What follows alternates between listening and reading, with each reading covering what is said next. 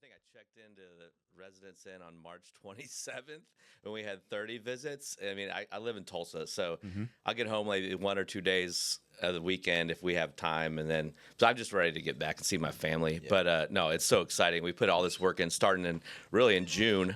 We get the list of kind of who the prospects are, and then really, once we break training camp, we're into these colleges, and it's like, okay, here we are. We're finally there where we can make our team better, right? And your direct title is Director of College Scouting. Yes, sir. Yeah. And you've been with the team for how long now? 21 years. That's incredible. Yeah. What is the difference now for you in this process? Because if there's any element of football that has changed the most over the last 5 to 7 years, it's probably been the college ranks and NIL, transfer portal, question. and all the different moving and shaking that you've had to endure from the pro level. How has it changed your job and how you do things? Yeah, just to gather in the character and background on these guys, it's really tough. I mean, when you have guys that have been to 3 different schools, sometimes you get sour grapes from the old school, trying to talk to all your sources throughout all these different places and just trying to understand what we're bringing into the building. It's just tough. I mean, you have a small period of time to get to know these guys. So what type of football character, how do they learn, all that stuff. A lot of times, hey, if you're on a 6-month contract at a new school, you're going to be your best behavior, but is that truly who you are, right? Has the development changed at all in any certain positions with kids kind of jumping around? Maybe you're not in one system and you get to see them kind of grow? Yeah, I think it does. Yeah, absolutely. I think it helps a lot. I mean, sometimes just even look at Caleb Downs. I mean, he played for Saban, played for who's the guy at Penn State? Jim Knowles. Yeah, Knowles, and then Patricia. But I mean, hey, 3 different systems, and you're like, okay, this guy's unbelievable. He gets it. Yeah. Yeah. How much specifically, you mentioned Patricia, and that's thought to be just such an advanced scheme defensively relative to how a lot of colleges run things. How beneficial is that for Caleb Downs coming into the NFL? Just hey, we already know he can handle a lot of the stresses that exist. Oh, with an yeah, NFL 100%. And I think that's kind of what put Alabama and Georgia players ahead in the last 10 years. Playing for Kirby or Nick. They put so much on these kids. And if they tell you, hey, this guy's an average learner, you get him at the combine and they're advanced compared to some other kids. And you're like, wait, he's average. Oh my God, this guy's unbelievable. He could draw up all 11. He knows what's going on. And you're like, oh my God. So it really, when you get guys from some of those programs, you know exactly, they've been through it, right? Walk us through your anxiety on Thursday night as you see the board kind of falling in different ways. And in the beginning, when Carnell Tate comes off the board, you have to think that's pretty good. Giants take Reese, and then those defenders start coming off. Just walk me through the anxiety. Yeah, we were just we know there's going to be offensive players drafted. Please come off the board, right? But it's okay, we have 12 guys in our first round. And historically, we try to hey, let's grade these guys year to year. Let's not push guys up because of need or whatever. But it's usually, 12 to 16 guys most of the years. And so it was please let one of these guys fall to us. And I know we were hoping that there would maybe a couple surprises, especially the O-line maybe. The receivers, we could see both those guys. We understood that one, but we were hoping a couple more O linemen got pushed up. With the way that everything has fallen so far and how everything went yesterday, you've got 3 4th-round picks. How do you feel like your board is set up to where you're at now and how things have fallen in front of you? Oh, it's been really good because I think we still have about 8 guys that we have 3rd-round grades on. So that's huge for us. I mean, we have some guys that we really like. And it's okay, we don't have after the 5th. I don't think we have anything till the 7th. So, no, we don't have a 5th. Yeah, no. So no, it's gone. We got rid of it. So after that, maybe we have a chance to move down if some of those guys are still there. I guess we'll see how that plays out. But no, we have guys that I think we can come in and really help us. So it's exciting. Director of College Scouting, Mitch LaPointe, joining us here on our coverage of day 3 of the NFL draft. You mentioned the 5th-round pick and sending that to San Francisco for D. Winters and getting a linebacker that has starting experience and bringing him into the building. That changes a little bit of what your job is as the Director of College Scouting, but he was in college not that long ago, back in 2023. What do you remember about him through that process? Yeah, just that run-hit factor. The motor, the physicality, and then just having Nick Sorensen, who is part of the San Francisco staff, and then with our coaches watching him, it's – hey, he's coming in at worst. You're thinking about your 3rd linebacker, and he's going to push to start. And it just kind of honestly took a little bit of okay, we don't have to reach for one of these kids later in the linebacker room. Obviously, we had a big glaring hole there, and then we've kind of done a good job now, kind of just filling that, And then Marist is a guy that can kind of play both too, so that's kind of given us an opportunity to at least Marist could do either or. I know it's sort of a misnomer in y'all's world, the risers that we talk about in the media. It's normally just us catching up to what y'all are already doing. But somebody who's viewed as a riser, at least for the analysts, was Malachi Lawrence. Can you just talk about the process of when you guys first became aware of him and how you guys graded him throughout the process? Yeah, I'll give Eric Ellingworth, our Southeast scout, a bunch of credit because Central Florida was really a one-visit school. They didn't have a whole lot of draftable guys, and after in October we meet, we kind of go through, hey, how's your season going? He's blinking a light. We need to get somebody else in there because of Malachi Lawrence. So Chris Vaughn goes down there and is like, oh my God, this guy is unbelievable. So really from November on, we had him in the top 2 rounds. So, and then through the process, just crushed it at the East-West. Obviously the combine was unbelievable. And then just when we got CP, just the way that everything came together. And then, our pass rush specialist, we hired BT Martin, he's unbelievable. And everyone just kind of said, hey, this guy is checking every one of these boxes, and the character's great. So, yeah, that was kind of it. You don't want to see guys who ascend through the season, but then also ascend through the spring, and he did that, You mentioned having some linebackers that could do a little bit of both, Maris being one of them. Jay-Sean Barham, Brian Schottenheimer said yesterday he's going to start it inside. When you watched his tape and it was inside, what did you like about where he played there? Oh, the physicality and the speed and athleticism. I went back and watched all of 24. He started at inside backer, but, he's 240 pounds, long arms, and he's nasty. And he's got ability to pressure the quarterback. He can blitz. He actually in coverage. For his size, he's really good. So, going back there, okay, after week 3, they move him to edge really just to get their best 11 on the field. But yeah, he's got all the tools to play linebacker. Walk us through the process of the draft when you don't expect to be picking on day 2, and then about a month out, the Osa trade happens. You pick up number 92. Does that change the process at all, or because y'all are so stuck to the process over the course of the last couple of days that you've been here, you're ready for it? Oh, we're ready. Yeah, we're just getting these guys right, trying to make sure we have all the coaches watch the right guys. We got our cross checkers on the right guys. It doesn't really change our process. So for a guy like Malachi Lawrence, let's say in January compared to yesterday, how many guys in your scouting department watched that specific guy? 7, I would say, between. Well, I bet we have 7 grades between Will, a position coach, and then with our staff. Yeah, very cool. That's awesome. Mitch, thanks so much for taking some time and kicking us off the right way today. Yeah, let's go, baby. This is awesome. It's going to be fun today. We've been pretty fortunate. Chris Canny, Marion Barber. We've went through. I showed Jerry. I was kind of talking through all our 4th rounders, but we've had some really good players. You're starting quarterback right now. Yeah, he's not bad. Structured gold. He was pretty good. Not bad. Tony Pollard. Pollard. Yeah. Good point. No doubt. Mitch LaPointe, Director of College Scouting, joining us here on the Draft Show. Mitch, thanks so much. Yeah, thank you guys. Thank you. Mitch. Appreciate it. All right, we're going to cycle these out back and forth. We got a couple other interviews throughout the day, and we'll continue to talk to the coaching staff, talk to the scouting department, and the ones that are making the decisions in that Cowboys war room with each one of these picks. The next gentleman up is one of our favorites. He's been on the show a couple times already. This is National Scout Ross Winchy, who's stepping in. Oh, he's got a sweet shirt on too. Watch the condensation. It just got you. It just got you on the shirt. Drip on the shoulder. We got a little AC issue going on in here. It's been going on all week, and Bobby's been sitting in that chair, so I deserved it. Yeah, it could be a little gross. What's going on, Ross? Not much. How has this week turned out based on your expectations going into it? So today's Saturday. It's gone well.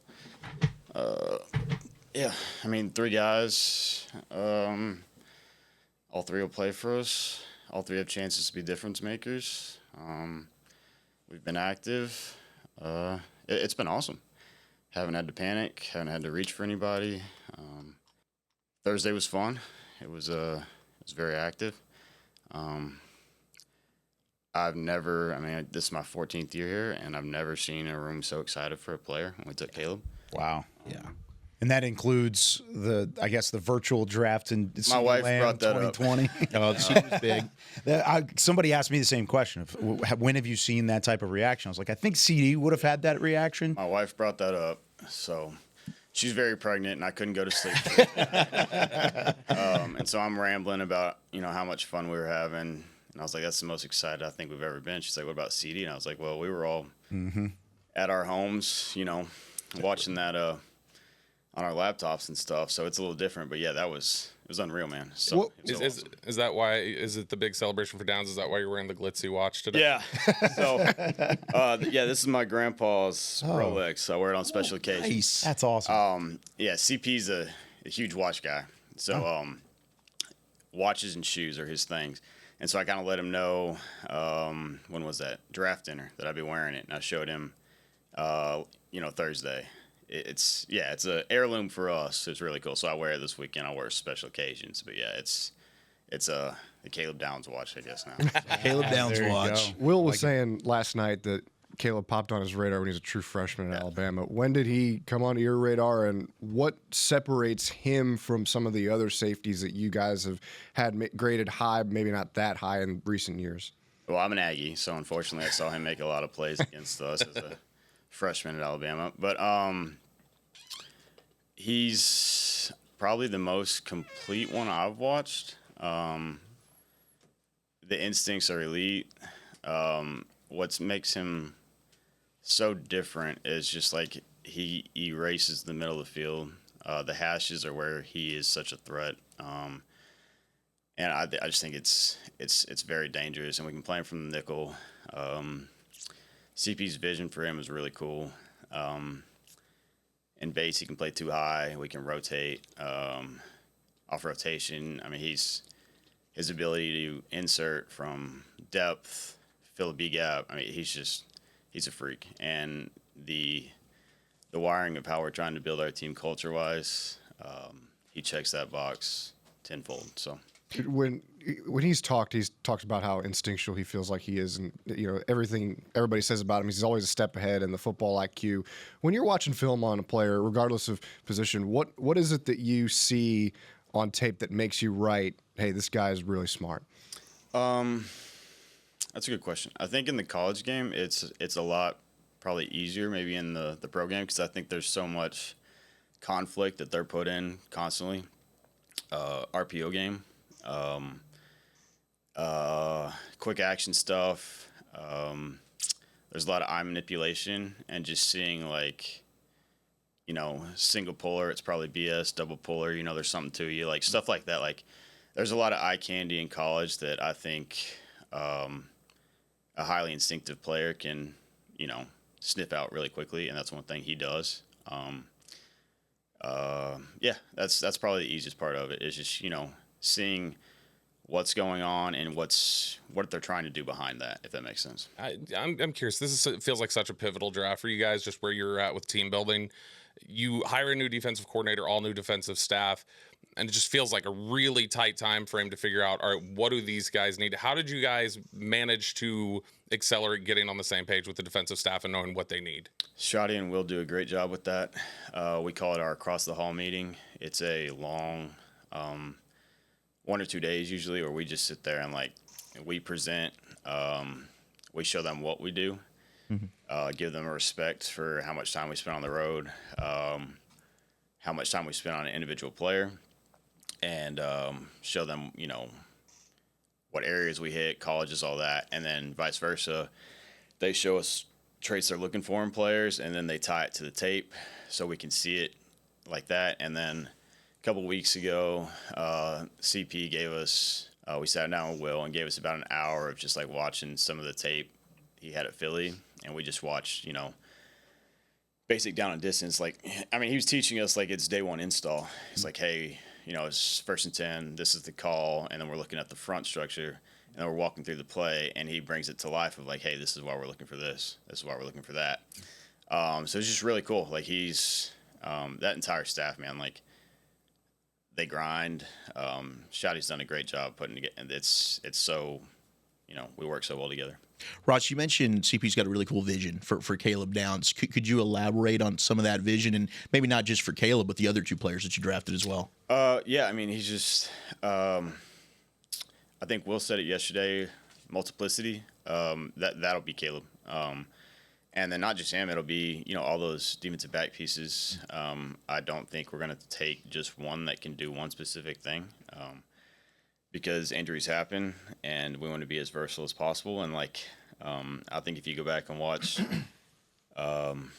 Philly over the past couple of years, they've played boundary and field. They've played left and right, and that's corners, that's safeties. They can do a lot, and we'll be able to do a lot. And I think that's the same thing with, we were all juiced up about Jay-Sean. Yeah. Jay-Sean's he can play inside. He can play outside. I think Will made the Arvell Reese comp, and there's a lot to it. Yeah. I don't think a inside backer projection is anywhere near reach. I think that kid can play it. And I think he can bring a juice element. We're going to go penny looks, any 5-down looks. It's going to cause hell. He's a really, really, really cool pickup. Will was saying on Thursday night that the first time that he had watched Malachi Lawrence was in November. And I know first-round picks, they can pop up at any time. Is this probably the latest one that you think has developed for you guys over the last dozen years or so? I don't think so.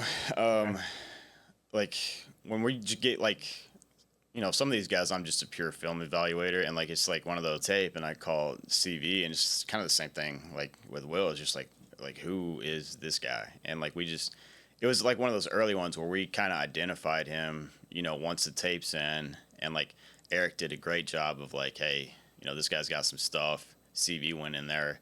He echoed that sentiment, and we just kind of hey, let's watch this kid. He did a good job out here, and we just stayed on him.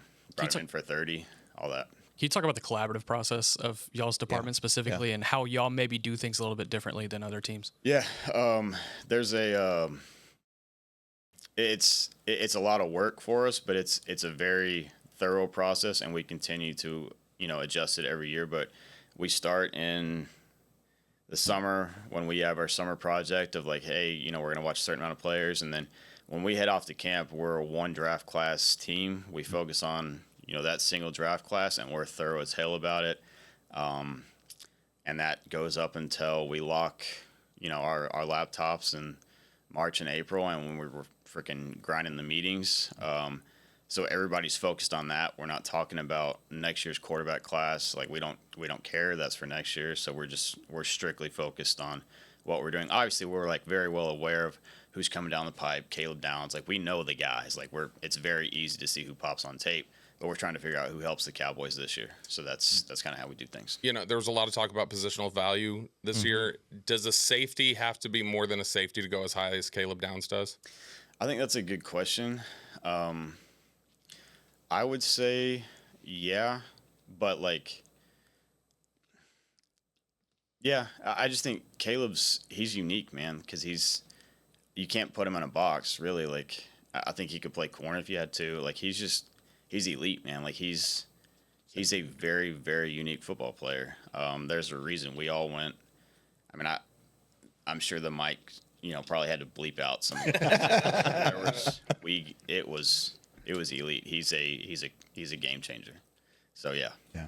Appreciate you stepping by, Ross. It's always great talking with you, and congratulations on your rise as well. Yeah, you're just continuing to take steps up, and we can see it every single year. You make an impact for this football team in a very positive way. Guys, appreciate y'all. Ross Winchie joining us here on the Draft Show. We have to step aside. We have more interviews coming your way, including linebackers coach Scott Simons joining us here in a matter of moments. You're listening to the 2026 NFL Draft on the Dallas Cowboys Radio Network and on DallasCowboys.com.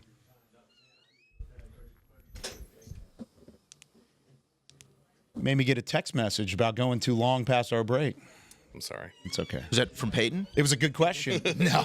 Oh, if it's Peyton, don't worry about it. It was not from Peyton. Actually, it was from Peyton. But Great to meet you. Bobby. what's going on, Scott? Good to see you, man. Hey, man. Great to see you. Yeah, absolutely. So we've got we're in the middle of a commercial break, Scott, right now on the radio side, but on the internet side, we're live on the air currently. But we'll introduce you here, and then you're going to hear some music in your headphones here in a minute. And then we're going to be back on the radio side. So just pretend like it's not there, and then we'll reintroduce you again. It's really confusing for a little bit here. But Scott Simons, linebackers coach for the Dallas Cowboys and a former defensive coordinator for the SMU Mustangs. And you're a Dallas guy. What has this process been like, your first draft? with your hometown team, and then you end up getting a couple guys that are going to play for you as well. Yeah, it's been awesome. Been a really exciting experience. Just coming in. First off, a lot of guys that I had a chance to meet over the years, from Mitch to Chris Vaughn on the personnel side of things. So there were a lot of guys that I was already familiar with just from them looking at guys that we've had different places in the past.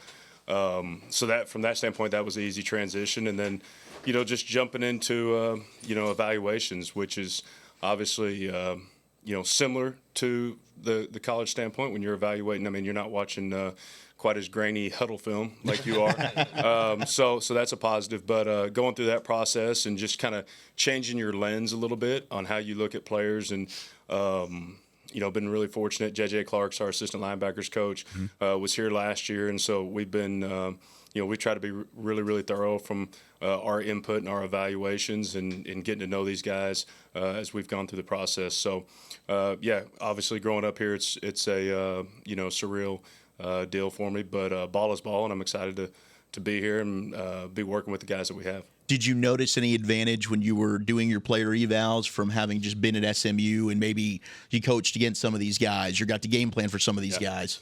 Yeah, there's a lot of guys that we knew pretty well in the process, either through high school recruiting, whether it be guys that were local here, Texas guys in the state, guys that we had seen, to your point, that we'd played against.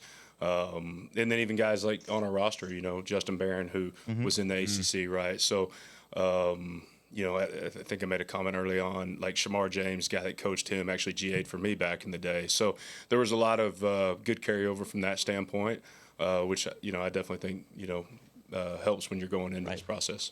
Scott, you correct me if I'm wrong, but I think your first year as DC at SMU, you played against D. Winters. What did you remember about him that year, and now you get to coach him? What's that going to be like, you think? Yeah, he was very disruptive. Extremely athletic linebacker. You could tell he was the leader of their defense. Joe Gillespie, who was their DC at the time, has become a good friend. And so this is a process that, like we said, has been kind of going on for some time to try to make this happen, and I've been a huge advocate for it. I just think when you look at the production that he had this last year, his ability to run, his ability to cover, the multiplicity that he brings to the table, and what it does to that room is really exciting for us. So, feel really good. I know he was really excited when we got on the phone yesterday. He said he just built a house in Arlington. So, I think it's a really good opportunity for him, and good opportunity for us to add a veteran guy that's got really good experience and production last year. Linebacker, I'll go through. This is the reset. Welcome to radio, Scott. Welcome back into our Day 3 coverage of the 2026 NFL Draft. We are now catching up with linebackers coach for your Dallas Cowboys, Scott Simons. Bobby, take it away. Yeah, Scott, the linebacker, it feels like it looks different for every scheme in terms of just the particulars they look for. So you walking into this, what would you say checks the box for you of that's the kind of linebacker that I need. These are the traits that I need. I need you to be able to do this. Yeah, first off, it's physicality. I just think it's hard to coach a guy that's willing to put his face on somebody over and over again. That's a mindset. That's an attitude, I think. So that's the number one thing is I want to see is when we look at linebackers, guys that are going to play downhill, going to be physical. And then I think you look at instincts and diagnostics next. What's their FBI? And then from there, obviously you go into the traits, right? Arm length, speed, size for the position, et cetera. We look at, pass rush ability. Where does he add value in that? That's a little bit more down the line. And then, lastly is kind of ball disruption, guys that are able to get the ball back, guys that are able to force fumbles. And then within that, in this position, I think it's really important to look at just, the overall alpha mentality. I think, all guys don't have to be the same. You can have two different linebackers on the field. But you got to have guys that have strong leadership qualities. I think much has been made about green dot, and that's kind of one of the things that we talked about. I think these guys are a little bit more exposed now to it. It's not coming to the NFL where it's all new. So even though you might have had, we had safeties in practice that had green dots. You know what I mean? Just because it was like, okay, if this guy and this guy goes down, who's the next best option for us in that situation? I never did it in a game. But so I think those guys are a little bit more exposed to that process in college now, which I think helps. So if we don't, quote unquote, have a green dot guy, you know, at the end of the day, we would rather have the best football players we can on the field.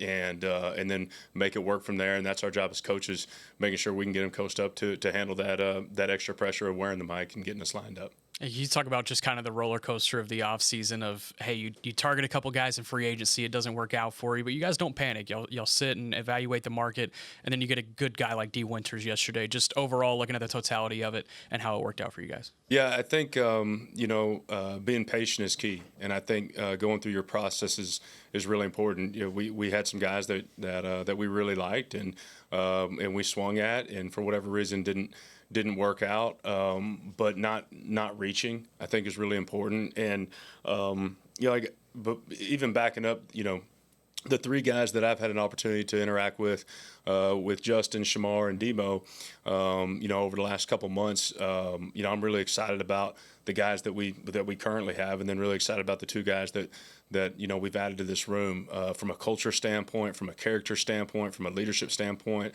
I think we definitely have a really good foundation to build on in there. So, I think not panicking and just making good level-headed decisions and not reaching is really important in this process. And I think we did a good job of that. And I think that starts from ownership and our head coach all the way down. Scott Simons, linebackers coach and former defensive coordinator at SMU. This is your first year back in the pro ranks, but what is the biggest difference for you making the jump from college to the NFL? Because you're running the show as the defensive coordinator in a Power 4 program at SMU, then you jump to a position coach level here at the college or at the pro level. What is the biggest difference in your eyes?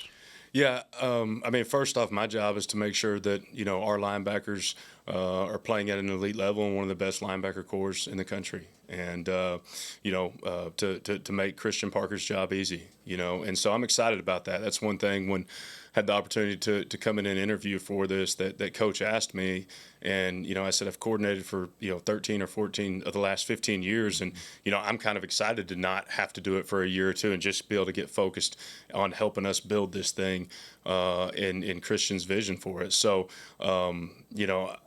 all in all, I think it's been a really clean transition. It's new nomenclature, new terms, maybe a little bit of new systems that I hadn't been in a while. But football is still football, and there's Christian's got a lot of great ideas that are blended from different places that he's been, and so just coming in and trying to add value where I can, but make sure ultimately that like I said, Coach Clark and I do the best job possible, developing the guys that we have in our room. You've obviously got, linebackers that you're working with, but with Caleb Downs being the top pick, how exciting is it for you when you obviously have seen him do stuff at the line of scrimmage? You're like, man, I'm really excited that he's going to be in here in the box with us doing some stuff. Yeah, I think, backing up first, like when you watch this system and you look at what Coop has done in Philly, and you see the versatility of him. Now, I know he was playing, outside lane corner in nickel, but you see what he did, in the nickel spot. And then you look at Caleb and you see the vision for what he's going to be able to do in a similar type of role in the system, and know that was, a big area that we wanted to get a playmaker at. And I think we're as excited as everybody, in the Metroplex is right now that we're able to get the top guy on our board. And, I think like growing up here, obviously, I got to watch one of the greatest safeties that's ever played, and so, even seeing that tweet, that he put out there or whatever, like, to have an impact guy like that is a big deal. So definitely excited about it. Well, we appreciate you stopping by and sharing a little bit of that insight and knowledge. We're excited to see how you do coach up the linebacker room in your first year here. We're excited to have you. And as a Dallas guy as well, that always adds a little extra to it. Scott Simons joining us here on the Draft Show. Scott, thanks so much. Appreciate it, guys. Thank you. Scott. There he goes. I want to emphasize he's Tarrant County. Okay. So I shouldn't say Dallas Darren guy. County. That's a good point. Thank you, Dan. DFW. I coach for the Mustangs, though. Yeah, that's true. but I coach a Horned Frog now. Yeah, there you go. Hey, man, Good appreciate stuff. it, guys. Thanks, Scott. Appreciate you, man. Thank you. We're now welcoming in Dimitri Brim, the assistant defensive line coach for the Dallas Cowboys. It's my first time getting to meet Coach Brim. What's going on, man? Good. How are you? Hey, Coach. And this is going to be interesting because Nick, good to meet you. this is his first year with the Dallas Cowboys as well. He also comes from the collegiate ranks. Yes, sir. And his most recent stop was with the UCF Golden Knights down there in Orlando, Florida, where he coached one Malachi Lawrence. You don't say. You don't say. You've already had one big win under your belt now on draft weekend.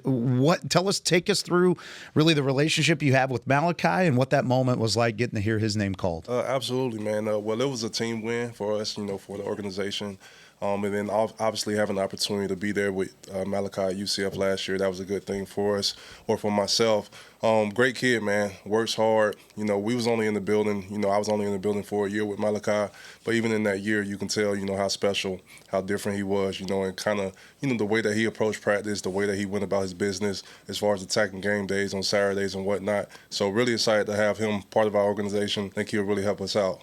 He talked about it a little bit yesterday in his welcome press conference, or just even the day as a whole, but about his loyalty to UCF, all 4 years there in Orlando. You had just the 1 year with him, but he said you made quite the impact on it. What were your first interactions with him, and then what were some of the things that you were telling this Cowboys staff about him in the draft process? Yeah, well, for me, it was a little bit more personal just because I played at UCF as well. So being able to get into the building with him and, kind of tell him, what the program means to us and a lot of other former, alumni that was in the building coaching last year, we was able to kind of build that relationship off of that, and I think obviously with me being a former player and kind of a younger coach in that sense, as far as, being that's the coach Mike Dawson, who was his position coach, great coach as well. But, it was good just to be able to get around him and, and kind of tell him, what we expect of him and, spend a lot of time with him, just breaking down film, trying to show him how to be successful on Saturday as far as his rush plans and all that stuff. But,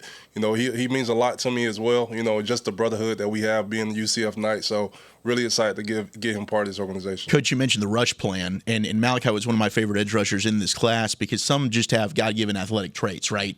But he's got a plan. He's got multiple tools in his belt. What stands out to you about his game? Yeah, man, I'll be honest with you. His ability to get, off the ball, number one. His first step is very impressive. Then obviously his ability to change directions as well as a rusher. He has a plan. If his first move doesn't work, he always got a plan to go to the second move. And you don't see a lot of those things out of pass rushers, especially, at the collegiate level. Sometimes the development piece is not there, even at that level. But with him, man, he's a motor, man. He just keeps going. And it's credit to him. It is God-given ability because we ain't born like that. I didn't have those traits when I played, in college. So Coach Shid, I can't wait for him to get with Coach Shadera, to be able to kind of, continue to develop that as well as, Coach BT. When do you remember the first time that somebody on the scouting staff or personnel department, anybody, came up to you and said, hey, tell us a little bit more about Malachi, and what did you tell him? Yeah, I think for the most part, Coach Shoddy want to make sure that there's good people in the building more than anything. So it's mostly about his character, who he was as a person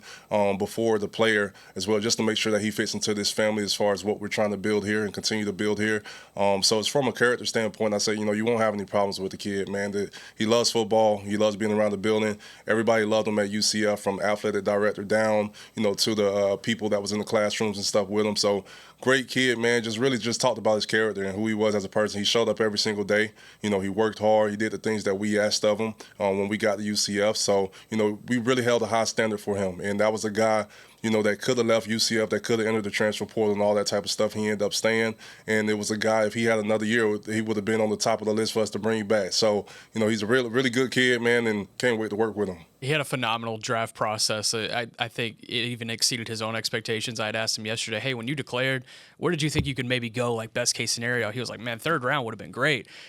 For you, when did it kind of flip for you that, like, hey, man, not only could this kid be a first rounder, but this team I'm at now might be able to take him? Yeah, absolutely, man. I'll be honest with you. So I obviously just leaving UCF, I was still in the collegiate ranks, but I had a very close relationship with Chris Vaughn. He recruited me when I was coming out of high school as well. So he came down to UCF and, came to one of our practices. He was like, hey, like, they sent me down to see this guy. And I was like, CV, man, this guy's a real guy. Like, he's a dude, and, we coached at Nebraska for 5 years. Like, we've been around, some very good players, in this league and whatnot. So he was one of those guys that stood out the most. So, it was just really good, to kind of, be able to speak highly of him and, and kind of bring his name to the table and kind of confirm what the scouts has already seen here, once they evaluated his film.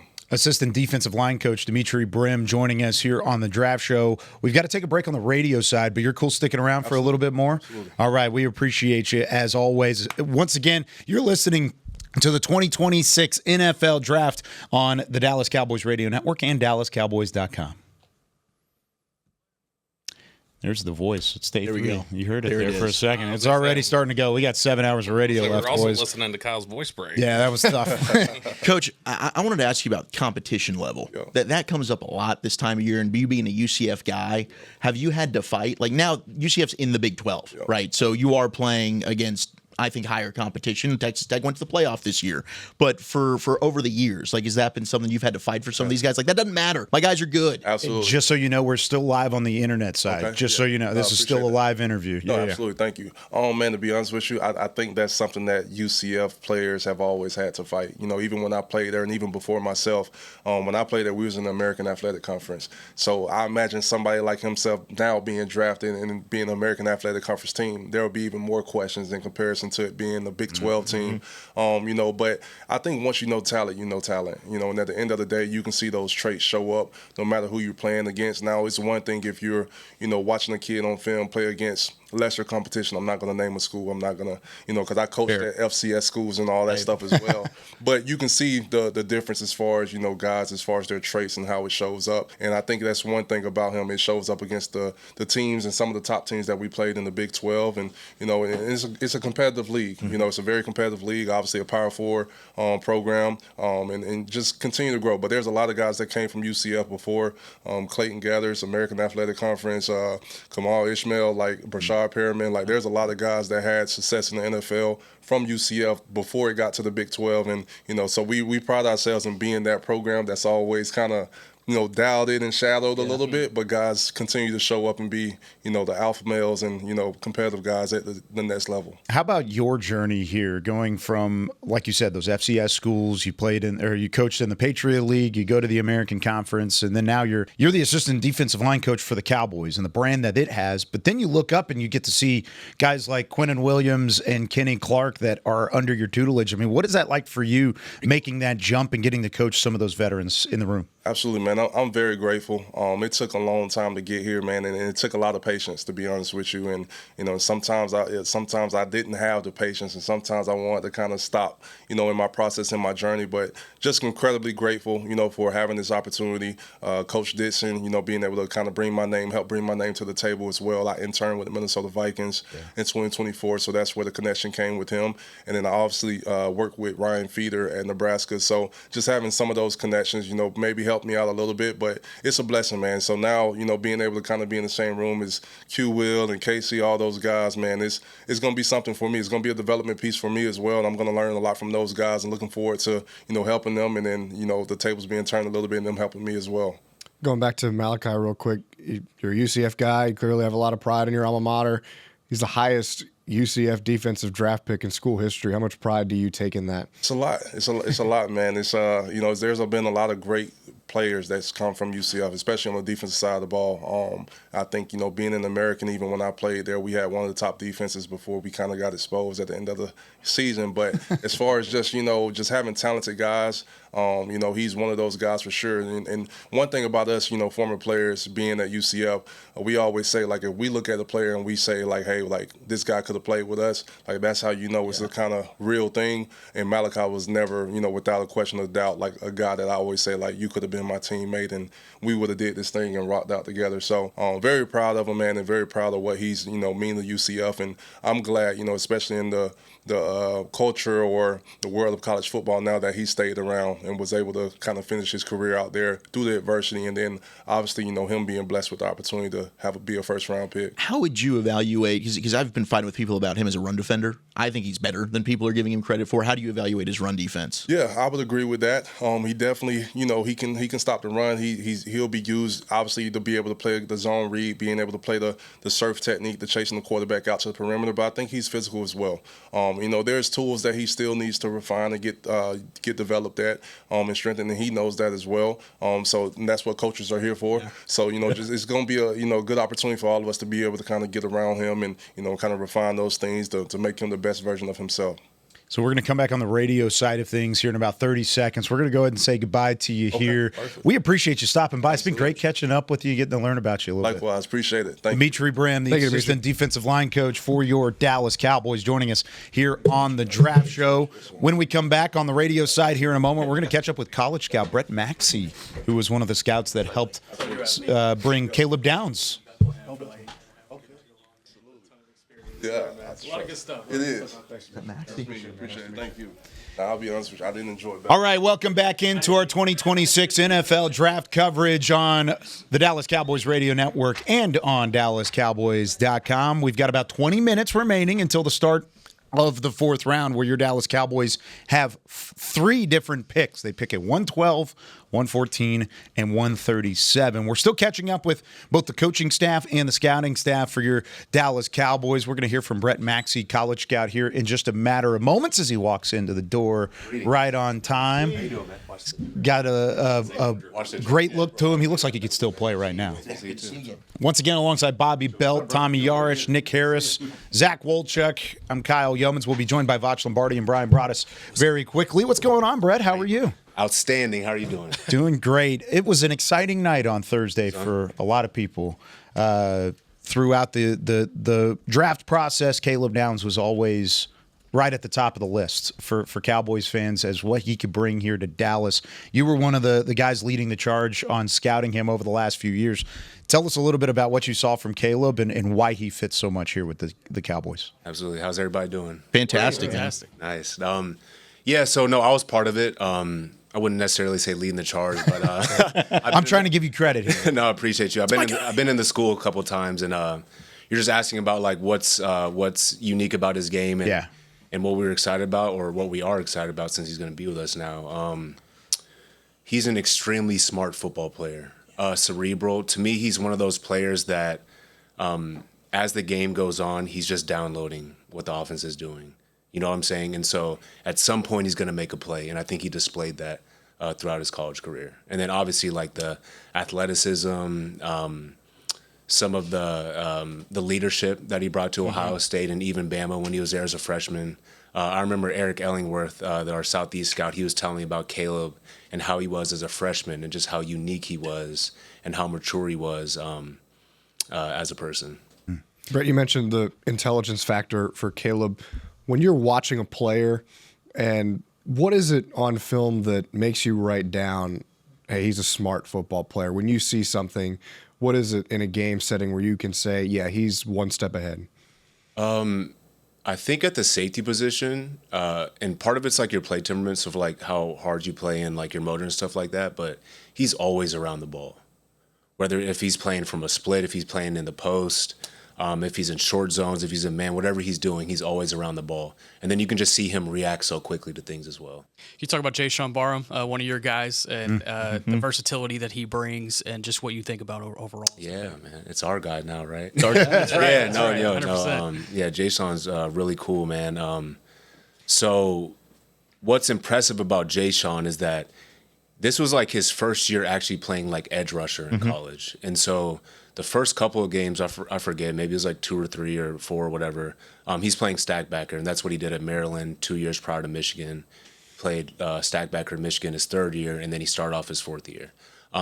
So to me, and this is kind of like what we talked about, it's just the versatility he's going to bring to us. Another guy who plays the right way, right, and he's physical, violent player. He can run. He can just do a lot of things, and we think there's a lot of upside there as well. Brett, I'm curious. You know, Ross came in here. He talked about the across the hall meetings and the different ways that you guys get an idea of what the coaching staff wants. Yeah. When you've got a guy like Barham, who it's like he can do multiple things, how does that communication go with the coaching staff? Of like, hey, the guys who are in charge of like what we're doing with our pass rush, and maybe Coach Simon's what we're doing with our linebackers. I'm gonna have to communicate, with everybody here on the idea of what this vision might be. Can you repeat that again? The idea of like your communication with the coaching staff and what the coaching staff wants. How is it with a guy like Barham who can maybe come off the edge or play stackbacker like you were talking about? How your communication with the coaching staff and what their vision is for those type of things. How are you unifying those when you're evaluating a player? Just like our relationship with the coaches and how they break it down to us. Yeah. So those across the hall meetings are vital to our process, especially because we have pretty much like an entirely new defensive staff. But they let us know kind of like what we're doing, what we're looking for, and then we go back in our reports, and then we can be like, okay, he's able to do this thing. And when we're getting into meetings, then we can like really shape it up to, okay, this guy can do this for us. You joined the scouting department back in 2017, so you've been nearly a decade with the 2015 actually. Okay, so you were interning in 2015, right? Give him those and then 2 it was years now. yeah. So, no. He has Don't be shorting him. been here for more than a decade. Then that's incredible to think about. How much? It's a blessing for sure. How much has your development changed from a scouting standpoint, going from an intern level into a full-time role, and then now, of course, having the type of input that you do? It's certainly been a journey, to say the least. Yeah. It's been really cool. As cliche as it is, it's I have incredible people around me who have helped me so much to get me to where I'm at today. Starting with my family, Dad Moses, Mom, Mama Maxie Angela, my brother Adam, who's a pro scout for the Panthers, and then my 2 lovely sisters, Maya Maxie, who actually is a pastry chef who works here. Yeah, I didn't know that. She's a beast. Yeah, That's and incredible. then Olivia Maxey, who's just so awesome, and so they're a huge help for me. And then obviously like a lot of people in our scouting department, and then coaches and just people around the building. This is a very, very cool place to work, and I'm very fortunate to be here. You said your brother is a pro scout for the Panthers. For the Panthers. Yeah. How much do you still have a conversation? Or is it no football whatsoever since it's technically Oh no, we talk competition? ball. No, that's my bro. That's my bro. Yeah. We're gonna talk ball. You know. Yeah. What are some of the things that you guys talk about? I can't tell you all that. Okay. Well, I'd that's ask. between me and Thought bro. I'd Okay, ask. that's between me and bro. No, no. Will you ever ask your dad, like if you're looking at a guy like Downs or somebody else, will you ever be like, Dad, what do you think about do you this guy think? playing in the second? You know, it's so crazy. We were, I was watching tape at my place, and I have this this cool little setup now. I'm proud of it. Heck yeah. I'm proud of my little setup now. Talk about it. I want to know. I upgraded a little bit. No, it's just a desk, and then I have like a nice little monitor, and then I don't know. It's a lot more comfortable to watch tape for me when I'm at home. But I FaceTimed my dad, and I was watching Caleb. I was like, Daddy, like you got to watch this player. And my pops played safety, and so it's really cool to get his insight because he's done it, and he was really good at it too, in my opinion. So we were just watching the tape. He's like, man, he plays fast. He's around the ball. A lot of the things that I was saying earlier. There's so many fans of the draft, and that you're scrounging to find tape, whether it's watching on YouTube or people listening. So for you, like, what's your process? Like, as a pro scout, what are you looking for when you're watching these players, and how maybe that's developed and changed throughout the years, if at all? You're talking about just like my tape watching process? Okay. No, that's interesting. Yeah. So I find that it's really important to watch the tape. And obviously, like, we got to watch a lot of players, but when you're ready to watch the tape. Okay. So I try to, like, leave as many biases as I can outside of my evaluation process. Oh, there goes the drip. Yeah, right. got it. Shout out to the drip. So whether it's like I get a workout before or get some food or I like taking naps, so maybe I'll get a nap in before just so I can give the player the respect he deserves when I'm watching the tape. Interesting. And I think that's one thing that has grown throughout my process. Okay. Yeah. So the mentals. Absolutely. Yeah. Yeah. Because you're watching so many players, and so you want to Right. try to give each player the same process if you can. Obviously, it's a little different because I'll be on the road and things like that, but. I try to make it work in that way. It's interesting talking about that film watching process. I remember Daniel Jeremiah had said that he typically at the start of the draft season, he said he'll go back and he'll watch the top players in the NFL to kind of like recalibrate what the standard is supposed to look like. Do you have anything like that you do a refresher before I dive back into this of like, I want to remind myself what I'm looking for? I think that's extremely important because I think you can get caught into just watching this is not bad, but just watching the college players and not knowing what's in the league. Obviously, I'll watch our game tape, but it's good to go back and check myself and be like, oh, maybe I was a little wrong in this guy, or oh, maybe this was good. So, we do this cool thing in the preseason where we have preseason teams that were assigned, and we help out with the process because cut down days. There's so many players who are gone at one point or whatever, or cut or whatever you want to call it, and that's a really good opportunity for us to be like, okay, let's see how these guys are doing now. You know, and we'll also do summer projects where we'll have a team, we'll watch X amount of players, and then just to get our eyes on pro players, because I think it's important when you're watching college players, you got to know like what's playing in the league. Yeah. Brett Maxey, college scout, joining us here from the Star in Frisco. Day 3 of the NFL Draft. We call it the Day of the Scouts. What are you excited for as we go into the 3 fourth-round picks, and then you got one more waiting in the 7th? Who we taking? Yeah, you know I ain't about to do that. I'm just excited. We all put a lot of work into this, so it's going to be really cool just to see what comes of this these last couple of rounds. Yeah. Well, we're wishing you the best of luck up there in the war room. Appreciate you taking some time, sharing some insight with us. We always love catching up with you. Yeah, I appreciate y'all. Yeah, Thanks, Brett. absolutely. Appreciate it. Brett Maxey joining us here on the Draft Show. I'm not sure that might be the final interview we have today. It's one of our favorite hours of the entire radio calendar, and we've had the chance to catch up with plenty of incredible members of that Dallas Cowboys front office, and can't wait to see what they do here on day 3. We are about 8 minutes away from the beginning of the 4th round, and then it's going to be fast and furious from that point forward, because the Cowboys pick at 112, 114, 137, and then we might be sitting for a little bit here. Good stuff as always, Tommy. That was fun to hear. Oh, this is It's the best. This is my favorite part of day 3. I really appreciate.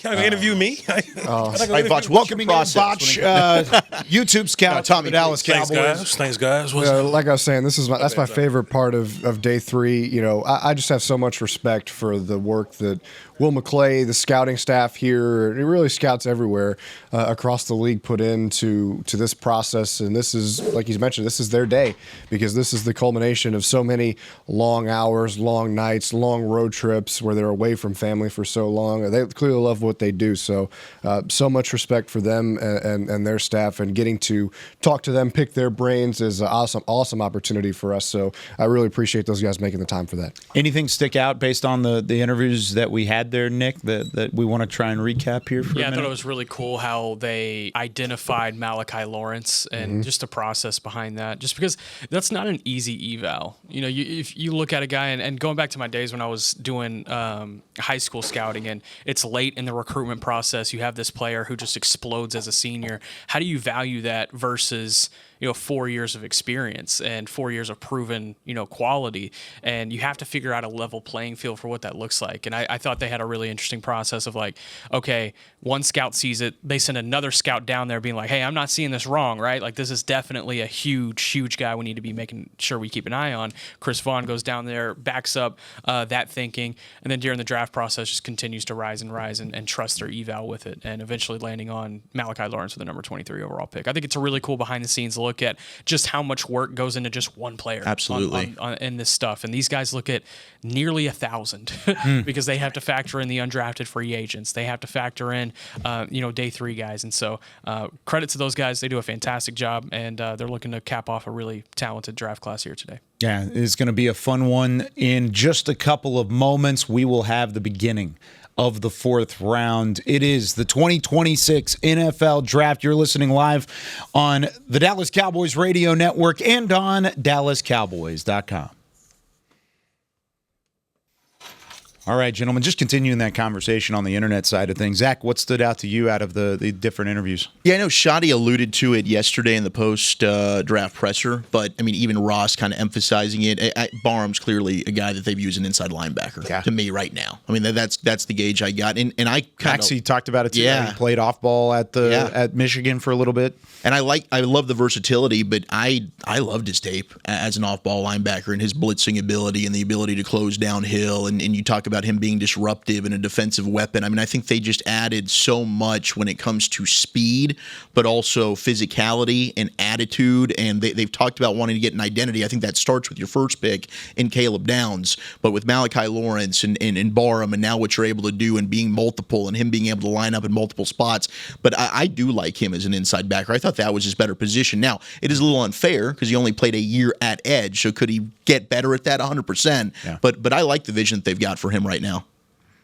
Tommy, what were some of the highlights for you? I really appreciated Ross's answer when I asked him about, hey, when you're watching a guy and you write down this guy's really smart, or he's an intelligent football player, he's a step ahead of everybody else. What is it that makes you say that? What do you see that makes you say he's a smart football player? And, we talked a lot about college offenses going more to RPO style things, quick game where their quarterbacks are getting the ball out quick and these speedy wide receivers are just kind of doing the rest with it. Seeing how defensive backs react to that, how defenders react to that, and just the processing that goes in such a quick amount of time, that being such a big part of it, I thought was very good insight to hear about. And, hearing more about why Jayshawn Barham is viewed as an inside guy versus an outside guy, because Michigan did move him out there. And Wink Martindale is an NFL guy, the defensive coordinator over there at Michigan. So he certainly knows what the league is looking for and knows what the league values traits-wise in these kinds of players. So what it was about Barham that makes him an inside guy, at least to start, hearing from Scott Simons and Brett Maxey about that, I thought was very interesting. So, again, that's part of the awesome part about this. Really appreciate those answers. Yeah, thanks for all the guys that were able to come down and talk for a little bit. We talked with Brett Maxey, we talked with Ross Winchy, we talked with Mitch LaPointe, Scott Simons, the inside linebackers coach, and then assistant defensive line coach Dimitri Brim as well. So 5 great interviews. We were hoping to maybe get Christian Parker on, but when they've got 3 picks coming up in the next couple of minutes, they said he was unavailable for the latter part. Yeah, so I get it. I guess we'll be okay. He's trying to do his job and make this football team better, which I think they'll be okay with.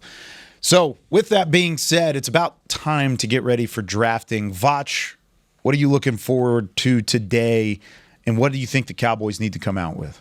Me personally, and they don't care what I think. But I'm thinking take these 4s and keep throwing darts at defense. Keep trying to hit on those guys. Do everything in your power to make that side of the ball good. I know at some point we're going to have to talk about offense. We're going to have to talk about offensive line. Maybe tight end could possibly come up in the conversation. I know Cowboys seem to be interested in wide receiver at some point. But I would hope that that's like a 6th-round conversation, or maybe undrafted guys that they're maybe looking at to come in and be a developmental swing tackle, maybe, or maybe like a 4th tight end. I still think that defense is quite the emergency, and I know that they've made a ton of moves. Adding Caleb Downs bump you up 30 points alone, but I still think there needs to be some more darts, and depth is important. And if there's anything that Cowboy fans may be still upset about, is like your team's unit. So a lot of these guys that should be kickoff, kick return, punt return guys. So let's go get them. What do you think Dallas could be looking at here, Nick? Yeah, I'm curious about offensive line. That's really what I'm looking at going into these 4th-round picks, just because Brian Schottenheimer has talked about not only the need for interior depth with the loss of Brock Hoffman, but competition at the tackle position too. Whether that's for Nate Thomas or even for Tyler Guyton, or even for Terrence Steele. And so, if there's a tackle that makes sense here in the 4th round, that could make sense as a competition guy, then yeah, I would. That's what I'm at least peeling my eyes on here early. Remember, the Cowboys do not have a pick in the 5th or the 6th round. One more in the 7th. So these 3 picks, there's a lot of pressure on getting these right. Nick Harris, can I ask you a question? Absolutely. After we come back on the radio side, because you don't have headphones on. No, just ask it. No, I'm fine. Well, as a matter of fact,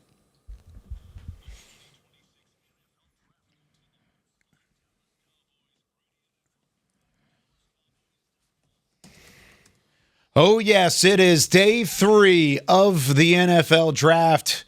As we continue our coverage, all 257 picks. We are 100 picks down. We've got 157 to go over the next 6 hours. We've already been on the air for an hour talking to the Dallas Cowboys scouting department and coaching staff. Special thanks to Mitch LaPointe, Brett Maxey, Ross Winchy from the scouting side, Scott Simons, the inside linebackers coach, and Dimitri Brim, the assistant defensive line coach on the coaching side of things, for chatting with us this morning. Back with Tommy Yarish of DallasCowboys.com, Nick Harris of the Fort Worth Star-Telegram, Zach Wolchuk of 105.3 The Fan, and now joined by Vach Lombardi from YouTube and from Crown Global Media. I'm Kyle Yeomans of DallasCowboys.com. Vach, you were just about to ask a question as we get set to begin the 4th round of this year's draft. Just some context for the radio folk. Kyle just kind of asked me, hey, Vach, what are we looking at? And I was of the mindset of keep throwing darts on defense. And then we kind of talked about maybe the Cowboys are looking for offense. Well, what kind of made me upset about it a little bit is I'm looking at my board on defense. and defense is still quite the emergency for the Dallas Cowboys. And there's a bunch of names that I like still. And I was going to ask Nick Harris because he kind of put me onto this player, Keith Abney. I had a 2nd-round grade on him, corner. Yeah. Why in tarnation is he kind of falling around into this range, like Wheatley and guys like that? Please, Nick. Yeah, that was one of the names that I looked at last night. I was like, whoa, why is he still on the board? For me, I have him as CB10 in the 3rd, but still, he's got the nickel flexibility, physical corner, jams guys off the line. I think some have the play speed concerns. I don't necessarily have those concerns, but the play speed is something that's been brought up, and it's more of a footwork issue in my eyes. And I think that could be easily worked out with a technician who feels good in development. And I think, if you're looking at a Christian Parker, for example, I think he has that development, skin on the wall. If you're curious of like what some of that bad tape looks like, look at the Houston game from last year. But overall, I think Keith Abney should have gone yesterday. I will say though, there's a lot of these corners that are still on the board. There's a lot of defenders in general. My top 10 available players in the entire draft on my board are all defenders, and so I feel like I'm a little bit higher on these defenders than I guess the rest of the league is. It's either that or they're trying to get the slim offensive talent while they can in the 3rd round. And see, Nick, that's kind of my problem. And just more context for the radio people. It's like when you mention what the Cowboys want in offense, it's like a developmental swing tackle maybe, or like a wide receiver 4 to play behind Flournoy or something like that. I'm like, man, Devin Moore can play right now. Max Llewellyn can play right now. Like Josh Joseph can pass rush for you right now. So I don't know if they still want to look pass rush and all that. But I don't know, man. Goodell at the podium with some people. But yeah, I think he's going to take a little bit here to get things kicked off for the 4th round. But I think defense, y'all. When you're talking about that, maybe that's the byproduct of having 3 picks all together here in the 4th round. Is you can maybe spend 2 of the 3 on defense, and guys that can play right now. Yeah. Because I know in talking with some of the staff members last night after we got off the air, they're really excited about the board and how it lies. Sure. They're pumped about some of these players that have slid down the board, and where things kind of got wonky in the back half of the 3rd round, they think it's going to straighten up. It's going to get right back to kind of how teams draft on night 1 of the NFL draft or the beginning of day 2 of the NFL draft. And it's going to go kind of in order in terms of value. But because of the names that are already off the board and some of those quote-unquote reaches that we've been talking about, Dallas is sitting here saying even if they go value-based in these first 11 picks of the 4th round, they feel like they're going to get some starters and possible playmakers on the defensive side and or offensive side. Wait a minute, Kyle Youngs. You mean to tell me you talked to Cowboy officials and they looked at you and said, team suck at drafting? That's pretty much what happened. Damn, boy. We don't know. Now, you're paraphrasing. Look at you. Get the shirts. Get the shirts going. I'm playing. I'm joking. They didn't officially say that. It's something that I say. Teams will let good players fall to you. Teams have philosophies and things that'll make better players kind of fall down the board. I summarize that by saying teams suck at draft. But if the Cowboys feel that way, then good for them. Like because they feel really good about a player falling to them. It's one of those drafts, and they knew this would be the case. Nick, we've talked about this a couple times before, where on the back half of day 2, it had the possibility of completely going haywire, and teams just start drafting because of their board and off of their board because there is such a conglomerate of players that you can go with. Dallas feels comfortable with their conglomerate of players and where they've stacked those on their board. So, yeah, they're looking at it and saying, man, what a weird pick by those guys. And then you turn around and they're the ones that are making picks themselves. As, by the way, the Raiders are officially on the clock with the 101st overall pick as the 4th round is underway. The Raiders sent a 7 to move up a spot. There you go. In the 4th. All right, so we had a little trade here. But I do think that this was kind of the strength of the draft, right? I thought, to me, rounds 2 through 4. And we talked about the top of this draft. Maybe it didn't have the same kind of elite talent that we've had in previous years, but this is what made this draft, I think, still quality, is you're going to be able to get starters. I mean, I think you're absolutely right. My top players are mostly on defense as well, but I think there's still some linemen that I believe could be contributors early on in their rookie year, whether it's Sam Hecht from Kansas State, who is my personal favorite center in the class, Jalen Farmer from Kentucky, I think is a dude that could compete and is not far away from being a starter, Skylar Bell from UConn's another guy, Elijah Surratt from Indiana. I get the 50-50 stuff, not a separation guy, but he also does excel at 50-50 catches, right? So I think that's a dude that could compete wide receiver 3, wide receiver 4. Heck, Connor Lew from Auburn. Sure. We talked about this a little bit yesterday, Nick. Like, if it weren't for the injury, he would have been fighting to be the top center in this class. I mean, that's a guy that could be a steal today. He reminded me of Zach Frazier when I was watching his tape. It's Connor Lew is a mauler, and I thought the trenches played really well for Auburn last year, even though the rest of the offense was god awful. And Connor Lew was a big part of that. One name I know Dallas is looking into, or at least I'm looking into across the board, is the possibility of a tight end in day 4 or day 3. I don't know if it's going to be the 4th round pick, but are there any tight ends that Dallas is possibly looking at, and some guys that might fit that bill?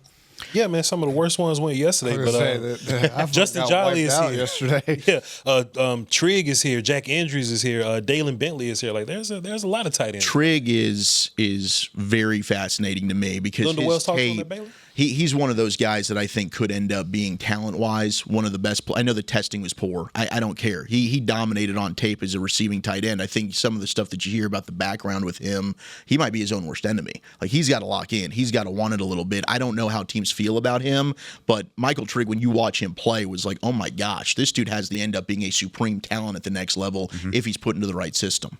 One guy that I really like, and I know Tommy will echo this sentiment because we talked about him a lot throughout the draft process. I really like Tanner Koziel, Houston tight end. Dude. I would love that as a pick today. I had him in the 4th. That would be right around where they would pick That him. kid is so tough. If you go back and watch Houston tape, it seems like every game he was getting walloped, manhandled, like he just get leveled.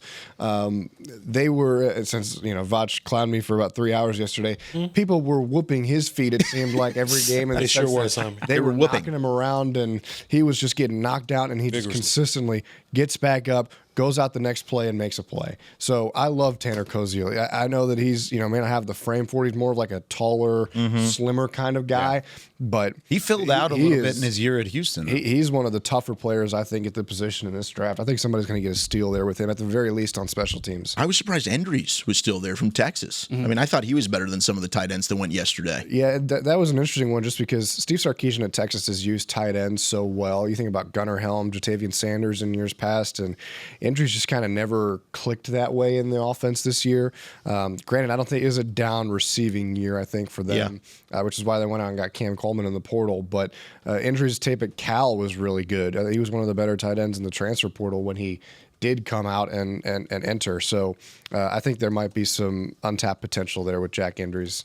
I think the interesting part about tight end is even though it may not be as high up the list in terms of needs for Dallas kind of needs to come away with a corner, a linebacker maybe even though they traded for D. Winters yesterday, and you could possibly say a tackle there too. So you could still add talent mostly on the defensive side of the ball, but where the value is right now, it feels like tight end is lining up, Nick. What about these running backs, though? And I know you just threw it to Nick there. I'm sorry. Okay. But tell me about the running backs, too. There's same kind of thing. None of them really went. Like, all of them kind of stayed on the board, and they definitely had people at Nebraska to watch Emmett Johnson, Claiborne from Wake Forest. You still have both Penn State runners.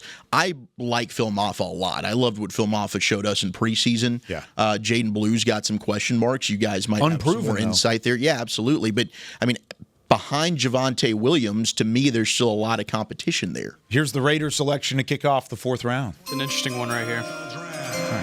The Las Vegas Raiders select Jermod McCoy, defensive back, Tennessee. All right. He was the best player left, I think, for all of us, right? Yeah. This is a fascinating development with the top picks in the 4th round because everyone has a night to sleep on their board, and they can the top 10 in the 4th round, you kind of see it treated like the top 10 in the 1st round in a way of like positional value, who's there. And I think this is a perfect example of that in the sense of like, hey, okay, Jermod McCoy, very clearly the best player on the board. And in the Raiders instance, they like to make these kind of gambles. They go out there and get it. Best 2024 tape in the defensive back class, hands down. Yep. He's a White House native, so he knows the Patrick Mahomes family really well, grew up with his one of his cousins actually, but nevertheless, Jermod McCoy, he went to Oregon State originally, balled out at Oregon State, then made the transfer over to Tennessee. The big concern around him is going to be that knee, and it's does he have to sit out his rookie season? And it sounds like he's going to need a procedure that requires that. It's not necessarily the ACL tear that he suffered in January of 2025. It's kind of how the more that they've looked at that knee, the more that they've seen other issues already present with that knee. Now, he could go into the league and have a 10-year career if things work out with what he needs to get done to that knee. Or he can never get anything done on that knee at all and potentially play 10 years. Or he can never play a snap in the NFL. Yeah. Wow. So that is the risk where you see, I think, teams really pause. And based on how contracts are structured in the NFL, you get to this fourth round, the guarantees aren't as strong as they are in the first 3 rounds. And it makes sense that Jermon McCoy is the first player off the board in the fourth round because of that specifically. It's worth it, right? The contract guarantees, it finally gets to a stomached reasonable position. And Jerry Jones was talking about it yesterday. Hey, like I'll pull the red shirt thing at some point today. It's not going to be in the fourth round for us. But we will look and see what it looks like 5th, 6th, 7th round. The Raiders obviously feel differently, and they go ahead and take this guy. His tape against Ryan Williams was so good, the Alabama freshman sensation that year. But as an athlete, he's tremendous. I mean, the physicality he plays with, the ability to locate the football. He models his game after Jalen Ramsey. You can see it a little bit with the play temperament that he has. He can set the edge in the run game. I hope that knee ends up checking out because he can be an absolutely phenomenal football player. It is scary, and I understand why teams have said, hey, we're holding off until now. To me, I think the talent is worth the gamble here in the 4th round, pick 101. I'm happy he's finally been selected, and I hope it works out for him. I think he's also got the ability to even kick inside and play some slot. I thought he had that more so than his teammate Colton Hood did. Yeah. Could be wrong about that, but I just think the way that he moves. Now, that could change because of the knee, but the way that he did move previously prior to the injury, I loved it. If he put out the same kind of tape in 2025 as he did in 2024, I would have used the top 5 pick on him. Yeah. I really hope it works out for this kid because he is uber talented. Whether it means he has to sit out his rookie year and just take the time, I really do hope it works out. He is a very talented player. I feel for him, man. I really do. Tough. I mean, he It's could have really been a tough. top 10 pick. Instead, he's down here in the beginning of the 4th round. At least he gets a shot, which I think is great. And hopefully he does take advantage of it and he works out there with the Raiders. But they felt like there was value there. They traded up one spot just to make sure nobody else could do that.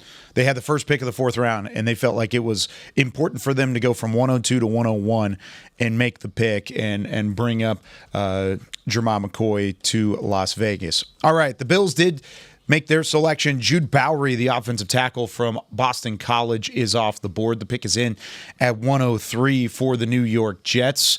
Was this an offensive tackle possibility for Dallas whatsoever there, Nick? I'm sure, especially with the connection with Steve Shimko, the quarterback's coach for the Cowboys. He came from Boston College a couple of years back, so familiarity with that program. But yeah, mostly a left tackle guy who you see that big body, and I don't think it necessarily moves so well. We've talked a lot about these guys, how their feet are kind of planted in. I think this is a good example of one, and it's why you see him in the 4th round. But he has a really intriguing physical profile, a lot of length. He's more of a grabber rather than a pusher, if that makes sense. Yes. I like guys that want to get their hands horizontal with their chest, and he's more of an outside the arms and grab around the arms. It's kind of like what you saw from Tyler Guyton early in his career, at least in the NFL.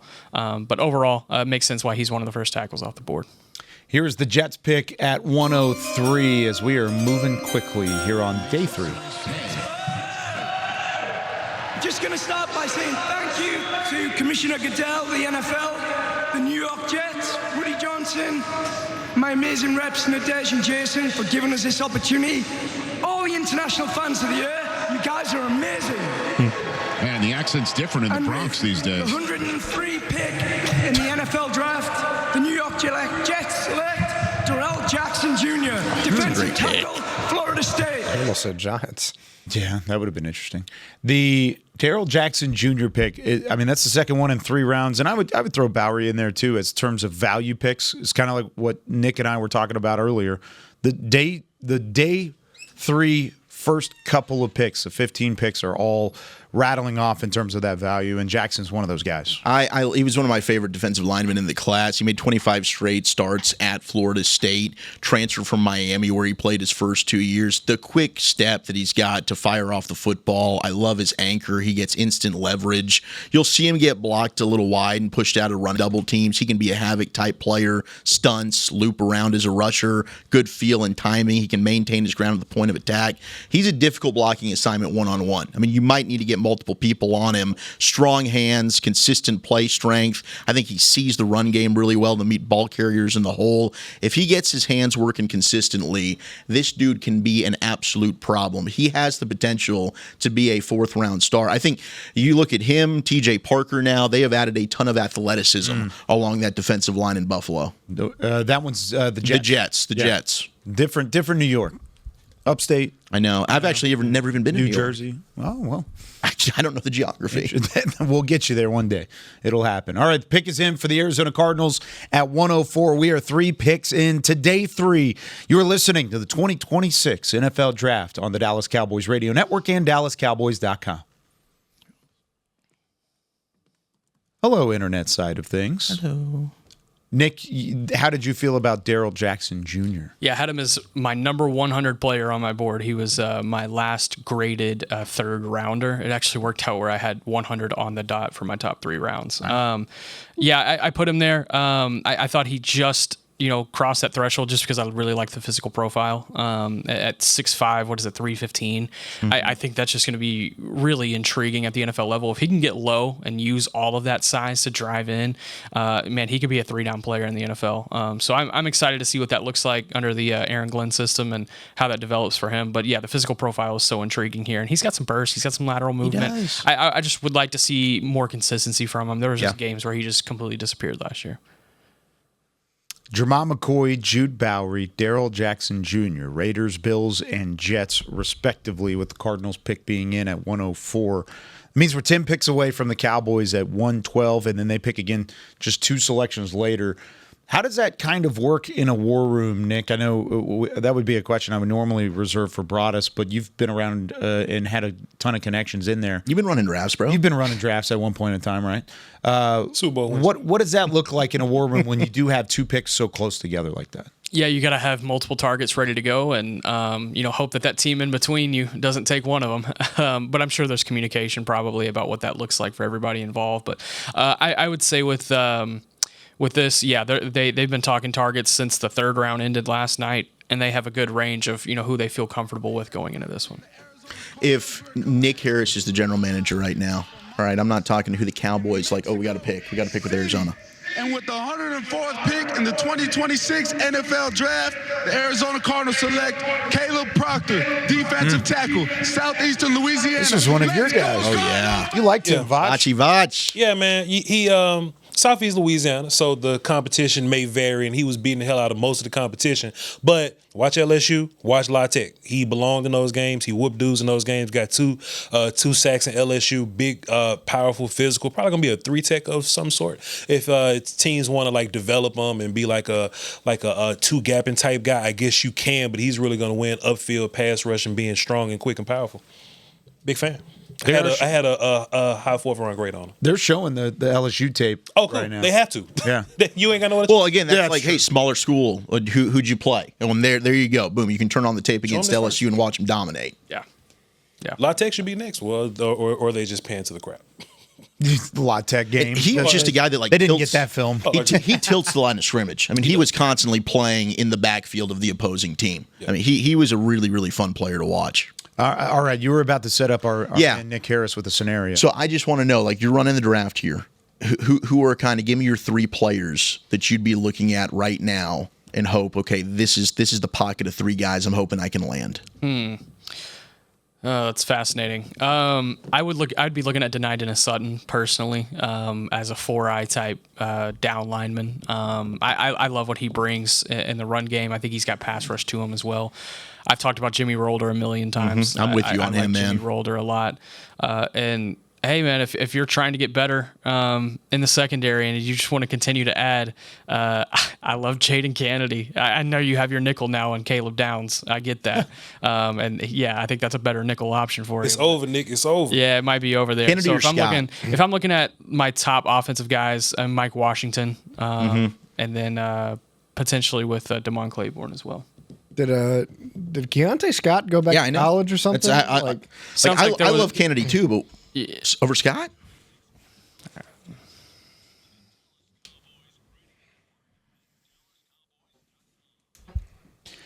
Cowboys fans, while the team is making big picks, make the smart pick at home. Call On Time Experts, official AC heating and plumbing partner of the Dallas Cowboys. Fast, reliable, always on time. That's On Time Experts. Visit ontimeexperts.com and click book now.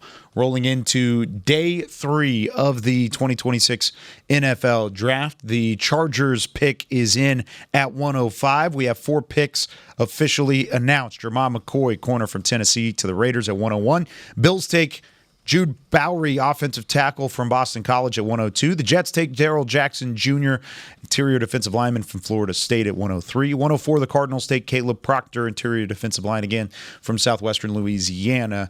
And then the Chargers, like I said, pick is in. Cowboys picking at 112, about 8 selections away. Nick, on the internet side of things, we were talking about possible options in the secondary, despite Dallas already taking Caleb Downs. Keontae Scott's a name that's been on the table for a little bit that I know all of us liked here. What is it, the age that's possibly a conversation? He's going to be 25 in his first NFL season. Age, I think teams aren't really confident in what position he's going to play. Again, I don't feel this way, but that's at least what could make sense here. And then didn't interview particularly well. Okay. So, probably just something to keep an eye on as the day moves on. But, man, I thought he was a potential, hey, I could sneak into the back end of the first round. And I'm very surprised he's still looking here. Very surprised. I'd be fighting for Chandler Rivers, the corner from Duke. Ooh. I over Kilgore?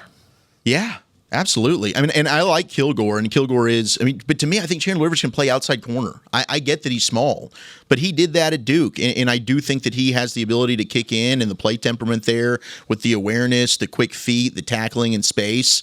But I think he's good enough to be able to play outside. I get it. 5'10", 185 is what I had on him, but 52 games over his college career, he's seen a lot of football. And now, especially since you've got better safety help over the top, I think that did help him in terms of having Trey Moore, his safety, because he was a guy that could gamble a little bit because he knew, hey, my buddy's going to protect me on the backside.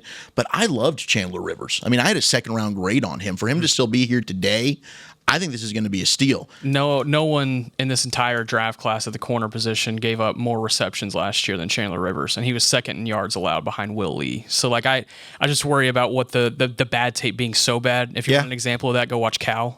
But he does have the ball production, 29 pass breakups over 45 games, and I like the intelligence, but I think the size has really caught up to him, and teams are really worried about that at the NFL level. Here's the Chargers at 105.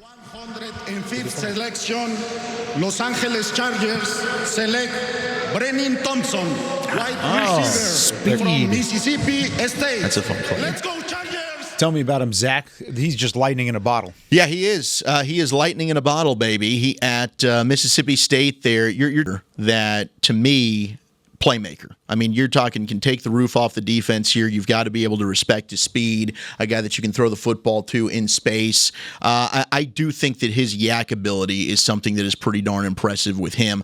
I thought maybe he'd go a little bit higher than this when it came to, where could Brennan Thompson go? But he's also tiny. He's a tiny guy. So here we are. We're talking Chandler Rivers. Now we're talking Brennan Thompson. We're talking the small people. But he ran a 4.26 at the Combine. Spearman, Texas, 23 starts over 40 career games. He set that Mississippi State single season record this past season with over 1,054 receiving yards. First Mississippi State player to lead the SEC in receiving yards in a single season.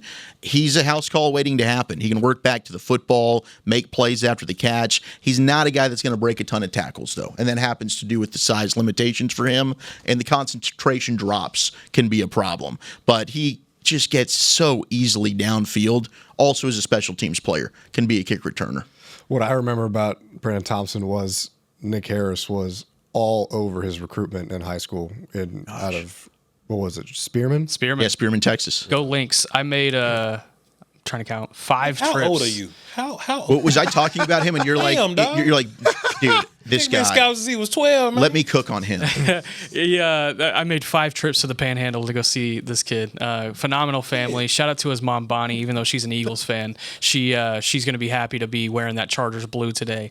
Brendan Thompson comes from a really strong family, and it's the first time I saw him was in a game against Sanford Fritch High School. This was in 2020, and it was around the time of COVID, but like they allowed small schools to still play. And these small school programs, they don't have turf, right? Like they just throw them out in a pasture. And they were playing at Sanford Fritch, and Sanford Fritch kept their grass high that week because to slow down? they wanted to slow down Brendan Thompson. I love high school football, man. Didn't work. He had 4 touchdowns in the first half, and they won He's by a like dog, 53 man. Good for points. him. He needs a route tree. I will say that. Yeah. Oh, go mean green. It's our guy. Okay, listen. Let's go. Listen. Come on. This is an incredible selection for the Houston Texans. Probably the nicest guy, and I have no problem saying that. Nicest guy in the NFL draft class.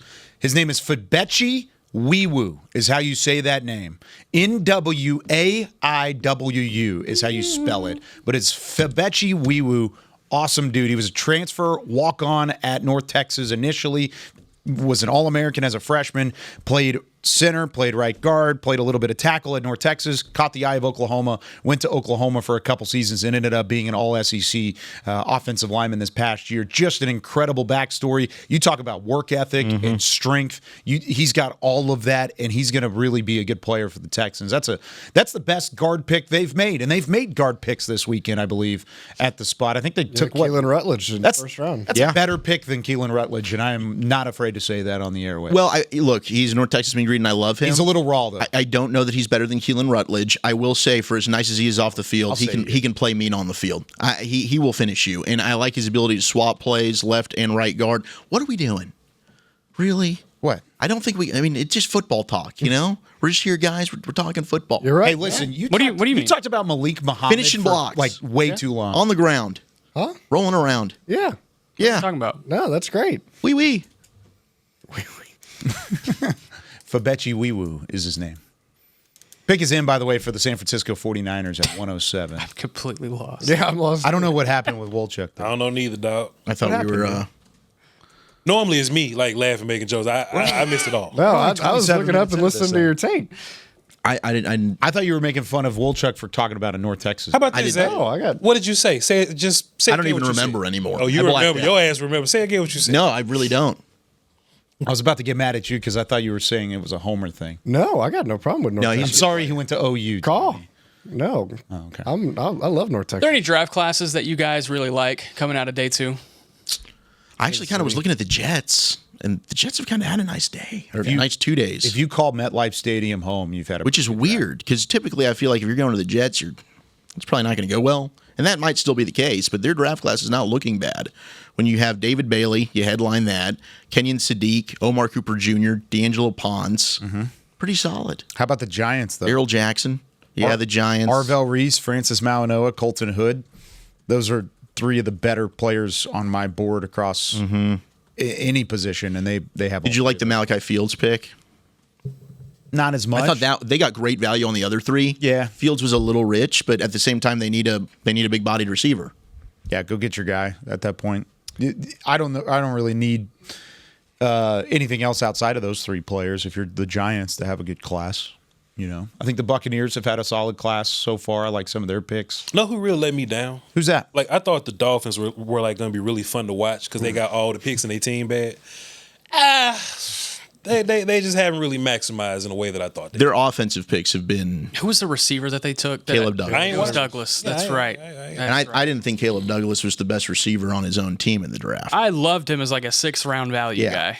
But, I mean, him going over Reggie Virgil was a bit of a surprise. Now, they did circle back and get Chris Bell to end the day yesterday, which, if he wasn't hurt, He's healthy, yeah. I mean, he could have been a first-round player. But I like what they did with their first 3 picks. Now, we'll see what happens to Caden Proctor. To me, he is probably the biggest boom or bust offensive lineman in the class. There's times when he's on, he's absolutely dominant. There's other times where he's getting beat and he's not even out of his stance yet. But the Chris Johnson, Jacob Rodriguez picks, for me as a homer, those are two of my favorite players in the class. I had them at 14 and 21 on my board. They go 27, and then what was it, pick 41 in the second round. So that was great value. But the rest of the picks, Caleb Douglas and then Cac Merrick, I didn't know. Not for me. Shouts out to him, though. That's their business. I think Kansas City's gone 3 for 3. Mansour Delane, Peter Woods, and R. Mason Thomas. Yeah. I think they have absolutely good value at each They of have those spots, absolutely nailed every one of those picks. The Cowboys going crazy right now. Yeah, the Cowboys have had a great Cowboys have draft. done really well too. Yeah, I would agree with that. Got George Pickens and Quentin Williams. you winners and we ain't even in the 5th round yet. That is how they view it. Is that the Quentin Williams is their 2nd round pick this year, and George Pickens is their 3rd. What a so haul. you add that to Caleb Downs. I mean, if you were with us in the first hour of the show, you listen to how excited everybody that came in here was about getting Caleb Downs, and then they're really high on Jayshon Barham and what he can do. And obviously Malachi Lawrence was, somebody that rose for them pretty quickly, and it was kept under the radar, but they feel like he can make an impact. Just to recap some of the most recent picks that have come off the board. The Cardinals at 104, Caleb Proctor, defensive tackle, Southwestern Louisiana. The Chargers at 105 take Brennan Thompson, the speedster wide receiver from Mississippi State.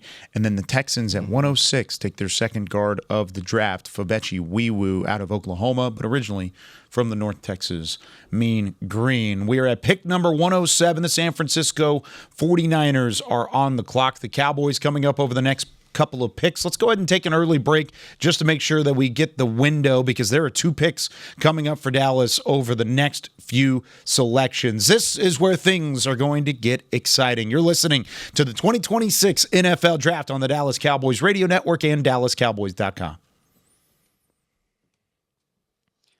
Just in time for the 49ers selection here at 107. I'm David. I'm representing the Niner Empire Germany, the Niner Empire organization from all around the world. And I have a special message to all the other 31 franchises here in front of me.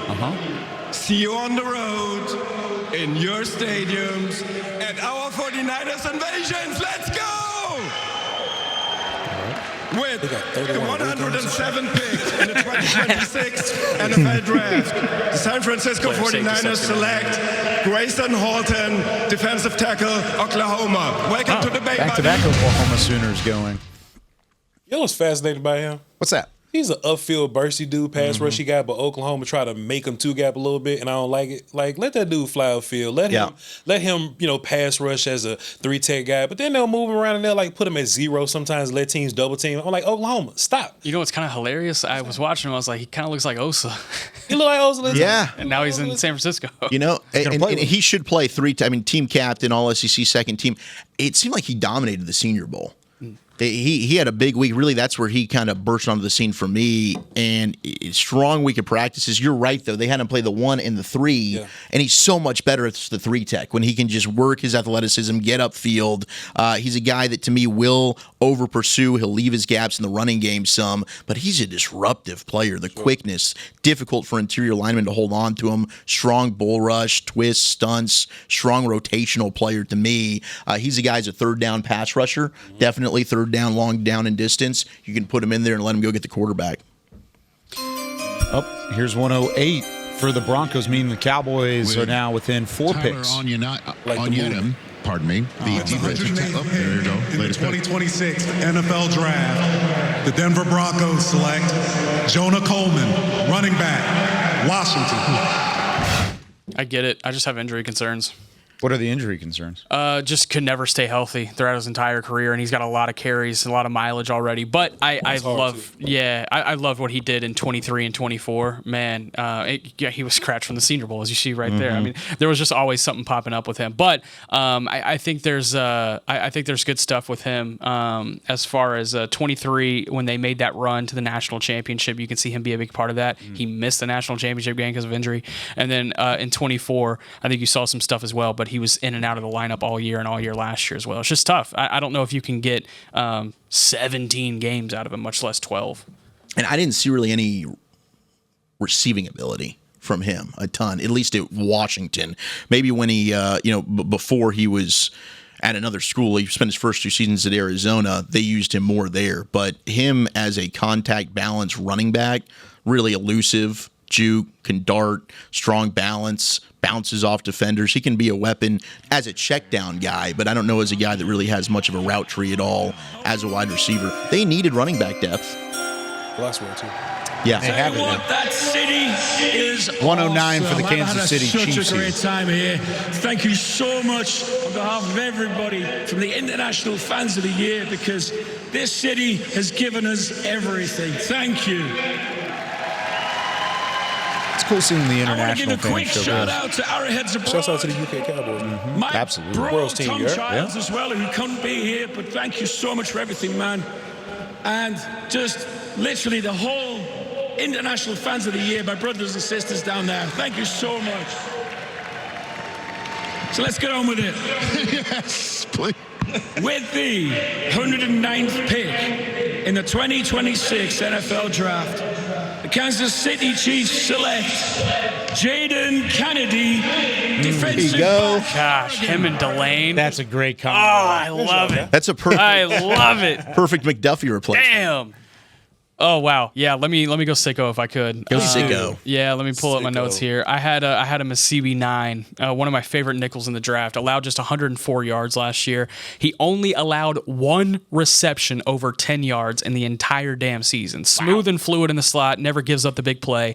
His instincts are to credit for that. I think he has some of the best technical footwork in the class. He can hold it down on the outside, but that type of footwork in the slot is just so valuable. Kind of a tackler. He'll need to improve in that area and in the run game to play in the slot in the NFL, but I am going to bet on this guy so much. I had so much fun watching Jaden Kennedy. I ended up watching like 2 more games than I probably should have, just because I was like, man, I'm having a lot of fun here. Got some versatility to play on the back end too.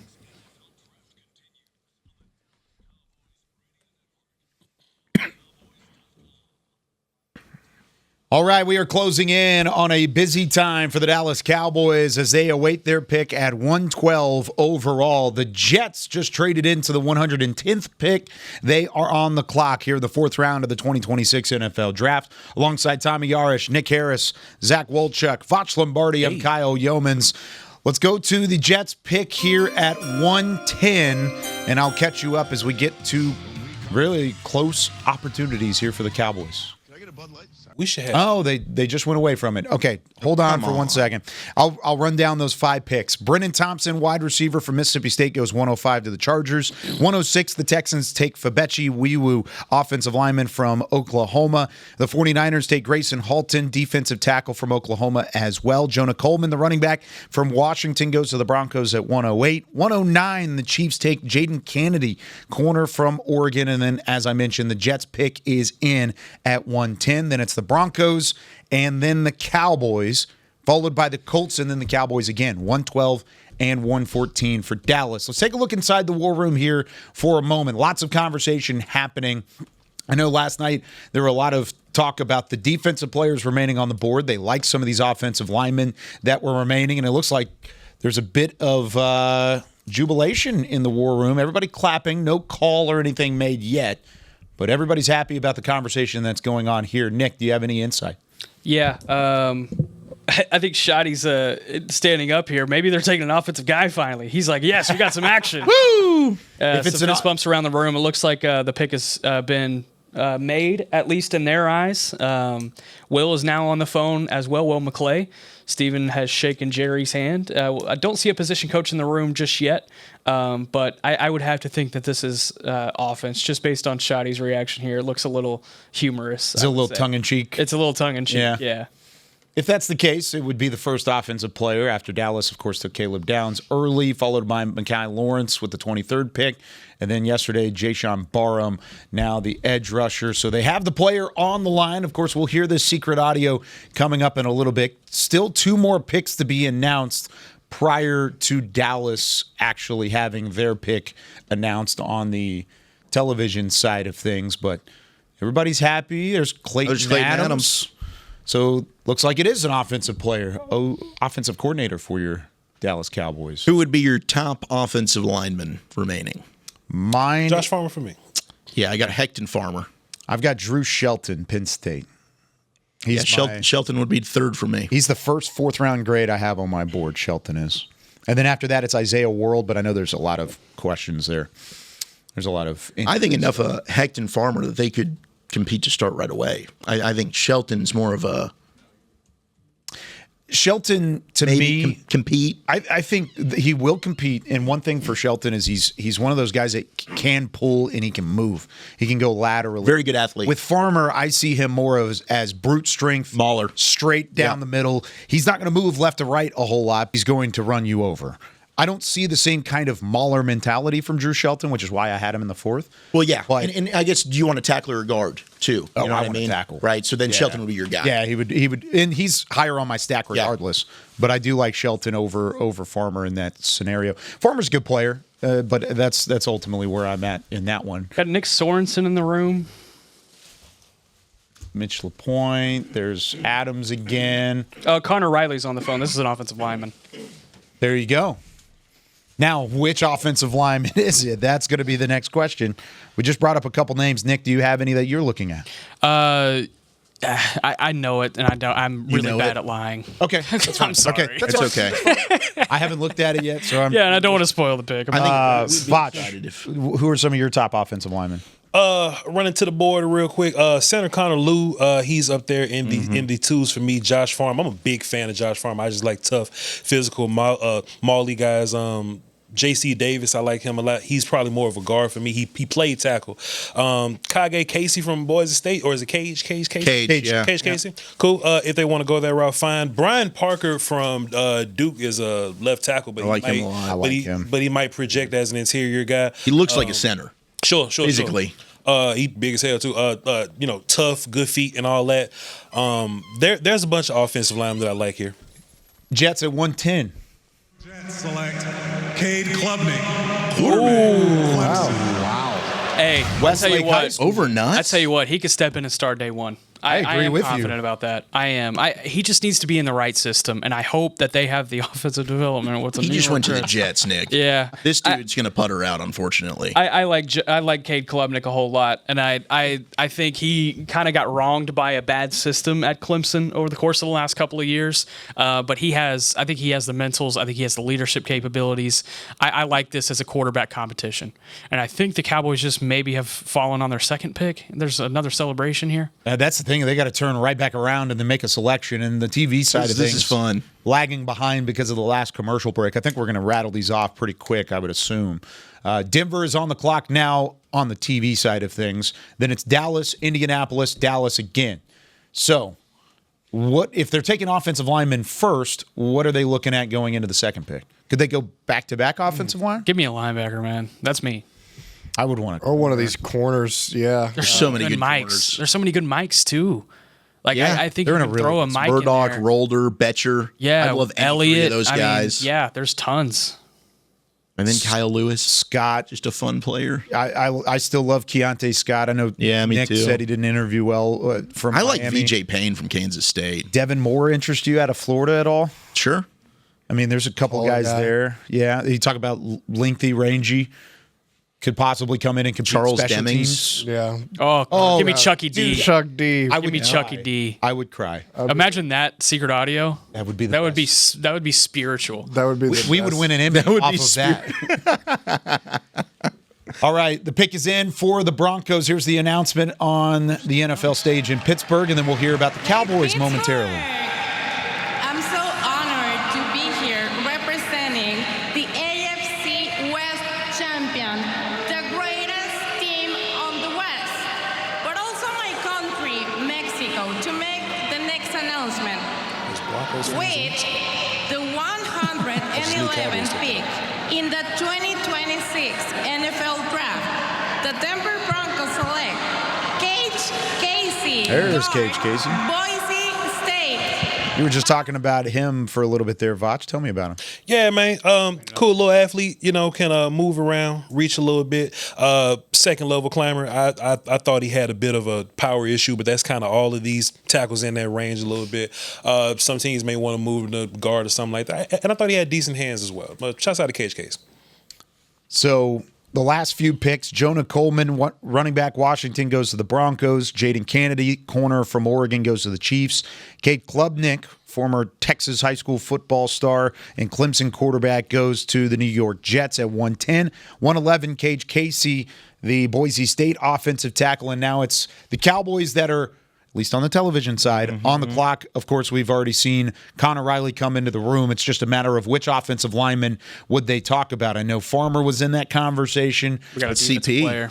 Yep. Defensive player for the second pick. That would be at 114 for Dallas.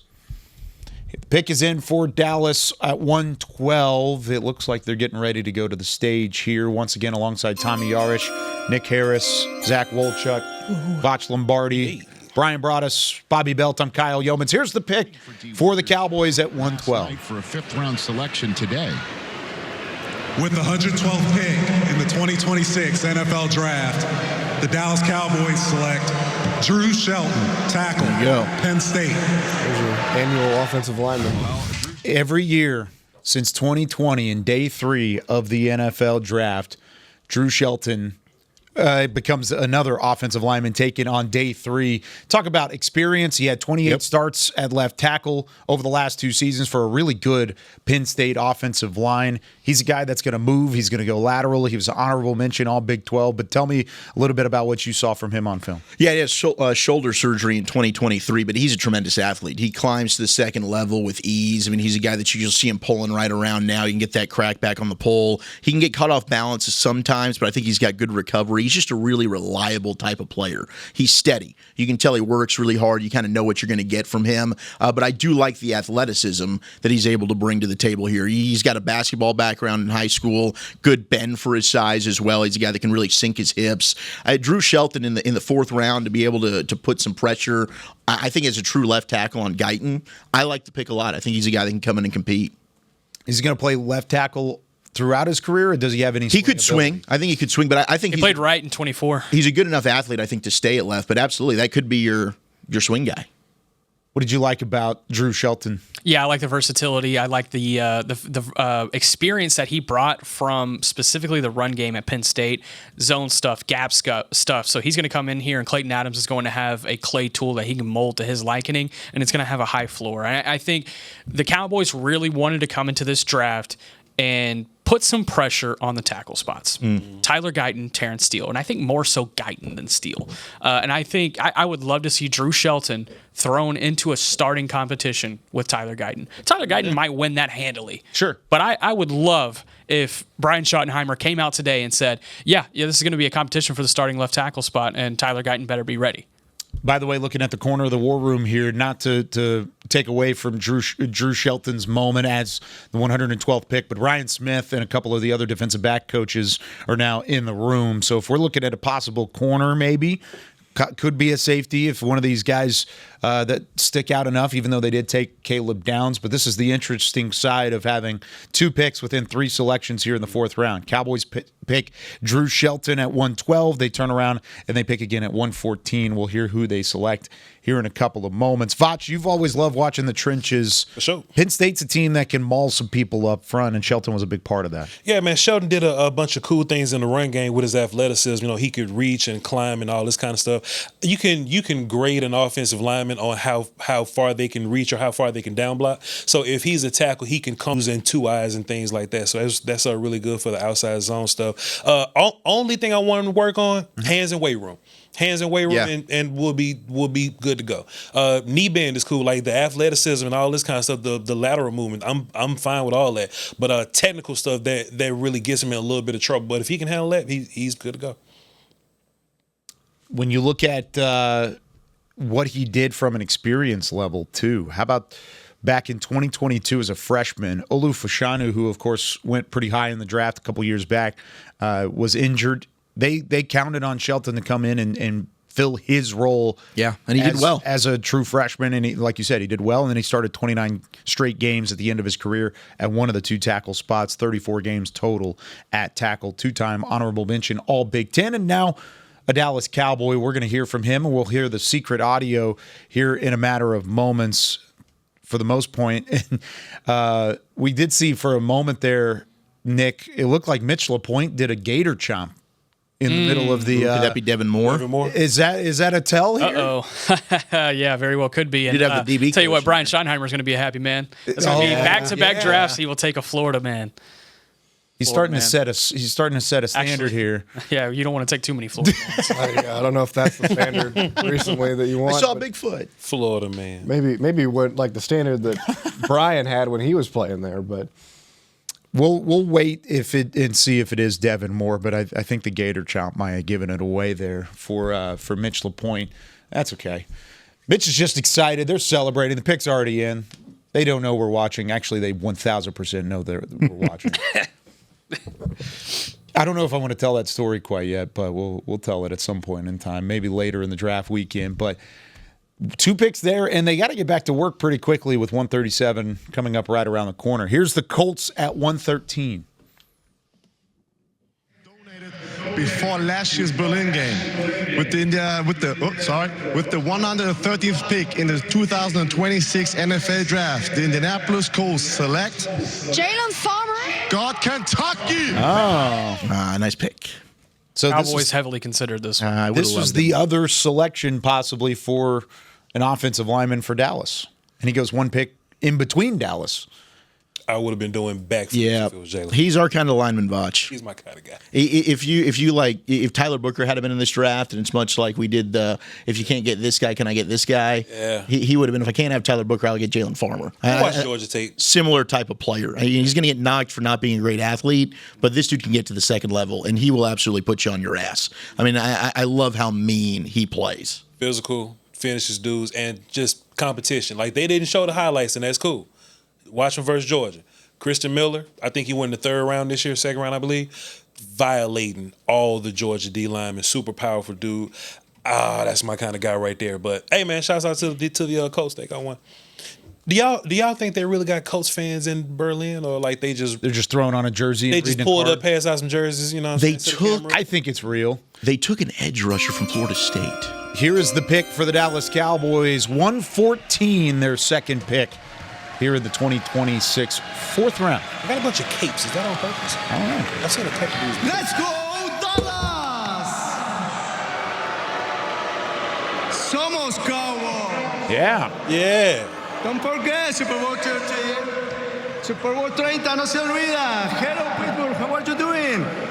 I am Mark Aguilar from Mexico City. It's a really special moment for me and to have the honor of mentioning our next Hall of Fame player that will join this season with the 114th pick in the 2026 NFL Draft. The Dallas Cowboys select Devin Moore, DB, Florida. 2nd straight year that Brian Schottenheimer has snagged one of his Gators. Devin Moore, the corner from Florida. You talk about size. He brings it to the secondary. 6'3" and change, 198 pounds. He's good in press coverage. He plays the ball well.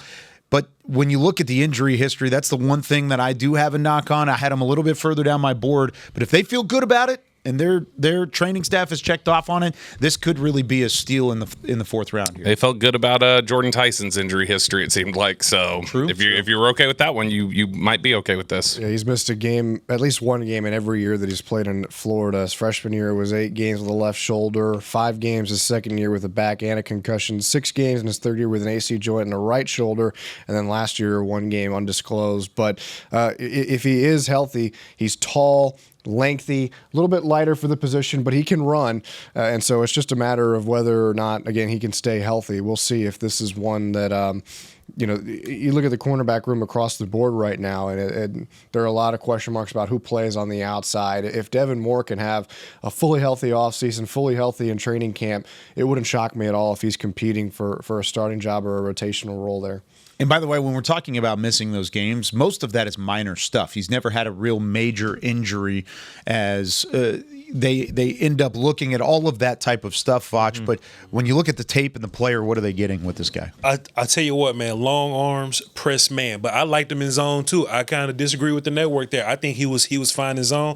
I thought because he was so tall and lengthy that even if he was like, out of the right spot a little bit, he could then react, and then ball skills come into play. I thought that's where he was really good. Find the ball in the air, being long, lengthy, and playing on the football. So I kind of disagree with the idea that he's only a press man guy. I thought he was I thought he could turn decently to be that tall, and he was kind of like physical, stacking and shit and coming down tackling people. So I had a third round. He was my best third round corner on my board, and he was like 70 something on my board. So it's great value for me. I think these were 2 of the 8 third rounders that Mitch LaPointe said they had left. And I think you're right, Voch. I mean, I thought he was good in zone too. I thought he has good zone awareness. He can play man. The range is there. He's also a guy that the brain work stuff that we've heard is the buzz term. Yep. He's constantly communicating on the back end, and he runs really well. The recovery speed's there. He's a guy that can turn, flip his hips. The back pedal is super smooth. He's a true boundary type of player, and he uses his size really well. He can play the ball in the air, high point it, tracks it. But you're right about the injuries. And I question some of the tackling with him sometimes, but I love this pick in the 4th round. I mean, this is a guy that I think could end up being a starter in the league. No doubt about it, and there's a lot of opportunity to watch him play on the defensive side of the ball, maybe even in year number 1. 4th round, couple picks already in the books here for the Dallas Cowboys. They take Drew Shelton, the offensive tackle from Penn State, at 112. They take Devin Moore, the corner from Florida, at 114. We'll continue our coverage going into hour number 3 of our coverage of day 3 of the 2026 NFL Draft in a matter of moments. You're listening on the Dallas Cowboys Radio Network and DallasCowboys.com. All right, back here on the internet side of things, alongside Bobby Belt, Zach Wolchuk, Voch Lombardi. Brian brought us in studio. What's up, Brian? How we doing, guys? First time today. How about It that? is the first time. You guys have done a great job. I've enjoyed the conversation the last couple of hours. He was telling me in the hall he needed an extra 2 hours to cool off from being on the air with me last Yeah, night. Bobby told me up a little yeah, bit? Bobby told me just a little minute ago. He goes, "Oh, we're going to play that audio for you." Already clipped it. Already clipped last night. That's getting played Monday morning on the Fan. So, Are you going to put an AI video with it or? Although I don't know. It seemed like Brian's intensity I think was high enough that AI doesn't need to do it. No. There. I'm just not happy with. Don't bring it back. No. Yeah, Don't bring it back. No. Devin Moore, bro. You I'm like good. like I'm Devin good. Moore, No, right? I'm just not. To me, there's this. You guys have talked about this. There's a lot of really good players on this board that are being taken, and I think yesterday, some of the teams lost their way. I do. On the back half of the I think draft? some teams lost their way. We talked about the tight ends and stuff like that. There are better players that are being taken, in my opinion, today, far with what we've seen here in the 4th round than what we're taking into the 3rd round and stuff. So, What do you think about Devin Moore as one of those guys taken? You like him? you know what? I'm a fan. I had Devin Moore in the 3rd round. Oh, wow. Believe it or not. I think the Cowboys did too. Tell me about him. Yeah, well, let me tell you about him as I get my notes pulled up, Kyle. You got to know these things about me. I always have to He pull just up my needs a notes. minute. I always have to pull up my notes, Kyle. I just get excited. I just can't do it off the. I'll tell you one thing about Devin Moore. What's that? Size. Oh, yeah. Really great size. Not one of those little guys. He's got some. Little guys can play too, Bobby. The minute you start to realize that, the better evaluator you'll be. I'm teasing you. By the way, while you're pulling it up, 115, the Ravens take Elijah Sherratt, the wide receiver from Indiana. See, there you go. Better pick today with Sherratt than what was going on yesterday with some of that nonsense. I would agree with the pick that came after that, too. 116, the Buccaneers take Keontae Scott, corner from Miami. There you go. More nonsense for some of these teams. Yeah, back-to-back good picks. And the Cowboys made a good pick with this Devin Moore, by the way. This guy's he mainly will play as a boundary corner, which means that play into the sidelines a little bit. He's an outstanding athletic ability for his size. He's very fluid. His movement, he doesn't take much for him to get out of his pedal and turn. There are zone snaps where you see him open quickly and he moves sideways in coverage. I think that's a positive thing for him. He does a nice job playing with his eyes. He's aware what's happening in the route and reacting to it.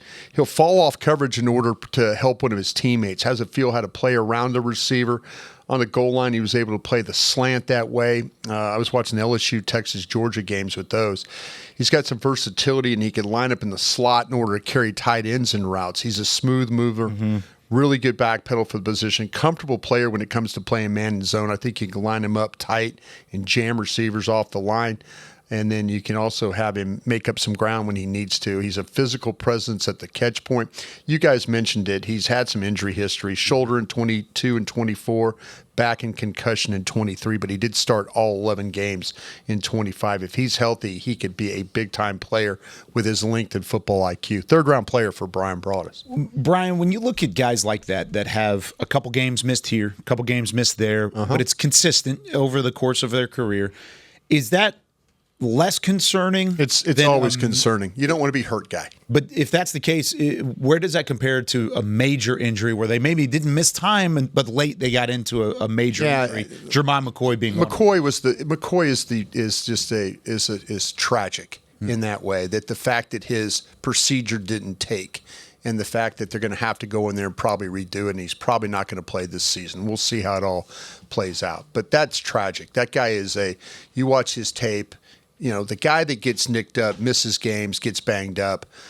Football's a tough sport, and if you're playing football, you're a tough guy. But you hate the fact that if a guy's, you're trying to count on a guy for 17 weeks, and if you can only count on him for 12 weeks, that's a problem with how you construct your team. You want a draft fun fact about Jermon McCoy? Please do. I was always throwing out the note that you can find Cowboys Ezekiel Elliott tape that's newer than the last Jermon McCoy tape, but you can find 2 interceptions from Jermon McCoy more recently than you can find 2 interceptions from New York Jets cornerbacks. Wow. That's hopefully D'Angelo Ponds can change that for them. And that one was Sauce Gardner, who does not play there anymore. He isn't even on the team anymore. Nope. Oh man. That's sad for the Jets. I love Aaron Glenn. I hope he has I think the Jets have 1 cornerback interception since our last presidential election. Crazy. Stop it. Poor Jets. I don't even know if they're any Jets. No, not poor Jets. Yeah. They and they are the Jets. That's fair. Kyle, I actually got a chance to correspond with my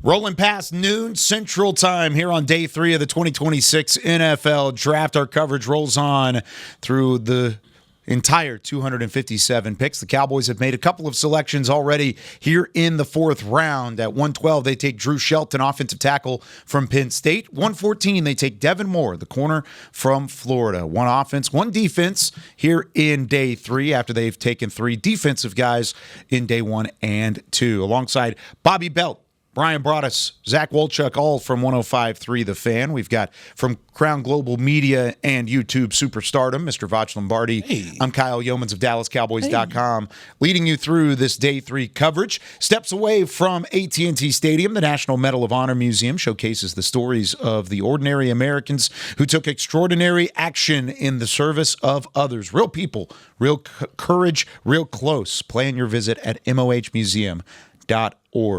On the internet side of things, Brian, we just got done talking about Devin Moore and his breakdown. For those that were listening on the radio, can you give me a synopsis of your scouting report of a corner that you really liked? This guy, he plays as a boundary corner, and when you watch a boundary corner, he usually plays to the sidelines. He's got really good length. When you watch him play around guys, not through guys, I think he's got the ability to play the man, to play the zone. He could be physical with his length. He could get up on you.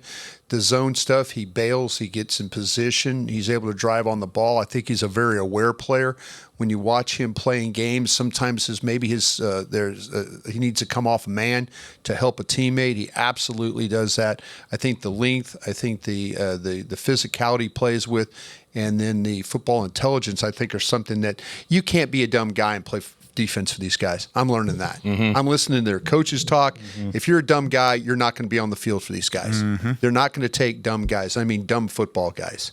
So don't take dumb guys. This guy is a smart, intelligent player the way he goes about his job, and I can see why they drafted him. I had a 3rd-round grade on him.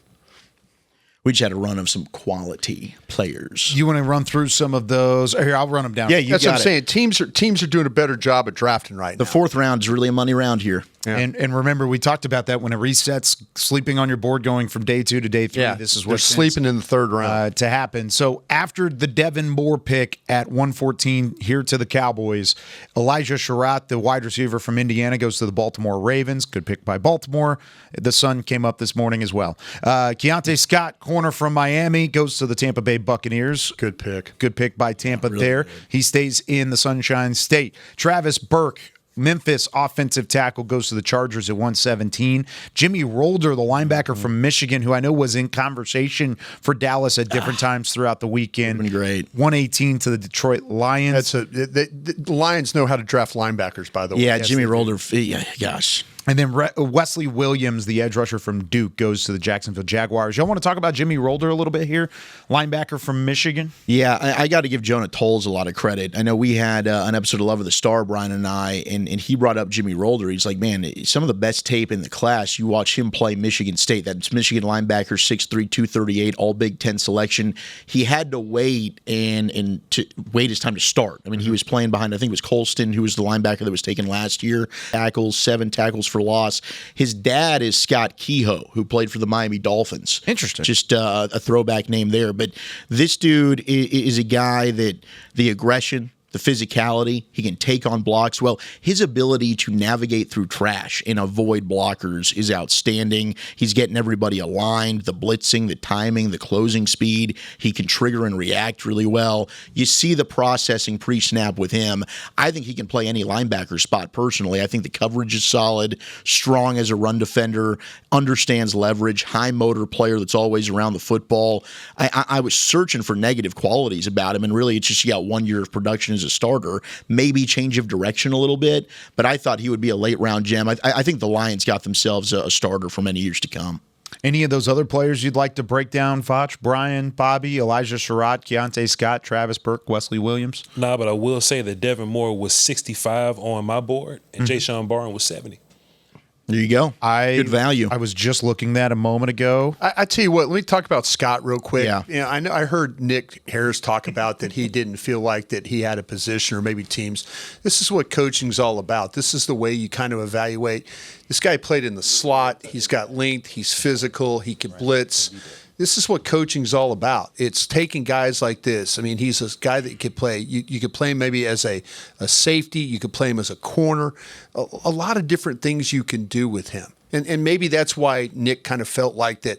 Well, maybe teams don't know what I to play said him. that, by the way. I don't know if Nick did, but I Did you say that? I know I said that. Nick may have too, but I didn't hear. I've not heard Nick say I think that. he's a safety that you can play as a nickel. Yeah, so you're telling me that watching him play, there's about Scott. There's you don't see a path for him. I had somebody tell me he was bigger Jabril Peppers, who had a good Peppers career as a was, safety. Peppers was positionless generally. Peppers was more like box guy. Yeah. But he was a productive player no less. Stuck around. I don't know that he was ever the guy that he was drafted to be. Well, he wasn't a Heisman Trophy. This is again the issues that I have with good enough this. to where he got drafted. This is the issues I have with this. Again, they do pay these guys $500,000 to coach football teams. Yeah, no, I'm with you. and I think there's plenty of things when you watch. Miami was a national championship team last year. I 100% agree. And you watch their players. It's like it's the whole. Yeah, I mean, I think we give these coaches too much of a pass when it comes to these players. You know, how can Miami, a national championship program who's had several players picked, find ways to use these players, but we get to the NFL and they can't. Can I get an answer from there on that one, Bobby? I just was not going to derail us any further, but if you'd like to go ahead, because it's. I'm just asking your question. Level. It's the college level. It is. Where are they getting their players from? Where are they getting their players from? Do you think they're? Where are they getting their players they're from? Even drafting 10% of starters at the G5? I'm just asking where they're getting their players from, Bob. College level. What you just said. Edge rusher goes 110. I just don't. I mean, I don't understand why you have this. I don't, Brian. I'm just telling you what the leagues. I don't. I'm not arguing. You defend the league. Bobby's just giving you the opposite perspective. I'm just telling you why. You ask why do the teams do it? I'm just telling you why the teams do it. I think it's. I think the fact. I think you believe it. That's why. That's why I think when I've said I don't. I think you believe it. But when I've said I don't, and I had Kyle Lewis as the second best linebacker, why is that? Or third behind Allen. Yeah. I just think you believe it. 120. I think you believe the earth is flat, bro. Packers take denied Dennis Sutton, edge rusher from Penn State. That's a really good pick. It's a good pick for the Packers. Yeah, we're drafting better now, Bob. You think? We are. I love it. He follows that Wesley Williams pick to the Jags at 119, and then the Steelers are on the clock here at 121. This might drag out a little bit, but it's the hometown. Let's hand it over to Pittsburgh, PA, and the pick for the Steelers. Steelers have done all right drafting. With the 121st pick in the 2026 NFL Draft, the Pittsburgh Steelers select Caden Weegan, wide receiver. Who they draft? Caden Weegan. I didn't watch him. Really? I ain't watching, but I know who the hell he is, though. He's a fun player. He was at the East-West game. Yeah, if you're a wide receiver from Iowa, I'm probably not paying too much attention. Oh, this is the one guy you probably should have paid attention to. This is Brian and I talked about him on the Shrine Bowl. Go for it. Show Go for it. You talk about route runner. He's a short guy. He's a little guy. Yeah, 5'9", 185 pounds. But we like that.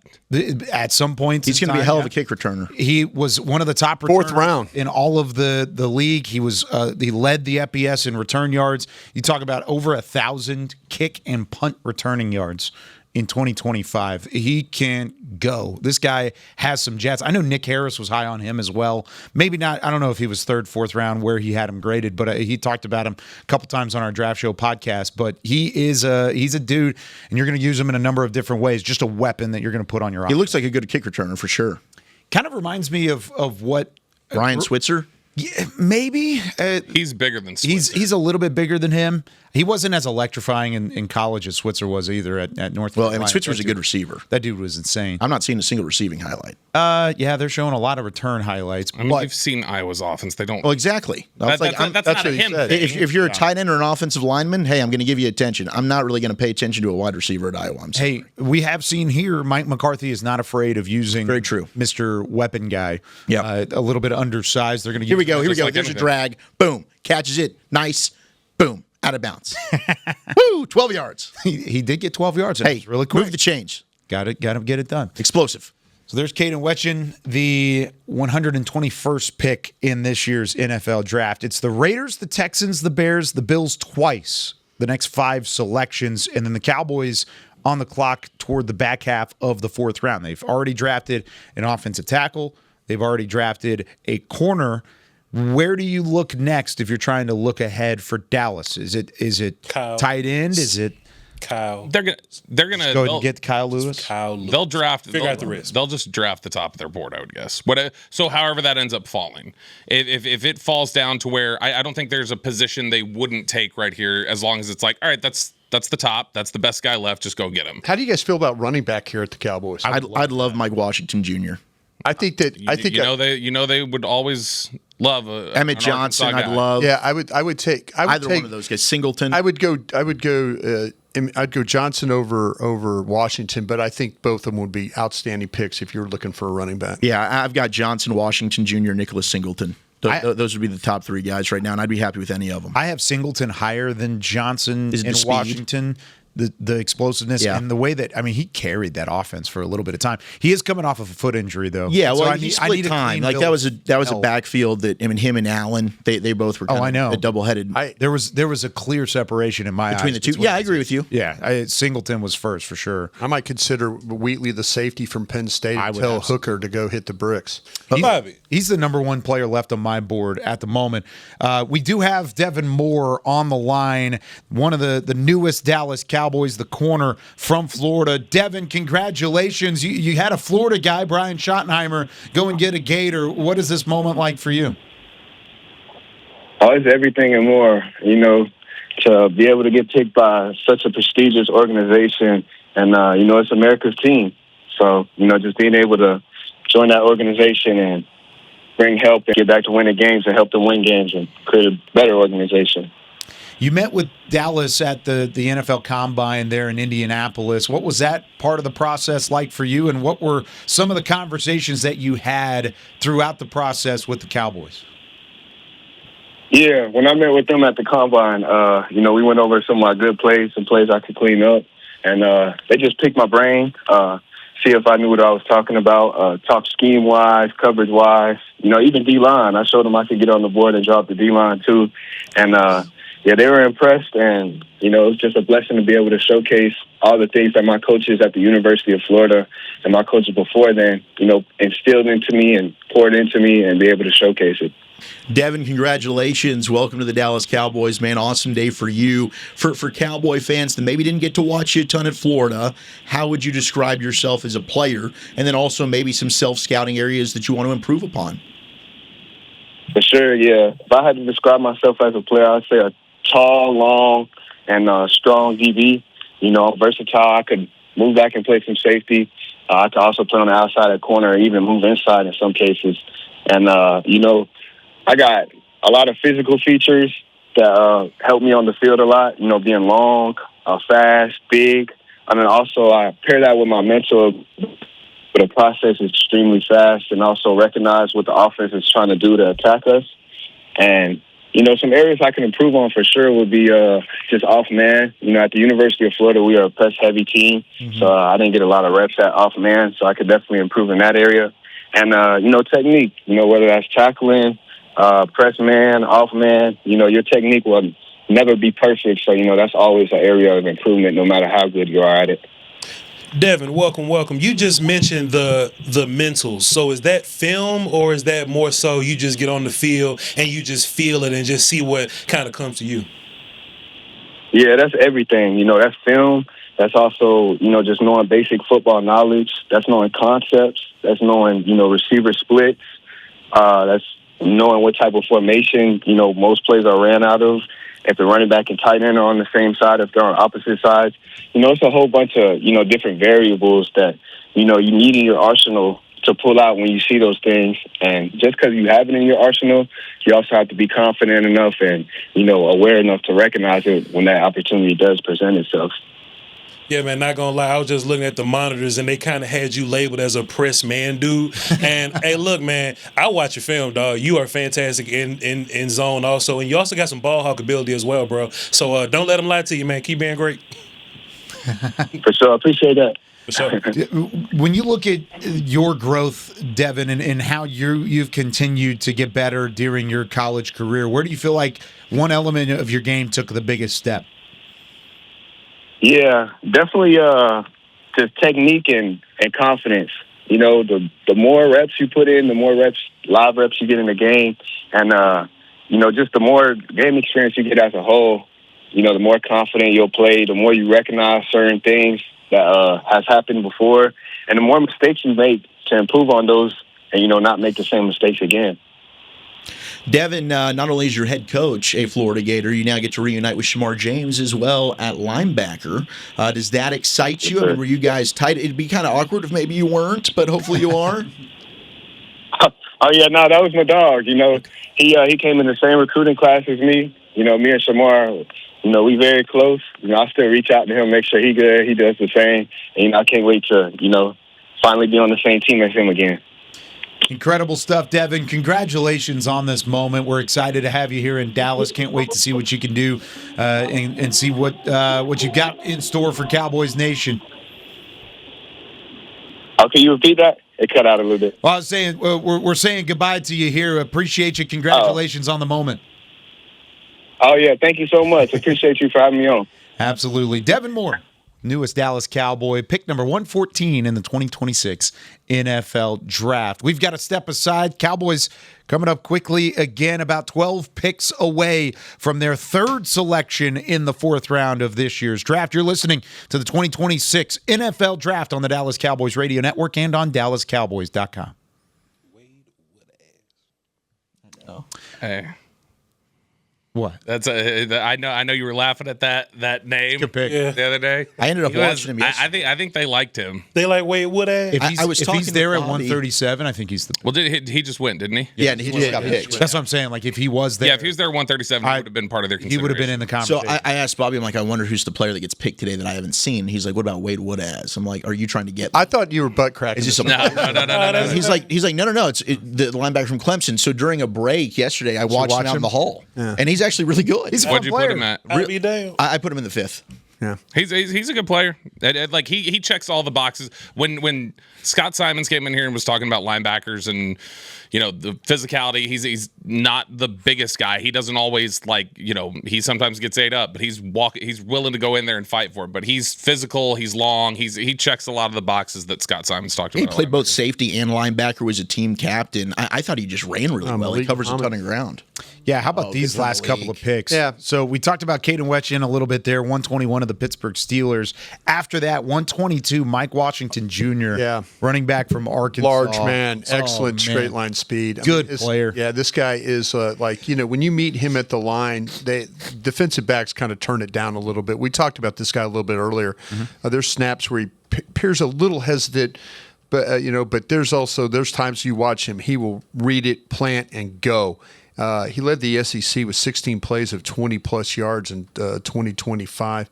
He catches the ball well out of the backfield. He got soft hands. He grabs the swings, the check downs, gets up the field. He's a positive player in a lot of ways. If you're an arm or shoulder tackler with this guy, you're going to get destroyed. The ball security has been a problem for him in a little bit. I think he's got 10 career fumbles the last 3 seasons with him and the way he could play. But, man, you talk about, at 6'1", 223 pounds, he is a load to deal with. The Raiders got him a guy, I think, hand him the football. He's going to wear some people out. And then at 123, the Texans take Wade Woodaz, who we talked about, a linebacker from Clemson. Then 124, the Bears, Malik Muhammad, corner from Texas. I'd love to. I don't know if Tommy's in the control room or not. This was one of his favorite players. Not only because he went to South Texas, Oak Cliff, but because and just a of good player. The fit there. We talked to him a little bit at the Senior Bowl. If Tommy wanted to come in and he's listening, he can come in and talk about him if he wants. But he goes to Chicago there, 124, and then Skylar Bell, 125 to the Buffalo Bills, wide receiver out of UConn. Good player as well, and another one that I think Dallas would have maybe taken a look at one point in time.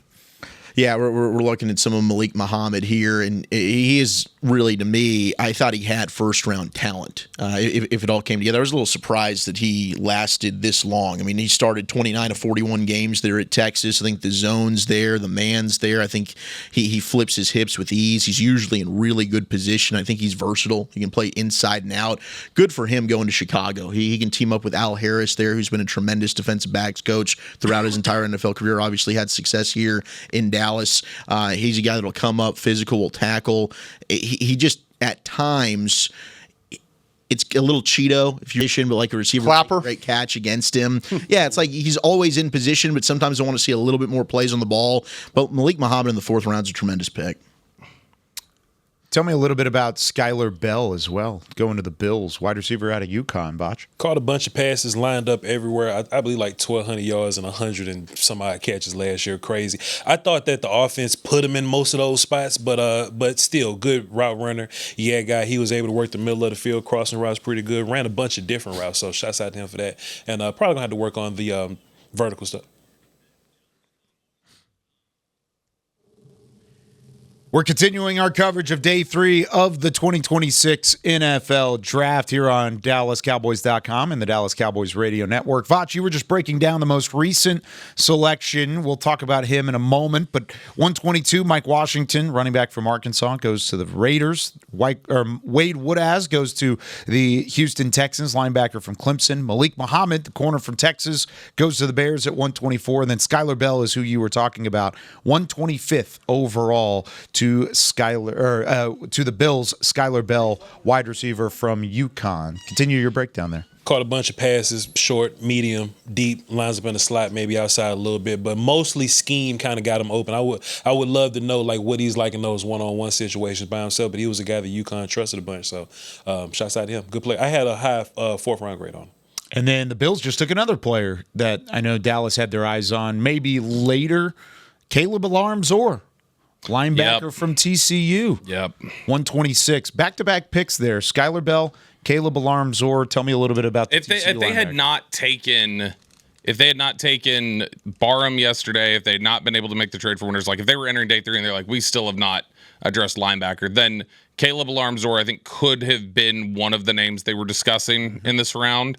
That was somebody that I think they liked a lot of the skill set. I think they liked a lot of the traits.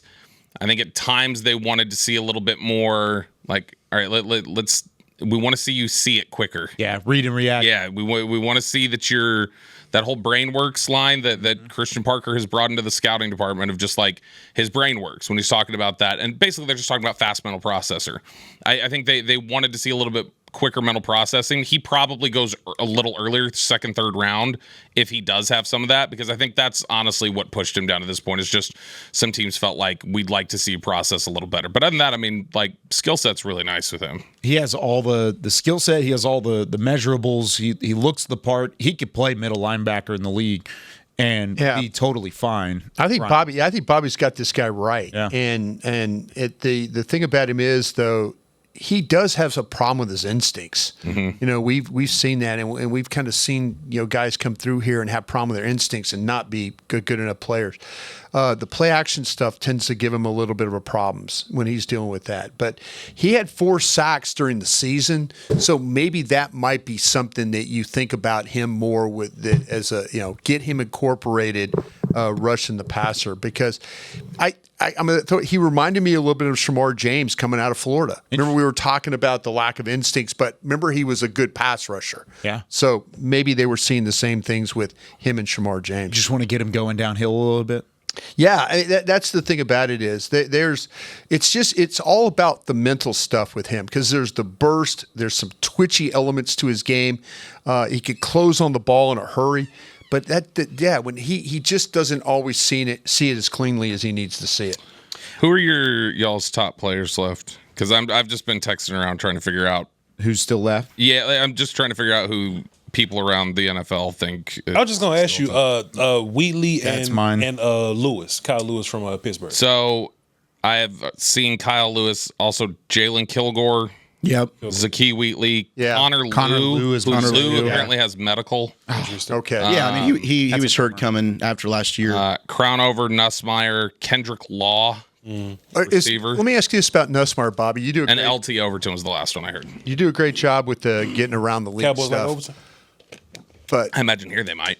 Go ahead. the Nussmeier is his attitude the thing that was the biggest problem here, that he just turned people off?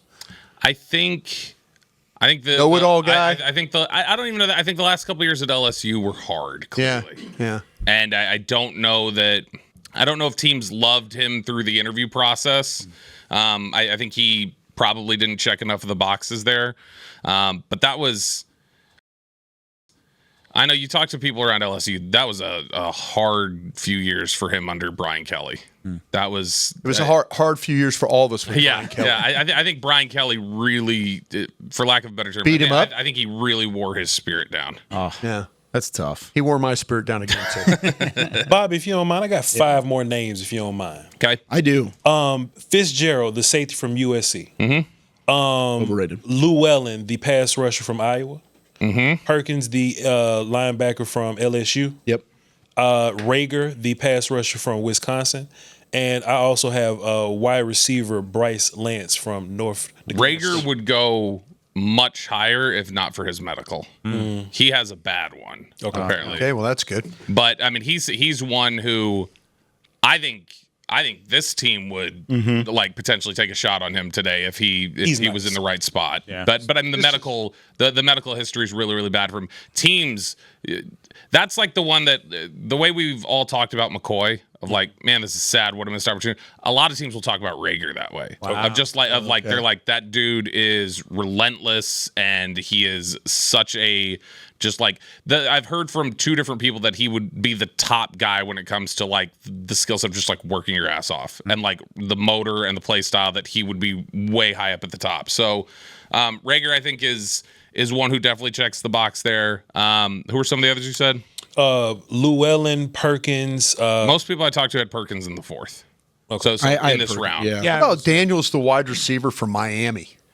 Let me see if I've got Is that anything character down. maybe? And Kyle Lewis. Yeah, is I last think I one. think there was a character thing on him. See, this is the real disadvantage I don't that think we I don't have think now. CJ Daniels was that high. I had him as like a 6th round guy. Did you really? What about these running backs? Some of these running backs, Emmett Johnson, I'm surprised. Nicholas Singleton. I think they're looking at Emmett Johnson, Nebraska, because he probably has too many carries. One team had said PFA on Daniels. Kyle Lewis. And I think that's Kyle Lewis is the name that's come up a couple times of like that's the best guy left. But I mean, I think it's just the size stuff. Abney Tweener. at Arizona State, Great Heck time. to Kansas State. Take him. yeah. Offensive tackle out of Washington, Carver Willis, goes 127 to the San Francisco 49ers. Hey, Mr. Carver. We've got about 10 picks remaining until the Cowboys are back on the clock at 137. I want to listen to the secret audio, gentlemen. We've got Devin Moore's secret audio. Well, Devin Jerry Jones, Dallas Cowboys. and there it is. What's going on, from, you are now Devin a Dallas Cowboy. Thank you so much. All right. I appreciate the opportunity. Well, it is a great opportunity for you, but you've really worked hard. You've earned it. I'm proud for you. I envy you. I wish I was in your shoes, had all that uphill that's in front of you. Yes, sir. Y'all getting the best corner in the draft. Okay, buddy. We got the best corner in the draft, he said. All right. Who's your head coach, Brian Schottenheimer? All right. Hey, Devin, Coach Schottenheimer, from one Gator to another. Hey, you bring fired up for you, man. Congrats.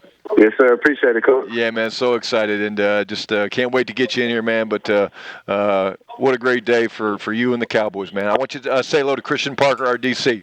All right, congrats again, man. All right. Here's Christian Parker. All right. Devin. What's going on, Coach? How you doing, man? Yes, sir. How you feeling? Doing good. Good. I'm excited. I'm ready to get to work. No doubt, man. Congratulations, bro. We're glad to welcome you in, man. Back to the formal interview we had with you at the Combine, man. You did a hell of a job. You know, your brains, you know, and the way you play the game, the range, that speed turn interception you had was one of my favorite plays I've seen of you. So I'm excited to get you in here and more of that. Yes, sir. So there's Devin Moore's secret audio as he was the 114th pick here in the 4th round of the 2026 NFL Draft. We have the 112th pick on the line right now. Drew Shelton, offensive tackle from Penn State. Drew, congratulations on the moment. Welcome to being a part of the Dallas Cowboys organization. Just tell us what's going through your head at the moment. I'm just so thankful and so excited to be a part of the Cowboys. Such a storied program, and just ready to be a part of it. This is an organization that has always taken the offensive line very, very seriously, going back to the 5 Super Bowls that they've won. What does it mean to you to be a part of that? And what are Cowboys fans going to get in your offensive line play?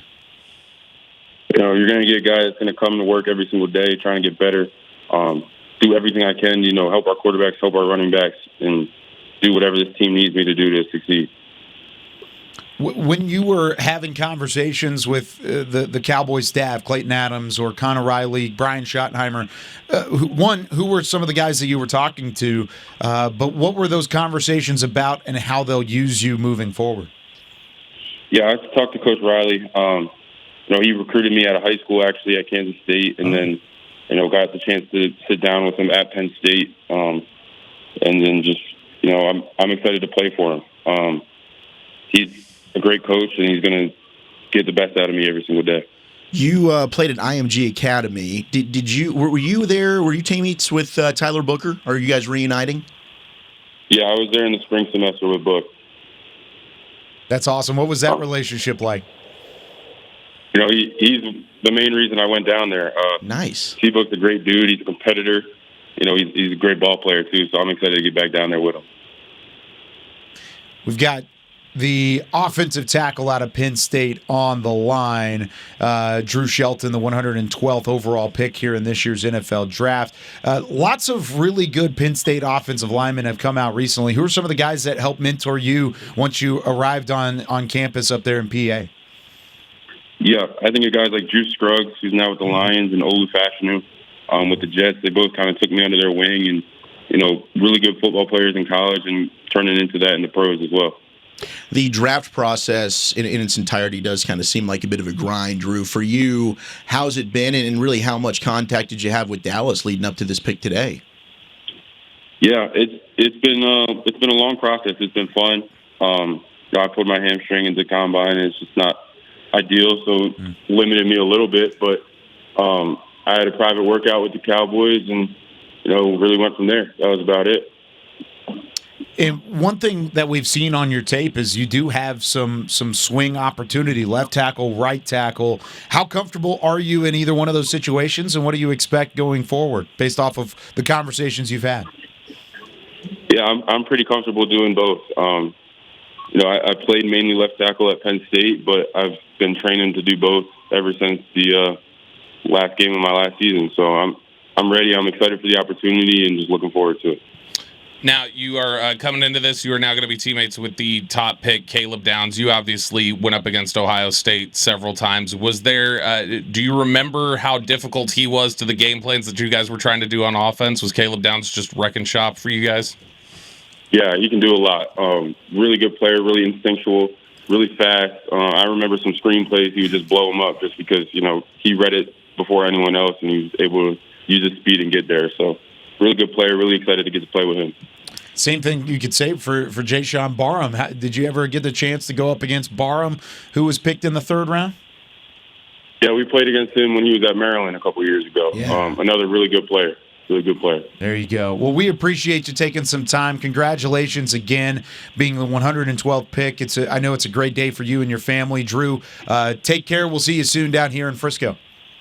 Yes, sir. Thank you. There he goes, Drew Shelton, offensive tackle from Penn State, where the Cowboys took him in the 4th round at pick number 112. We got to step aside for a minute. The Cowboys are getting closer and closer to their final selection of the 4th round at pick number 137. You're listening to the 2026 NFL Draft on the Dallas Cowboys Radio Network and on DallasCowboys.com. Couple of picks to catch you up on here. Connor Lew, center from Auburn, goes 128 to the Bengals. Just mentioned him, yeah. Yep. He was one of the guys. Vachu said, "Yeah, if he's there, why not take him?" And the Bengals heard you. Yeah, man, Connor Lew is nice. He's another player that you can go watch. Georgia plays with a really good base, good leverage, hands and all that, smooth pass blocker, anchors really well. And I really like centers if they lean more powerful, because teams try to isolate centers, or some teams would be comfortable with your center being like a less powerful character. Connor Lew actually being able to anchor and move guys around a little bit. I was actually a big fan of that. Not really a people pusher in that way. It depends on like competition. You know what I mean? If it's a top tier competition, like he may not push those guys around too much. He'll lean on combos and things of that nature. But if it's somebody that like a regular civilian defensive tackle, he can get some good movement on those guys. I was a big fan of him. I liked him. I had him in the 2nd round. So he goes 128 here in the 4th to Cincinnati. The Carolina Panthers take Will Lee III, corner from Texas A&M, at 129. And then across the Lone Star shootout or showdown or whatever they call it now, Trey Moore, edge rusher from Texas, goes to Miami at 130. Genesis Smith, the safety from Arizona, goes to the Los Angeles Chargers. Cover safety, good range. Very good, yeah. And he goes at 121. Tell me about him a little bit, Genesis Smith. Genesis Smith is making his exodus to the NFL, I guess is what it would be. That's a Bible verse. I was about to say, is it the first and last? Yeah, that's it. Well, no, not first and last. It's first and second. Oh, first. It's just that I don't think I've ever yeah, it's not Revelation. No. Yeah, Revelation would be the last one there. Yeah, there's some Bible names in this draft. There are a couple of them. Tell me about Genesis Smith then. Yeah, man. Good range. Good range, free safety. Took away crossers really well. I thought he was a really, really good cover guy. Smart, just had a really good feel for it. Smooth pedal and transition, all that. I just thought for his size, I wanted him to tackle and be a little more physical. Yep. He was kind of bullfighting a little bit, Olaying a little bit, but as a cover dude, if you work on the tackling stuff, he'll be good to go. Just kind of got like a linebacker build in his lower half. So I was a little bit nervous like when the ball went over the top of him, but as long as he's able to see it and it's in front of him, I thought he was really good. I think he can be a good, strong safety. Yep. And then shout out to Trey Moore, Smithson Valley, Texas Longhorn, strut at UTSA, super twitchy kind of guy. I think he'll definitely have a role as a rotational type of player immediately. Now, Kyle, I was listening to the audio there, Devin Moore talking to Coach CP, and CP was like, "Boy, that interception you had, man, speed turn, da. Boom. I was obsessing for a minute, so I ain't really had nothing to say. Looking for it. I've been looking for it. It's incredibly. I did find his first career interception was off of Joe Milton. I'd be damned. He picked off Joe Milton when Milton was at Tennessee in 23. It's He'll get a chance to do that in training camp. Come on, you know what I'm saying? This is Trey Moore up here. Okay. You know what I'm saying? You got him up there, and he said speed turn intercept. The speed turn is right there, and he's gonna ball hog his way and go find the football to go get it. So I like that. CP, I feel you, player. I got you. One of the favorite plays. I like to go find plays Coach is talking about. Wait, was that the Texas interception? This was. Give me 2 seconds. Yeah. Yeah. Okay. So that was Arch. It doesn't count. Gotcha. So when Arch is gonna be good, man. When Shotty was like, "Oh yeah, man," when Malachi Lawrence was chasing around that one quarterback, I had to go find that play. I think that was Kansas State or something. something. And he was, and I just obsess over finding plays that coaches talk about. Yeah, if it stood out to them enough I'm going to mention this when I pick, I want to go see it. And that may give you a feel about what Christian Parker feels about the player. And on this play, you saw good hips, ball skills, and I'm tall and long as hell, so makes sense. So we're now at pick 133 with the 40 Falcons on the clock. It says Ravens. Maybe the Falcons traded up here. 134. The Falcons are on the clock. The Jeremiah Wright guard out of Auburn just goes to the big boy. I think he had some Cowboy connections, didn't he? Did he? Yeah. I think they had a visit with him. Okay. But yeah, the Saints take Jeremiah Wright, guard from Auburn. Now it is the Ravens. They did flip it. Ravens at 133 are on the clock now, followed by the Falcons, Colts, Saints, and then your Dallas Cowboys at pick 137. Any names that we can take a look at here, gentlemen, that are still on your board that make sense for Dallas? Are we just talking about like just who would be highest left, or you want to know about a certain position? I know there was talk going into the day. Out of the 3 picks, they wanted an offensive lineman, a cornerback, a linebacker. Maybe Where's that tight end? I think there's been chatter that they could take a tight end. There's that conversation. But okay, so if that's the case, best linebackers, best tight ends when we come back. I don't know if they would take him. I don't know. Nobody else has at this point. You still got Harold Perkins out there. Keyshawn Elliott, Arizona State. Yeah, he's still out there. Torian York a little small for them? I'd love Red Murdoch from Buffalo. Murdoch's got medical. York, yeah. That's such a bummer. I know, because he's a thumper. He's fun. I kind of wonder if is Andre still on the board? The Texas tight end? He is. Yeah, he is. Yeah. I think that could be the pick potentially. Who was the name you brought up a minute ago, Vach? Was it LT Overton? Yeah, the Bama. Overton here, I don't think is like if you're talking about it in the 4th round. I know a lot of people didn't want to when there was some chatter when people were like he could go in the 2nd. That seemed a bit much, but Overton in the late 4th to play like head up on the tackle. I don't think that's awful. I don't think it's awful. I mean, I'd be in favor of that. Names on the board for me. You know at the end of the 4th, I'm down with that. He's my highest. If Christian Parker looks at that and says, I can use him to do that, then I'm going to be fine with it. He's my highest remaining outside linebacker, and I've had 17 players. Are you talking about Overton? I think Overton would be like hit on the ground. I think he'd be on the the ground here. Yeah. Okay, if that's the case, then I'm cool with that too. And he's strong as hell. Though. He's right? Strong. Yeah. He is strong. Would that solidify Barham being inside? Which is what they said that yesterday. They're trying to decide inside, outside, where he does fit. I think he's going to be a guy who's just like, whether he's inside or outside, he's going to do the other some too. I actually got a lot of outside linebackers left. Llewellyn, Perkins, Josephs. I love Joshua Joseph from Tennessee. Yeah. You want another pass rusher? Rieger, Wisconsin. Nadami Tucker. I also got him in there. Like it's still some names on my board as outside linebacker pass rush guys. And I would be hurt if they took a tight end right here. Justin Jolly. I would take Jolly over the Texas kid myself. Jolly's a better pass catcher. Much better blocker, too. Yeah, I like Jolly a lot. I had him in the 3rd round. If you want a hand-in-the-ground defensive lineman, I kind of like Rashawn Benny from Michigan. It's a good call. And I know it's a Michigan defensive lineman, but named Rashawn. He can kind of play all over the place. I will say this again. You can only have one Rashawn Michigan defensive lineman. That's fair. Should we be thinking about noses at all? Like Ben Cleveland or Tim Keenan from Alabama? Like just a bigger body? Big fan of Tim Keenan there. Compete with Toia or something possible? You could always use rotational guys behind your 3 techs even. If they've still got Abonia. They've got a Tito Abonia, they've got Toia, they've got Clark who will play it in the mint front, so I also think they find value in terms of these 3 techs that can get up the field quickly. The high explosion 3 tech guys. Yeah. It might not, in this point of the draft, you're looking for guys that have certain things that you can use, and that's something that I know Christian Parker's talked about in the past. I'm not saying they would use that in the pick here, but just keep that in mind going into. I would say if you're just talking positions here, if we're gonna say interior offensive line. Bo Stevens or Brian Parker. Okay. I think would make sense. If you're talking about playing, along the defensive line, LT Overton would make sense. Mm-hmm. And then I think if you're talking about, tight end potentially for them, I think it would be Jack Andrews from Texas. I had is it Sarath from Notre Dame better than Stevens at guard myself. Parker, I moved to center. Heck is my best. Parker's the guy who I think checks a lot of boxes for them because he's like play a lot of spots. Yeah, he's very like when you watch him, he's like technically sound. He's not a big guy, but I mean he's tall, but he's not like a hulking guy. Yeah, but he's technically sound. I think a lot of teams feel like he could play all 5 spots or be trained to play all 5 spots, and so I think that he's somebody who I think they would like along with Stevens. Bobby, what does the league, not Cowboys really, but like what does the league think about Landon Robinson from Navy? Kind of small, but he whoop ass. Oh, he does. Yeah, Robinson. I want to say somebody told me he was in the 5th. Nick Harris doesn't like him apparently. Jack Kelly said he's small from BYU. No, he's an Army guy. He's an Army guy. That's what it is.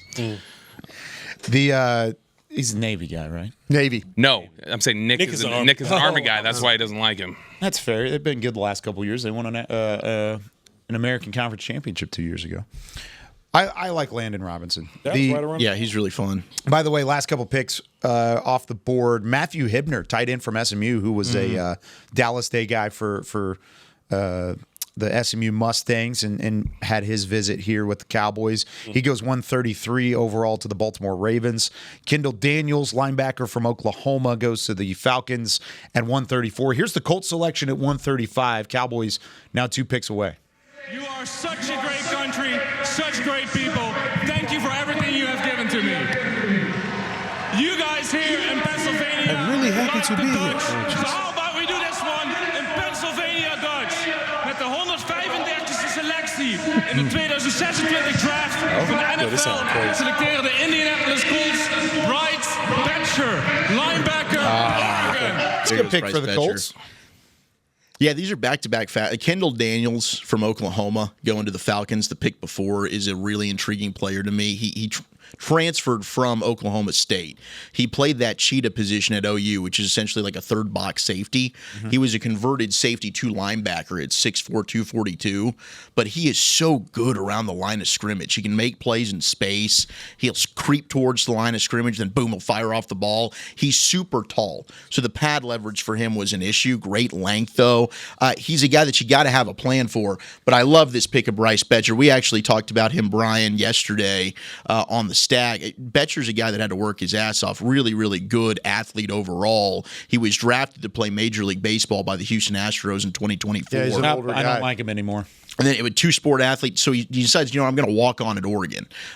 He ended up leading all of the Big Ten in tackles with 136. Super aggressive player. He had to choose between baseball and football at one point. They revoked his scholarship, and he went walk on in both sports just to make sure that he was able to play both, and then he ultimately chose. Did he ever report to play baseball? No. I don't think so. Okay, I don't believe so. All right. We just got a bad track record of the guys that actually show up to play baseball, and then they go, I think I'll go back to football. At this place, I was part of that. Well, I mean, just in general, anywhere, it's a bad track record. It's a real bad track record. If you failed at baseball, then I guess I'll go back to football. The football has not worked out. We were idiots. Who's the best baseball player converted like John Elway, who went but did he ever end up in the major league? He did end up with the Yankees. Yeah, he was with the Yankees minor league. The Cowboys are making a pick here. The pick is in for the New Orleans Saints at 136. The TV has caught up to the actual draft, so we're are they really live? Yeah, what have we been doing the last 2 days? I don't know. They're back and we're kind of in real time now on the television side. We just went to commercial break on the television side though, so we'll see if that stays the same. But at least for the Cowboys, they just made their selection, and now we get the chance to scout the war room. Ross Wensche comes over. Christian Parker again. CP. It's been a big draft for him. He's got all the resources, man. Hey, they don't have a couple picks rightly for the so. fifth. Right now, the offensive coaches are sitting in there in their room, and they're talking about it. There's just so many good defensive players still left. I mean, to have Wheatley sitting there, Joseph. I think we might like Wheatley more than anybody. I probably in there. Who's that? Sorensen's in there. Isn't he in all the times? He's always not. I mean, I think generally he's in there for anybody that would potentially do some special team stuff too. Linebacker, safety, corner. Yeah. Mm-hmm. Well, they just took a corner, so linebacker and safety. Kyle Lewis and Wheatley. I'd take that. If you're taking another linebacker, I'd take that Elliott kid out of Arizona State myself. Okay. Sean Elliott's nice. Yeah, at this point, Elliott would be my top. I have him If Murdoch's dinged for medical, I would take Elliott too. Yeah, I have Kyle Lewis. I have Kyle Lewis as that safety. I mean, if you want to play him at linebacker, I'd play him as that hey, if safety. you're talking about multiple, Kyle Lewis fits that. Because if they need a linebacker and a safety, Yeah, size then be damn. damned. The dude can just fly around and make all kinds of plays on the football field. Yeah, man, 4.25, you're gonna need two guys kind of like that. Yeah, But Keyshawn Elliott was super productive, and he also does have some blitz rush ability. I think he looks bigger. I think than what he played. I think linebacker or hand in the dirt defensive lineman makes sense here. Why hand in the dirt? Because I think what you've got right now is there's a lot of you feel comfortable with Quinnen and Kenny, but there's a lot of guessing that you're doing there. I mean, you got to remember they didn't have a starting 4 technique until they signed Bullard, really, or they were going to have to run out there with Abonia. So I mean, I wouldn't be surprised if they tried to address that here or they went linebacker, either one. Abney, Wheatley, Rivers. I mean, yeah, I can understand it. The league hates good football players. Ain't gonna be the game, Mr. Brothers. I mean, Perkins, I still think would be. I'm not directing that at Perkins you, Bobby. would be I'm fire, directing at the league. No, I know. Perkins would be. Even though I'm going to get clipped for it on Monday. Which 5'6" player would you take here, Brian? Which 5'6"? Yeah, player? which 5'6" player would you take here? Is there a 5'6" player? Rivers. On the board? If there is, I'm sure you'd take him. You would take Rivers. I am all about. I'm just all about 5'9". I'm just. All I know is Bobby. Listen, this, messing with you. no, I know you are, but all I know, and let's as a group, and we all look at these players.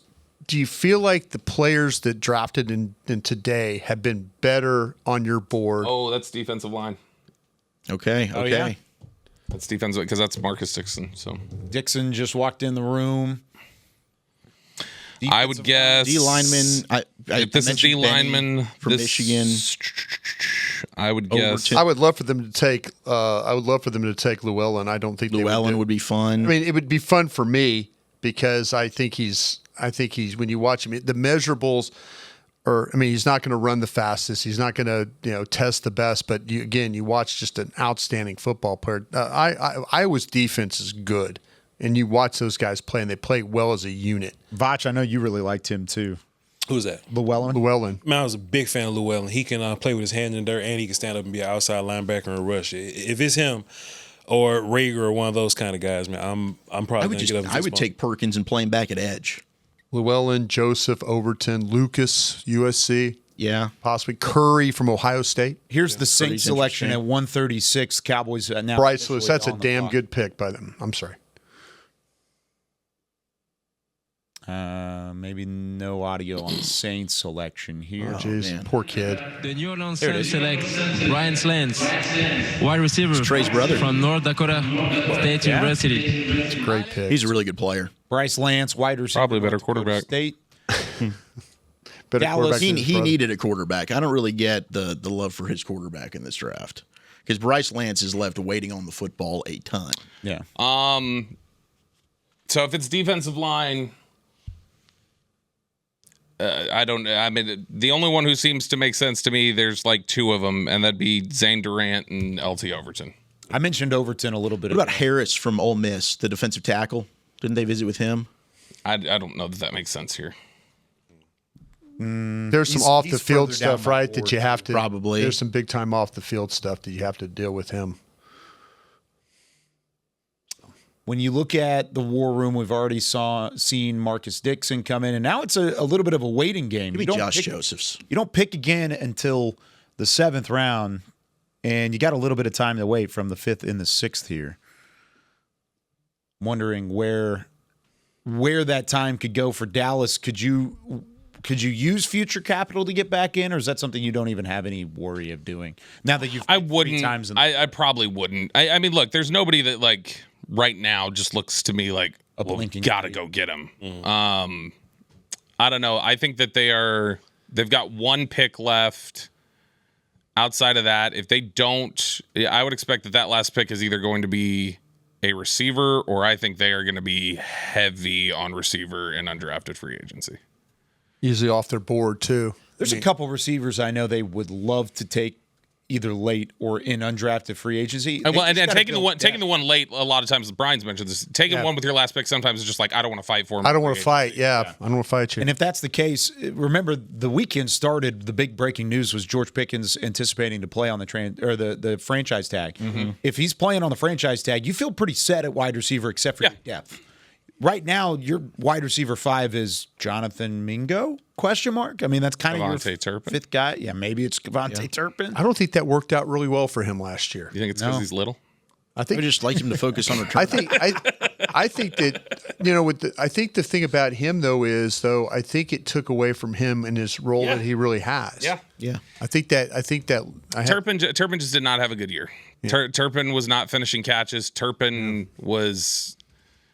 I mean, how many did he end up with more like false fair catches than touchdowns last year? I think trying to be that guy. He had a touchdown, did he? He had a specific he had role. 2 of the false fair catches. So then, What were you saying, Brian? I think the fact that they tried to play him more on the offense hurt him. I think to me, it took away from him being focusing on where he's really can help his team, and that's as a returner. Man, he's already almost 30. Yeah. Entered the league late. 2 touchdowns last year. Okay, so you had the same number. Yeah, he had that big touchdown against But that should never Washington be the stat. as a receiver. No. It's like my favorite Sam Williams stat. We'll talk about that later. We're streaming on a lot of different platforms, and we're waiting for the happy things of the Cowboys pick at 137. We'll wait on those types of stats. It's a fun one. It is. I bet it is. I bet it is. I bet it is. Looks like the War Room. I jinxed it, guys. I said that the national broadcasts have caught up. They've gone to 2 commercial breaks in 2 picks. And we've been waiting for all of this to happen. Put money in Jerry's pocket. Yeah, that's part of it. Get your monies. Get your monies. It's gotten to the point where I think we've already had kind of a good idea of the names that are on the short list to be once you the pick selection. I mean, they're going to pick somebody the 7th, but this is really kind of the last one. This is the summation of what your draft class is going to end up looking like. And if they come away with any of the names we've been talking about here, I think you generally feel pretty good about what you've done. You had a pretty good first couple of goes at it. You know what I'm saying? And that kind of set the tone for the rest of it, If you would have hated your first pick, then I would have really wanted my 4s to carry the load for it. But if you get Caleb Downs, man, the rest of these guys can just be like traits dudes, and I wouldn't care too much.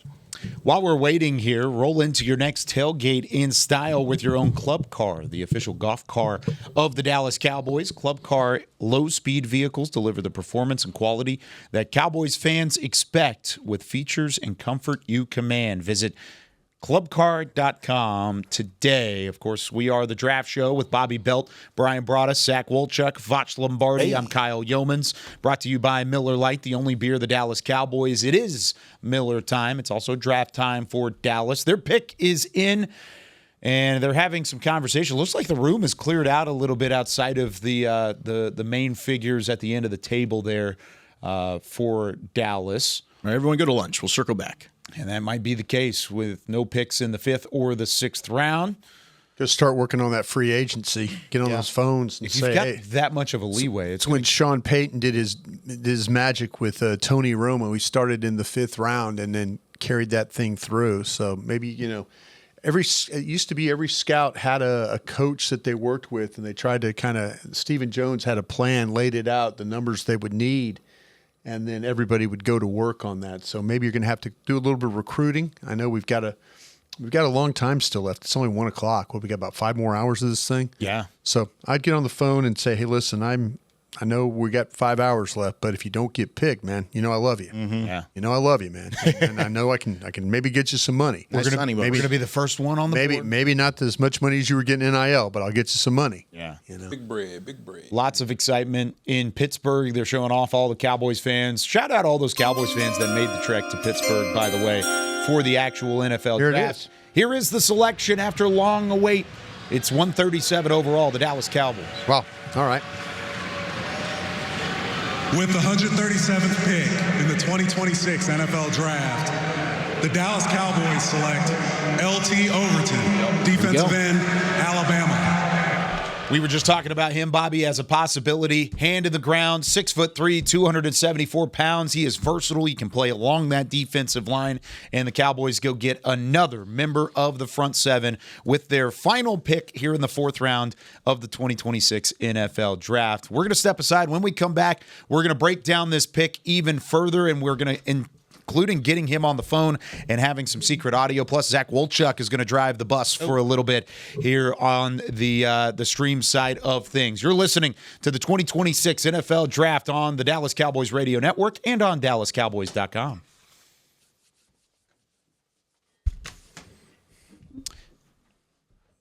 All right, LT Overton. Brian, while we switch out some spots, would you mind breaking it down I'll for do my us? best here with, let me get to my notes. Four eye guy, right, Brian? Yeah, well, he gets to his nose. Four eye guy. Four eye guy. Big guy, long arms. This is the thing that I was kind of with Overton.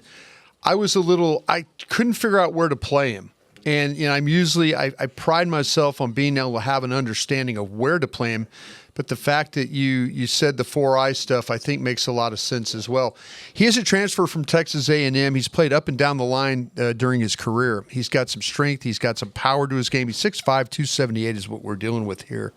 I thought he played pretty well at the point of attack, the wide base, thick lower half, kind of taking on blocks, holding his gap. I'd like to see him come off the ball a little quicker, and maybe this is a Alabama thing. Usually when you watch a Georgia player, you're thinking like, okay, they're two gap and they're playing, they're playing a little slow, they're reading more. But his body type is somewhat between an edge and a 3 technique. Vachi is what I think, but he's just not that explosive. It's like you're waiting for him to get going once the ball's snapped. I didn't see a lot of pass rush moves to stress blockers out unless he was using power. There's just not a lot of hand use after contact. I don't think he has a real pass rush plan. The lack of counter moves, especially when he got stopped along the line of scrimmage, was a little bit of a problem. His production is not that great, but when he wants to come off the ball, he could be a problem, but you don't always see that in his play. So traits, right, Mr. Bros? This a lot of traits.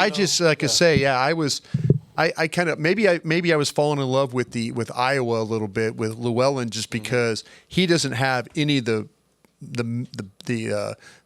type of the broad jumps, the verticals. Does have the measurables, but he knows how to he knows how to play. He's using his hands. He's getting off blocks.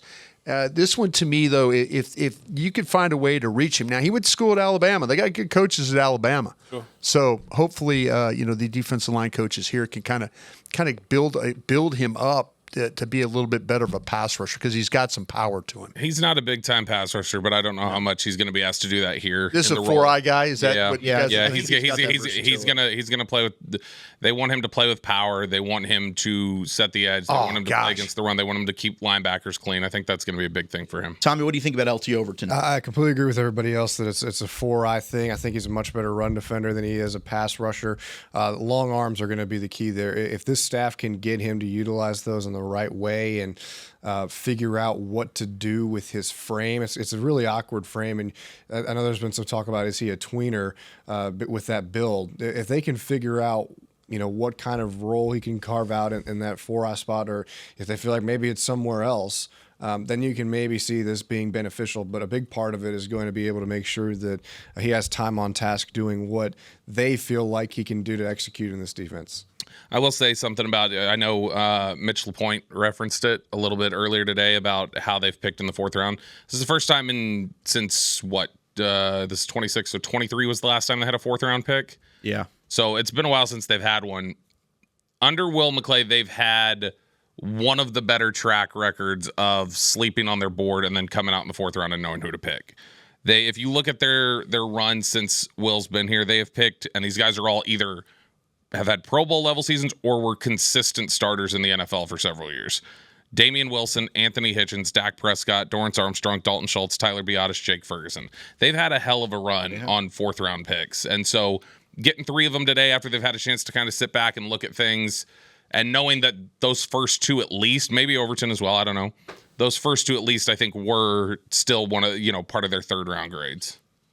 Okay, so just to update on the other picks since LT Overton, your newest Dallas Cowboy, we got Kyle Lewis, did finally get selected to the Miami Dolphins, pick 138 out of Pittsburgh, and then Ephesians Prysock, the cornerback from Washington, going Genesis to the San and Ephesians Francisco have gone. 49ers. I know. How about this? I know Kyle Lewis was one of your favorites, Brian. Yeah, he was, and when you watch him play, he is a smaller guy, which the league doesn't really appreciate, I guess, anymore. But hey, the Green Bay Packers, John Eric Sullivan's now down there in Miami. I think there's some picks that he's made. I think that it's been really, really good. I think this is one of his better picks when you start to talk about Kyle Lewis. He plays at Pitt, as we mentioned. He's a linebacker. He's undersized, but you can watch him cover. You can watch him carry routes. You can watch him blitz. You can watch him finish. He tackles extremely well. He's very smart. This is the type of guy that I'd love to have because there's a lot of different things you could do with him as a football player. Absolutely.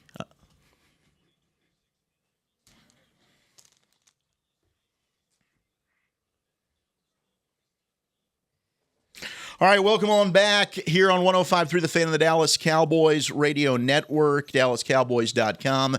We are still rolling through the fourth round of the 2026 NFL Draft. If you missed it, your newest Dallas Cowboy, LT Overton, the edge out of Alabama, 6'3", 274. Could play more of that hand-in-the-ground 4-eye position here with the Dallas Cowboys. We've been breaking him down. If you missed it during the break, I think we all are kind of agree, probably not your elite sack production guy, but certainly a dude that can do a lot for you in terms of the run defense, in the bull rush that he's got, the penetration of the backfield.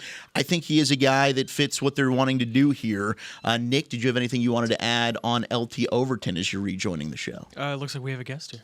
We do. Oh my gosh! Guys? Hey, how are you? No one wants to hear my thoughts. I don't know if anybody's had more picks so far than Southeast area scout Eric Ellingworth here. How are you doing? I'm doing great. Eric Ellingworth joining the show here on The Fan. Eric, how are you? Awesome. Everything's good? Yeah, I mean, shoot. Today has been a dream. Yeah? With kind of the value I feel like we got, with those picks. So run us through how today has gone so far with these three picks that you've had here in the fourth round. Was there a plan? Were these kind of the players that you had earmarked, or did you kind of have to adjust based on the board? Yeah, so these were guys like kind of at the end of last night, you kind of approach the fourth round as like the first round of Saturday, right? You kind of get a time to game plan what you're going to do the next day and look at your board and try to, play out different scenarios of who you think is going to be there. And we had starter grades on so many guys entering today, and we drafted three of them. So we all feel really good, and there really wasn't a ton of discussion up there about should we, shouldn't we? Like there was a lot of heck yes, just a lot of guys that we felt conviction from, whether it's coaches, position coach, scouts, over the top guys, it was green light across the boards. The one you just took, LT Overton, what's the vision for him? I love LT. It's like don't pigeonhole him. Mm-hmm. He's so versatile. I mean, everywhere across the defensive line, you've seen him line up at Bama. And he's a guy I wrote a year ago because he flirted with coming out early. And so to me, it's like he could play your big end.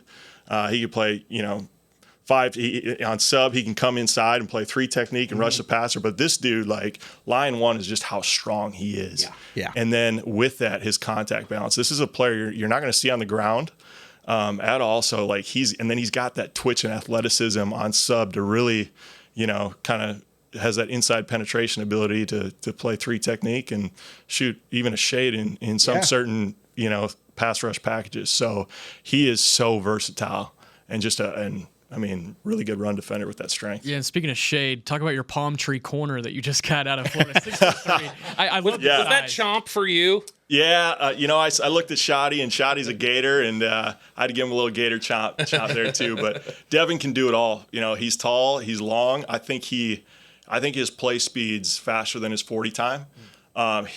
The Achilles heel for Devin over his career is he's just had a lot of soft tissue injuries. Yeah. But really, through our medical checks, there wasn't anything that we felt was a risk from a long-term, career projection. It was just kind of had some bad luck along the way. but he is a tough guy through those injuries, and he's battled to get back on the field. And he's kind of been the buzz around Gainesville for a couple years now. Like, hey, if we can just keep this guy on the field, like, he's got some tools. And he had a great year this year and was really a staple for the Gators, and kind of had his coming out party last year against Georgia mid-season. So, he's been one that, I mean, shoot, you look at the height, length, speed, and you start drooling a little bit. And throw ball skills onto it too. And, yeah, there's a lot to excite with that. See, I loved his run tape. I thought him stepping up as a run defender really physical on the outside. I know he's 6'3", but he talked about some versatility. Would you ever put a 6'3" guy in the slot? Yeah. I mean, you're seeing a lot of teams put those bigger kind of whether it's an F tight end or that a lot of teams will play sub defense to quote unquote 12 personnel if they're that that tall, long, pass catching type tight end. Right. But like also you'll see a lot of those tall, long guys moving into the slot too. And like a guy like Devontae Smith, for how long he is, like he plays so much bigger that I think a Devin Moore can match something like that. So I'm not sure that the exact vision there, but like I think he's got versatility to do that. And like you guys said, he's willing to play physical. So when you move him close to the ball, like he can handle it. When was the first time you watched Malachi Lawrence? Oh man, so he was another guy last year that you going into UCF you heard a lot about from a testing standpoint. Like they're like, hey, just wait till this guy goes to the combine or pro day. They're like, we don't think he's going to come out, but these guys that test really well, like sometimes they get some guys in their ear that encourage him too. And I was really glad that he stayed and developed another year. And then you turn on that Baylor game and it's like a highlight reel. It's pretty cool what he can do. And obviously everyone comments on his first step and his ability to shave the corner and turn his foot and flatten. But like once he clears, his ability to accelerate is just different and it pops off the tape. And he's got such a high ceiling too, that he's going to continue to get better and better each and every year. And he's exciting too. It's Eric Erlingsworth with us here on the fan of DallasCowboys.com. Take it away, Tommy. Eric, some of your colleagues were in here earlier saying that when Caleb Downs is a true freshman at Alabama, you were already telling them, hey, you're going to have to keep an eye on this guy. How often do you do that with true freshmen, and what was it about the film in his first year that made you want to tell everybody about him early? It actually went a year prior. His dad, Gary Downs, was the running back coach at East Tennessee State, and he was the pro liaison. They had a guy, Jacob Sailors, who I think he's had some success in the UFL, but I was there to see Jacob, and we started talking about Josh and Caleb Downs a ton his senior year of high school, and he was already going through Bama installs, his senior year. And so I'm like, okay, there are not many seniors in high school that are already mastering Nick Saban's defense as a senior. And then boom, I got to see him as a freshman there, and he was in a very talented defensive back room. He stood out. I was ready to write that report right then and there, and then drooling at the opportunity to do it. And then in today's era of NIL and portal and all that, and obviously with Coach Saban retiring, he left my area, and that happens sometimes. I was telling Bobby that's my Cam Coleman. I remember seeing him as a 17-year-old at Auburn in August. I'm like, this guy looks like Julio Jones, and now he's off to Texas, and I probably won't even get to write the eval on it. So hey, I'm curious. Will McClay talked with us at Combine, and he was saying that one of the phrases he really loves that Christian Parker's brought in has been the description of his brain works. That basically, like, for mental processes and things like that. When you guys have gone through that evaluation, how have you used that term or tried to use that lens to evaluate some of these guys and their mental processing? Yeah, well, for Caleb specifically, you hear things like smartest D-back that Coach Saban has ever coached. Incredible. And you think of the number of not just really talented players, but really smart guys that, I mean, that's a difficult defense to master. Just the verbiage, the calls, the pattern match, the pre-snap recognition off splits and things. And Caleb has everything down. And one thing specific to him that, you talk about CB talking about, hey, I need his brain to work, that, his brain works so well because he loves football so much and prepares at a different rate. Like, this is a guy that, digging on character at Alabama this year about Caleb Downs, they said, one of the reasons he left for Ohio State is there was that week to week and a half of transition from Coach Saban to whoever the next coach was going to be, and he couldn't sit still and I need a new defense to learn. I need to get in my offseason training program, and he just was like, I can't wait any longer. And then boom, went to Ohio State because he, could not sit still for a week to figure out even who the next head coach is going to be. But like, he prepares at such a different level, and he's going to come in day one like a vet, like an advanced vet. Yeah. He's going to be doing calculus when some guys who are still year 3 and 4 in the league are, they're still doing algebra. But he's different, and his brain works. It's nuts. Everyone was just glowing about him being selected, and that process of watching the board and how it fell, and then seeing him at 11, like, all right, we're going to make sure we go up and get this guy. For you, sitting back, having evaluated him, what was going through your mind during night one? I went into it going, all right, there's no way he's coming to 12, but like I'm praying hard for it. I was drooling at every pick, and kind of how those first 5, 6 played out. I'm like, there's a chance here. And then I got to thinking, I was like, there's no way Harbaugh passes on a guy like this twice. Yeah. And the same thing I said. I was like, he took Kyle Hamilton. He's going to take that. Yes, exactly. And then shoot, it got closer and closer, and I'm like, no way this is happening. And then you start like, I got chills. I think a lot of people did, like, even with the picks leading up to it. When we saw the Saints didn't take him to, like, it was like everybody just erupted, like, we're going to get Caleb Downs. Amazing. It was pretty cool.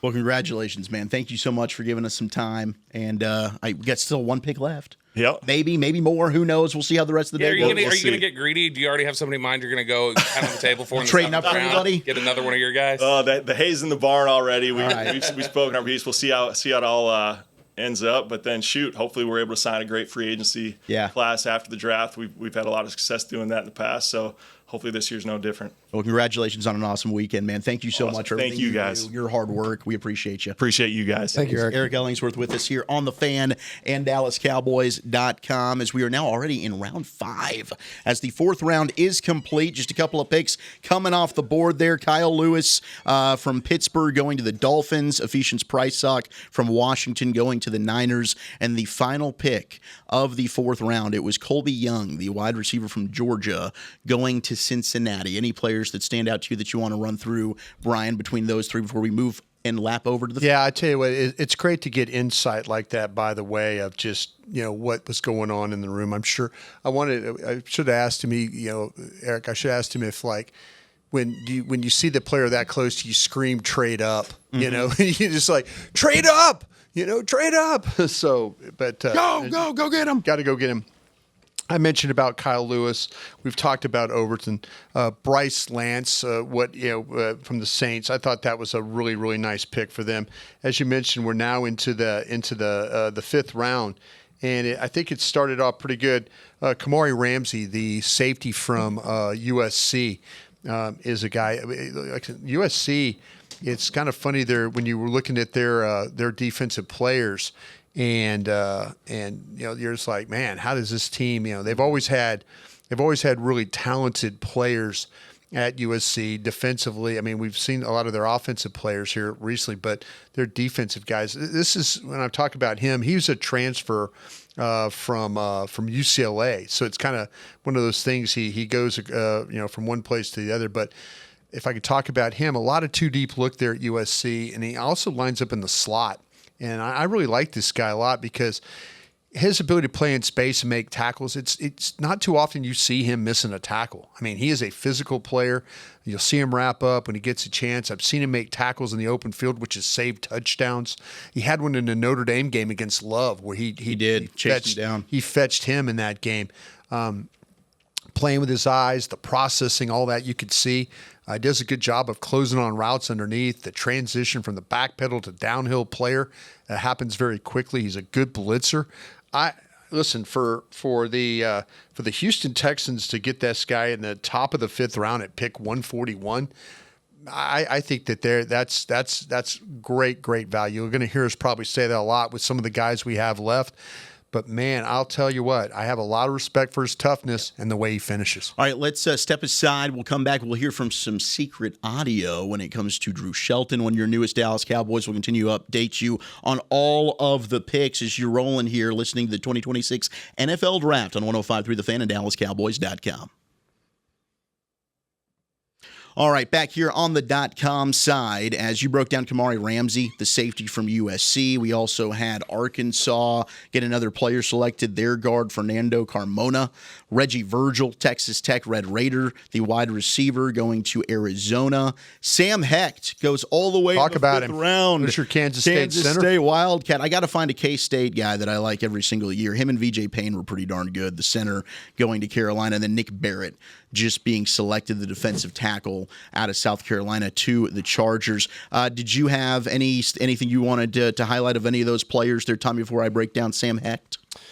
I'll go back to Ramsey real quick, if that's okay. Yeah, please. I wasn't the biggest fan of last year's tape, and I think it's because USC kind of moved him a little bit to some spots that he wasn't exactly familiar with, but I don't know if he could have found a much better landing spot than Houston. I mean, I struggle to see how anybody's going to score against this defense. So consider me a fan of the Ramsey fit there. Reggie Virgil, the wide receiver from Texas Tech, we were talking about him yesterday when Caleb Douglas went. I think that's incredible value for Arizona, and I'll step aside. I know Sam Hecht is your guy, so I'm curious to see what you think there. Well, Sam Hecht I thought was the best center in this class. He's one of these guys that, I love how well he moves laterally. He has the natural ability to shift his weight. He can climb to the second level with ease. He can pull. The stretch game's really good with him. The footwork, the technique, the base, the ability to redirect, and he just keeps his legs moving to drive defenders off the football. He's got really good base and the anchors there. He'll kind of keep his arms low, then he just fires them up into the chest, so he's very difficult to fight off his hands. He wins 1v1s consistently. You could just see he's a smart football player, and he knows what he needs to do to open up rush lanes and push defenders wide of the ball carrier. Like, he just has a good feel for what he needs to do. He can get beat by quicker defensive tackles. That was something that I did think was a weakness for him, but overall, I really loved his game. Watched him against Baylor, Utah, and Iowa State. Watching him there against the Big Citrus was fun. But Sam Hecht, to me, getting him in the 5th round, I think that's a dude that can end up starting for you. Man, I am surprised by some of these DBs that are still available. I don't know what's going on with Kilgore. Wheatley, and Keith Abney. Yeah. Abney shocks me. I think he's a really good player. We just had Parker Brailsford, the center from Alabama, go 6'1", 289 offensive lineman. Brian, that sounds like your kind of guy. One of the smallest centers. Yeah, guy plays well. Transferred to Washington. That's the last one, Brian. That's the Don't last let him do it, Brian. Don't let him do it. Bobby's never drafted in the NFL, so I understand where he's coming from. Always been a board op all his life. 289. That's the only board I create. Yeah. Brailsford played in a lot of big games, though. National championship game there at Washington. Sure has. Anything you wanted to add there, Nick? Anything to add, Nick? I'm good. Anything to add there, Bob? I'm good. No, to circle back on Kilgore, my number 34 overall player. I loved Jalen Kilgore. I think he could play anywhere in the secondary. Just really love what he brought to the table. There's also a safety, Robert Spears Jennings out of Oklahoma, that I was really high on. I literally see him as like a Donovan Wilson clone. Surprised he hasn't gone yet. Hezekiah Masses out of Cal. I liked him as well. Chandler Rivers, obviously, we've talked about a couple times. He's at the bottom of my top 100, but still surprised by some of these DBs. I have no character or injury notes on Kilgore, so I don't know what that is. So strange. Especially with Nick Emenwari having so much success, and he took his spot and also was good. I guess I wonder how much of this is just getting your offensive player while you can.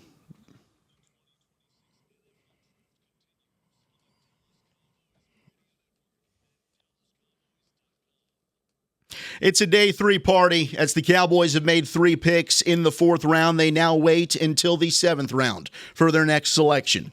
Or will they? We'll find out as day 3 continues here on 105.3 The Fan and DallasCowboys.com. Zach Wolchuk alongside the Super Bowl winning scout, Brian Broaddus. We've got Nick Harris. It's an impressive thing, Brian. It's impressive. We've got Tommy Yarish, the award winner from DallasCowboys.com. And then there's Bobby Belt from 105.3 The Fan. And Bobby, and of board op fame. The master of all things AI. So we got our guy Shoddy, who's joining the NFL Network right now, giving some insight Love there you, on Bobby. Can we play that? Are we allowed to play that? Brian. Can we? Are we allowed to play that, Beam? Nope. Okay. All right. But what we can play. Yeah, just bring him in here. Yeah, bring him in here. Let's just get Shoddy down here. We do have the secret. He knows audio. ball. Drew Shelton, offensive tackle, Penn State, one of your newest Dallas Cowboys. Here's the secret audio with Drew. Hey, Drew, it's proud to make you a Dallas Cowboy. Let's go. Let's go. Well, I'm telling you, I'm sitting right here beside your coach and head coach, and he's been talking about you all last night and this morning, and your offensive coordinator standing here. So we are proud you're putting that star on your helmet. Congratulations. By the way, congratulations for the way you've handled yourself and getting a shot at this. And yes, sir. I envy you getting to play these for the next part of your life in the NFL. Yes, sir. I appreciate it. Here's our coach. Appreciate you. Here's Brian Schottenheimer. Hey, Drew, congrats, man. Thank you, Coach. Hey, we're I so appreciate excited, you. man. Yeah, absolutely. We we've been watching this track, and we've been hoping it fell this way, but you're a Dallas Cowboy, man. Congratulations. Let's go. Let's go. Drew Thank you, Coach. Hey, the offense coordinator wants to say hello to you real quick. Hold on one sec. Drew, what's up? It's Clayton Adams. How you doing, brother? Doing great, Coach. I'm doing great. You ready to go on this journey together? Hell yeah. We got big things happening here, man. I'm very, very excited for you to be part of this. I'm going to let you talk to our offensive line coach, Connor Riley, okay? Yes, sir. Let's talk later today, brother. Congratulations. No doubt. I appreciate you. Drew. Coach Riley, let's do it. Let's do it, buddy. Right? Let's do it. Congratulations to you, man. Congratulations Yes, to your family. You make sure you tell the moms I said hello, okay? I Can't will wait do. to get you here, brother. Hey. Yes, sir. Finally got you, right? Yeah. It's awesome. Drew Shelton. I wish finally got you as kind of a callback to the recruiting process. Yeah, Jerry Jones always says, looking through it. I always admire, he goes, I admire you. I admire, and I would, if I was, I'd go, I admire the fact that you're a billionaire. I admire your billionaireism. Yeah. Okay, Washington just took a player that I'm very high on, Joshua Joseph. But I'm interested, Tommy, you were just going through the recruiting there. Yeah, like Nick pointed out, Kansas State was an offer for Drew Shelton back in. He was a class of 2022.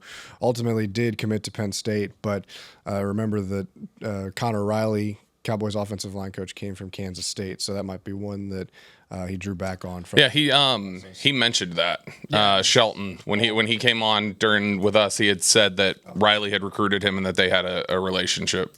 I think it's a good reset. It's okay. And I wasn't being critical of that, Tommy. No, I was all right. I wasn't on the show. I didn't hear that part of it. That was all. Tommy, take a number. Yeah. Take a number. Just We'll, at the end of it. What else do I think you guys are doing we'll settle wrong? up here with him. Okay. We're going to jump Bobby to end the draft. I've got Bobby ain't making Fight back. Bobby ain't making it out of this facility. Hey, I'm happy that Bobby for both of us. That Bobby is here for day 3. The bubble got stayed.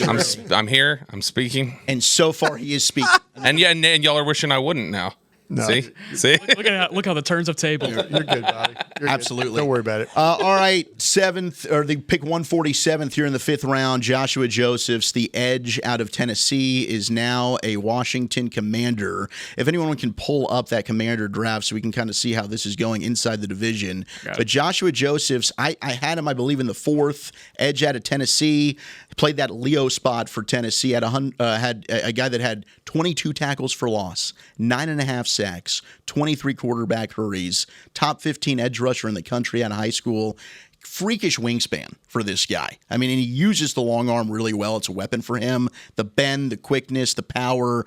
I loved him as an edge rusher. Now, does he have an all-around game? He probably needs to develop and get a little bit better to be a 3-down player, but I think certainly as a third down pass rush specialist, this dude can come in and contribute right away, and they needed help in that area for Washington. Yeah, the class so far for Washington, Sonny Styles and Antonio Williams, and this was their 3rd pick in Joshua Joseph. Because that was the 10-minute Mark Rippon speech last night for Antonio Williams. That's right. There has been a trade here in the draft. Ooh, tell us. Tyree Wilson is heading to the New Orleans Saints for a day 3 pick swap. Wow, former number 7 overall pick. Yeah, what a just couple years ago. disaster for the Raiders to have to just kind of give in on a 5th for a 7th swap there for a first-round pick from like 2 years ago. We're not that far removed. And you know what?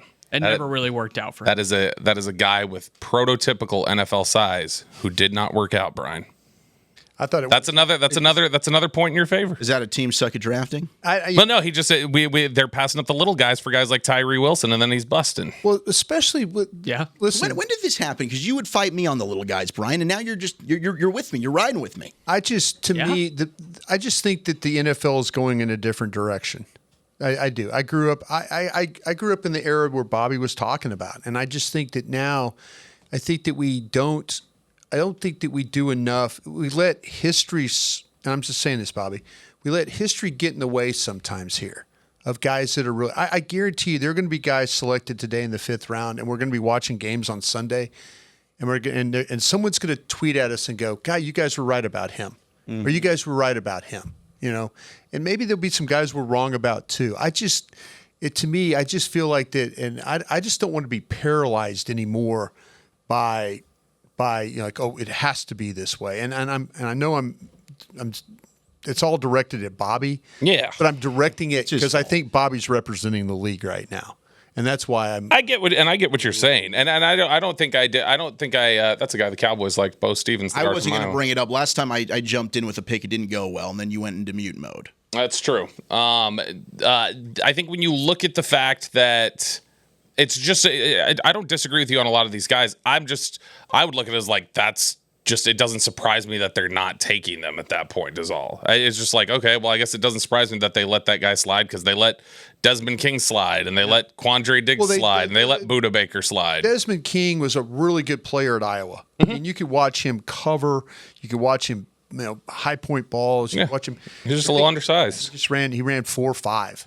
He ran 4.58, and people didn't like him for that. All right, let's welcome in LT Overton, your newest Dallas Cowboy out of Alabama. LT, how are you? Congratulations. Welcome to the Dallas Cowboys, my man. I appreciate it. I'm good. I feel more than blessed getting to go back home. Yeah, this is awesome. It's really exciting. We've been breaking you down. We got to have one of the Cowboy scouts, Eric Ellingsworth, come in here. He was super excited to get you. How has this process been for you? How much contact did you have with Dallas? Was this a team that you were really hoping to be drafted by? Oh, yeah, most definitely. The process was definitely a long process, but a process that I definitely needed to go through. Me and anybody who ended up in this 2026 draft.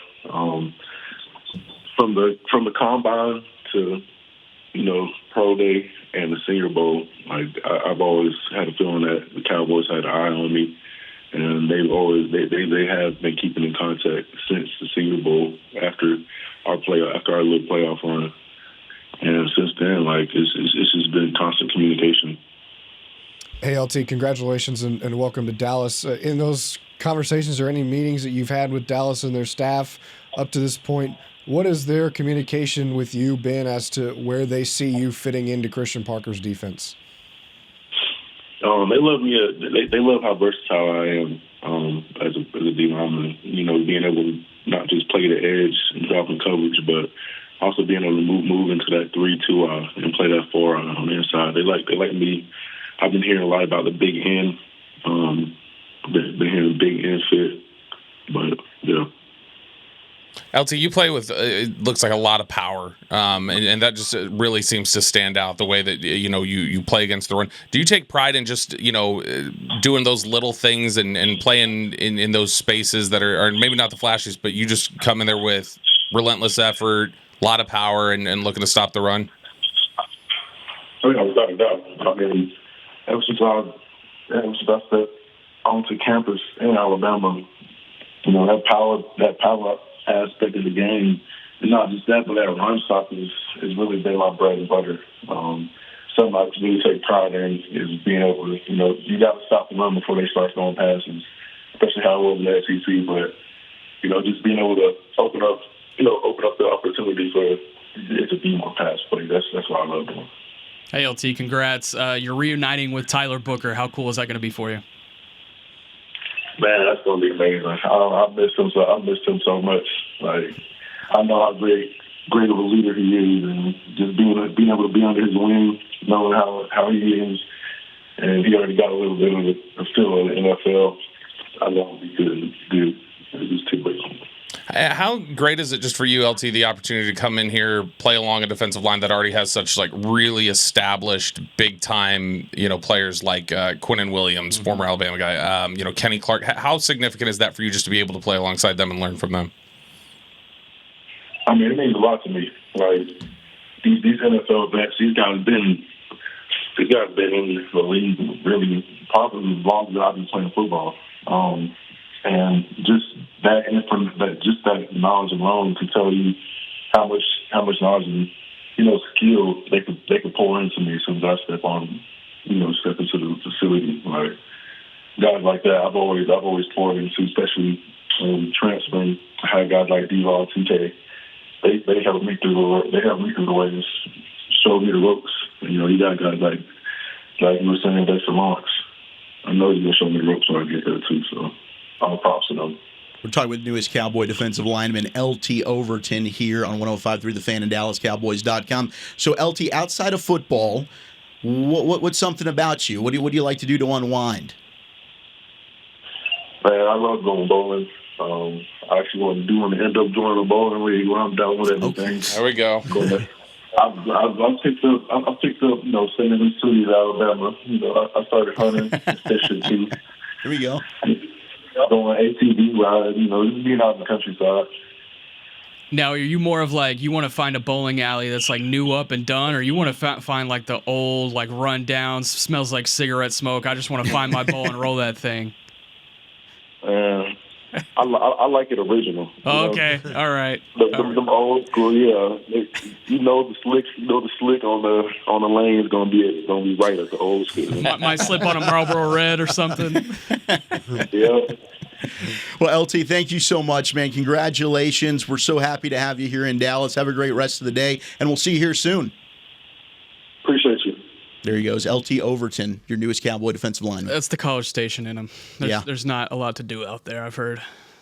Yeah, I mean, Tommy? I would assume you've been through there before and seen there's not a lot to do down there. Yeah, I've been there a few times. At least Tech has chimneys, So. All right, let's hear the secret audio from LT Overton.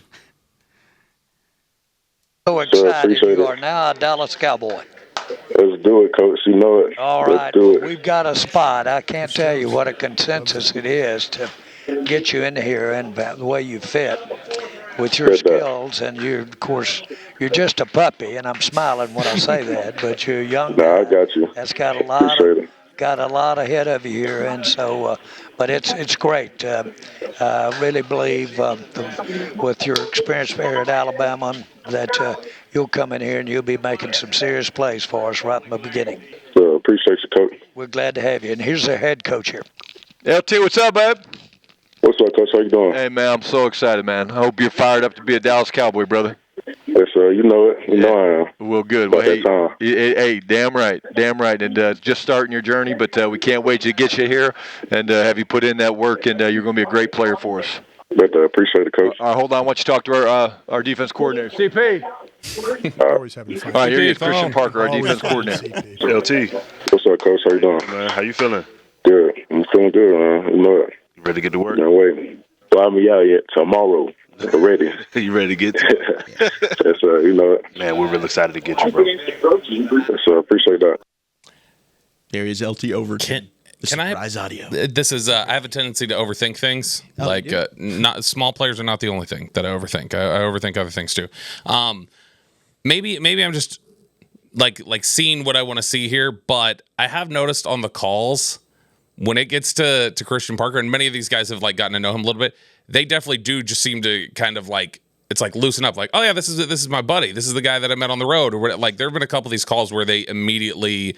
It's a little less formal, and it's oh yeah, there's CP again, and that's something that he got rave reviews about when he ended up here in Dallas. Was they were talking about one of his biggest traits is because people had wondered young defensive coordinator, how is he going to be able to coach veterans and different things like that. And one of the rave reviews you got about Christian Parker coming over here was his ability to connect with players is so strong, and guys really gravitate towards him. Yeah, they do. All right, let's continue to run down some of the latest picks here. The fifth round is going fast and furious. We'll step aside. We'll be right back as you are listening to continued coverage of Day 3, the 2026 NFL Draft on 105.3 The Fan and DallasCowboys.com. All right, back here on the .com side. Nick, did something catch your eye? Man, they were showing the Raiders draft class on the telecast on NFL Network. That could end up being a phenomenal draft class. It could also end up being a screaming disaster. Almost cussed. A screaming disaster. I am very fascinated by that draft class. Fernando Mendoza, Traden Stukes, Jermon McCoy, and then they double back with another versatile Arizona defensive back in Dalton Johnson.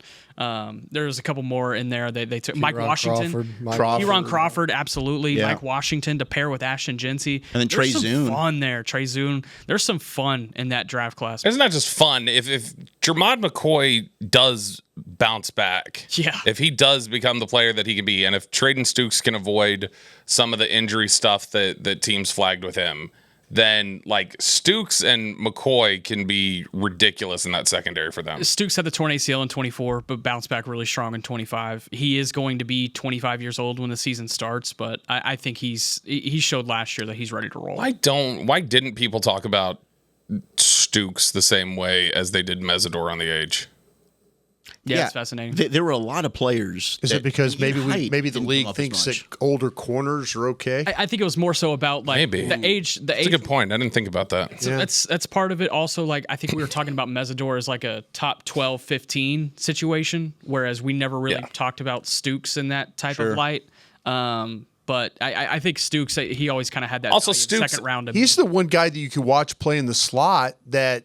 Yeah. Then when they rotate the defense, you can see him play at safety. Well, and that's the thing. It's not unusual, I guess, for corners as they age, they will flip to safety. Yeah. So if they're looking at like, all right, if he starts to lose a step, he can move to safety. So whereas with Mesidor, they may just be looking at it as like when you're 31. Butler, Charles Woodson. We've seen guys. What about was Leroy Butler a corner at first? Yeah, I did not realize that.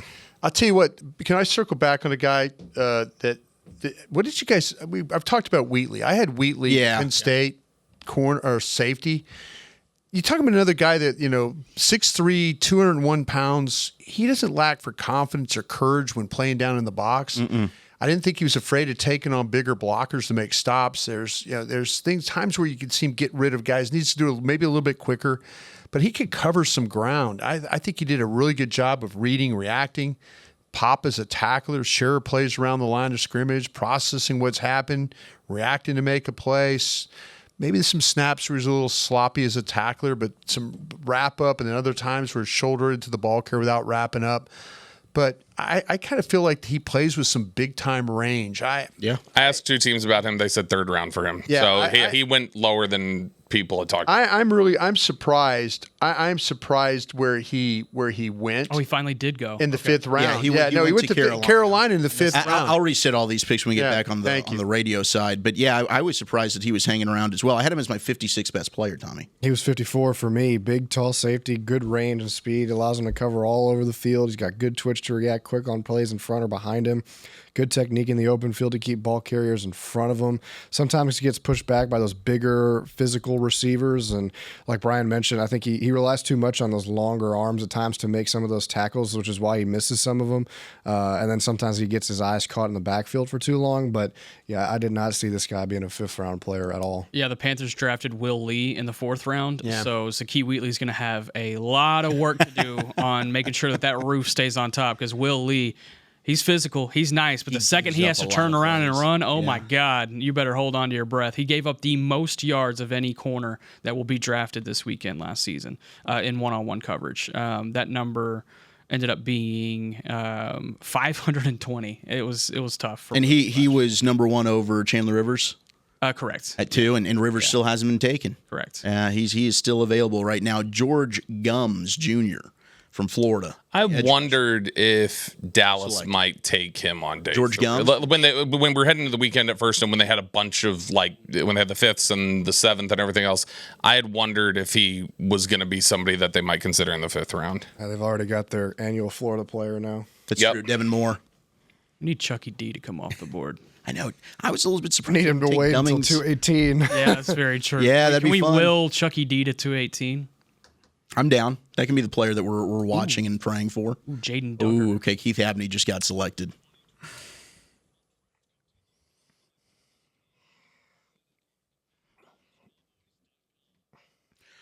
All right, 5th round. It is rolling. Zach Wolchuk, Brian Broaddus, Nick Harris, Kyle Yeomans will be stepping back into the next hour along with Vach Lombardi. We've also got Tommy Yarish and Bobby Belt and a lot of picks to catch you up on. Bo Stevens, the guard from Iowa, going to the Seattle Seahawks. Your buddy there, John Schneider, taking an offensive lineman to block for Jadarian Price, who he took in the 1st round. Justin Jefferson, the linebacker from Alabama. How many Justin Jeffersons have there been in the NFL? Two. Just 2? Only one that matters. Was there a bust in college at LSU at a quarterback? Or am I thinking of a totally wrong name person? I'm not sure. Maybe. We'll do some homework on that. I think you're thinking of Ryan Perlow. Ryan Perlow was not good either. Dalton Johnson, Arizona safety, going to Vegas. Abney, how about this? Zakiya Wheatley, Penn State safety, going to Carolina. Justin Jolly, NC State tight end, going to Denver. That could be a nice fit for him. Jagger Burton, and it is Jagger. I went ahead and did some research on that. Still Nick. calling him Jaeger. Yep, Jagger Burton. We can call him Jaeger Burton. Kentucky center going to Green Bay. Jaden Duggar, Louisiana linebacker, going to San Francisco. The Duggar family. Yeah, Cowboys 30 visit made a lot of sense for the Cowboys too. DeMonte Capehart from Clemson, the defensive tackle, goes to San Francisco. Marcus Dixon worked him out at his pro day. Okay. George Gums Jr., the edge from Florida, to the Colts at pick 156. And then Keith Abney, Waxahachie's own, Arizona State corner, going to the Detroit Lions at pick 157. I guess we can start at the top there with Bo Stevens, Nick. And I believe there was some Cowboy interest there. 30 visit, yep. Bo Stevens, the guard from Iowa. Yeah, he was a 30 visit guy. Somebody that the Cowboys were identifying. They didn't bring many linemen in for 30 visits, but he was one of them. Overall, it was just really the connection there, and he ends up going around the range that I would have expected. Justin Jefferson, the linebacker from Alabama. Did anybody stand out in a positive? He was a formal meeting for the Cowboys at the Combine. They liked his leadership, but he was really limited in where his game was. I had him in the 6th round. He was just kind of a Mike option, agile and laterally quick, but doesn't necessarily have the concept IQ to man the middle of the field at the NFL level. I thought his athleticism would give him special teams on day one, but that was really it. That Keith Abney, I tell you what, Detroit with a nice pick there at 157. He'll line up at left cornerback for you. He's guy's a championship. He has a championship roller speed skating background. Yeah. So you're talking about some lower body power with this cat. But his ability to turn, to run with receivers. I've seen him run down ball carriers in the open field. He's got a physical, competitive style in the man coverage. He plays through the stem, down the field. The processing gets him in the right position. His ability to attack the catch point, his footwork, his transitions. You can line him up tight. You can play him off. He does a really good job, a nice job of seeing the play in front and reacting accordingly. He did have a play against TCU where he came forward and then they went right by him. And so he's got to be a little bit of careful about that. But you can see him play with the depth, the mirror, the match, the twitchy about him. I'm really surprised he lasted with his tackle. The way he tackles, the way he's able to trigger, and the way he's able to cover. 5th round, Detroit, I think he got you a good one right there in Keith Abney. Tommy, tell me more about Jaden Duggar, that Louisiana linebacker. Well, you ain't talking about that went to San Francisco. He's got his Texas guy just got. Yeah, he just got selected. Well, I'll keep it there with Tommy for Michael Taft, the safety who's going. Please to don't. Miami. Oh, you're not a fan? You can talk to somebody else about Michael. Okay, I'll tell me about Duggar first, then we'll talk Taft. Yeah, Duggar was a tackling machine for Louisiana. That's more of a bit than it is anything else. Please don't. Yeah, no, Duggar was a tackling machine for Louisiana Lafayette. You think about just the last couple of years. I'm trying to find the numbers here for Duggar. But yeah, he was a Cowboys 30 visit reportedly. And this is a team that has usually used these rounds. You saw with Shamar James last year at these positions of need to where you just try and fill it in with guys that you feel like can project for you. A bigger bodied kind of guy, 6'5", 239 pounds, a Pittsburgh native too, where the draft is at 125 tackles last year. That was kind of his coming out party when he finally stepped into a bigger role there. He's going to be younger too, so that's enticing. 4 sacks, a forced fumble, and an interception last year as well. So I think they viewed him as a well-rounded player with a high ceiling. You see there, 48 games played, 31 starts, all Sun Belt, Fun Belt, whatever you want to call it. And then he was a East-West Shrine Bowl guy too. So they got another close look at him here at the Star. Yeah, he had the 4th most tackles of anybody that I looked at on defense. the versatility, I think, is probably why the Cowboys took a strong look at him, along with his athletic profile. You see the pass rush right there. I think he had jack flexibility, where he probably could have come off the edge and been an outside linebacker in this scheme, but also could have been like a Will or a Mike. Similar to how they've started to talk about Jayshawn Barham. I think this probably would have been a similar type of idea had they not come away with that type of player earlier in the draft. But I didn't really know a whole lot about Duggar. I knew he was on the East-West roster, but I didn't really look at him until I found out that he was a 30 for the Cowboys. Watched him more, and I was like, man, this is a damn good player. And I think he gives you a day one special teams and could eventually be a defensive contributor. Michael Taft, safety out of Texas from Austin Westlake High School, going to the Miami Dolphins. Pick 158. Bobby, were you a Taft fan? Yeah, I'll take this one for you, Tommy. He's bad. He is really bad. Oh. When Christian Parker talks about brain working, Michael Taft's brain does not work. That's how that feels. Really? That's when I watched him play, his brain does not work. You would think the opposite. Bobby said you put his brain in a cow and it'll start barking. That's what Bobby said. No, Taft was. Works really hard. I think Taft is one of the players I probably screamed cuss words at most last year. Man. He is a great story. You ever think like he maybe it is a good story. It's mainly because his arms are 29 inches, Brian. And just the length, it bugs me. He's a great story, former walk-on. It's a nice story. Yeah, I didn't think he was going to make it for college, to be honest with you, but he had a great career. He had the physical and athletic profile that I think allowed him to succeed at times in the SEC, but it's going to be tough to continue that at the NFL level. Maybe as a special teams guy, maybe, and that's very much a swing. But I don't know if he's somebody you throw in if you want to feel safe about your safety room. I think he had the most busts in coverage and the most busts against the run of anybody on the defense. Not good. He kind of struggles to tackle too. We were watching the Mike Washington film earlier, and Washington just kind of ran him over. Taft had everything right, positioning was good, and that he just couldn't make the tackle.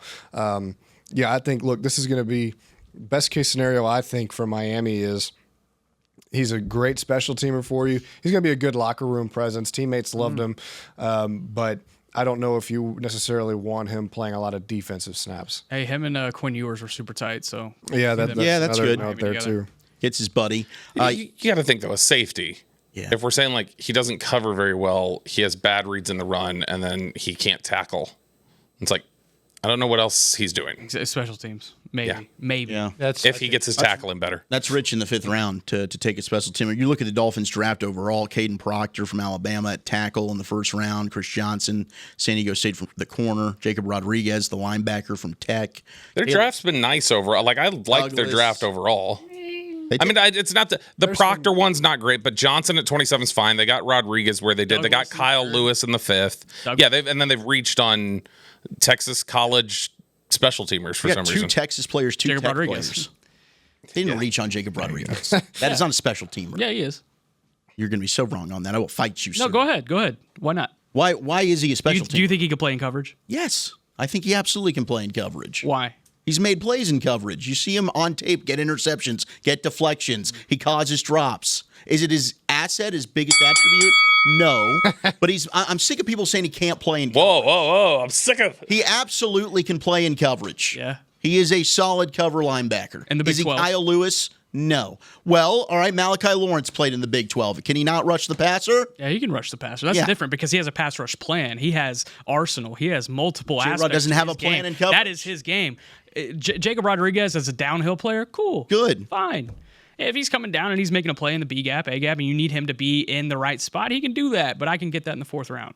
Well, I mean, he went in the 2nd round. He could have been. But you can't get the mustache. You can't get the mustache. You definitely can't get the turnovers that he's able to force. And he does that in coverage as well, not just forcing fumbles, which he does better than anybody in this entire draft class. In the Big 12.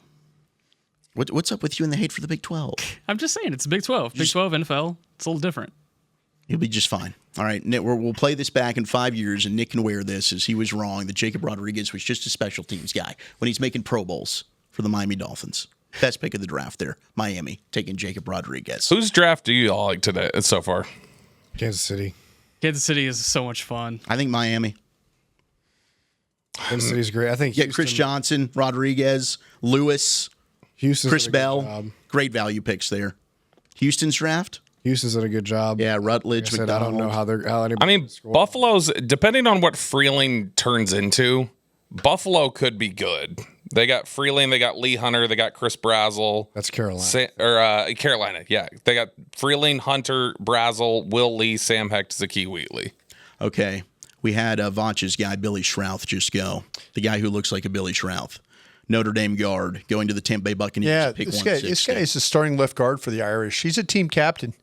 He's got some mauler elements to his game. I would not call him that good of a foot athlete, but he gets the job done. 6'5", 310 is what I'm working with. He plays with some upper body power and having to take the defender right down the middle as a pass rusher. The more movement he has to deal with, the more likely he's going to struggle in order to redirect and stay in front. I think he's a good run blocker when it comes to the double teams, the combo blocks.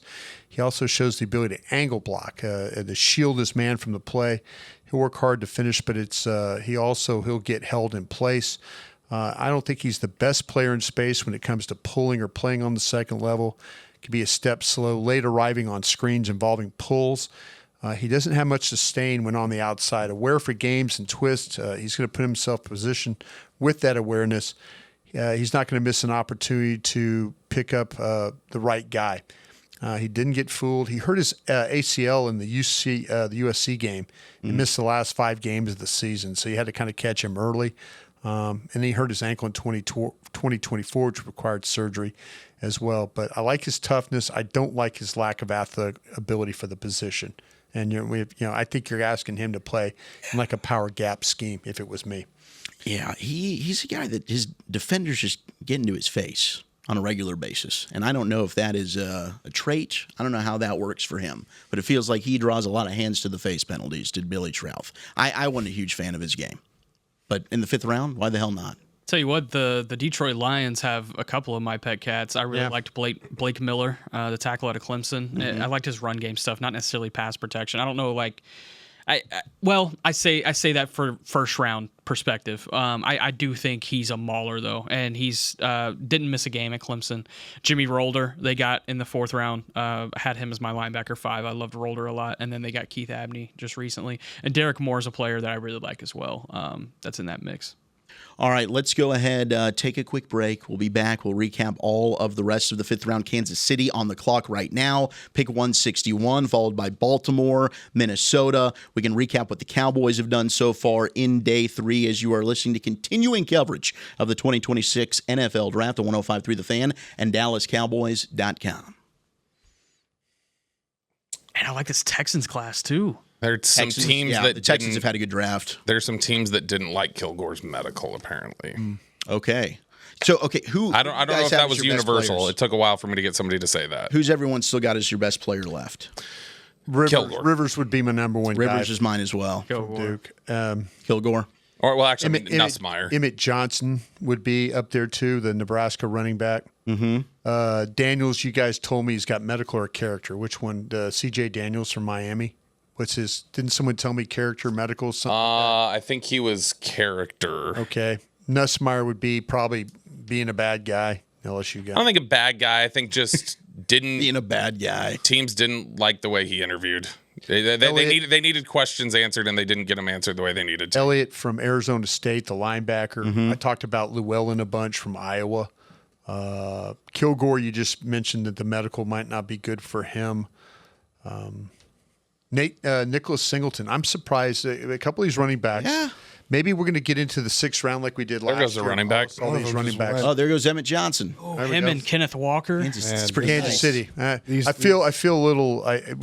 I'm glad Kansas City took him. I think Andy's got a good eye for these. He missed on that LSU kid.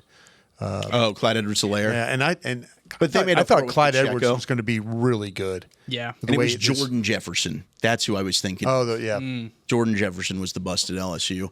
Did you want to talk about Emmett Johnson?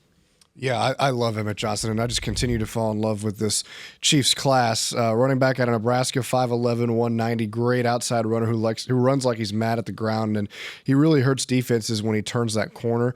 In space in general, he's able to help out a lot, even just a quick receiving game. He's got good startup speed that allows him to fly through some holes at the line of scrimmage at the beginning of plays with one cut, but he doesn't have necessarily the best top-end speed, kind of just hits it and glides from there.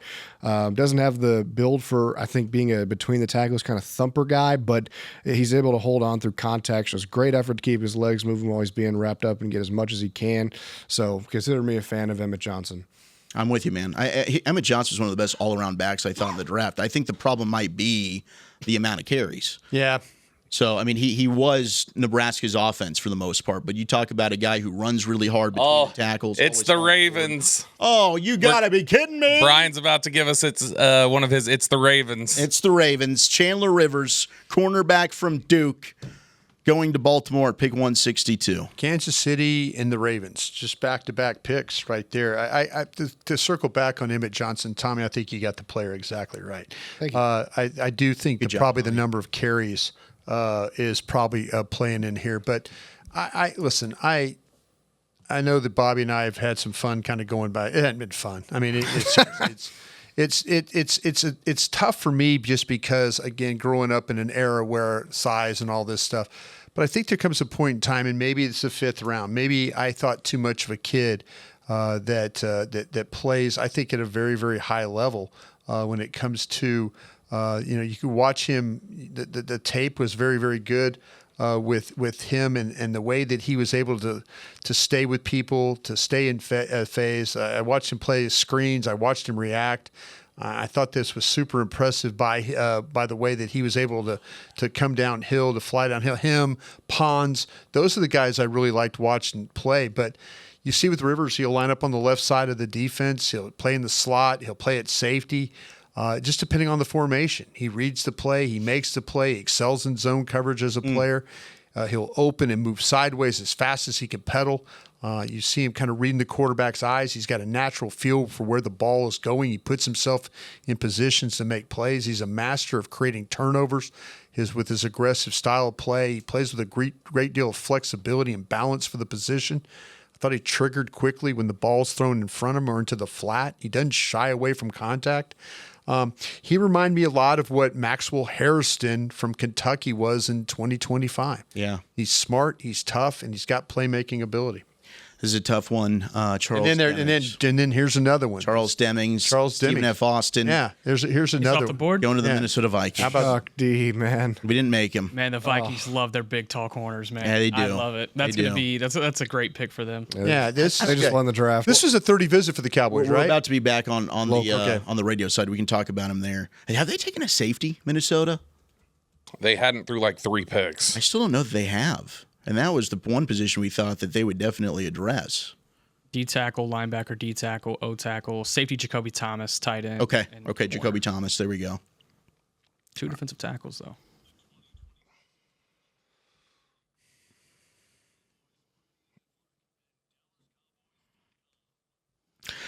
Back here on 105.3 The Fan, the 2026 NFL Draft here on The Fan and DallasCowboys.com. Zach Wolchuk alongside Brian Broaddus, the Jacob Rodriguez hating Nick Harris. We've got the one and only Tommy Arsh. Got you down. Woohoo!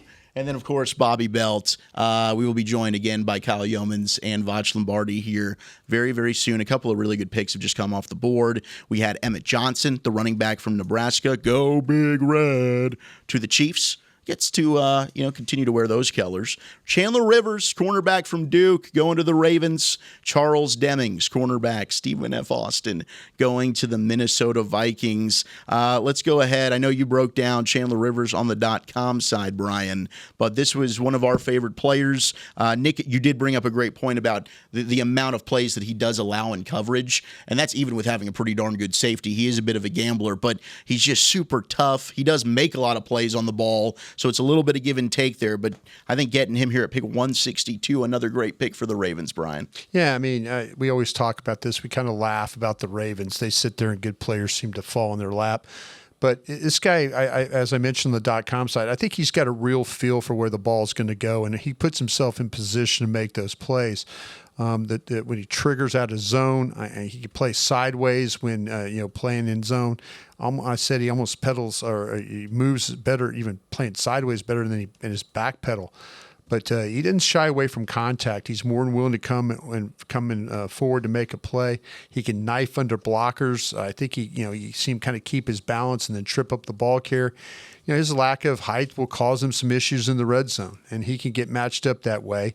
But he has similar traits. I thought this was what Maxwell Hairston, I believe, where did he end up? Buffalo Bills. Buffalo Bills. Got hurt, right? Correct. And so, but this kid was smart. He's tough, and I think he's got some playmaking ability. I think in the 5th round, if you're the Ravens, you're looking for some traits, and the kid shows some toughness. All right, Charles Demings, Stephen F. Austin. We were trying to hope for him to maybe make it to the 7th. He doesn't. He goes 163 to the Vikings. Tommy. Yeah, that was tough. Chuck D was probably one of my favorite prospects we've covered. Chuck D is what you called him? Yeah, public enemy, man. His nickname is Chuck D. And Chuck D, all right. That's what he says everybody calls him that. We talked to him at the Senior Bowl, and it was one of the best interviews I think we've ever done. Nick was there. He can attest to that if he'd like to. But this is a high-character guy who's going to really make a positive impact in the locker room. At the very least, I think he gives you something on special teams. You mentioned it being one of those trees at corner. I think he's 6'1" and 1/8, 193 pounds, 32-inch arms. So at the very least, you're getting a very positive presence in your locker room. He can give you some stuff on special teams. He had 4 picks last year. Yeah, for the Jacks. Yeah, Tommy, I did a good job on that one as well. The thing about him is he should be at one of these schools. He should be at like Houston or one of these. I mean, Stephen F. Austin, nothing against the Jacks, but they missed him. We missed this kid in the Southwest, scouting him up. He's got the frame. He's got the movement skills. He could play as a boundary corner. He needs to be in a scheme where they let him play press, let him play tight man coverage on outside. He's got some hip fluidity. He stays in phase and routes. He has the speed to carry routes. He's got coverage production. When you watch him play, he had 9 interceptions in 4 years. It tells you the player who shows up when the ball's in the air. It's off coverage reads, maybe needs to improve a little bit, but you put this guy in a press heavy system, he could do some good stuff. His athletic testing is always real good, but yeah, I think some schools missed this guy when it came to recruiting and maybe bringing him in.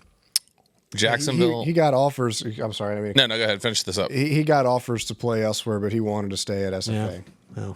Go ahead. Jacksonville just took the Houston tight end, and right before that, about 20 minutes ago, somebody had texted me and said Jacksonville has overdrafted every player they've taken. Jacksonville's class has been really rough. strange. Well, but this is a team that does things their own way. They are the Jags, just a guy. They have the Rams. Well, yeah, they don't do the combine stuff. Yeah. They don't do the 30 visits, do the 30 visits. Yeah. They just naturally they kind of, maybe this is something to think about. Maybe Bobby, you're right. Maybe everybody's What the hell is the thought process about not doing 30 visits? I don't think they want to. I think they want to just. I think they're really big on just taking the tape, and they want to take the player for what he is, and they don't want to be influenced by any other thing. There's some people who will argue, it's not common, but there's some people who will argue that the interview process during 30 visits influences guys. Gives too much weight to we liked him, like we liked him, and that it can sully what you're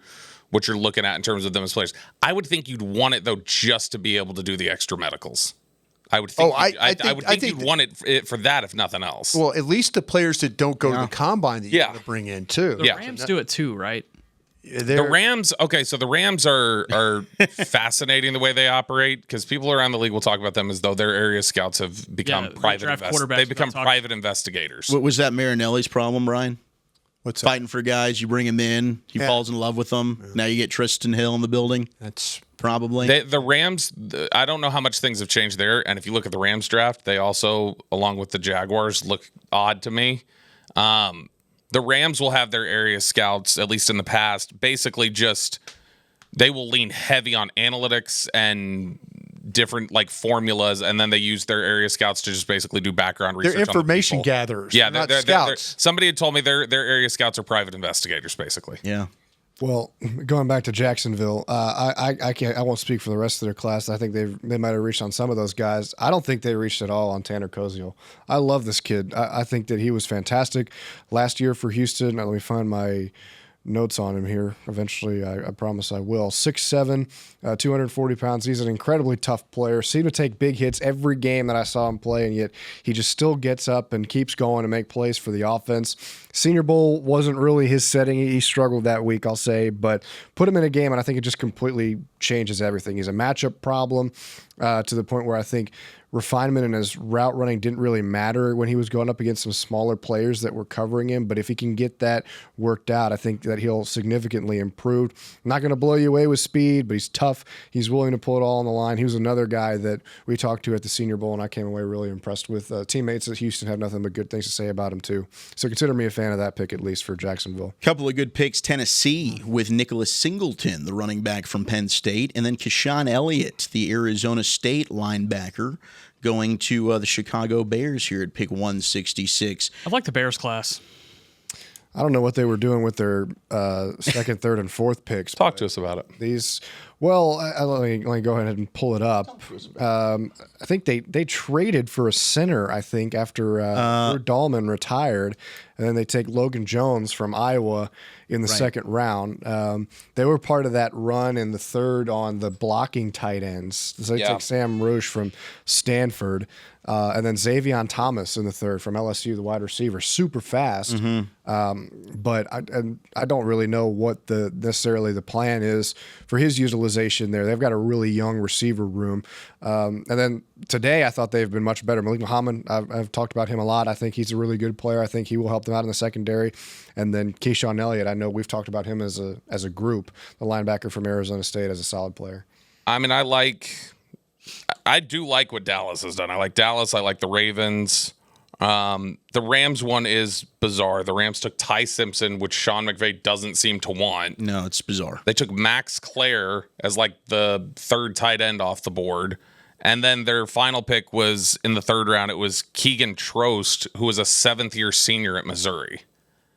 Yeah. And it's just that. I have no idea what they were doing. No, that's very bizarre. But that was also a team that everybody said And they'll be the thing they needed to improve was their special teams. That their special teams is what lost them games last year. And then Jaguars, Nate Borkacher in the second round. Oof. Albert Regis, Emmanuel Prednan, which, It's a good pick. That's a good pick. Was it Medicals there?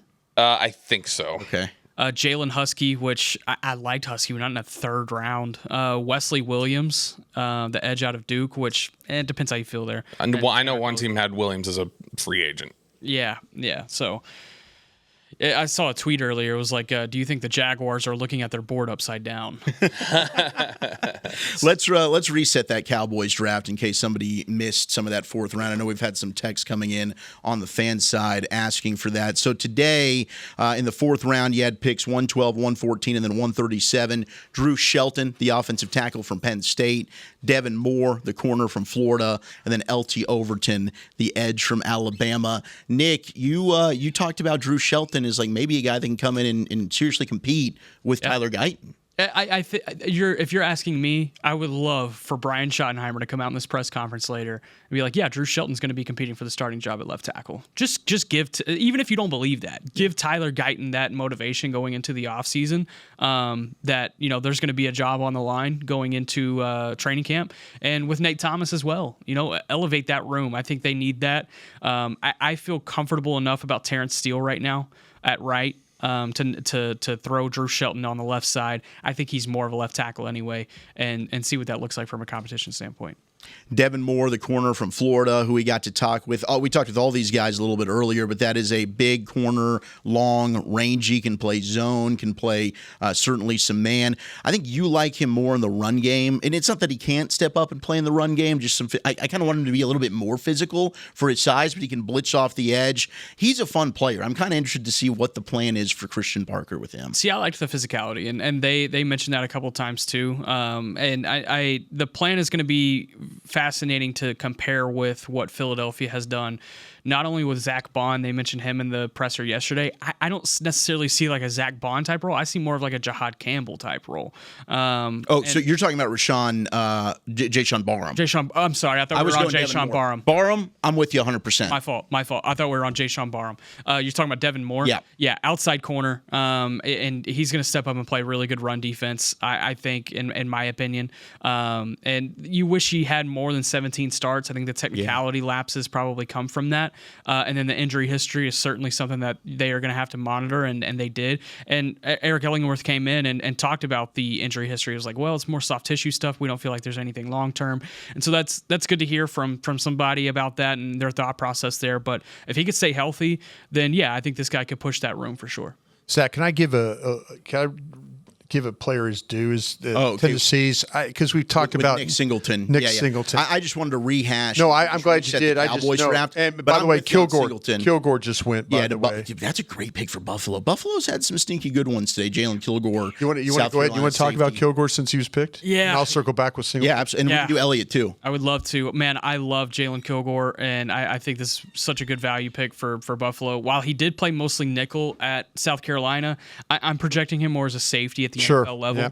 6'1.5", 210. It should give him the ability to maximize the athleticism in a range over the top rather than in short areas where his compact, bulked frame, it can make movement a bit more stuttered for him, I think, in the nickel. I still do love him in the nickel, though. I will point that out.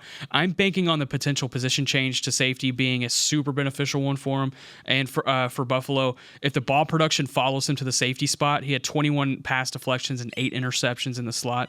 This could end up being an absolute steal here for Buffalo. And I had him as my 4th ranked safety. I had Caleb Downs, Dylan Thieneman, Traden Stukes, and Jalen Kilgore. I like Jalen Kilgore that much. Yeah, he's a really good player. Brian, tell us more about Nicholas Singleton, the running back from Penn State who went to the Tennessee. Yeah, this guy's extremely tough. And you look at him; he's 6'1", 221. He runs with an attitude. There's some quick feet for the position. He'll run through tacklers. He can be a hard guy to stop once he gets ahead of steam.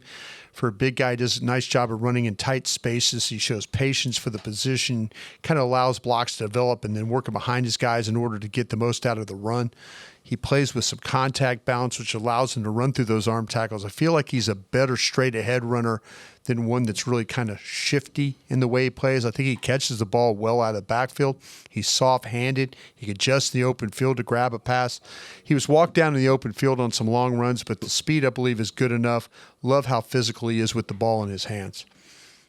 Yeah, you get him near the goal line, over. I mean, the dude has the most rushing touchdowns in Penn State history with 45. Nicholas Singleton, tremendous. And then Keyshawn Elliott, we disagreed a little bit on him, Brian. I liked him. The production's fantastic with him. I mean, he certainly does have some instincts. I think he looks bigger than what his size indicates. Like, to me, I think he's got really good size, at least on tape, just from the eyes to play the position. But he's a guy that gives you some rush ability. He tackles well. I just questioned a little bit of the sideline-to-sideline range and speed with him. But you were a big Keyshawn Elliott fan. I was. I think he's got some. This guy was that was a wrong guy. Let me get to Elliott here real quick.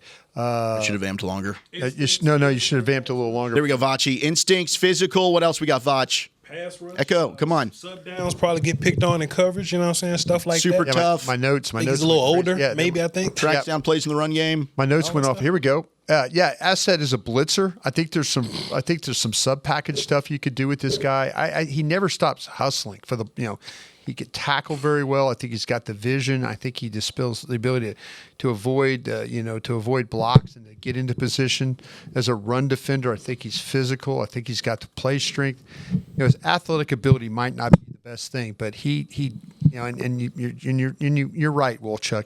He doesn't have that sideline to sideline range. But I think when he's sufficient against the run, and I think with the stuff with his size, you could do some things with him because of the quick trigger and the overall his ability to make plays in space. Did we talk about Kamari Ramsey going to the Texans? Sorry if we did. A little bit. We did, very briefly. If you want to go back, we can talk some more Kamari Ramsey, because I was surprised he lasted this long. I would love to talk more about the fit specifically. Yeah. No, he's a heck of a player. Gosh, that Texans defense, man, they just understand when to get these value picks. And this is a perfect example. Jalen Petrie was very similar.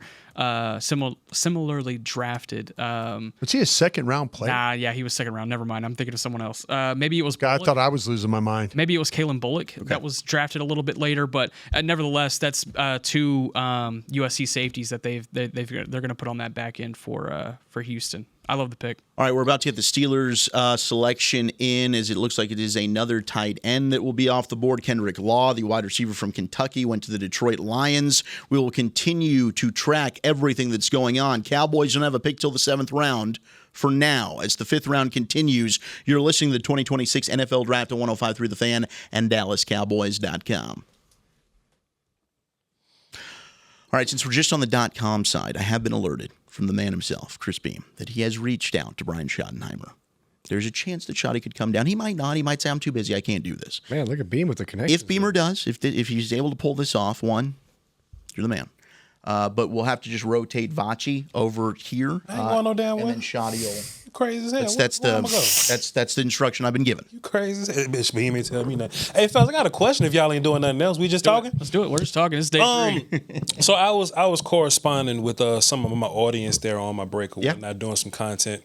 And people were kind of asking about some of the Cowboys draft class and how who they're directly competing with on the Cowboys roster right now.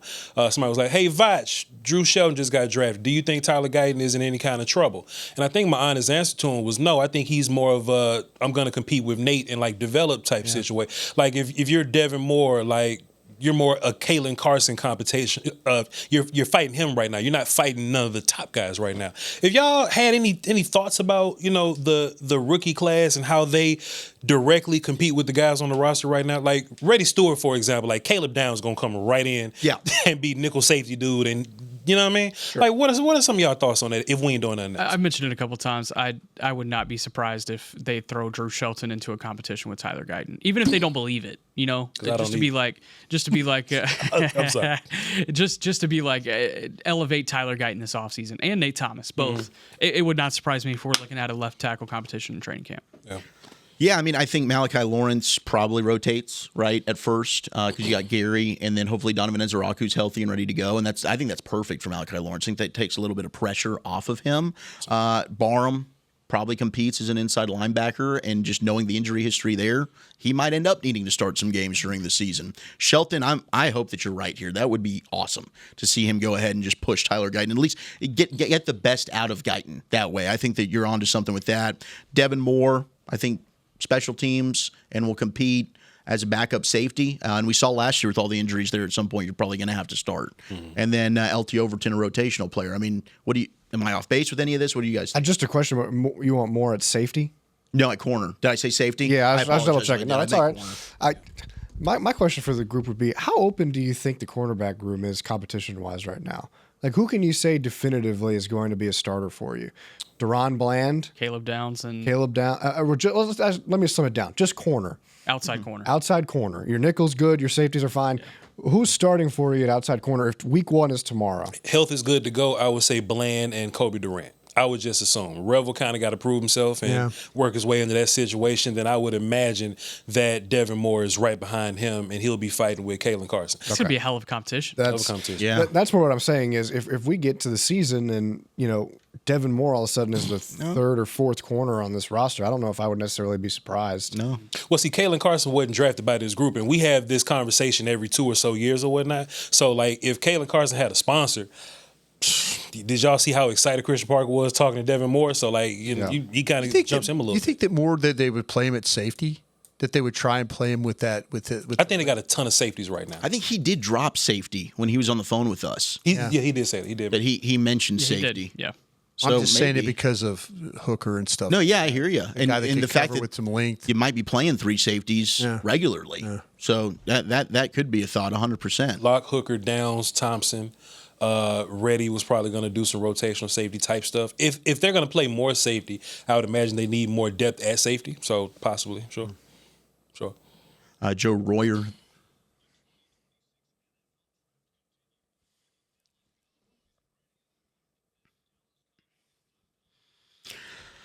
All right, 6th round still rocking, and 5th round still rocking and rolling here on the 2026 NFL Draft. Thank you, Vachi. You got me covered here on the video side. Zach Wolchuk alongside Baradas. We got Nick Harris. We got Tommy Yarish. We've got Vach Lombardi. Bobby Belt, Kyle Yeomans rotating in as well as the 5th round. We are now at pick 172 with the New Orleans Saints on the clock. Couple of picks that went. Riley Nowakowski, the tight end from Indiana, going to the Pittsburgh Steelers. That's such a Steelers Kind of a fullback, pick. right? Yeah, fullback. Tight end. He's going to H-back. He's going to play a lot of different stuff. Crash test dummy guy. That is Mike McCarthy's Hunter Lipke. Oh, yes. Yeah, that's a lot of fun. Ryan Nall, Hunter Lipke, that same group of guys. Yeah. Joe Royer, the tight end from Cincinnati, going to Cleveland, and then Karan Prunty, the cornerback from Wake Forest, is now the newest New England Patriot. If anybody wanted to highlight either of those players, please take the floor. I don't know that. I can talk about Royer. I looked at 30. I don't know anything about cornerbacks. Royer. A ton of them. I do not have don't know that who Prunty name on is. my list. Yeah. Royer, you got I'm Royer going to watch on me? film live. In true Patriots fashion. Royer, Cincinnati. Here's Colton Strange, everyone. Yeah, Joe Royer, Cincinnati, smart quarterback-friendly player who can find his spots in zone and sit in them to make himself available. He's got strong hands that can bring receptions in through traffic, solid as a blocker with room to grow. Limited ability to make plays down the field, kind of struggles to hold up at times his lower body against more powerful defenders when he's blocking in line. Physical, but he's not necessarily speedy when he's working after the catch. He's more of a lower his shoulder and try to pick up those extra 1 or 2 yards whenever he's in those situations where guys are closing in on him and he's working after the catch. Yeah, it looks like Prunty was the first player that's been drafted that I did not look at. Well, I don't believe he's even in the Beast. Really? Damn. Yeah. Oh, dang. Karan Prunty, I don't think he's even in the Beast. That would be a first time that's happened for him since. I don't see him. How How about in the others? Like He the is, other he names? is in the Beast. He's got to be. He's 57 corner. 57. Corner 57, okay, because I searched his name and nothing came up. So you got to do digging down that corner. Don't scare us like Let's that. see what I was shocked. I was like, there's no way he got 318 corners on here. How in the world is he not here? So you said he's 57? I wonder if he's got anything good on him here. Probably just height measurables. Best of the rest. Yeah. Free agent. Yeah, Sip, you're right. 33-inch vert, 4'5", 76-inch wingspan, 6'1.5", 190. Heck of a pick, New England. All right, here's the Saints selection. Round 5, pick 172 as the Saints making the pick. The New Orleans Saints select Lorenzo Styles Jr., defensive back, Ohio State. Lorenzo Styles Jr., the brother of Sonny Styles, who transferred from Notre Dame to Ohio State. Now a New Orleans Saint, Brian. Yeah, I'll tell you what, though. This is again a very talented family, though, and you watch the way that this kid played. The thing with when you look at it now, when you get to this point in time, you're just looking at the traits. And when you watched him, I was impressed by with the movement skills with this kid. As far as somebody that's the football family, the background. But the movement skills with him, I could see absolutely somebody making this guy a free safety and using him that way. I don't know how much you want to really play him down, but as like a true free safety, I can understand what the Saints are going to try and do here. What do we think about New Orleans draft so far? As I look to pull this up, we did get a text asking about that. They start off with Jordan Tyson in the first round, Christian Miller, the defensive tackle out of Georgia. Back-to-back Bulldogs, Oscar Delp, the tight end out of Georgia in the third, Jeremiah Wright, the guard from Auburn, Bryce Lance, the receiver from North Dakota State, and Lorenzo Styles Jr. There's a lot of really good players there. I don't think this has been a bad draft for Kellen Moore. So they got the brother of Cleveland Cavaliers guard Jalen Tyson, the brother of Trey Lance, and the brother of Sonny Styles. Yeah. It's just a bunch of brothers. Yeah, a lot of brothers. Black guys. And then Oscar Delp. I was looking right at you. I'm going to be honest. It is a bunch of brothers. I was like, I know Vach is going to have a comment. There's about 215 brothers in this draft, man. Jeremiah Wright have a brother? I whispered that one. Well, Maybe. Go ahead, y'all. Maybe he does. Baltimore on the clock. They got back-to-back picks here, 173 and 174. Who's the best player that Baltimore could? Michael Trigg from Baylor. That would be an excellent pick. You don't think so? This range? Is that character stuff for him? I mean, that's Have they kinda what I taken had a heard. tight end? I don't think so. Have they taken? They came in. And everybody had them taking a tight end in the first Sadiq, round. right? That was who we saw a lot of mocks for Baltimore. I wouldn't be surprised if they go secondary again. Their pass defense wasn't that They great did last take year. a tight end. They took Matthew Hibner from SMU. SMU, Oh, okay. there you Sorry, go. I missed Hibner there. VJ Payne, Kansas State. Probably my best safety left. Yeah, that could make sense. Did Fitzgerald get taken? Not to my knowledge. I don't believe so. Bishop Fitzgerald from USC. Hey, don't be shocked if he's better than Kamari Ramsey. Some teams had him as a UDFA, which shocked me. Yeah. That shocked me a little bit. Hezekiah Masses, I really liked out of Cal. Masses was one of those players. I know Vach and I were looking at him. You talk about one of the ball skills and stuff like that. He's like 179 pounds, though. He's a little bit of a slider built guy, but the ball skills were outstanding. I think he led the nation in interceptions. I think so it passed deflections. Deflection, but how many? He had 6 interceptions. 5, yeah. 5. Okay, 5 interceptions. So yeah, I was, when you're starting to talk about guys, at this point in time in the draft, what are the guys? I know, Nick, you like to kind of remind us, this guy gave up a lot of yards, or this guy did this, or he made a lot of plays. This kid was one of those guys that when you watched him play coverage, he had a really good feel for that, how to put himself in position, knock those passes down, and to get some interceptions as well.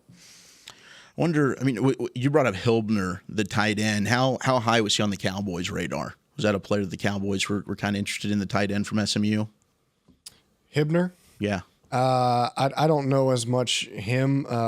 He was a local day visit. There's another tight end too there, R.J. Maryland, son of Russ. former Cowboys. He got taken? Was he? No. Oh. Just saying. I was talking about tight ends at SMU. I think Maryland's a better player. There was an injury a couple years ago with him that limited kind of the speed that he plays with. But with all these tight ends, I'm kind of surprised that he's still on the board. But yeah, he's Russell Maryland's son, former Dallas Cowboys. Just had another tight end go, and here it is to Alabama. Josh Cuevas, Baltimore Raven, being selected here at 173. So they did go tight end, but it's Josh Cuevas from Bama, Nick. Back-to-back tight ends. Or not back-to-back, just 2 in the last 3 picks. Yeah, it's fascinating. That is fascinating. I didn't put a whole lot of effort into tight ends, I'm going to be 100% honest. Now, Cuevas...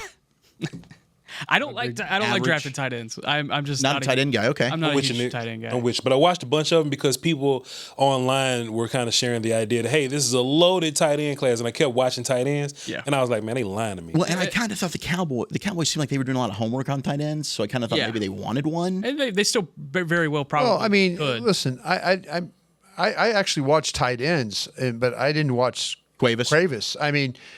Trigg, I'm sure Bobby will come in here and tell us that Trigg has got character problems or is a bad human being or something like that. With Endress at Texas, I'm watching Texas play football. The guy's making plays down the field. Yep. He's, run after catch is okay. And you watch the Ohio State game, he's making plays. So, that would be a consideration. Watch Bentley play. I just kind of feel like there's some guys that are some other tight ends that were left. Maybe Cuevas works out to be much better. I didn't have him in my stack or on my board, but I have seen some tight ends I thought that Mike could play and that teams are kind of staying away from right now. Injuries from Texas was an interesting one, just because I think it took a while for him and Arch Manning to get on the same page, and that offense really took a while to click. Yeah. And so typically, like we talked about earlier, tight ends and Steve Sarkisian's offenses have done really well for themselves. So that was a little bit of a disappointment, I think, for Texas this year. But you go back and watch some of the Cal stuff with injuries, and he was real deal. So this might be some good value here for somebody down the line. A couple of former Cowboys sons still out there with R.J. Maryland and then E.J. Smith. Yeah. Still out there and available. Son of Emmitt Smith. I think he's probably projecting towards being, a free agent guy. Maybe that 7th round pick. Maybe. We like to do that around here with running backs. Be a fun story. It would be a fun story. Come on, bro. It'd be wild if they got UDFA, RJ Maryland, and EJ Smith. Yeah. Bring him in. The Ravens still on the clock here, 174 with back-to-back picks. Then you got Vegas, Kansas City, Miami, filthy, San Fran, Miami, and Buffalo to round out. When you guys look at your board right now, do you feel like you looked at about 30 guys too many? Or stacked 30 guys too many? I'm feeling solid right I know we're going to get into a 6th and 7th round here, but do you feel like that your board has a lot to it still? In what sense? Well, okay. I'm looking at mine. I know this is terrible radio right now, but I'm looking in the 4th round. I've got all these names.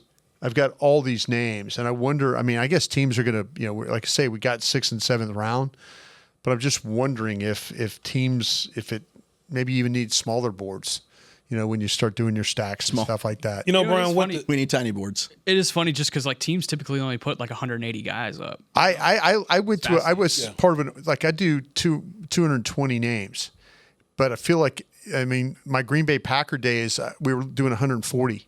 Interesting. 135 names on a board, and sometimes I know what we're trying to do is because the Cowboys don't have a lot of picks, but we like to be able to kind of talk about all the players that are picked.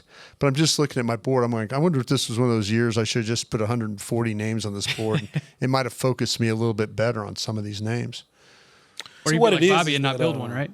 Bobby doesn't build a board, so I don't know why Bobby's arguing with me about anything. Nah, Brian. We're just building a board for like 32 teams because we're a 32 team program. Oh no, absolutely. So we just happen to have 200 some players. But if this was just the Cowboys board, we probably wouldn't put quarterbacks on there for real. We probably wouldn't put a whole bunch of running backs. It's something when I look down, I go, man, I've got all these names, and you're gonna ask me who's your best player, and I could give you like 4 of them right now. Who's your best player, Brian? Well, Llewellyn, Nussmeier. I am surprised Nussmeier is still there in the 5th round. That's a combination of things. Didn't interview well. Maybe not smart. Assist on the back. Is that a thing? And the injuries. Yeah. And if you're bringing in a quarterback with that kind of injury history, then you're not expecting him to be a rookie contributor, and so you have to plan for the event that he might not even be available for camp. Quarterback still there. Nussmeier, Taylon Green from Arkansas, Cole Payton from North Dakota State, and Luke Altmaier from Illinois. Okay, let's give me an example here real quick. And I know, like I say, we're doing it for the whole league here, but this Adam Randall that just went. Oh, the running back from Clemson, big boy, 6'3". Is he a fullback or is he a running back? That's a good question. I think you could play him at fullback, much like Michael Robinson did. I mean, he kind of reminds me of that a little bit. Okay, you scouted him? I watched him, because I know Aisha talked about him on our show, so I went back and watched him. I mean, he's good in between the tackles, runner, can catch the ball out of the backfield, solid player that way. But I could see I didn't think of him as a fullback, but now that you say that might be his best spot. See, I'm thinking because I've got other guys too, like Moss from Texas A&M. Mm-hmm. Taylor from Virginia. Yeah. Allen. McGowan. Robert Dam Henry. Yeah. Roman Hemby. Yeah. So I mean it's interesting that some of the way that some of these teams do look at some of these players, and I just kind of feel like that. Wow, did I? What it is, Brian, is that you got guys on your board that you like a lot, and teams are drafting dudes that you probably ain't heard of before. I think I get mad at that. That's my problem right now. Yeah. They're drafting like the 20th tight end, and I'm like, dog, Dalen Bentley I thought was somebody that could be talked about for real. You know what I mean? Exactly. Yeah, there's your back-to-back clips. Alabama picks to the Ravens, Josh Cuevas, and then Adam Randall from Clemson going there with the Raiders now on the clock, and their pick is in. Vach, what you got? Nah, I just wanted to ask the cast. I got some players on my board, and maybe this is what me and Brian need to work through. Maybe I'm too high on. Let me just ask y'all if y'all don't mind. C.J. Daniels, the wide receiver from Miami. Did y'all watch him? There's evidently some character issues there. Character issues with him. J.C. Davis, he was a tackle at Illinois. Big old boy. But I got him as a guard though. Maybe I got him. I mean, I had a 3 on him. Is that like? Did y'all watch him? I had a 5 on him. Yeah, I put a 5.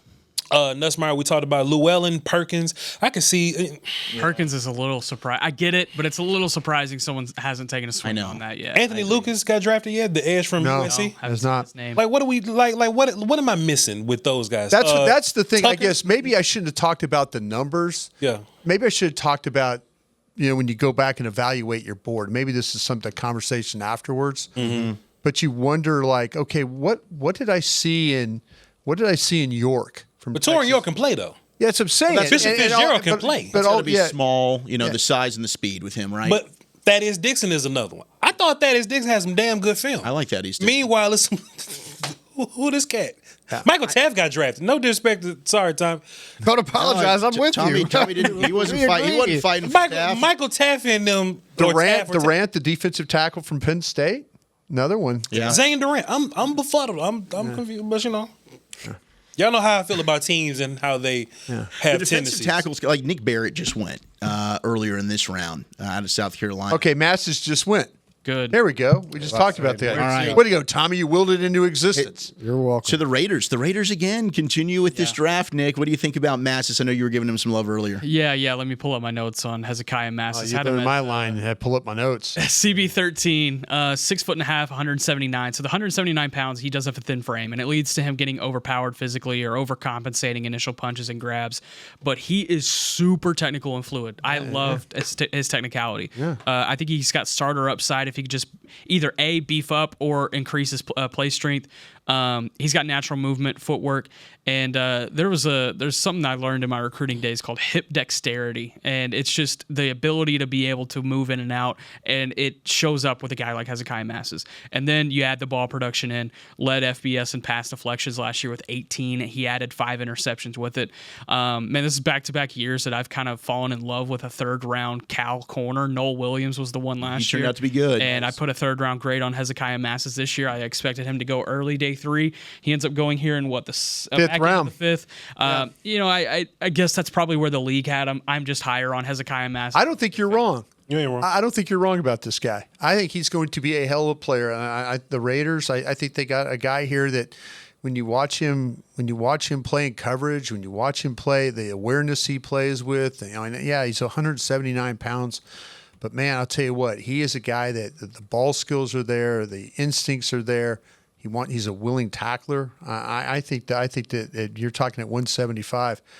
They got a nice player here. All right, Chiefs pick is in round 5, pick 176. After that, there'll be 5 picks left until the end of the 5th, and then we'll roll over to the 6th round as you're listening to the 2026 NFL Draft on 105.3 The Fan and DallasCowboys.com.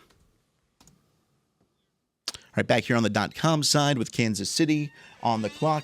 Oh, we're joined again back. Oh, you're gonna eat? You're gonna eat real quick? No. You guys go. Oh, okay. All right. So we're gonna do a little switcheroo here. Cal's gonna come back in the captain's chair, and it looks like Bobby's he's just eating some wings right now, and in a very seductive. Don't get close way. to that mouth. So seductive. From Might Bobby lose Belt. a limb. Look at him just winking, or 2. He's going. Wow. Talk to him, boy. Let us know. All right, Kansas City on the clock here at pick 176. And we got Miami, the Eagles, the Niners, Miami again. Tommy's liking Kansas City's draft, right, Tommy? I sure am. They're going to take Tommy's best player off his board. Watch this. Who is it? Who you got? Who's your best player on your board, Tommy? Trig Baylor. Really? Mm-hmm. Oh, wow. Okay. I like Trig a lot. There was some questions Yeah, there. it surprised me. Tell me, Let's go, Nick. tell me I'm not smart. It surprised me. It just surprised me. That's all. It's a little shocking. Okay, why am I wrong? Cyrus Allen. I just like CJ. I like CJ Daggers better. I like Llewellyn better. I like Perkins better. I like the running back from Wake Forest, Claiborne better. Rashawn Benny, Anthony Lucas better. Kansas City just took a 4th-round receiver off my board. Cyrus Allen. It's the wrong Cincinnati receiver. I like route runners though. I love route runner Cyrus Allen. Slot dude, can run a bunch of different routes, savvy releases.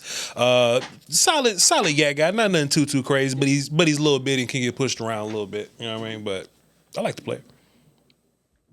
Yeah, I got 3 players left with 3rd-round grades. How about y'all? I got Robert Spears Jennings out of Oklahoma, Jeff Caldwell out of Cincinnati, and Damon Claiborne, Wake Forest. Benny, Perkins, Llewellyn, Nussmeier, Davis, Daniels, and Burt. Dalen Burt, Arkansas wide receiver. Yeah. Traylon? I'm sorry. I was just doing some house cleaning here. I'm sorry. No, take your time. My last 2nd-round grade to fly off the board was Kilgore, obviously. And then now these 3rd-round grades are starting to get plucked a little bit. I just wonder when the running back run really starts. Like he did last year. Yeah. In the 6th round, and all of a sudden, Vach is going to tell us about a guy he had in the 4th. You know? Krosky Merritt. Yeah, exactly. A Krosky Merritt player. I've got 3rd-round guys. Daniels, we've talked about. Nussmeier, something obviously wrong there. Llewellyn would be a guy. He is my last 3rd-round guy, Llewellyn. Gotcha. How you guys doing? Doing fantastic. How are you, Kyle? You're kicking it back. out. I feel like I haven't talked to Nick here in a little bit. Yeah, we've been off. Have you been on the sicko mode yet? Have I, Sicko guys? draft mode? I don't feel like I can answer that. Have I? I think we all have we hit that yet? Nick certainly has done a great job. Okay. Whoever wants to roll out, get some food. Just as I say that, I'm going to go eat real quick. Yeah, go eat. Please do. Oh, jeez. Brian, do you have any more five corners left, Brian? Top 5 corners? Five corners. Brian doesn't like me sitting next to him because I'm 6 feet tall. 5'5" corners. Bobby, you need a beach towel to wipe your face off. Bobby told me to say. No. We're here. Oh man. Gosh. D'Angelo Ponzi uses a beach towel as a blanket. I'm surprised Fitzgerald hasn't gone. Did I miss that? Bishop Fitzgerald? Bishop Fitzgerald, nice. What round are we in? 5? We in 5, yeah. Talking to people, they had said Fitzgerald was in the 5th for a lot of teams. I had him in the 4th. And then I liked, was it Lewis Moore from Indiana? Lewis Moore. The other safety. Yeah. Lewis Moore from Indiana. Yeah. Yes, I think that Dixon, you start to talk about corners, Dixon from North Carolina would be a guy. Devin Marshall also. Marshall we like. NC State was another one that we had that I thought was pretty Lewis Moore was 7th for at least one team that I talked to. Yeah, probably a good drafting team. You liked Lewis Moore, I thought. No, that's what I'm saying. They had him in the 7th. Bobby, do you have an idea of who the Cowboys are going to throw $600,000 at in about 3 hours? Wait, is that $600,000 in terms of free agency or undrafted kids? Oh, okay. A bunch of receivers, I would think. I think that receiver's going to be part of this. So, so maybe in the 7th round they grab the best receivers. They get somebody they don't want to. They don't want to fight for. There you go. I like that. Can I throw a name out there for you guys? Receiver? Can we say it? Can we say it? On Coleman. What was it? Can we say it on 3? Because I wonder if it's the same receiver. Ooh, let me do it too. Can I play? Yeah. Okay. I think I know who you're talking about. Long name or short name? Long name or short name? Short first name, medium normal last. Mine is 2-syllable first name, 2-syllable last name. Okay. Okay. No, on 3. On 3. 1, 2, 3. Jordan Malik Hudson. Benson. Okay. I was going to say Anthony Smith or Ben Patterson. I think they do like Malik Benson. Yeah. All right, we are at pick number 177 in the 5th round. The wide receiver out of Missouri, Kevin Coleman Jr., goes to the Miami Dolphins. Kyle Yeoman's back with you. Thanks to Zach Wolchuk giving me an opportunity to go do some TV on the DallasCowboys.com side of things, alongside Bobby Belt and Brian Broaddus of 105.3 The Fan, Tommy Yarish of DallasCowboys.com, Foch Lombardi of Crown Global Media. Running down the last few picks, the Baltimore Ravens at 174 take Adam Randall, the running back from Clemson. Corner out of Cal, Hezekiah Masses goes to the Las Vegas Raiders. Hezekiah, excuse me. Masses goes to the Raiders. Chiefs, Cyrus Allen, wide receiver from Cincinnati. And then we just said Kevin Coleman Jr., wide receiver from Missouri. Some of these pass catchers coming off the board. Kyle, you know something? I got just listed these shorter wide receivers. I got them all down my board a little bit because I just don't value short receivers in this way. But I noticed that they all run 3 routes. Careful about the short guy. I work with that guy. He does the work. But I noticed, but I noticed that they all run 3 routes, but they run 3 different routes. You know what I mean? Like Zach Branch runs his bubbles, slants, and hitches or something. You know, Brandon Thompson runs deep ball, post, maybe like a slant. Kevin Coleman, I liked him a bunch. He's hitch, dig, and crosser guy. And my small guys, they only run 3 routes. Like that's all they. Like if you watch the highlights, they only gonna have those 3 routes, and I've been undefeated at it so far. Like even in the highlights, they just run those 3. Has Harold Perkins still not gone? He's still He ain't gone, Bobby. Why do you think That's what we asking you, Bobby? I think it's because nobody knows what they want to do with him. Put him on defense. He looks like he could play football. I mean, he's just a football I player. agree with you. Trust Damn me, fullback got drafted. I love Harold Perkins. He's my. Some guy named Pertney got drafted. Who that is? They don't have a picture for him on NFL.com. Yeah, Pertney. Cornerback from Karan Prunty from Wake Forest. Prunty. They also don't even have like a designated position. It says DB. It says defensive back. Like they don't even know if he's a corner or a safety or whatever. This is like the NBA. Claiborne from Wake Forest ain't even got. There is no grade. There is no write-up. There's no information about height, weight, nothing on NFL.com for him. And who did he go to?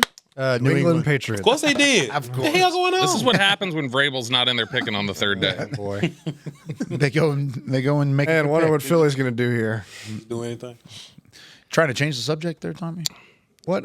Going back to Kevin Coleman, actually. Okay. I was a fan of his. I had a 4th on him. I remember when we were talking with Drew Fabianich at the Senior Bowl. Yeah, there you go. He was raving about this kid from Missouri. I had a 4th on him. I think Vach hit the nail on the head in terms of the routes that he runs. I think he's great when he comes across in formation. He's got the change of direction to give corners fits in the middle of the field. Solid hands, but he's got, like Vach said, kind of a limited route tree with only 3 or so that he runs. Likes to go over the middle, get those quick, easy receptions. So consider me a fan of Kevin Coleman. It'll be an interesting fit there in Miami. Some of these names in the 5th round, as I'm doing some housekeeping myself. I mean, Parker Brailsford goes off the board. I liked him. Joshua Josephs, the edge rusher from Tennessee, good solid player. Justin Jefferson, the linebacker from Alabama. I remember you talking about Justin Jolly, tight end from NC State. You liked him a lot. Blocker, catcher, blocker kind of guy. What's going on with Deion Burks? Maybe injury question marks there? Size. We're at a disadvantage there because if it is an injury thing. Feel like no, he is 5'10" though. Yeah, he's a smaller guy, but he was nice at Purdue. I said he's a smaller guy. He's 5'10". I'm not saying he's a bad player. That would be a smart thing to say. He's gonna get mad at you, not at me. So I like Brian's little guys. Philadelphia, 5th round pick. Man, I like Cole. 178. They take the quarterback from North Dakota State, Cole Payton. Garrett Nussmeier must have just blown these interviews. It has to be just catastrophic, right? The fact that he's still on the board and they're taking other quarterbacks here. I had asked about Nussmeier a couple weeks ago, and I had heard 3rd round, and he's just still sitting there. A quarterback who was thought to be a 3rd rounder still sitting there now that's not. Well, it's very reminiscent of what happened to Deion Sanders. Shador. Yeah. It's a good point. 2nd year in a row we've seen a drop like that from the quarterback position. But Nuss is anybody want to talk about this kid, though? Cole Payton? Yeah. I think you liked him, right, Vach? You know, I thought he was Dak coming out of Mississippi State. Like, not like Cowboy Dak, but like Mississippi State, run you over, toughness. He's left-handed. Dak ain't left-handed. But I thought he threw the ball with some pretty decent touch. I felt like even when he wasn't starting, like these previous 3 years or whatever, he was still getting involved as just running the football, read option type stuff. But then when they actually let him throw the football, I thought he was able to make some cool little throws. I thought he placed the ball really well. And, of course, when he runs, I mean, teams going to try to make him slide. But in college, he was trying to run folk over, and I just love how physical he was as a runner. I actually had him pretty high. I had a 4th on him, and man, maybe I'm just a sucker for tough football play. But imagine that. Oh, that doesn't work out very often. How about that? Yeah, you know how that. But Brian. I'll say this. I do worry, Bill, about what's going on with Nussmeier. I'd love for and I'm going to reach out to. I'm going to start hitting some Gang of 7 here in a second. The thing with Peyton, man, is that he's a lefty, and sometimes the mechanics, usually with a left-handed quarterback, you could kind of they're really, really pretty mechanics, but his are just they're okay. And I feel like that maybe somebody will work with him on this. I didn't know, Vachi and I got in a discussion about that. I didn't know if he had the ability to drive the ball, with the way he throws. But the touch was really, really good. And maybe it's like he's all of a sudden he's developed touch because he doesn't. And here I am, I'm like arguing for Drew Allard because I think he could throw a ball through a car wash and it won't get wet. Yeah. That kind of thing. But this guy when you start to talk about dual threat and like the ability to, and this will give him something a little bit of a different look too with him being left-handed, but this guy's got 31 career rushing touchdowns. So, there's some manufactured runs, called runs, but you watch him move around and throw the ball, he could make some winning plays, and he's under duress at times and he's able to make those plays. So I just didn't like the arm talent with him, but everything else about him I think is pretty good. The Eagles might have you're kind of looking for the lottery ticket here. Mm-hmm. Maybe they work with him and he gets a little bit better with the mechanics and builds a little bit more strength. I've seen him hurdle like 6 guys on this highlight tape that we're watching here. Mm-hmm. This is also 10 years after they took the last North Dakota State quarterback that was drafted, Carson Wentz. Trey Lance? No. Oh, that was drafted by the Eagles. By the Eagles. I thought you were just talking about it. No. There have been a couple guys since. No disrespect to Trey.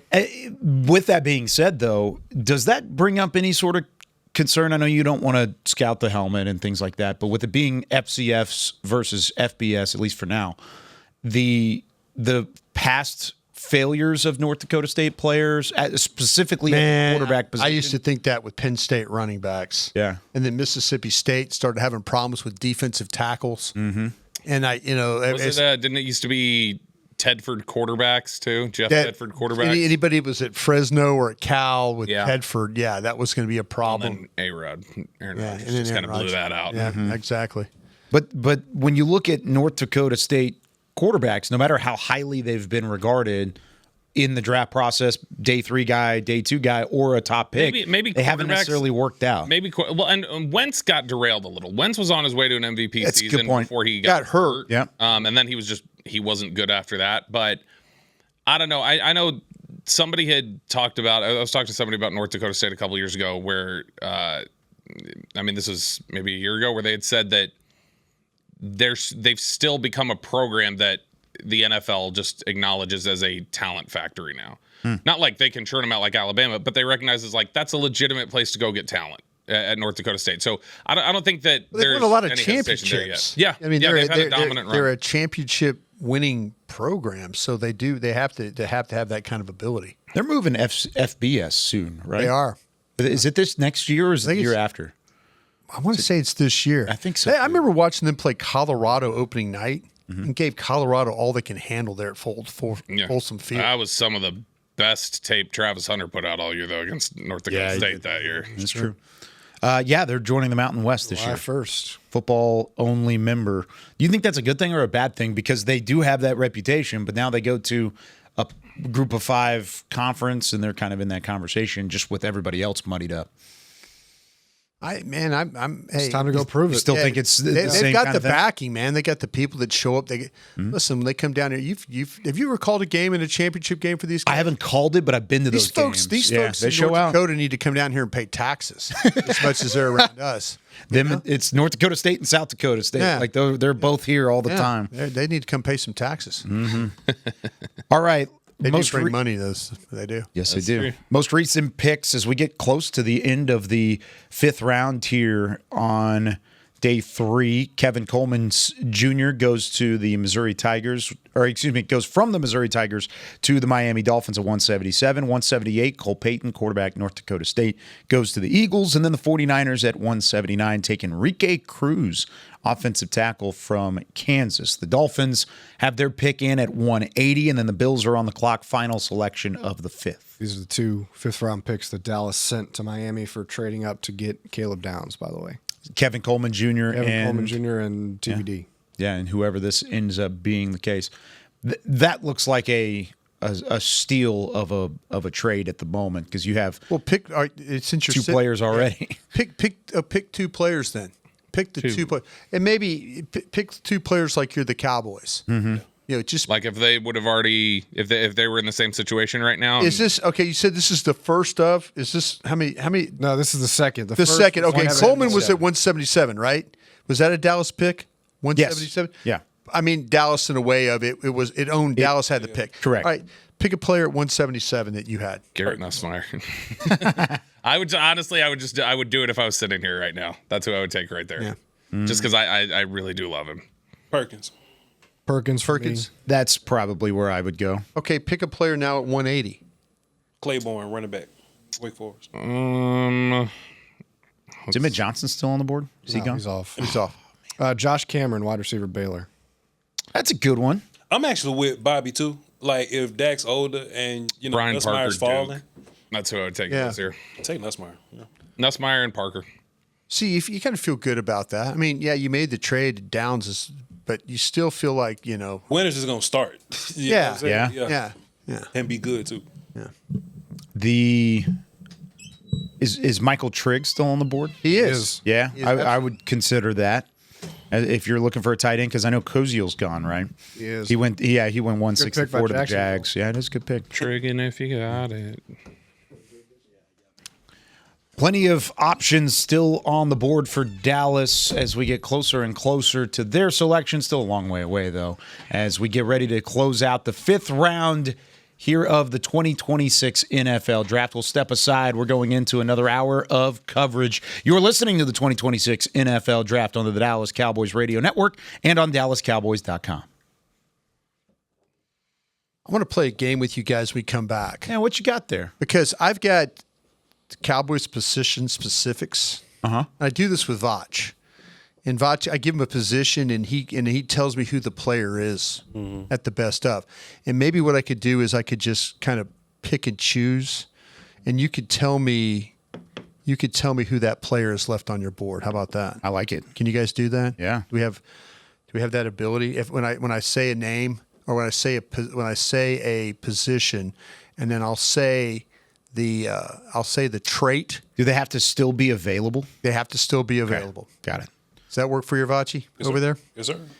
So we can do it. We can do it when we get back. Yeah, when we get back on the radio side. And I think it'll be because, like I said, maybe it'll give us an idea of because I'm going to say a position, and I'm going to give you the trait, and then you tell me who the best player is that on. I'm not sure I'm following. Give me an example of what you're saying. For example, Vachi. Yes, sir. Running back vision. Okay. I would say Moss has the best vision left over. I got it. Okay. Would you like to go get some more chicken wings? I had the one. I was good. Okay. Did you have There's one? some out Were they there not for that you. good? No, they're fine. I was eating one of those coming in here to Who give is that? Nick time off. Who Nick Harris is right there. Who is that? Nick's Look on your other side, Brian. Nick's done. Kyle, who is that? Who is what? Say Seyu Traore from Mississippi State, big receiving tight end. They used him a lot at the second level and in the red zone packages at Mississippi State. He is a big dude. Where he look from? there. It looks like he's from. Oh, is this one of those international player deals? yes, it is. He played a lot at Mississippi State. Hale so I don't State. know if it's specifically He's apparently sixth rounder. that. He is from London, England. Oh, so this is the start of the sixth round? This I'm is the saying end of the fifth. Yeah, this is the end of the fifth. it's about to I'm be saying that there was a team that said sixth. Yeah, smooth athleticism, after the catch talent. Had just 3 catches of 20-plus yards in 2025, but he was used a lot in red zone action. Did have knee surgery last year going into the year, so he was a little slow out of the gates, I would say, for the Bulldogs to start the year. But I actually really liked him when I was doing game prep for Mississippi State last year. And that was an offense that had some weapons. We talked about Brennan Thompson earlier. Of course, their quarterback is was Blake Shapen, who was a former Baylor transfer. But they struggled to get off the ground offensively. It wasn't because of him. He was utilized where they needed to in laid down scenarios and in red zone especially. See him on the sideline there, contested catch ability, some of those elements too. I was outside playing, and Brian was probably like working with the Cowboys or something. But Mississippi State used to be like a factory for offensive linemen. Yeah. Like tackle factory. And playing football in Mississippi, playing O-line in Mississippi, they'll make us all go to the Mississippi State camps. And it was like this hellish, hard-ass camp. And I was like, bro, I don't even want to be this good that bad. You're like, I just don't want to be here. I just want to be better. I don't want to be this good. Like Mississippi has some tough camps for offensive line. I will say there was a conversation that I had with one of the scouts a couple days ago where they were talking about Traore as a 6th or 7th round possibility. But this is an international player, I assume, by the flag and stuff like that, and the fact that the commissioner gave him a helmet and all that stuff. And the name. He's from an international side, but I think he's considered. I don't think he's a part of like the international program or anything like that. Because we did that before. Didn't the Minnesota Vikings, they made Zimmer draft a wide receiver from maybe Germany or something like that way back in the day? They make teams do that? I think they ask him, would you be kind enough to, we won't investigate you. Boy, that money, boy. Listen, would you be happy to, you got a lot of picks. They trying to bring the Argonauts back. And would you Didn't that happen to the Rams? Not years ago? Toronto. So, what was that? Didn't that happen to the Rams years ago? Maybe. That sounds vaguely What familiar. what happened? No. The Rhine Fire. That was old NFL Europe days. He was over there.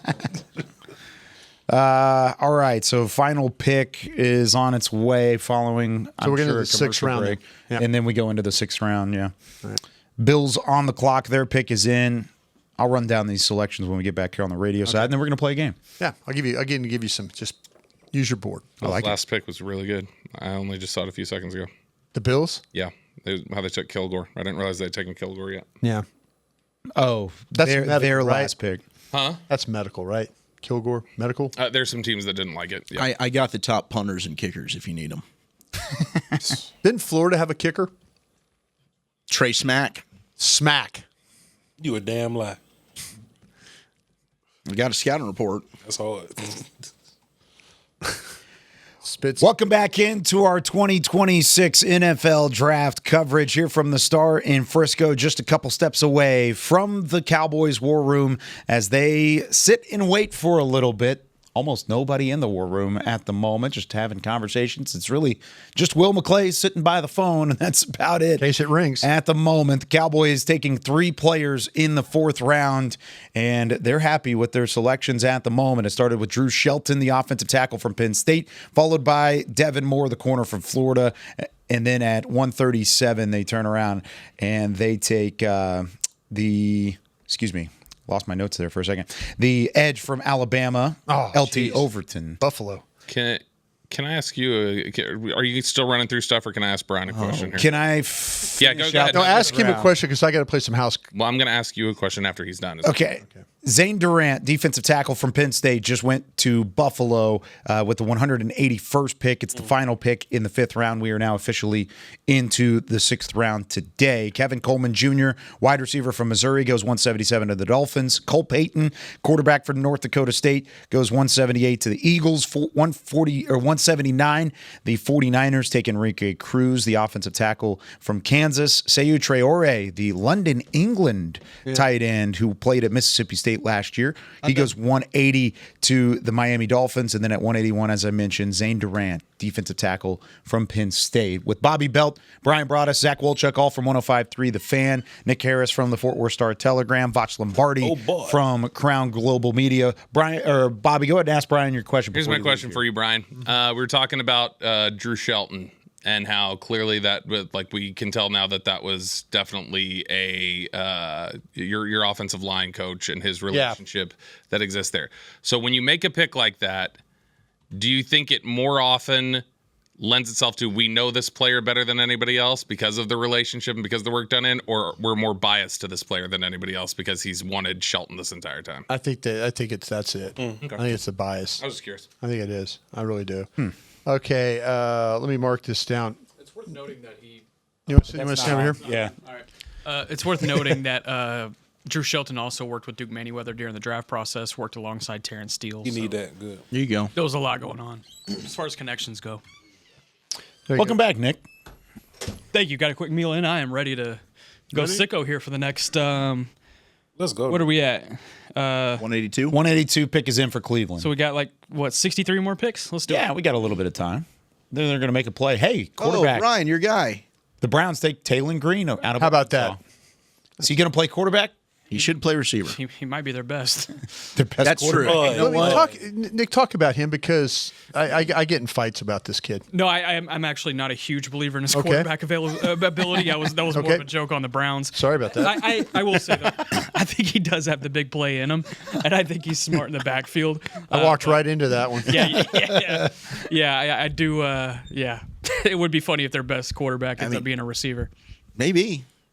He's uber athletic. Very athletic. I mean, his numbers are Calvin Johnson-like. He could return side by side. He could return for the Browns if he ends up being like QB3. Yeah, he could be a returner for them if they wanted it to be. But yeah, fascinating pick. All right, so Brian, before we went into the break, you wanted to play a possible hypothetical scenario. Take your boards. Everybody take their boards out. And I'm going to give you a position, and I'm going to give a characteristic, a trait. And you tell me what player you have on your board at that position matches my trait. You ready? Go with wide receivers. Who's got the best run after catch on your board? Available or in general? Available. Jordan Hudson, SMU. Yeah, I probably go with Hudson as well, or Caldwell. Or I was looking at Jeff Caldwell from Cincy. Yeah. Pardon me, Eric McAllister. Okay. I did not watch McAllister. Tell me about him a little bit, Voch. TCU, big as hell, guy. There was a double injury character flag on him. Yeah. But I would take him. He can run too. I like Eric McAllister. Yeah.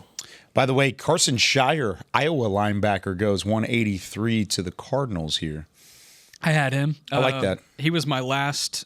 Oh, I didn't rank him, but I put a 6th round on him. I hate when that happens. I had a 6th round on him too. Let's go. Yeah, I didn't rank him though by my fault. He had 18 missed tackles last year. I didn't love that, but he is athletic, affects everything in front of him all the way into the backfield. Heat seeker and functional mover, arriving downhill.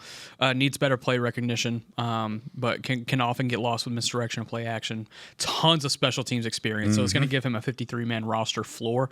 That's why I put him in the 6th. But overall, the linebacker ability, it's going to be tough. Iowa born and raised after playing 35 games as a reserve from 2021 to 24. That's where that special teams came in as well. I got to talk to him at the Shrine Bowl, and he's got a great character to him. He's got a phenomenal underdog mentality, and he kind of needs that because he had the little undersized experience, and he was kind of undersized frame as well. Got pushed around by bigger blockers when guards would try to reach the second level as well. Packs a punch for his size, not afraid to blitz. You could see the sack of Diego Pavia in their final bowl game, too, that I thought was a good read on his side. You talk about processing. I think if he plays more, that might come naturally for him. He looks like a linebacker, and Iowa's had some pretty good linebackers in front. Sure have. I just think he needs a little bit of reps and seasoning. I think he's a developmental guy in the 6th. Anyways, going back to your game there, Brian. Offensive lineman. Ability to pull. Tackles and guards. Yep. Do we like Brian Parker's ability to play? Logan Taylor, Boston College. Logan Taylor, Boston College. I would go with Parker. I like Parker. I like Parker, too. Parker. Parker. I think he's going to move inside. Yeah. Yeah, I think he looks like a center to me. He's got a center body. I'd tabbed him as a center. Yeah.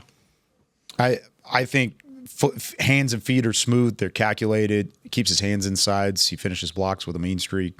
I liked Parker a lot more than I think most people did. Pat Coogan. I had him in the 5th. Ooh, I like Pat Coogan. Pat Coogan, Indiana. Okay.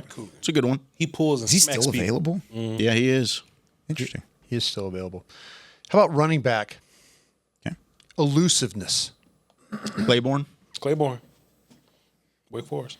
Just to be different, Robert Henry for the bit. Would you call that elusiveness, or would you just call that broken tackle ability? They just scared of him, so they don't want to tackle. They don't. Yes. I feel like people just don't want to tackle I'll him. tell you a running back that I really loved in this process that's still on the board, could very well be an undrafted free agent at this point, is Jamari Taylor. Talking about a bowling ball. He reminded me, I loved, oh my gosh, Bears running back, Manungai. I loved Manungai last year in the process, and Jamari Taylor reminded me a lot of Manungai. Jaden Ott's old tape. Man, what the heck happened so to Jaden? good. That is so bizarre. Confidence got shot. Yeah. And look, DeMarco Murray was great for this franchise. I don't think he's a great coach. Damn, dog. Fair. Could be there. How about this one? Tight end, vertical threat. Michael Trigg. Yeah, Trig.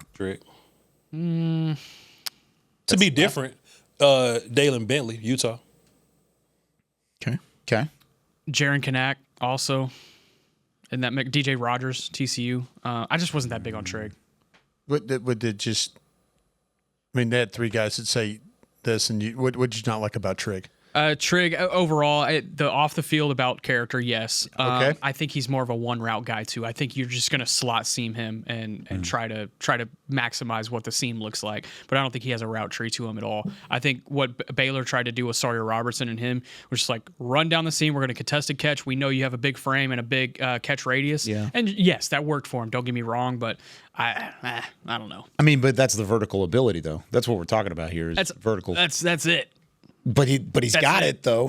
I mean, if he's got a fastball, he's got a fastball. I guess when I more so think about vertical threat, I want the whole package. I want the whole load. Sure. And he wants the whole load. You want a little bit of route running ability to go along with. Give him the full package. Don't you hold an inch back. What you got, Brian?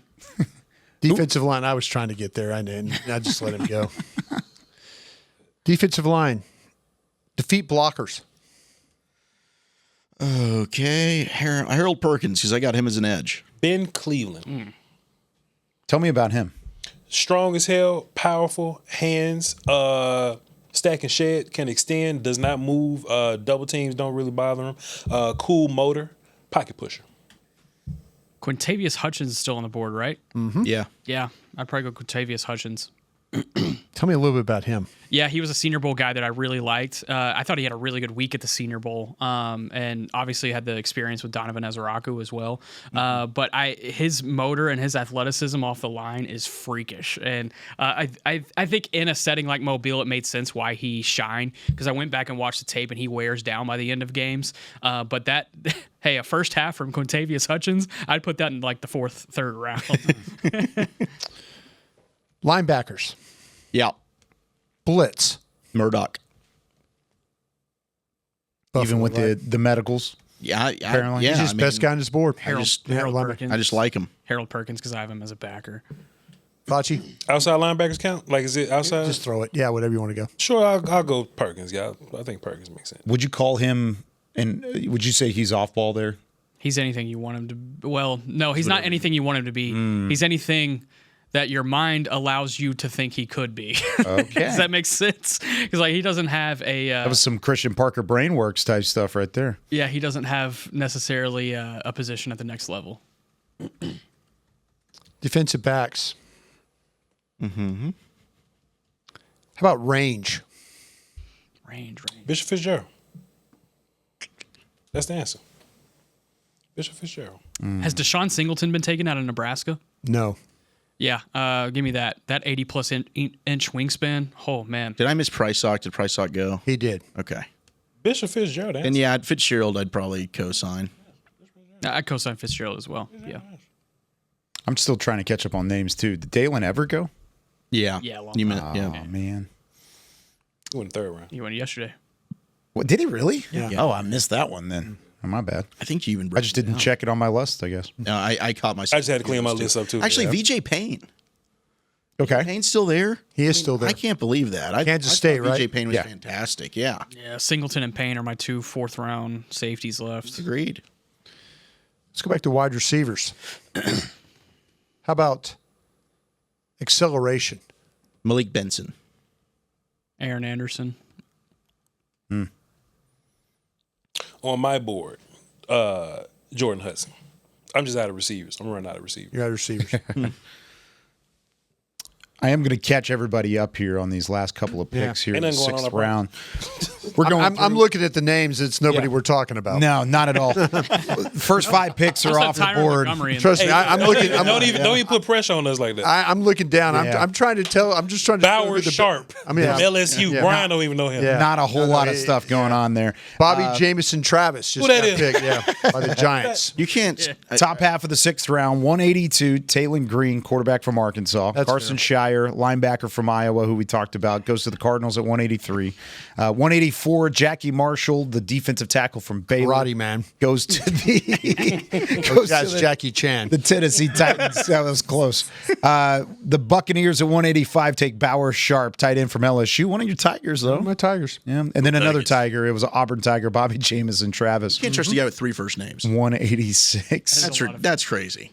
He goes to the Giants, so you get to play him twice a year if Perfect. he makes the team. So yeah, there you Let's go. Bobby Jamison Travis. Like, what are we doing? Those are 3 first names. And then Katrin Allen. Okay, we can talk about this. Yeah, Penn State running back here goes to the Washington Commanders. Wow. Okay. That's I like how we talk all about just Nick? agreed that this is the good pick out of the last 10. Yeah, and he's in the division too. Oh, man, yeah. Tough runner though, man. Tackle breaker, patient, one cut north and south, solid pass blocker.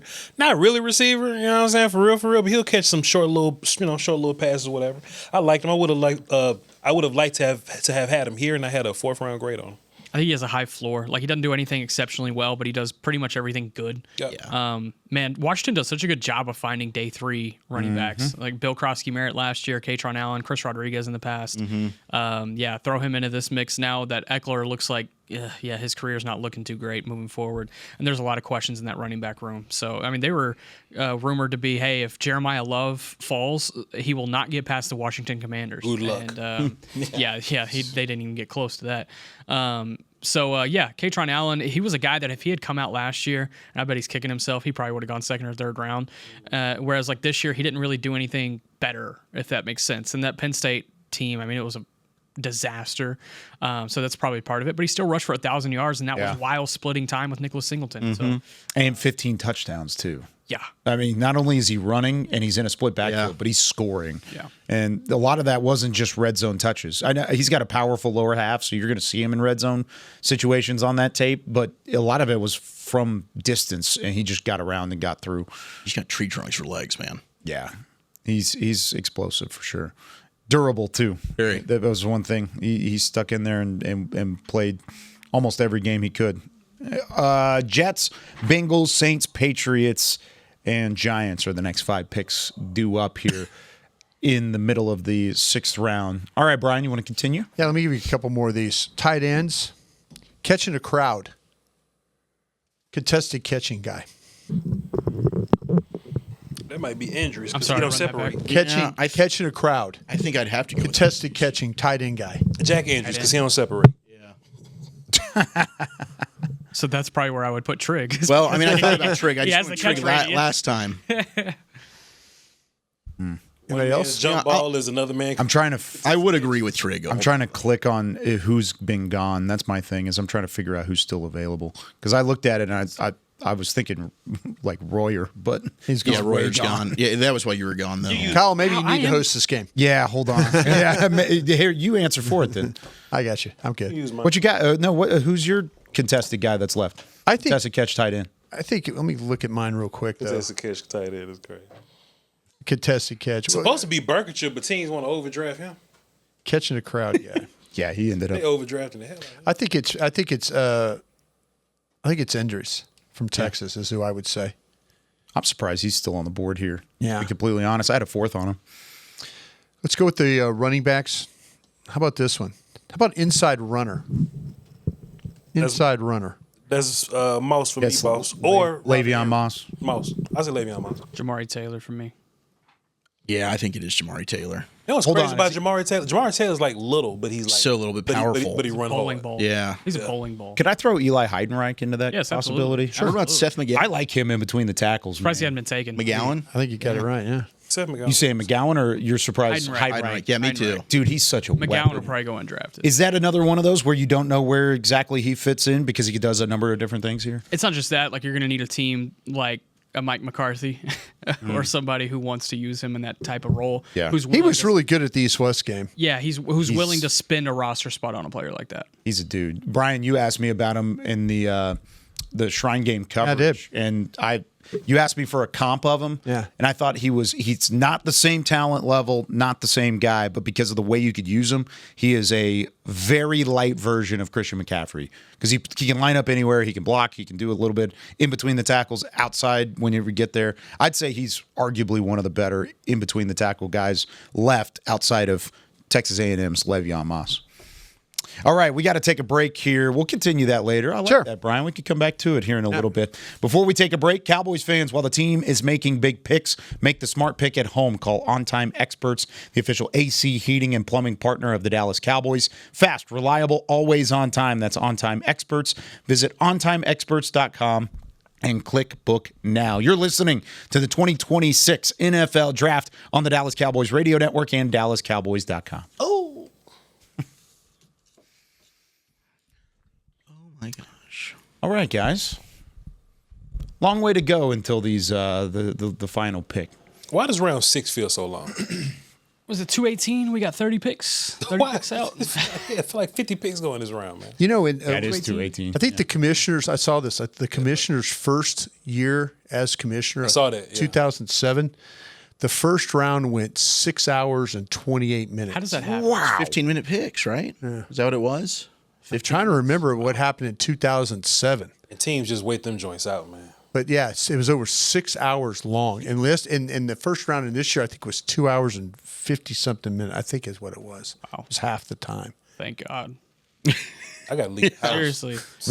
2007 was Jamarcus Russell going number 1 overall. Man, they got that They not wrong only anyway. had 15 minutes to think about that, they had 6 months to think about that. Calvin Johnson, Joe Thomas, Gaines Adams went to the Tampa Bay Bucks. Levi Brown, Penn State offensive tackle. LaRon Landry, Adrian Peterson, Jamal Anderson, defensive end out of Arkansas, going to Atlanta. Ted Ginn Jr., and then Amobi Okoye, And you also had Patrick Willis drafted, Marshawn Lynch was drafted, Darrelle Revis. This was actually a really good draft. We're going to go through all 257. No, I'm just going through the Dwayne Bowe. It's taking him 6 hours to do it. Hey, man, we got I'm trying to fill time. No, I know you're doing a great I'm job. giving you hell. Anthony Spencer was the Cowboys pick that year. Because I don't have a report on Bobby Jackson Travis. I don't know. It sounds like a bass fisherman, doesn't it? Yeah. Let's go down to the boat and let's check in with Bobby Jameson Travis. It's like a bowler. Yeah. Pro bowler. Who do you think you are? I am. Think you think LT Overton is hitting him up to go? Yeah. I think the Bowling Hall of Fame is here. You think LT Overton is a bowling? Oh, he's a big bowler. He said, he likes to bowl in his free time. Yeah, somebody doesn't watch the damn draft show. I was doing TV. Give me a minute.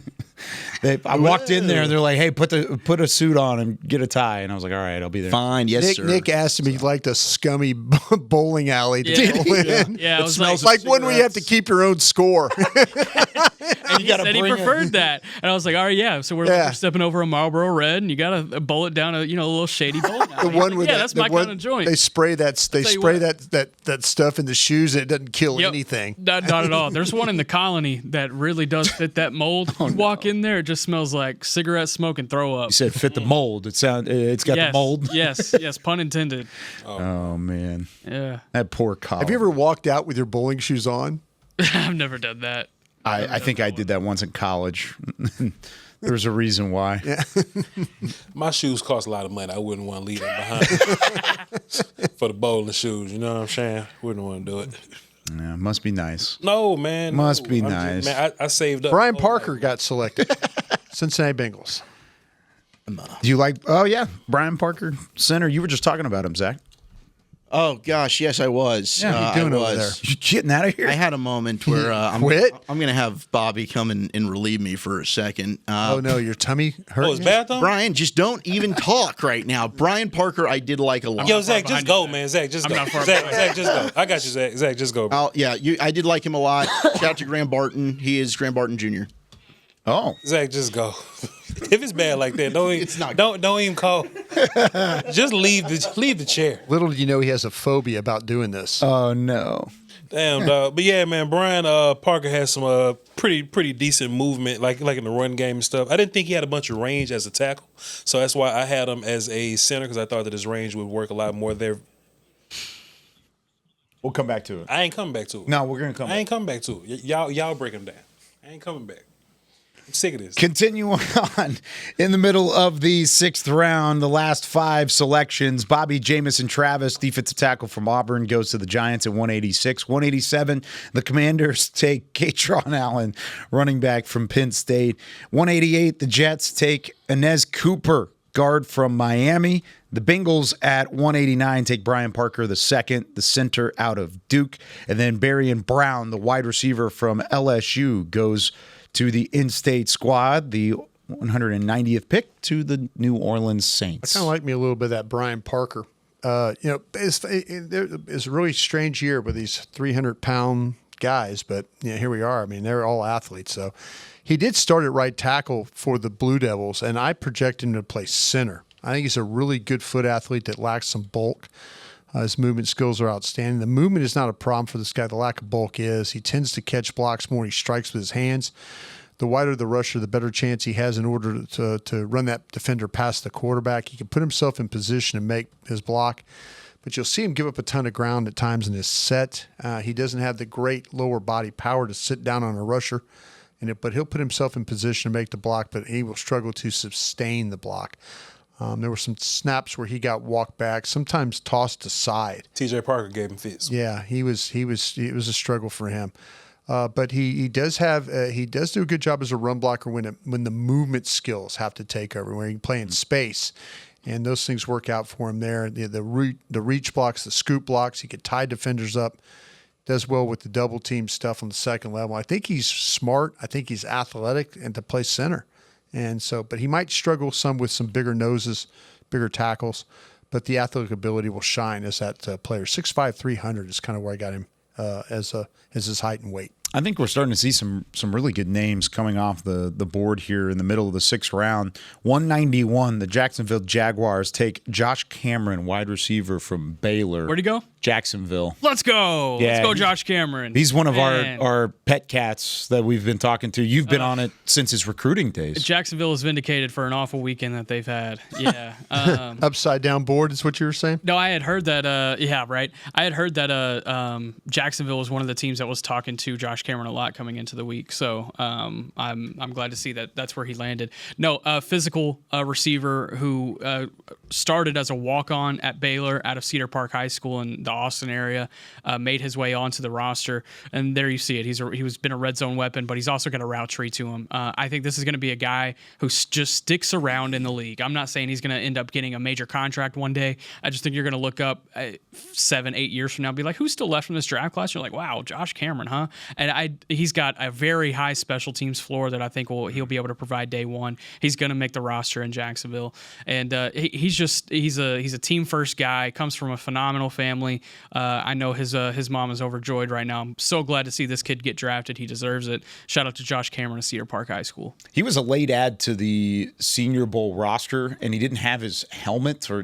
nobody gave him his helmet going to Mobile, so he had just a white helmet on, wearing number 34, which he did wear at Baylor.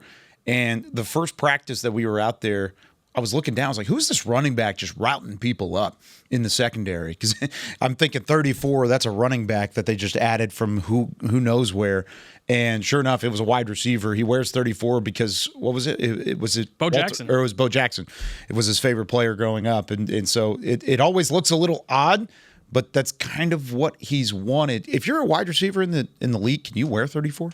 Is that possible? I don't think. I mean, it's anarchy now. They let anybody wear anything. It Really? seems like. Okay. It's not to that extent, though. Be a running back and just line up at receiver the whole Yes, time. He's built like a running Ty back. Montgomery. Yeah, Ty Montgomery does that. Yeah. He's built like a running back. I thought he was, because he's a wide build wide receiver. Wouldn't surprise me if they do try to put him in some backfield situations. He's got the size to do it. He's got the thighs to do it, and I think vision. he would be. He's got the vision to do it. I think he would be a fun weapon there as well. I'm such a big Josh Cameron guy. I put a 4th round grade on him, and glad to see him get drafted. I put him as a Cowboy fit in the magazine. I was kind of hoping that he would be around, but the Cowboys don't have a 5th or 6th round pick, so and that makes a lot more sense. Anybody like J.C. Davis? He just went to the football Giants. Didn't you watch? Yeah, I had a 3rd round on him, left tackle, but I had him as a guard. I just like big, powerful guards with anchor and punch, and I thought he dealt with powerful linemen pretty decently, but his range was really limited to me. So that's why I didn't have him at tackle, and he was just much more of a guard. Kind of tall, you know what I'm saying? So 6'5", 335 is kind of what you're dealing with right there. Yeah. So knee bend wasn't all that good, but please go ahead, rough around the edges as well. Go ahead. No, you're right about N'Vachie. You get him. He's got a kind of a natural anchor that the way he plays to him. There's, like I say, the knee bend stuff like that needs to be a little bit better with him. I think the best thing he does is he could get movement in the running game, and he can sustain, and I think that's good for the position. I do like the way he plays on his feet, but there's times you'll see him kind of over the top some a little bit, and he'll lose that. But at 6'5", 335, the Giants taking a shot on those kind of those measurables. But with a guy that can play a little bit, like say, we'll see about as a pass blocker. I think that's where he's a little bit limited. But the run blocking stuff's pretty good. Currently at 193, the Giants picking again here. Yep, They go back to back. Mm-hmm. So they take the J.C. Davis out of Illinois, and then they've got another pick here in a moment. Anybody want to update the top of their board as of late? I still have 3 third rounders that are just hanging around, and I one of them is Nussmeier, right? No, I do not have. I got a lot of thirds. That's a Bobby over here. Sorry, you're right. Robert Spears Jennings out of Oklahoma, the safety, wide receiver Jeff Caldwell out of Cincinnati, and then running back Damon Claiborne out of Wake Forest. Those are my 3 third rounders left. My 3s, I got a couple of them. J.C. Daniels, wide receiver Miami, Dalen Burks, Arkansas. Davis just went. Nussmeier, Llewellyn, and Perkins. Llewellyn from Iowa, Perkins from LSU. I also got Lucas from USC, Anthony Lucas, the edge, and I got Rashawn Benny, tackle from Michigan. Who are some of the names you're looking at here, Bobby? Anybody around the league feel like anybody's falling? Let me look here. Who's available on the board? All them names we just mentioned, I just find it odd that Bobby James and Travis has been drafted. I never heard of them. There have been a couple of those guys already. No disrespect to none of these people, neither. You know what I'm saying? I mean, Deion Burke still has not gone, right? No. I don't get the Deion Burks love. Yeah, but 6th round though? Here?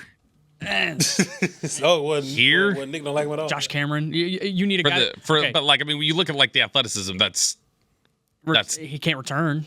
No, I know, but I mean, you're talking about that. What are you going to do with him on? But you're talking about that athleticism when we're like into the 6. He's better than Bauer Sharp, is what he's saying. Right, but like if you're drafting in the 6th round, 7th round as a receiver, you have to bring special teams, and this guy's not going to bring special teams. If he I know, but he's apparently, I guess, fallen this far. But I'm still surprised that it would go this far. He's apparently fallen this far because of some character stuff. But I can't. I just had a team tell me about Daniels. Did we that wasn't character, right? That was I had a team just say me as a knee. They're saying that's a medical for CJ Daniels. Okay, that's a knee is what a team. What about Llewellyn? Did he have any or maybe I just suck at evaluating? I don't know. I was with you on Llewellyn. I was totally with you on Llewellyn. Bobby what? Llewellyn from Iowa. I just remember a couple weeks ago, Watch, when you were giving us hell about age and injuries, and you're like, why aren't these guys going? Yeah, injuries. These guys suck at drafting. It's the 6th round. what we doing? I'm just calling back. I feel you, but at some point, Inez Cooper, you know what I'm saying? Barry and Brown, you are LSU Brian Broadus. Yeah. Who is Barry and Brown, Brian? 6th. Yeah, they got a 6 on Max Llewellyn. Not here, but in general, that was the feedback. In the league, got a 6 on Max Llewellyn. I mean, not universally. I think what happens with I think what happens with Max Llewellyn is people are looking at he doesn't test well. Beam, do we have highlights on Max Llewellyn back there just for no reason? I'm sure he does. He's just because we can. In the 6th round, the draft show has selected. Yeah, Because exactly. I've seen highlights of receivers catching 3 routes, or we've seen highlights of corners and their highlight is tackling somebody. You know what I'm saying? It's good players on the board, and the league can be okay. Don't show the highlights then, Beam. That's cool. It's just interesting that there's so many good players that I feel like can play. Yeah. At this point, you ain't got to take them where I have them graded, but like, dog, we in the 6th, going on 7. Yeah. By the way, Pat Coogan, center from Indiana, and the Rose Bowl MVP just went to the Tennessee Titans at 194. One of the better. Malik Benson just went too. Pat Coogan. Jack Kelly. Oh. Yeah, Coogan plays with power. You know what I'm saying? Get a little bit of movement. Solo blocker, I felt good about him. Really good combo guy. Can reach and pin. Pass blocker, grip strength, picks up stunts. I like Coogan. But he can play. And he's better than some of these other guys. I had a 4th on him. Malik Benson just added. Oh, we got Llewellyn highlights. Oh, snap. Let's do it. Go crazy. Man, just look at this character, man. Look at that. In Big Ten competition, dog. Get off the line of scrimmage. Go out there and make a play in the run game. What we do? Show the spin. Do we have a look at the spin move, please? Just look at him. Hand down. He could be a linebacker, too. Look at the spin. Look, Nick, did we rehearse that? Nope. Vash just be knowing. Nope. And I think that was on that was not on our guy Drew what's his name. But dog, Llewellyn nice. Just whatever. I hope we get him in the 7th or undrafted or something. You know, that's a quarterback that Brian has in the 2nd, Diego Pavia. Look at this. No, I don't have Pavia. Now, there's a lot of things I've done wrong, but that Pavia ain't one of them. He is not one of them. Nice. At Iowa, front 7 played well against Vandy. I don't know about the front 7. That was a hell of a game. It was a good game. Guys, Zach Wolchuk is going a little wild on X right now. He texting us. What he's talking about? Yeah. I don't know what's going on. He's Is he locked crazy. in the men's room? Yeah, he might be. He tagged me and said, thanks, Vash, but I don't know what he's talking about. He said, my man. And then he said, Nick Harris hates Jacob Rodriguez because he never answered his text when he was making a crystal ball predictions at 24/7. Yeah, look at my reply. What was your reply? He wasn't good enough for me to text him. Why did Woodchuck tag down to Rossini to? And then Wolchuk said, how much better would the draft show be if they just removed Kyle Yeomans as host and let me solo this thing? What is he doing? What is Zach doing in the men's room He's right relieving now? himself. Did someone take it? Oh, wait. Oh, no, nah. Oh, is Bobby? Oh, I know. You know what's happening now? I get You it. pick it up. You pick up what I'm putting down. Yes. Oh, no. Zach Wolchuk left his laptop in here. Oh, no. A text in what we should tweet off of Zach's Twitter at the moment. Yeah, go ahead and tag all of us, tag Bobby specifically, and we'll make sure it gets out on Zach's Twitter account here in a little bit. All right. No. It is the middle of day 3. We're having some fun inside broken stride. the Star in Frisco. He's not even smiling. Bobby Belts is more locked in today than he ever has been on day 3 of this show in the past. You're listening to the 2026 NFL Draft on the Dallas Cowboys Radio Network and on DallasCowboys.com. Zach don't even know. Don't tell him. Don't tell him. He Yeah, knows. man. Dog, He had his phone. dog, they still ain't draft Llewellyn, dog. That's All right, you're up. What's up, old Jug? What the hell have you been doing? nothing, man. We just. God, that was an aggressive tweet. I'd like to talk about gender theory. Hey, How many have you fired off? I don't like Kyle Yeoman's haircut. It doesn't project the alpha presence required to carry you through 4 hours of Brian wondering why he's 5'5" receivers that runs 4.7 is still on the board. damn. Fix this, delete Chris Bean. How much better would the draft show be if they just removed Kyle Yeomans as host and let me solo this thing? Oh, no. Vach Lombardi, my man. Yeah, you know. The game gonna be the game. I'm about to retweet all this. You have a J. Choi Yu one on here? I was about to. Oh, jeez. Do that dance y'all do. Poll question: should Brian retire With your, from with your eyes scouting? wide open and your tongue out. What's that dance y'all do? Yeah, Lee, we were 50-50 on the retirement. That's that haka. Hey, babe, what Do you that doing? haka dance y'all do. At Jacob Rodriguez. I was in Hawaii. Man, all right. Should I just leave these up?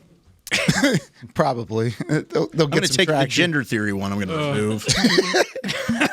Hawaiian Durjan. Did Tommy die? Where did he go? He wasn't in the bathroom, I'll tell you that. Oh, this is crazy. I'm just retweet these. I'm crying. I knew we're on the I- .com side because I'm it's be just- bad radio. This is bad radio if it is. I've got so I'm many- legitimately crying. Bobby is on your Twitter account, LMFAO. Oh, man. My favorite one was Vach Lombardi. My man. Hey, With 2 fist bump emojis. As he fist bump. oh boy, y'all We're get having carried fun away. now, huh? That was good. I'm trying to win an Emmy and y'all playing. You look good. I like that sport coat. Hey You man, showcased the sport coat all 3 days. I'm happy for you. I've worn something of the sort all week, man. I'm gonna wear some next week too, and then I'm going back to hoodies and white tees. There you go. You feel me? Good for you. It's just draft week. No, No, that's good.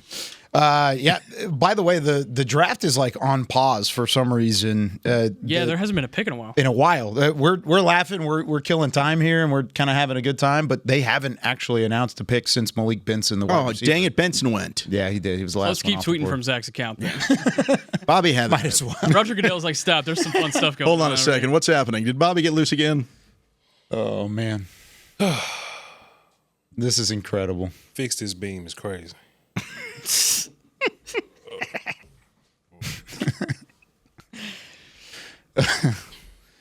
I'm just reading Zach's tweets now currently.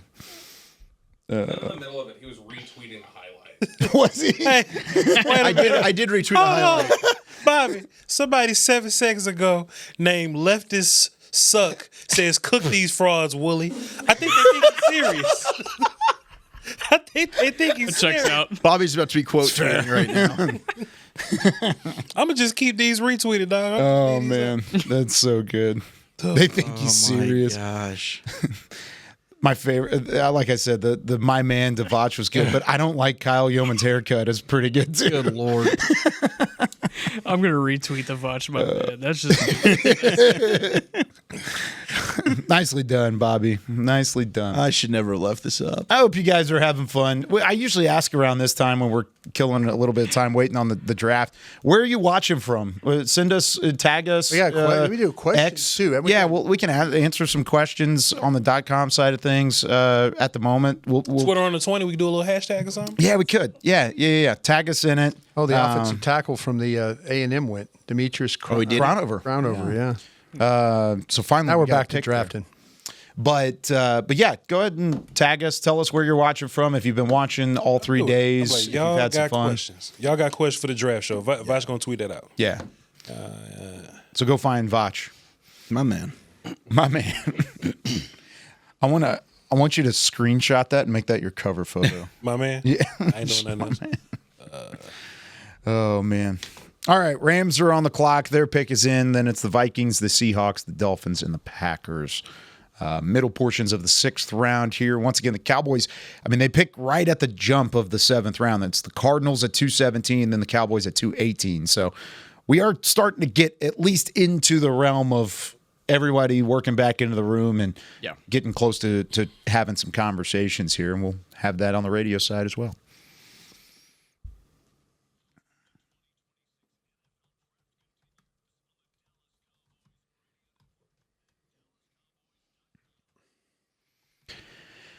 Welcome back in as our coverage continues. It's day 3 of the 2026 NFL Draft. Having some fun with Bobby Belt, Brian Broaddus, Zach Wolchuk, all of 105.3 The Fan, Nick Harris of the Fort Worth Star-Telegram, and then Vach Lombardi, my man from the YouTube and Crown Global Media. I'm Kyle Yeomans from DallasCowboys.com. We've had Tommy Yarish in and out as well from DallasCowboys.com. At the moment, he's just out. I don't know where Tommy went. But he's around here somewhere. But appreciate you joining us wherever you may be joining us. We put this request out on the DallasCowboys.com stream side of things. But if you're watching, let us know how long you've been watching, where you're watching from. We always love seeing how much you guys love the content and the fun that we have over the weekend. But also send us some questions. Vach is going to put out a tweet here in a moment, or a post, I guess, on X. And then we'll talk about some of your questions as well. As we've got about 20 picks CJ remaining. Daniels just went. 20 picks remaining until the Cowboys are up. And yeah, CJ Daniels is the most recent pick, wide receiver from Miami at 197. I'm going to catch you up for a couple of them that we missed on the radio side. 194, Tennessee takes Pat Coogan, center from Indiana, and the Rose Bowl MVP. 195, the Raiders take Malik Benson, the wide receiver from Oregon, goes to Las Vegas. Demetrius Crownover, the offensive tackle from Texas A&M, goes to the Patriots at 196. And then C.J. Daniels, the wide receiver from Miami, goes to the Rams at 197, as Brian talked about. You want to talk about him, Broaddus? Yeah, let me do some housekeeping here real quick. Okay. But yeah, let me get to my notes on him as the wide receivers.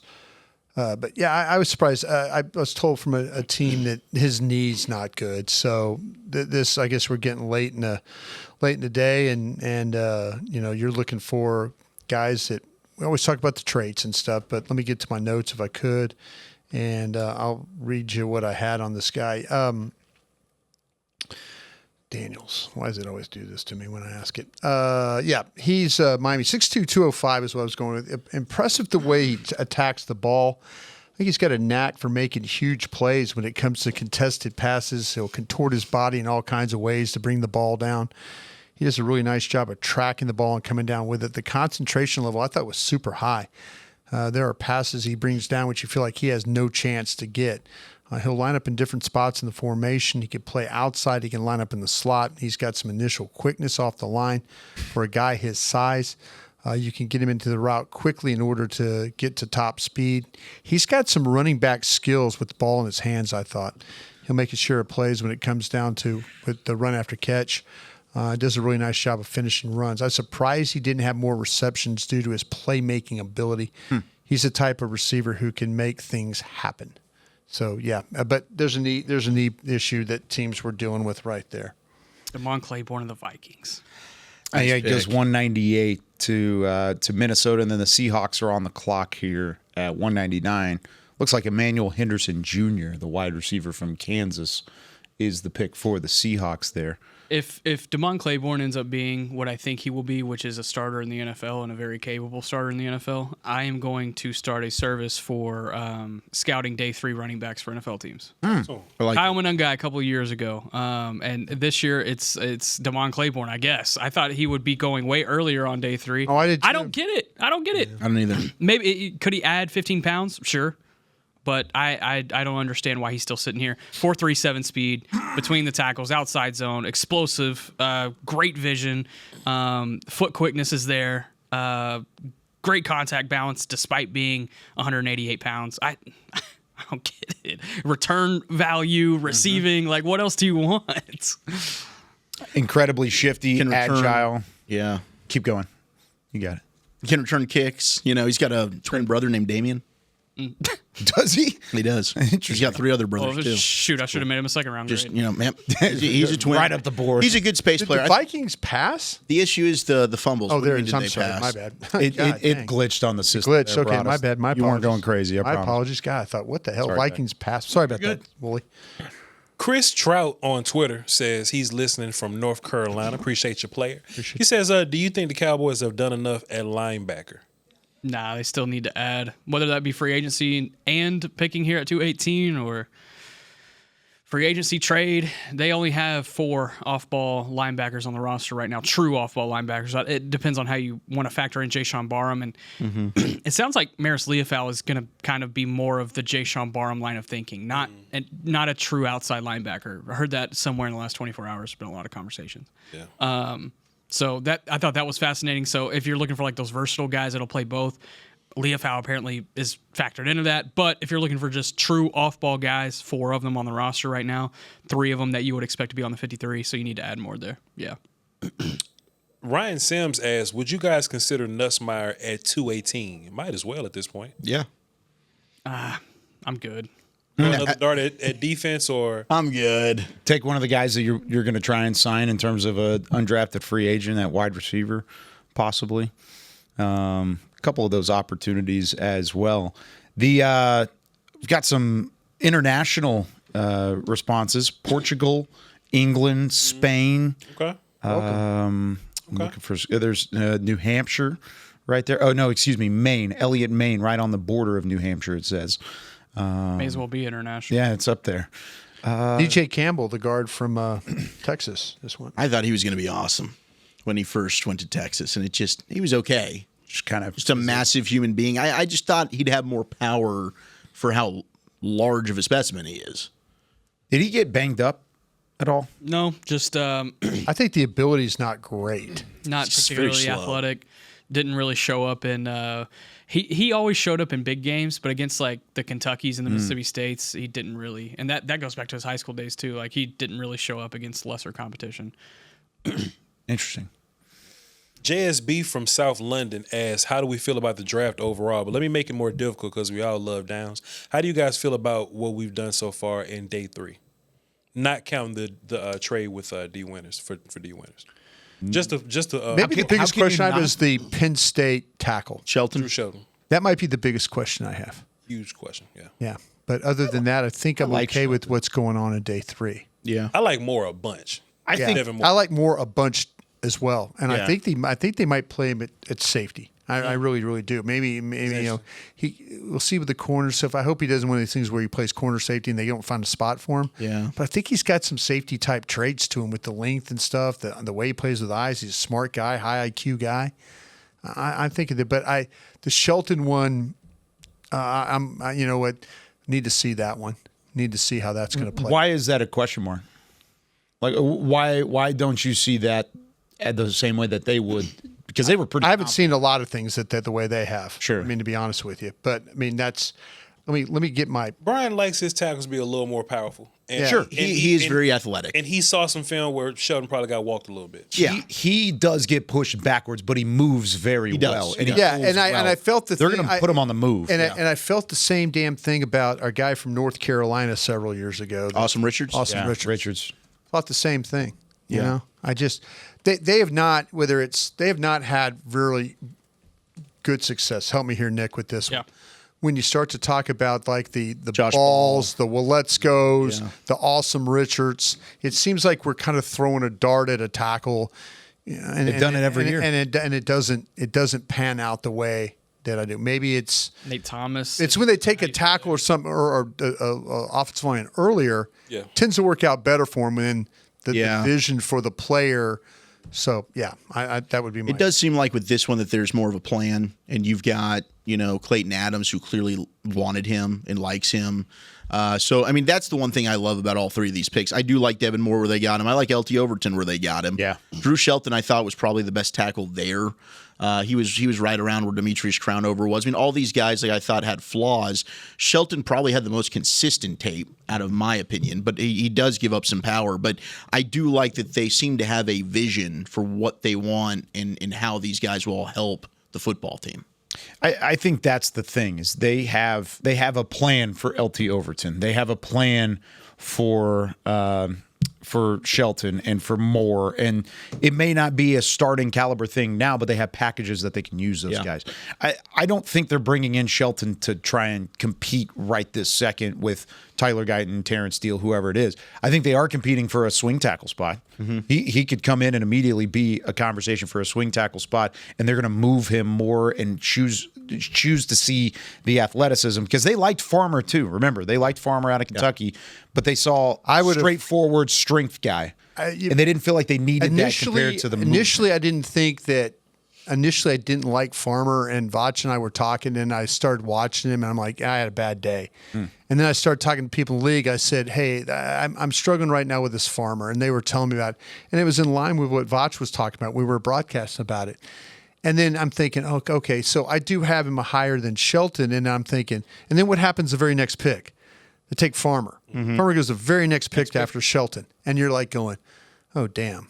Did we miss an opportunity there? And maybe they were talking about him. Maybe they were in that room talking about him. And you just hope that, but you just hope it works out for him. Though. Just to ask the question, what does Farmer give you that TJ Bass doesn't already have on your football team? I don't think TJ Bass is here for the long haul. Yeah, 4 years versus 1 year. Yeah. I'm just asking. No. And I think TJ Bass should probably have been drafted. Yes, way back in the day, should have been drafted. But is TJ Bass going to be a guy that's going to be, it's expensive and he's going to be gone? And I'm just kind of resetting. I think Farmer might be even a better player. I think he's way more powerful. Way more powerful than Bass. I mean, your middle would be. If you let's say, and again, I mean, that would be Tyler Smith probably moving out to left tackle if you wanted to start a Farmer. I think Farmer can't start. I do too. I mean, I think it would have been Farmer, Beebe, Booker, and now you have a mean, nasty, and you do anyway with Smith there. But if you're better covered at left tackle. I mean, I get the they don't want to move. I understand it 100%. Yeah. If they had have drafted Farmer and you wanted to play your top five, and Guyton doesn't prove that he can start. That might have ended up being the way that you go. Yeah.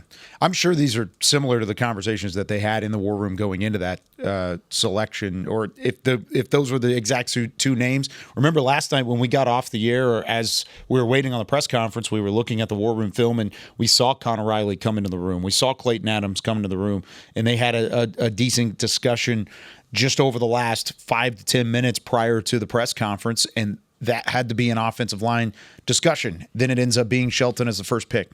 The next day, 12 picks into the fourth round. So they had discussions about Shelton and or somebody else. If it's Farmer, maybe that's who was on our boards. If it's anybody else that's out there, I think they had those different conversations and stacked their board one way or the other. In that case. All right, couple of picks to catch you up on. Emmanuel Henderson Jr., the wide receiver from Kansas, goes to the Seahawks at 199. Dolphins at pick number 200. We're now in the 200s, gentlemen. DJ Campbell, the guard out of Texas, as Wolchuk mentioned earlier, another Texas pick for Miami. They've been very active. They took Trey Moore earlier in the day. 3 Texas Longhorns. Yeah. Damani Jackson, corner from Alabama, goes to the Packers at 201. 202, it was Logan Taylor, the guard from Boston College, to the Chargers. The Jags just made the most recent selection at 203. CJ Williams, wide receiver from Stanford. Don't know what the Jaguars are doing. I don't know what's going on with them people. Like, how could you look at CJ Williams and look at Jeff Caldwell or some of these other receivers on the board and take? I don't know. I like. He CJ also Williams, doesn't have a but, headshot on NFL.com. Yeah, so he was a former big time recruit. I got to cover him, and he doesn't have separation ability. He used to have contested catch ability before some injuries caught up to him. He started at USC, went to Wisconsin, went to Stanford, finished with 1,179 total yards in receiving over the course of his career. That's a 6th-round draft pick. So I don't know. I don't know what I'm doing. Except for day 3 running backs. You've got that one down. I guess. But Don't even you then, worry. apparently I don't know what I'm doing because Damon Claiborne's going in the 6th round. I think every year I get hot around this time. I'm like, what are we doing? What are we doing in certain aspects? Is it just traits? At this point, is that why it gets so wonky? It should be. It's not value-based anymore. But there's guys with actual proven production with traits still on the board. So that's where I ask, what am I doing? I agree with you. I got to look in the mirror. I mean, we were just talking about TJ Bass. TJ Bass was a 4th-round grade on my board that year. I thought he should have been drafted. He had production. He had tape. He had all of it. He ended up not being drafted, and now he's stuck around the league the majority more than what that draft class was even when he was in that point. So lots of conversations in the Cowboys war room. They are all back in there and getting closer and closer to their pick at 218. We are officially in the 200s as the Texans are on the clock here in the 6th round of the 2026 NFL Draft. Our coverage continues right after this on the Dallas Cowboys Radio Network and DallasCowboys.com.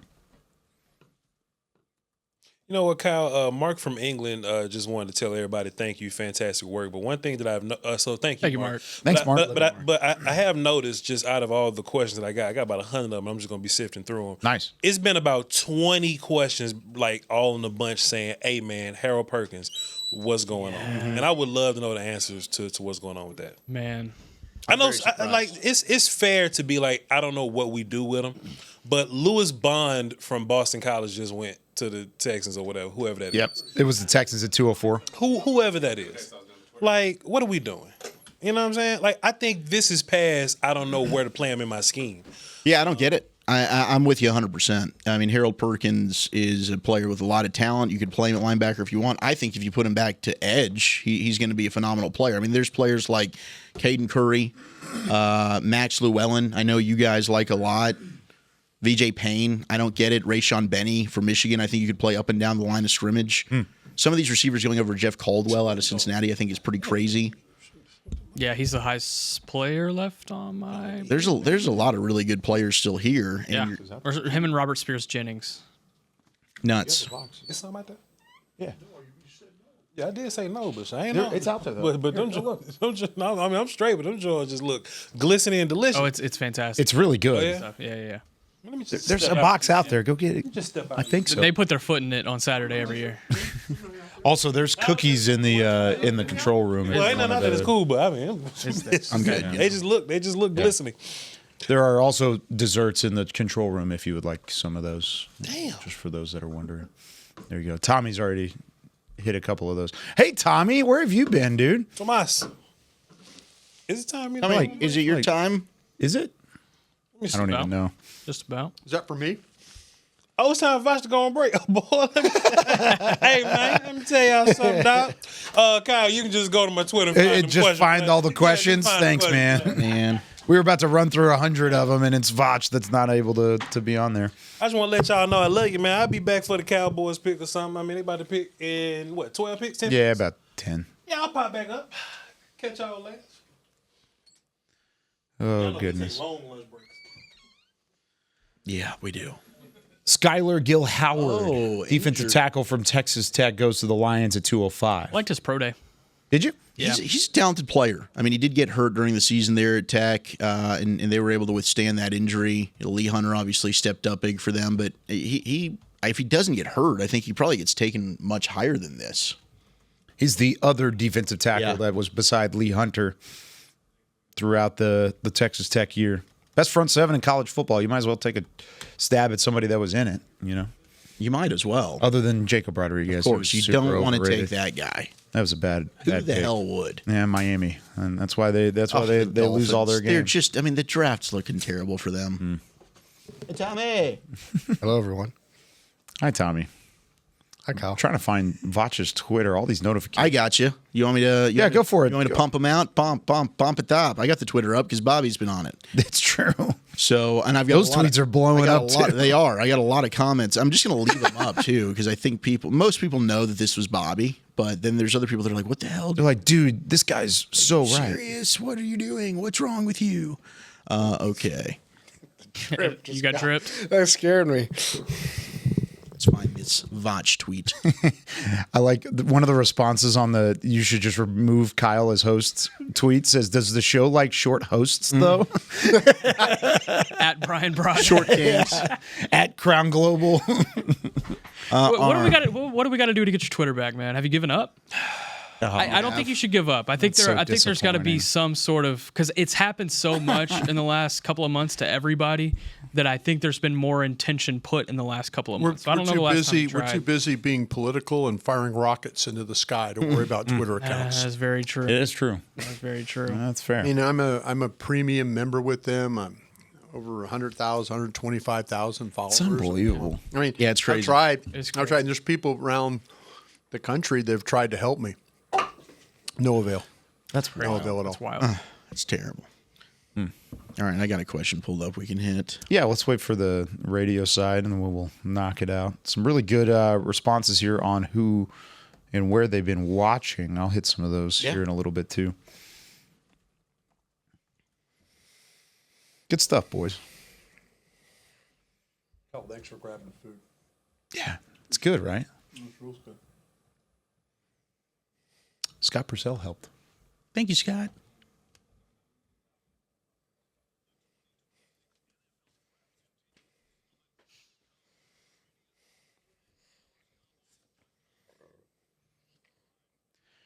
All right, we are in the penultimate hour of our coverage on 105.3 The Fan and DallasCowboys.com as we are now at pick number 206 in the middle of the 6th round of the 2026 NFL Draft alongside Nick Harris of the Fort Worth Star-Telegram, Brian Broaddus and Zach Wolchuk, hosts on the G-Bag Nation on 105.3 The Fan. We've got Tommy Yarish, Cowboys beat writer and insider for DallasCowboys.com. I'm Kyle Yeomans, the TV host and podcast host for the Dallas Cowboys, hosting your coverage this weekend. We've also got Bobby Belt and Vach Lombardi mixing in. They are currently on break at the moment. Let's run down some of the most recent selections as the Cowboys are now closing in on 10 picks away from their final selection scheduled in this year's NFL Draft. Logan Taylor, guard from Boston College, goes 202 to the Chargers. The Jags take C.J. Williams, wide receiver from Stanford, at 203. 204, Lewis Bond, the wide receiver from Boston College, goes to the Texans. 205, it was the Lions' Skylar Gill-Howard, the defensive tackle from Texas Tech. And then the Chargers back on the clock again at 206 take Alex Harkey, the guard from Oregon. It is the Eagles on the clock right now, followed by the Falcons, Commanders, Steelers, and Ravens. Nick, based on your board right now, as we're getting into Cowboys territory for that pick at 218, who are some of the names that we should probably keep an eye on? Yeah, I've been wondering about Cole Wisniewski, Texas Tech. Out of Texas Tech. That was somebody that they had a 30 visit with, and it wasn't qualified as a local day. He's not a DFW product, so this was a true 30 visit for Cole Wisniewski. Mm-hmm. All right, do you like him, though? I do. I put him, let's see. I put him at the top of the 6th round. Really good tackler, flies downhill to make impact plays on ball carriers, despite not having the speed you might want at the NFL level to be a starter. This one could end up being a starter, though, with his instincts and range and just having the ability to always be around the football. At the very least, he'll provide day one special teams ability. He will be starting his rookie season at 24 and a half years old. Had a torn Achilles in 2022 and missed 7 games, broke his left foot in 24 and missed the whole season. So he's got a little bit of injury history coming from North Dakota State, but overall, fascinating player. That's one to look at. We've talked about Michael Trigg. There's connections there. RJ Maryland, obviously connections there. There's got to be a running back or two. McGowan? No. I think they draft him. Not looking at McGowan. I think he's going to be an undrafted guy. Same with E.J. Smith? Undrafted guy. Hot, maybe? Undrafted guy. Okay. Jamari Taylor? I would like it. There haven't been any connections other than he was a Shrine guy, was he not? Yeah, or he's Senior Bowl. Oh, I think he was. Yeah, he was Senior Bowl. Taylor was senior. Yeah. Yeah. So I mean, they don't necessarily have to have a connection for the Cowboys to draft them. I don't think there was really a lot of connections with Drew Shelton. But nevertheless, yeah, I think there's going to be some players here. I would be looking at maybe one last offensive guy, just to come away in the class with 2 offensive players. But if you're asking me, I would love, just to get an off-ball, Mike linebacker at this spot. Red Murdoch is still on the board, isn't he? Aiden Fisher still on the board. Torian York still on the board. Harold Perkins, they have been connected to throughout the process. Still on the Give me board. Harold Perkins, please. Yeah, I'd love that. That would feel like a 4th round pick in the 7th round. Yeah. It would feel like that. It'd be a lot of fun. I like Jackson Kuwach as an undrafted guy out of Miami, Ohio. He's an off-ball linebacker. Ernest Hausman is another interesting off-ball linebacker out of Michigan. A quick note on Ernest Hausman. He's the youngest of 23 children. What? Yeah. My goodness. Insane stuff. What about Reggie Virgil? Born in Uganda. From Tech? He's been taken. He did get taken? I was in the bathroom. Bobby didn't tell you? No, Bobby didn't let me. Did Jack Kelly get taken? Yes. Yeah. Yes. There you go. Refresh. Also, Alex Harkey, we mentioned out of Oregon to the Chargers. The Eagles take Micah Morris, the interior offensive lineman, aka the guard for Where did Harkey go? Georgia. Harkey went to the Chargers. Oh, dang, he went to the Giants. Mm-hmm. Ew. What was it? Kelly, he went to the Giants. Oh yeah. Falcons on the clock, followed by the Commanders. Micah Morris going to the Eagles. That's just two massive offensive linemen they've taken now. Yeah, Bell. I like Micah Morris. And I know. Morris. Tell me about Micah Morris a little bit here. Yeah, let me see if I can pull up. Sorry, I've had like a million things going on over That's here. okay. Do you have it in front of you by chance, Wolchuk? Yeah, he's super wide body. I do think he plays with some power. I like the hand placement. His pad level is something to me that I thought he could have worked on. But in big games and against some quality competition like Alabama, LSU, you see him play really well and rise to the occasion. He's a guy that I thought played a lot at Georgia. I was a fan of Morris. I actually had him in the 5th round. For him to be here in the 6th, I think he's actually got some pretty decent athleticism for his size. You can see him get out in space. I like some nastiness to his game. He's one of these guys that will finish you and put you in the ground, let you know about it. But I guess there are some slipperiness, in terms of faster upfield guys. They can kind of dip underneath him and give him some trouble. Yeah, he's a big guy. There's a lot to take on. There's a lot of man there. 335 pounds.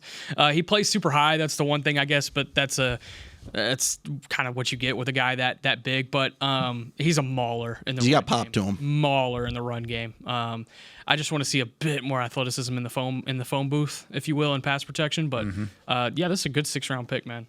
The Eagles' philosophy over the last couple of years of just getting the ginormous offensive lineman is fascinating. So you get Markel Bell and Micah Morris this year. You pair them with Cameron Williams from that was last year, Yeah. right? Yeah, fascinating. I'm surprised they didn't take DJ Campbell. Not big enough. Yeah, you're probably Not big right. enough. Which is funny because huge. Kyle Flood, the offensive line coach at Texas, we used to have a joke in the recruiting rankings. Is his first question to recruits would be so how much money do you spend at fast food restaurants? And you have to meet a certain level for him to even want you, because he always just took the fat guys. Yeah. He always took the fat guys. And so Cameron Williams, it was oh, that's Kyle Flood's dream. Yeah. Yeah. And How much Micah was he spending? Morris, Do we know? Do we have a number? oh man, there's no telling. It was all of his NIL back. A lot. Whataburger's the sponsor here, right? Yeah, he was spending all at Whataburger. Yeah, we got Whataburger and Wingstop, a couple other ones. Is there anybody you absolutely don't want to fight for in free agency? Because you got to make that pick count. I think when you get to this point in the draft, and as the board has been completely picked over, you need to just take whoever that best player on your highest rated player on that board. Mm-hmm. I think regardless of the position, whoever your highest rated player is, and the highest rated player on your stack, just take that player. You think about what they've done with that the last couple of years. No 7th round picks, right? Mm-mm. I mean, you just go ahead and whoever that player is, with like I say, no 7th round picks. Just you're better off trying to say, listen, we might have had a 5th round grade on this guy or a 6th round grade on this guy, and call it a night, and then go work on free agency in hopes your board isn't completely picked over at the end of it. So, Dallas is going to go and get free agents off their board. That's the first place that they're going to go. Yeah, is they're going to go off their board. So in this case, when you get to just take your highest rated player regardless of the position. Think about the 7th round picks that Dallas has made the last couple of years. Jay Toia last year, Phil Maffa last year, Tommy Akingbasote last year. Yeah. 2024 was Nathan Thomas and Justin Rogers. 2023, good indication of what you're talking about. Jordan Brooks, the wide receiver, thought maybe he would be a UDFA. Yeah. Instead, they said, no, let's not take a risk on him falling to somebody else. They did the same with Matt Farniok back in 2021, Ben DiNucci in 2020. They do it every year. Well, I think the Ben DiNucci one They was liked him. Mike McCarthy's. They ran into him in an elevator. Yeah. And Ben's a great guy. I mean, he is. But just a poor football player. The good broadcaster now, I guess. And doing a fine job. Whoever that player is, because you're not going to have another crack at this. You're going to go straight from this to now trying to figure out free agency. And then Stephen Jones is going to give them their marching orders, like, okay, here are the numbers.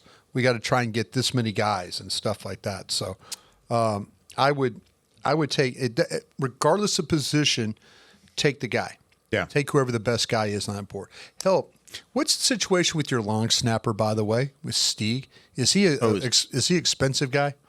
I don't think he's I mean, he's on a top 2 contract in the league at long snapper. He's top 2. There's not a lot of difference there. I was wondering if can you move on from that? I mean, I know it's if you wanted to just use a pick.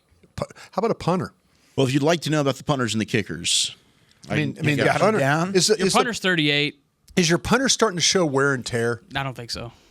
I know he holds well. He does a great job of holding for your guy, but to me, is there the wear and tear? Do we see the distance? Are we starting to see, like, I don't know? I'm watching games. I'm kind of like going, man, that's kind of an average looking 42-yarder right there. You know, I'm just trying to think of how to use the best way to use this last pick.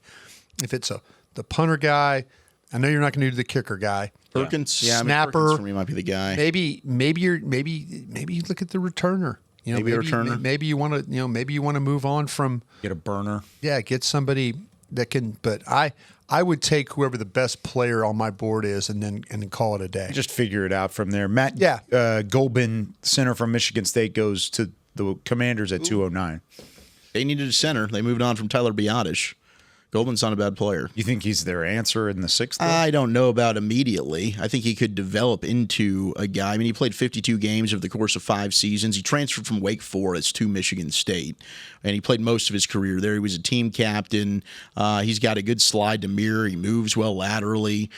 He's one of these guys that plays with power. He can knock people on their rear. He can drive his feet to create movement in the running game. The combo blocks are there. He just doesn't have the mass and the upper body strength that you really need, but he does have good leverage.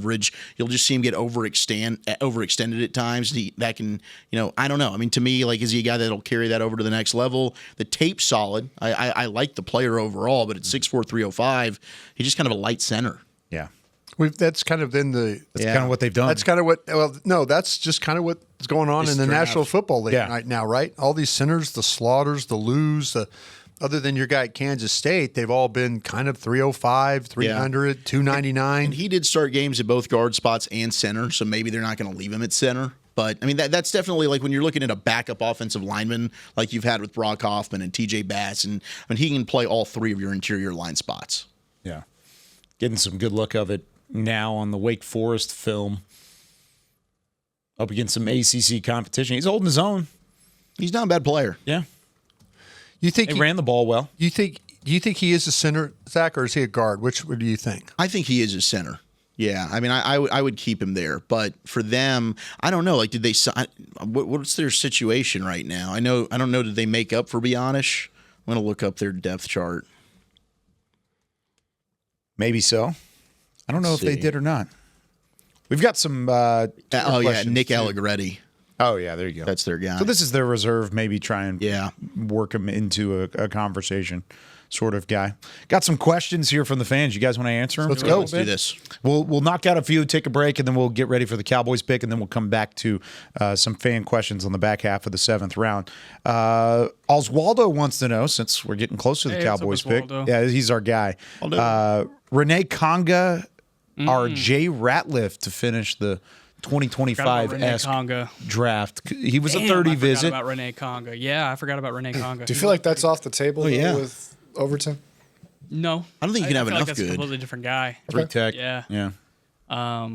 Yeah, fascinating. Yeah, I think Renee Conga should definitely be on the radar. You're talking about 3 technique guys here? Yes, that was where he was headed. Oswaldo was. Yeah, me personally, I know we talked about earlier about Robinson from Navy. Mm-hmm.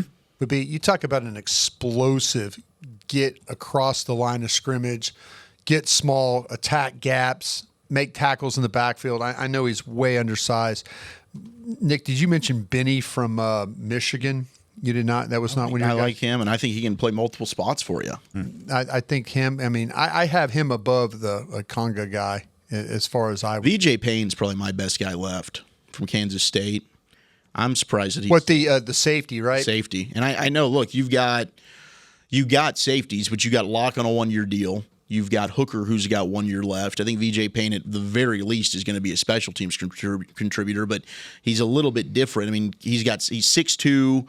I think he moves well. I think he's actually got some good coverage ability, come up and hit you. He was 94 on my board. I'm really surprised that maybe something's wrong with him. Maybe there's a medical. Mm-hmm. Maybe he's done something terrible off the field or he interviewed terribly. I don't know. But to have VJ Payne from Kansas State still available here. We just had a punter go. Who was it? Was it Stonehouse? Ryan Eckley from Michigan State. Okay, let's see. I'm checking. So Spitzy is our punter and kicker expert, and that's not one of his guys. He said the top 2 punters here: Brett Thorson from Georgia, Ray Guy Award winner, big leg, 15 kicks over 50 yards, Australian. Shows how much I know about punters. Aussies have punted well in the NFL. He's a good athlete. He played quarterback at one time prior to Georgia. Aussie. Average is 45.5 yards. We're showing punts here? Yeah, they have that pro kick. Let's go. Punter film, Chris Beam. Let's go. I love this. Consistent. This is my favorite part of the draft. This is good. Jack Stonehouse from Syracuse was his second guy. He transferred from Missouri after his freshman year. What a pedigree. Both his father and cousin have punted in the NFL, so he's got the lineage here, boys. East-West Shrine game, strong at the pooch punt to pin teams. His average is just under 46 yards. So those were the top 2 punters according to our punting and kicking insider. But he did not have this guy from Michigan State. Or this he's holding right now. Yeah, I was about to say that was not him kicking there. It's not Kim. But the kicker, Trey Smack from Florida, and I draft him just for that name alone. My God, Trey Smack. That's outstanding. He had a 60-yard I think he's Dane Bergler's top kicker. Trey Smack. Okay, so Spitzy said Eckley was a surprise third punter for him. That's a bit of a surprise. Thought he maybe overdraft here. Yeah, my boss man needs to get back on the hockey game this afternoon here. Yep. Hey, but got hockey in about 15 minutes. The pick was made by the Ravens, so it's a good pick. Okay, that's what happens. Yeah. It's the Ravens. Could they have Tyler Loop? Was that the guy they initially had to replace? What's his name? The massage guy? Yeah, well, that was the kicker. This was a punter that they. You know what? You're right. I'm flipping punters and kickers. It's okay. Tucker. They're not the same thing. Tucker, yeah, that guy. Yeah. He was just talking. Mm-hmm. Here's a guy who visited for Dallas Day. Nnamdi Obiizor. Is that how you say it? Obiizor. TCU linebacker. Now, aren't you? No, that one's Obiizor. No, I think that was actually how it is. The linebacker from TCU. Sometimes I do. You're right. Yeah, I thought you were doing it that case. Yeah. Obiizor. Linebacker TCU goes to the Patriots at 212. But he was a guy that met with the Cowboys and was in the building for a little bit here. So he's a Dallas Day guy? Yeah, Dallas Day. Nick, you got a history on this kid at all? Yeah, let me pull it up. I mean, I was just curious. You give him a 3-star? No. No. He wasn't one of mine. 7th round grade on him for me. Converted safety, adequate understanding of man and zone responsibility, but really only factors in on passing downs. Gotcha. The athleticism finish rate is high enough for me to see a special teams role early on while he gets used to a linebacker position at the NFL level. 81 tackles last year, 7 missed, more of a will outside type of guy. Yeah. He's got some length. He's 4.5 speed, only 190 pound safety out of high school. Then they bulked him up, moved him inside. Played 3 years and started at linebacker. So pretty interesting. He's got a lot of velocirosity to his game. Now, wait, what? Can you say that again? Yeah. Velocirosity. I like it. He's a bit dinosaurian with the way he plays. All right, we got to take a break because the Cowboys pick is coming up very, very soon. You're listening to the 2026 NFL Draft on the Dallas Cowboys Radio Network and DallasCowboys.com. So Jerry's security guard just peeked around the corner here, and I thought for a second we may have been getting Jerry. So I looked over at the war room camera, and he's still there. And I was like, he's still there. Never mind. He's hanging out. That would have been cool. That would have been wild. Just make us let us make a pick. I was like, we've been trying to do it right now. Been trying to do that for years. Let me tell you about Harold Perkins. Yeah, that would have been great. I think our The we got him fan we got base- Jerry in a headlock. Yeah. And we're like, okay, we're making this pick. Yes, you made that. Perkins or else. Guys, you guys have had a great draft. You got Caleb Downs. You redid your front seven. Just let us have a little fun and let us pick one. I think it'd be fun. It'd be great. Nuss. 7th round. And if it hits, it hits. If not, Amazing. my My you LSU know? guys Imagine like we having a hard time getting picked. We draft like a starting left tackle who plays for 15 Yeah. years. He puts on a gold jacket at the end of it, and we drafted him. Did you know Tyron Smith was drafted out of a podcast? This is crazy. If you want to make headlines, Jerry, that's how you do it. Is you let the podcast make the pick. It would go viral immediately. You have any idea how quickly that would go? I mean, I'm just saying. So just ideas. We're all about content here. That's all. So I'm catching up on some of these picks here, fellas. Hey, Tommy. Wow, that was like sorry about that. That was like when you That have was a really literally a brick. That was when you have a bad miss in basketball and the back mic on the stanchion catches it going off the back rim. That's how bad that was. I'm catching up on some of these picks here, fellas. In the 6th round, there was a run of like 6 players that probably would have been great for Dallas. I'm looking at Jack Kelly at 193. To the Giants, the linebacker from BYU. Pat Coogan to the Titans, the next pick at 194 to the Titans. Malik Benson, who the Raiders traded up to get, the wide receiver from Oregon at 195. Demetrius Crownover, the right tackle from Texas A&M at 196. C.J. Daniels, the guy that we were talking about earlier, the Rams at 197. And then Damon Claiborne, the running back from Wake Forest at 198. That's a tough stretch there. Yeah. I mean, good picks, good players, but you're getting wiped a little bit. Is Jack Endry still on the board? He is. Yeah. So that would so be Tampa Bay took Bauer Sharp over Jack Endrys? They There's did. been a lot of wild tight ends. So strange. I don't understand. Marlon that one. Klein going in the third round, second or third round yesterday was bonkers. Sharp was a comfortable UDFA for me. Oh yeah, Klein went in the second round. It's got to be because he's a high IQ type of player. Not a Velociraptor. No, he's not. He Whatever doesn't you're have saying. the Velocirosity. Yeah, that's it. Is there anything else you want? Is there anything else you want to get in while you're at it? I mean, I don't know. I think Garrett Nussmeier is very Omahanian. Omahanian. Mm-hmm. That's a good one. Very smart. Anything else? Smart player. He channels after Peyton Manning. Yeah. Omahanian. Jordan Vandenberg is the pick for the Bears at 213. Jordan Vandenberg. That's a cool name. Defensive tackle out of Georgia Tech. Yeah, it's a weirdly typed name too, and I'm very glad I don't have to type that here at this franchise for a while because the Van and the Den are not capitalized. Oh. Yeah, but they're different words. Like it's Jordan Van Den Berg. Yeah, I don't know. It's like a lead-in. It's German or something. It's German. We've heard from a couple of That's international Nick Harris, players. Fort Worth Star Television. Oh, man. Bobby Belt stole his phone too. That's what It wasn't me. He hacked Stole his my voice Twitter box. account. This is not me. AI. Jordan Vandenberg. Wonder if Bobby actually just doesn't like my haircut. Maybe there is something there. I think it looks good, dude. Don't worry. Maybe there's something there. He doesn't even have enough He's hair to wild. talk. Don't lie to him, Zach. All right, 3 picks until we're into the 7th round. Colts, Falcons, Seahawks coming up here in a little bit.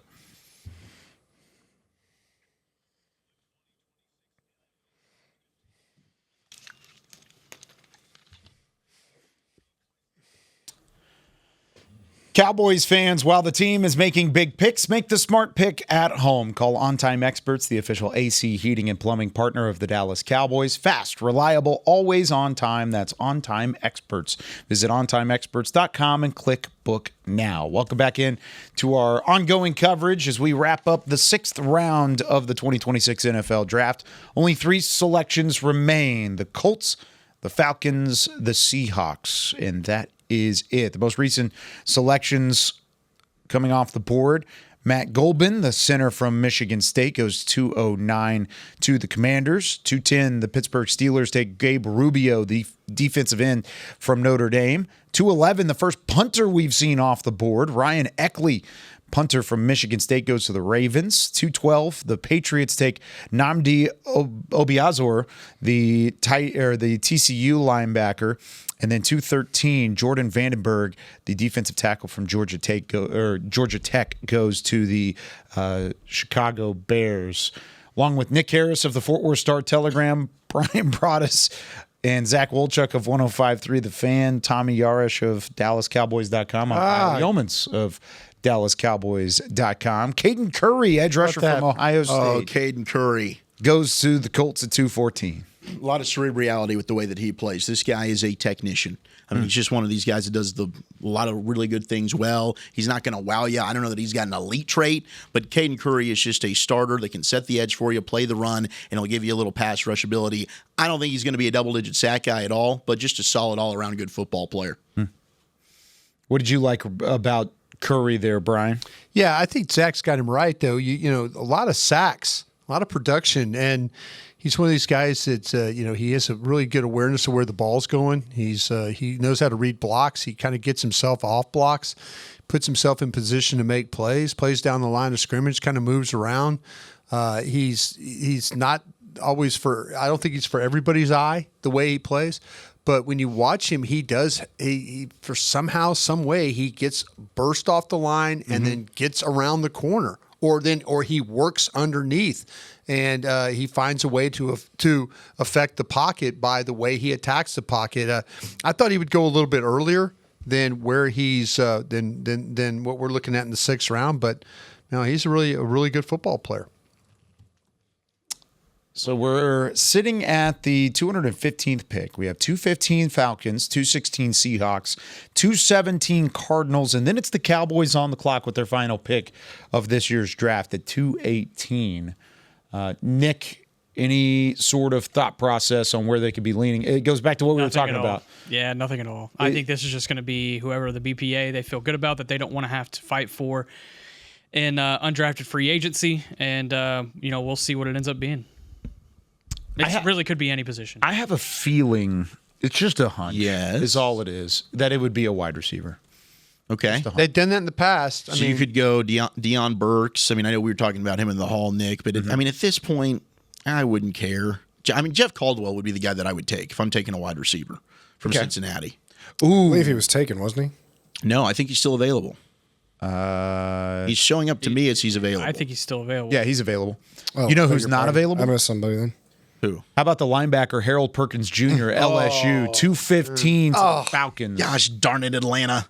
So we're in the 7th round now, right? That was the next to last pick. We got one more for the Seahawks. Or now it's the Packers. But good for Packers have one more pick in the 6th round, Brian. It's a great pick. Well, they need a James Pierce Jr. replacement. Yeah. The fact that he fell this far was a little shocking. I don't know. We haven't had any sort of medical concern, right? Nobody's heard anything. No, it's just. I think a lot of it has to do with what everybody's kind of talking about. That maybe they don't have a position for him, And I would personally. I mean, you can watch him his freshman year play at LSU, and by the way, biggest misuse of a player I've ever seen in my life. They play him as an all-ball linebacker, and he's dropping in coverage, and the game's on the line. Instead of rushing the passer, he's dropping in the space and not covering anybody when he could be rushing the passer. But this guy, his freshman year and into his sophomore year, and he got hurt in the UCLA game, hurt his knee, and they had to rehab and all that. But, man, I thought he was one of those guys that was going to get into the portal and leave because of how poorly we treated him when it came to how we used him. But he stuck it out, and unfortunately for him, he's getting picked now here in the 7th round. Good for him getting drafted, but my gosh, what a fall for a player I think he's super talented. He's small, and but teams kind of figure out ways to use these kinds of guys, a designated pass rusher, nickel player. There's things you could do with this guy. By the way, the first kicker is now off the board. Trey Smack. Trey Smack, how about that? Guy you were just talking about. Let's go. Trey Smack getting picked, baby. Yeah. Go Gators. Oh, Schotty's looking up. He's like, that's one of my guys. Let's go. There's a Florida Gator. He is off the board. One of the best kickers in all of the NFL already. And wow. Kicked. They got fired up over something. They're happy fired up? Yeah, they were. In the war room? They were smacking the table and all that. Trey Smack? I think it was Trey Smack. For Smack. There you go. So we were smacking for Smack. That was definitely. Maybe they're drawing us off sides again. All right, Will just picked up the phone, so now it's time to react. Where are they going with whenever it comes to the thought process in trying to find an opportunity? Not Xavier Harris. There was a lot to that medical. It is Lot to that because a lot of people are asking like, why is he sliding? Yeah. And so that's a medical thing. That's the defensive tackle from Ole Miss. Something happened? Not yet. No, not yet. Okay. No. I'm sorry. The Clayton Adams something walking off- around the off war top. room. He's trying to drum up business in there. There's Junior Adams. That's what you got to do. You got to walk around and make sure they see him. And they keep having to yell for Christian Parker. You know, see, your defensive coordinator. Hey, Christian, come on. Hey, he's always kind of milling around like he's waiting outside for a bus or something. You know. Yeah, Jerry's on the phone and Junior Adams in the room. Junior Adams is getting a lot of dap from everybody. Okay, we're gonna wide receiver this thing up, huh? And I had a feeling it would be a wide receiver. Two names that I brought up earlier today, and you can go back and talk about it. The first one, and I put him in my mock draft yesterday, is Ben Patterson, the UT Permian Basin wide receiver. Dallas had an eye on him. They thought about maybe UDFA 7th-round pick as a guy that they wanted to look at. The other one is a guy that I loved watching throughout the year during my time covering the American Conference and calling some games for ESPN. Anthony Smith is a ECU wide receiver, East Carolina, big play threat. Those are the two guys that I would throw out there. Who's the top of your list, Zach? Jordan Hudson did go from SMU. No. Not to my knowledge. No, he's still available. I would love Jordan Hudson from SMU. He was a 30 visit or a would- Dallas Day guy, right? Him and Jeff Caldwell would be at the top of my list. So for that wide would be receiver up from there, too. Cincinnati. And Tyron Montgomery's an interesting player from John Carroll. I mean, that's a guy that didn't he show up and just dominate the Senior Bowl? Sure did. It was tough to find tape on him, but I mean, that's a guy, if you don't want to fight for somebody maybe as a UDFA that the league might also like, Tyron Montgomery wouldn't be a bad option. So again, the final couple picks prior to the Cowboys, Harold Perkins Jr., 215 to the Falcons out of LSU. Trace Mack, the kicker from Florida, goes to the Packers at 216. And then Jaden Williams, offensive tackle out of Ole Miss, goes to the Cardinals at 217. Cowboys pick is in on the national broadcast. It's the final pick of the day and of the draft for the Cowboys, who have already had a solid week across the board. As we await who the wide receiver could be, because we've got Junior Adams on the phone line now talking to the newest Dallas Cowboy. Also, remember, don't go anywhere when this is over. We're going to hear from the newest draft pick, and we will also get some secret audio, and we'll get that to you as time. By the way, if you've been hanging out with us the whole time for the draft, don't quit now. Stay with us to Mr. Irrelevant, please. I love it. Make sure you do that. We've done too much work for you to quit now. Yeah, Please don't quit now. Yeah, we need the numbers. Thank you. We love you. Cowboys at 218. This was a pick that, at least at one point in time, we thought may not have belonged to them. There was a report out there that they had traded this pick on night one, and then it kind of got confused between the NFL, came back, and it is ending up as a pick for the Cowboys. And there it is. Wide receiver Anthony Smith, East Carolina wideout, big body catcher, 6'2", 297, 4.4 speed, and a big play threat. Nick, I told you about this guy a couple weeks ago, just because I thought as a mid-major group of five type of player, I thought he belonged in the draft. I thought he'd be maybe undrafted, but he is the 7th round. They didn't want to fight for him. It's something about these East Carolina Pirates that the Dallas Cowboys love all of a sudden. Savone Revel and now Anthony Smith in back-to-back years. That's a good point. This is just if you're going to draft a receiver this late in the draft, you want to draft for physical traits that so he can at least have special teams value on day one. This guy will bring that. And then if you also look at this roster right now, Jalen Tolbert is gone. There is a spot to be had for that 5th wide receiver. And this is a perfect competition for guys like Trayshawn Holden, who a lot of people loved at training camp last year, fans and content creators, and rightfully so, but he didn't have the special teams experience. And so you have Anthony Smith here who can come in and either help elevate Trayshawn Holden or be the guy to take that spot. And so I like what he brought from his days at ECU. Granted, it's a different type of competition level. I do like the American Conference and what they had this last season, and the contested catch, the downfield threat, it is certainly there. I would love to see if he could figure out a way to carve a role into the offense, but at the very least, this is a pretty solid special teams guy to have on day one. Last time they went with an East Carolina wide receiver, Dwayne Harris in the 6th round. Worked out pretty well. That was pretty solid, Dwayne Harris had a nice career. When you look at what he did this year, too, he took over in a couple of games for for East Carolina, and he did so in late game situations. He almost single-handedly won the bowl game for them without a quarterback at Pitt or against Pitt in that bowl game. They didn't have their quarterback. They went to a guy who actually is now going to play for the University of North Texas next year, who transferred to UNT. But their quarterback threw to Anthony Smith. They gave it to him. He had I think it was like $180 and 2 touchdowns in that game. I'm liking what I'm seeing. They used him well. They used him over the top, and he is a big play threat, vertical guy, can run routes. They could use him in the red zone. I'm super happy for this guy. Brian, I also pointed him out to you at the Shrine Bowl. He walked by as a late ad, and I didn't even know he was on the roster, and I said, that's Anthony Smith. This is who they wanted to go get. I'm glad they went and got this guy. I've liked him all the way through the college football season up until this point. I think this is a smart play. And I had a feeling wide receiver was the case. Nobody told me that. I just had a thought process that wide receiver is kind of an under-the-radar need, and if you're going to fight for somebody in undrafted free agency, Brian, a lot of times those positions are premium. No, absolutely. And, when we look back at this, it was probably one of the best players on their board. When you're looking, you mentioned the traits, you mentioned the size, the production, the possibility of being a special teams guy.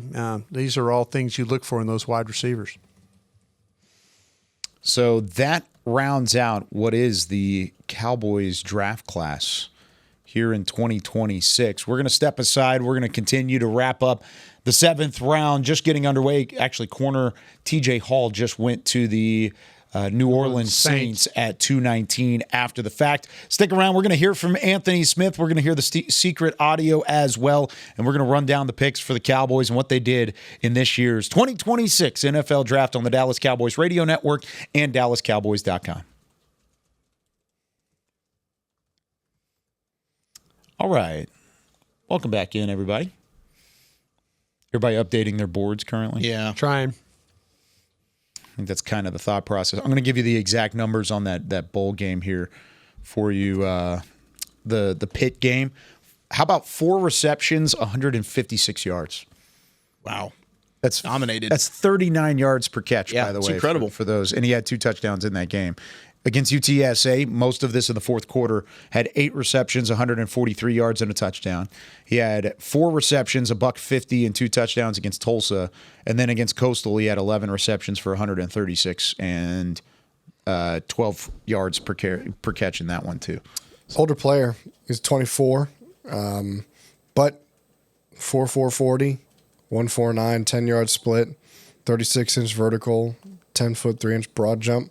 There's a lot of good traits there. Started at NC State and transferred. 4 years there. This is a 6-year guy. This is a pandemic. I think he's 24. Yeah, they just said 24. 4 years at NC State. His freshman year was the pandemic shortened year. All right. And then transferred after the 2023 season, and started all 26 games for ECU that he played in. 13 touchdowns over the last 2 seasons. Really productive. It's the deep ball stuff with him. Yep. That is really intriguing. It looks like he's got great hair. He does have good hair. Ask him about it. I will. Yeah, ask him about it. Just a perk. Oh, so you say he has great hair, and then you say my haircut isn't the alpha mentality. Can you grow it out like Hehan, man? I mean, he's shampoo and conditioner. I think you might just be shampoo. Brian has better hair than you, Kyle. No, me? Yeah, you do. Oh, thanks. You do. That's fair. If you saw him back in the day, I probably agree with you. It's part of back in the day. Back in the day. Before he shaved. Don't take this. Don't take this. No, Back 1983. Don't take this. 1983, we were playing a game against Mississippi State. We all decided we're going to shave our heads. Mine never came back. Oh, no. Mine was self-inflicted, believe it or not. That's terrible. Yeah, it's what happened. Sad. Yep, that's what happened. You feel like it's just going to pop back up, and you make that decision. Yeah, you make the decision. We're all going to do Burr haircuts. We're going to Starkville, Mississippi, try and win a game. Yeah, went there. You got to listen to those cowbells. I think we might have lost the game, and then also lost my hair in the same deal. They weren't doing cowbells back then, were they? Oh yeah, they've always been doing that. Cowbells have always been a part of that place. I will say that's one of the coolest environments I've ever called a game in. Yeah, it was really, really cool. You were going to road trip with me that week, but the Cowboys had a road game. They did. Remember, you were gonna. I had to drive to that game overnight because I had to come back afterwards because the Cowboys played the next day. Yeah. Part of it. That was the Denver weekend, and then they got shellacked against Denver. That was a tough one. All right. TJ Hall, corner from Iowa, goes to the Saints at 219, 220. Did you? Yep. I got Tell me about him. Why not? Yeah, why not? You did the work. Yep, exactly. Had him in the 6th.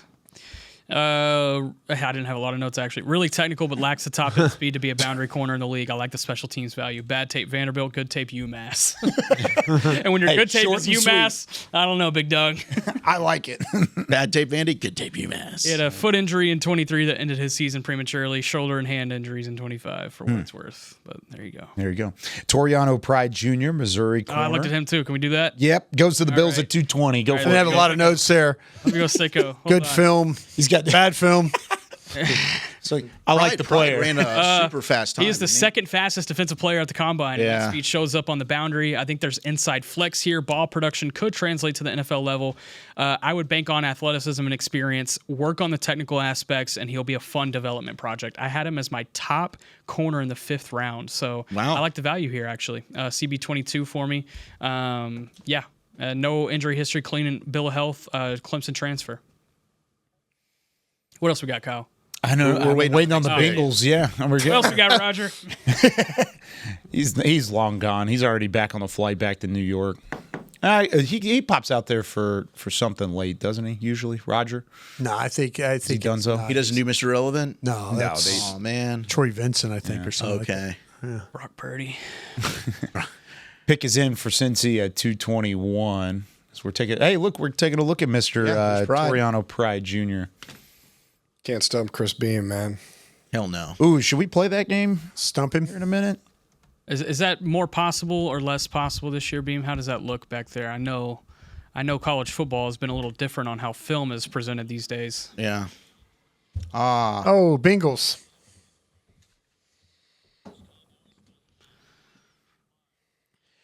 The Dallas Cowboys have made their final selection of the 2026 NFL Draft. At pick number 218, they take the wide receiver out of East Carolina, Anthony Smith.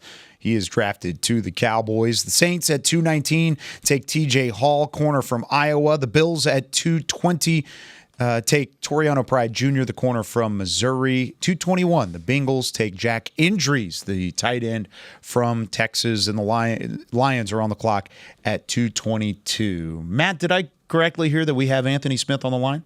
All right, we do have Anthony Smith on the line. Anthony, congratulations on this moment. I know it's a proud day for you and your family. Take us through what's going through your head right now as you are now a member of the Dallas Cowboys. Yes, sir, man. Well, shoot, the first thing I just want to give it to God, man. Like, without him, I wouldn't be in this position, man. All the struggles, all the trials and tribulations I done went through in college and my family and stuff, and shoot, he brought me out on the other side. So for me and my family, man, this is an ecstatic moment, bro. I can't lie. So I'm feeling good, man. My family's feeling good. I'm just ready to get down to Dallas and play some ball, man. Anthony, you and I have actually talked a couple times during my time covering the American Conference, and I've been a big fan of your game for quite some time. For those at the NFL level or the Dallas Cowboys level that may not know, tell them what they're getting in Anthony Smith as a wide receiver at the next level. Shoot, I know they're getting somebody who can take the top off the defense, somebody who's fast, and somebody who loves to compete, ready to work every day. So, shoot, just as a receiver, man, I'm ready to just go get it. Hey, Anthony, congratulations. Walk me through the emotions of the weekend. Did you expect to be picked coming in? And then when you finally got the phone call, just talk me through the relief in the moment. Yeah, man. So, shoot, I mean, I did have that faith, man, that I was going to get picked this weekend, just having that hope.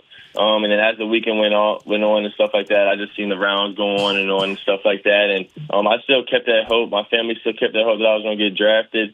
And then me and my agent had talked and stuff like that. And we were kind of prepared to go the UDFA route. And then the Cowboys had called me, man, and walked downstairs with my family and told them who I was on the phone with and stuff. And I got a lot of family who's Dallas fans. So when they heard that I was on the phone with you guys ready to get drafted, they were so excited, man. So for me and my family, bro, it's just like, it's a crazy process. It's a long process, but it was all worth it, bro, for sure. And then you'll be reuniting with Savone Revel Jr. Have you talked to Von Yes, yet? sir. Has he shot you a text? He hasn't just yet, but me and him talked the other day, though, man. Me and him talked the other day just about, like, me being at the next level, things to expect and stuff like that, and the work that you got to put in. And I mean, he's been there for a year, so he's been pouring into me knowing that this is my goal, that I want to get to the NFL and I want to play in the NFL. So, like, him just pouring into me and just letting me know the things that I need to get right and check off the box so that I can make those things happen. So that's my good man's for sure. As you reflect back at your college journey and going from NC State to Eastern Carolina, it seems like it kind of like you had to go through maybe some struggles there at NC State and then finally you blossom there at East Carolina. What really stood out to you about that and kind of helped you to become the receiver you are now? Yeah, I mean, for me, bro, it's really just maturity and intentionality, man. Just getting older, you know what I'm saying, learning how to really play ball and how to really, you know what I'm saying, the ins and outs of the offense and stuff like that. And then the intentionality that every day coming in the building, whether it's treatment, lift, conditioning, practice, that I'm just trying to attack it. Won't get 1% better each day, man. Just attack it head on and just compete at everything I do, man. So. You also seem to have an outstanding hair game, Anthony. What goes into that? Shoot, not much, honestly. I mean, shoot, I cut my hair not too long ago. I used to have it super, super long, but I cut it short now, so a little bit more manageable, easy to maintain. So that's just natural talent. That's all it is. Yeah, man, just natural, bro. Just natural. Hey, Anthony, congratulations. Not sure how I can transition to a much better question there. Sorry.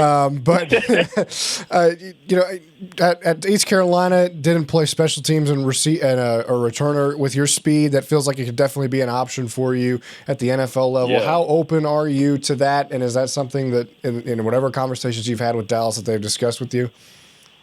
Yeah, man. I mean, shoot, for me, bro, my goal is to play in the NFL, not just make it. So whether I get to play a receiver, scout team running back, returner, front line on kickoff, for me, it don't really matter, man. I just want to just help the team win and make an impact wherever I can. So for me, man, I'm open to any and everything, bro.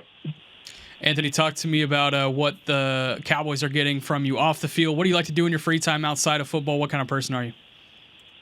Dude, for me, man, I'm a real chill, lax person, man. I got 2 dogs, so for me, that's where I spend most of my time when I'm not at the facilities or when I'm not doing football. I'm usually outside the dog park or laid up with my pups, man. So that's awesome. That's something that's they've been ride or die with me, man, since the NC State days. So yeah, man, they get all my time when I'm not doing ball, man. What kind of dogs are they? I got a Lab Retriever Hound mix, and then I got a Great Pair of Knees. Ooh, so 2 big that's a lot dogs, of food. man. That's a lot of food, man. Yeah. Hey, good thing you're getting a feel me? contract, So man. a lot of Congratulations. food. Yeah, hey, for real though, bro. I appreciate you, brother. We do have a dog food sponsor, so go ahead and just get on that. Oh, yeah. Feel me? That may come in handy. Yeah, just sure. keep that in mind whenever you get here to Dallas. What are their names? Yeah. My girl, her name is Pinto. And then my boy, his name is Prince. So Nice. 2 P names, man. Pinto Prince. There you go. That's awesome. Prince and a pirate, Mr. Anthony Smith, joining us here. Anthony, thanks so much, man. We're excited to see you here in Dallas. Safe travels, and we'll talk to you again next week. Yes, sir, man. I appreciate y'all so much for getting on the call, man. See y'all soon, bro. Of course. Thanks, Anthony. Shoot, he's a good interview, man. I would have said his hobby is shooting. Oh man, He like to off the field, like to shoot. Dude, he down at earth. Good interview. He's a leader. Has a lot of energy. He was a huge leader in that locker room. Yeah, not surprised to hear from Savone Rebel and what they wanted across the board. So, good stuff from the call after the fact here. The Jones is going to go talk now. Is that what we're doing? Oh, they're about to do the press conference. Oh, how about that? A little early. How about Press that? That's good stuff. So we'll kill some time here for a little Okay, bit. that's fine. You guys do what you got to do. Yeah. But We that's How'd you get in here, baby? It's overtime, bro. You feel me? Let's run through a couple of these last few picks that happened while we were on the phone, or shortly before we were talking to Anthony Smith, the most recent pick for the Dallas Cowboys. Can I talk about Robert Spears-Jennings just really quick? Yeah, Went to the talk Pittsburgh about it. Steelers. That is a Donovan Wilson clone. He plays in the box, flies downhill. I think he could have some turnaround ability at the next level. I loved him though. 3rd round grade for me. That's a great steal for the Steelers. Y'all have a great weekend. Thanks for watching. Love you, Nick. You guys might have a chance to come back. We don't know, but if he does, then we'll see. All right, so Jack Injuries, tight end from Texas, goes to the Bengals at 221. Tyre West, defensive tackle from Tennessee, goes 222 to the Detroit Lions. Ethan Kaliamanis. What a name? That's Boston I College, don't know if right? that's it. Yeah, Rutgers quarterback, 223, and then Robert Spears Jennings goes 224 to the Steelers. Any one of those, Brian, that you want to talk about specifically? No. I think Nick knocked out the Spears Jennings one. I think he's got that one. Everybody else, I'm kind of. I did like Endries. Oh, Endries. Go ahead and talk to. But Transfer I could do from that Cal. one. I could do that one. Yeah, Go I mean, ahead. he Go ahead. Yeah. led the Golden Bears in receptions and yards as a redshirt sophomore, and then transferring to Texas, it just didn't really, in terms of as a receiving tight end, it didn't work as well. But he's super tough. He can take some big hits. He gets up, excels in making contested catches. I think he's a decent blocker. I mean, I think he works the wham blocks, the pulls. Texas would run right behind him, lead blocking. Yeah, he tracks the ball well, body catcher downfield. He does showcase strong, consistent hands. I didn't see a lot of drops from him. I think he's got some sneaky suddenness after the catch. He'll use his momentum and almost slingshot himself for extra yards. But to me, like, the route running could improve. He's a solid all-around player. He destroyed Texas A&M. I thought that was one of the best games that I watched. But he kind of reminded me a little bit of like a Ferguson-esque type player. Sure. Endries. So, the seam, he can stretch the field. I thought he'd be drafted much higher than this. I had him in the 4th. I had him in the 4th as well. The only tight end that I had ranked above him that's still on the board is Michael Trigg. That's the only one that I had. I'm the same way. Trigg and if you I actually had in that round. I had Trigg, Endries, Royer, Klein, and now Bentley. I know Vach brought up Bentley's name. That was 5th round, and then Klein, Michigan, right? Michigan, yeah. Second round pick. But yeah, second round pick there. So that was kind of a wonky thing where we saw a couple of guys go in that tight ends go in that second round. I do want to get the name right because he is a quarterback. Ethan Kaliakmanis for Rutgers is how you say it. Damn. Kaliakmanis. And he's also before he better not be good. Why is that? Nobody's going to want to say that name over and over when he drops back. I kind of like it. Kaliakmanis sounds like a fun thing. I think you're already saying it different than you did about 10 seconds ago. I think that's a third different way you've said it now. Is it? I think it's slightly different each time. That's what I'm saying. Back to pass. Kaliakmanis looks to his right. You know who really got us screwed up? Was it last year or 2 years ago? When I still think it's been messed up for me. Kingsley Suamataia. Oh yeah. And then Nick came in here and kept saying Suamatia. Yes. Oh yeah. And I was like, and I eventually got confused. I was like, which one is it? I remember And it this. started screwing up, and I forgot how to say it. I don't know if I could say it right this second. I think it's Suamataia. Suamataia. Yeah. Okay. Interesting. Titans take another tight end, Jaron Kanak. Kanak. Actually, I think it's Kanak. Yeah, it's different. Yeah. You said it differently there, too, tight end goes to the Titans there at 225 from Oklahoma. Brian's looking at Bobby like a disappointed uncle. What? Oh, you. Are we going to kiss and make up? Like, do we got bad blood going? No. We don't have, we've not had bad. I feel hostility. It's good. Bobby and I love to yell at each other. It's good. I enjoy it. Is it good? Yeah. Yes. All right. No, I don't like it. I don't like it when you guys fight. Fighting? I think we fight in the way we argue and debate, but there's no hostility. Not at all. There's never hostility with it. There's hostility when I argue with you, like when I was arguing with you about Stafford and Dak. That was yeah, which I was right about, but that's no, okay. you were not. Can we find a? It was. This guy just won an MVP. I was writing I was talking with Vach out in the hallway. I am writing an AI brought us R&B song for Monday that I'm working on, and the hook starts out, I'm trusting the tape, just trusting the tape. I know he's 5'8", but GD it, he's great. I like it. I know he's 5'8". It's going to be G-Bag of the day. I know I'll be fine. I'm ready. He runs a 4.9. Let's go. And he just turned 25. But Brian's got him in the second round.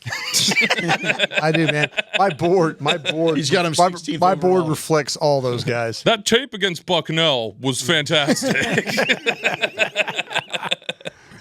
I'm still trying to figure out what's wrong with Llewellyn. I really am. I don't know. I really am. That's crazy. I tell you where I've got a large pocket of players. And this is those. It's the edges in the 5th round. It's the Riegers. Yeah. Heldman. We James all Newberry, Kamara, Sapp, Tucker. Yeah, those were all guys. I mean, none of those guys. Usually get some of those guys get picked off, and that group stayed solid the whole day with nobody wanting these guys. We'll see. We got some few more picks, but and then in the defensive tackle group, that one technique, the Kennan from Alabama, Cleveland, and Cordelone. I was going to say we all like and respect Lance Zierlein from NFL Network, right? Yep. Yeah. So I was just looking over Lance's rankings and grades for everybody. I think his two highest graded players left on the board are both defensive tackles. There you go.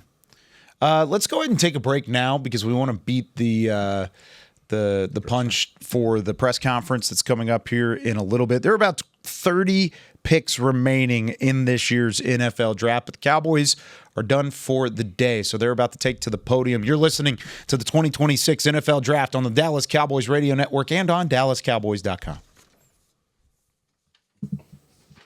Highest graded ones left were Xavier Harris. That's his number one, still on the board. Yeah. Xavier Harris from Mississippi. Yeah, see, that was I heard some bad things about him. Is that character or? Yeah, like there's it's I probably shouldn't go on here with it. But. He's also got best available Deion Burks, VJ Payne, Diego Pounds, Brandon Cleveland, defensive tackle from NC State, Deontay Lawson, D Pounds, yeah. Mason Rager. Yeah, Rager was the medical that you were talking Rager's about. just apparently a bad medical. And then Garrett Nussmeier. Where would you draft Jason Robertson if he was a football player in this draft class? Because he just scored a goal for the Dallas Stars. Oh, that's pretty good. So you know. Robo's just been hot. It's been rolling, baby. He said, everybody's hating on my playoff performances. I'm going to just go ahead and prove everybody wrong, which I love. I would have let him take Kenneth Murray's spot last year. At the very least. On everything. Nick Harris really liked Kenneth Murray, though. He did. He's wrong. He really liked him. Out of the draft or? No, like when they after signed. Is that why he compared Jacob Rodriguez to Kenneth Murray? Yeah, that's why he compared him. That's why he thought it was a really good comparison. Sanborn was another one that kind of. Oh man. I mean, and then you trade, and you're like, trade for what, Wilson? Yeah, Logan Wilson. Yeah. I liked Wilson out of the draft. I will be serious about that one. And now you got D Winters. You do have D Winters. And I like D Winters. Hopefully he. Yeah, if you look at basically this haul, if you include D Winters in this as being that's what they got, I don't think it's a bad haul at all to say Caleb Downs, Malachi Lawrence, Jayshon Barham, Drew Shelton, Devin Moore, LT Overton, Anthony Smith, and then throwing D Winters on it. I think that's a pretty good setup. You could also go further than that and throw George Pickens onto that third round pick there if you wanted to. Yeah. Right? I mean, there's a couple different things you've done in this draft class or with the picks that you were given in this draft class that have made you a better football team. And the fact that you have Caleb Downs just kind of started off is really just an incredible This is interesting. Drew Shelton was the only pick the Cowboys made this year that was theirs. That is interesting. That's crazy because they traded. Every single one was a traded pick or a move around or something. Archer? No, I just was looking at the NFL.com sheet and they have arrows on all of them except the Barham or on the Shelton one. Tweet that out before Archer gets to it. Landon Robinson went to the Bengals. Let's go. There we go. Good for him. Maybe, yeah. I don't remember who all the Bengals have taken today, but I feel like there have been a couple times where I'm like, oh, I like that guy. Yeah. Let's pull up their draft. Anybody want to talk about Mr. Robinson? Yeah, hang on a second. Let me do some housekeeping here. We done drafting. I'm watching film, bro. Who are you watching film of? I'm about to go in the 2027 draft. Smith. I'm about to get back in the LT Overton and attempt to see the fit here. I'm not going to change my grades on nobody, but I am going to consider the fit because that's what that's what we do. You know what I mean? Okay, I see what you got. Yeah, I liked the Connor Liu pick.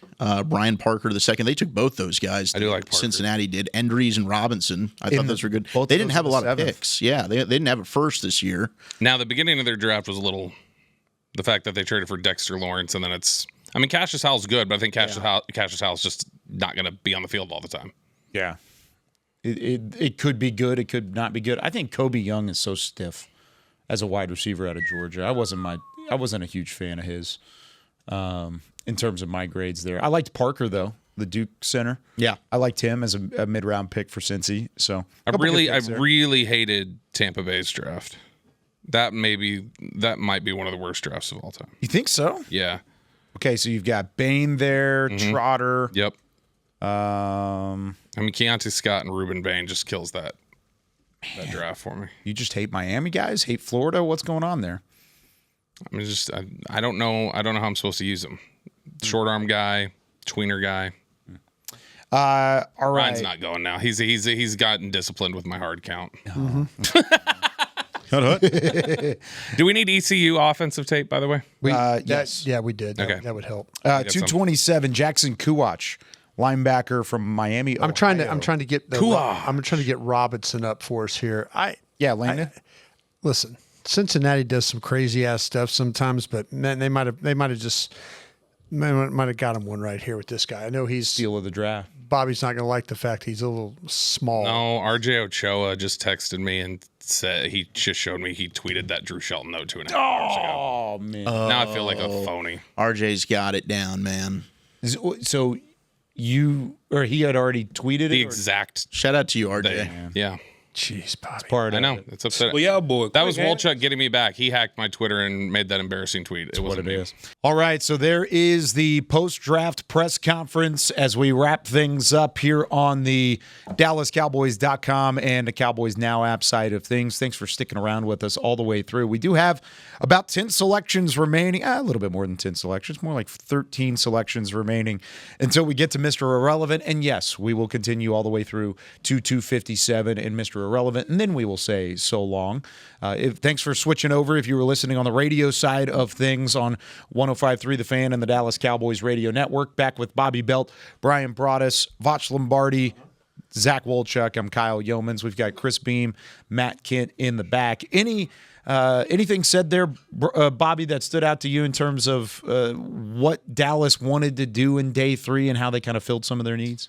I'll be completely honest, Kyle. I had my headphones off, and so I didn't hear it. I did hear them. I thought you maybe picked up on one thing. No, I heard them reference Mike McCarthy. My ears kind of perked up when that happened. My mom used to say all the time, if I didn't hear her, she would say, "You should be in tune to the sound of my voice." I'm in tune to the sound of Mike McCarthy's name. So when I hear it, I go, "What are they saying? What's going on?"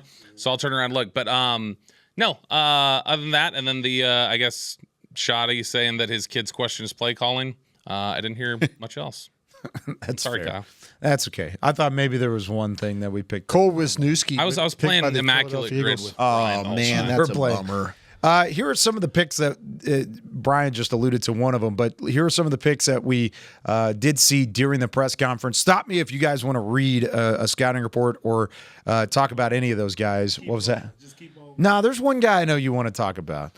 Let's start with Baron Morton, quarterback from Texas Tech, goes to the Patriots at 234. 235, the Vikings, Gavin Gerhardt, interior offensive lineman from Cincinnati. Seahawks take Andre Fuller, the corner from Toledo. Sound a better player. Yeah. Colts take Seth McGowan, the running back from Kentucky. Dolphins take Max Llewellyn. The slide finally stops as Llewellyn, edge rusher from Iowa, goes at 238. Thought he was a really good pass rusher, Kyle. I mean, Yeah. I don't know how he's going to project to the league, but if he's a guy that, hey, there's one dude out of the 7th round that's going to show up and do great, I would expect Max would be the guy, especially amongst this group of 7th rounders. So it's gonna be a hard guy to cut. You're talking about a guy that's pass rush ready. Pass rush ready. He's a try hard guy, but he's more than I say try hard guy, but he's got skills. He doesn't have the physical, the great testing numbers, but he's a hard guy to get around or to block because he's coming at you. He's doing moves.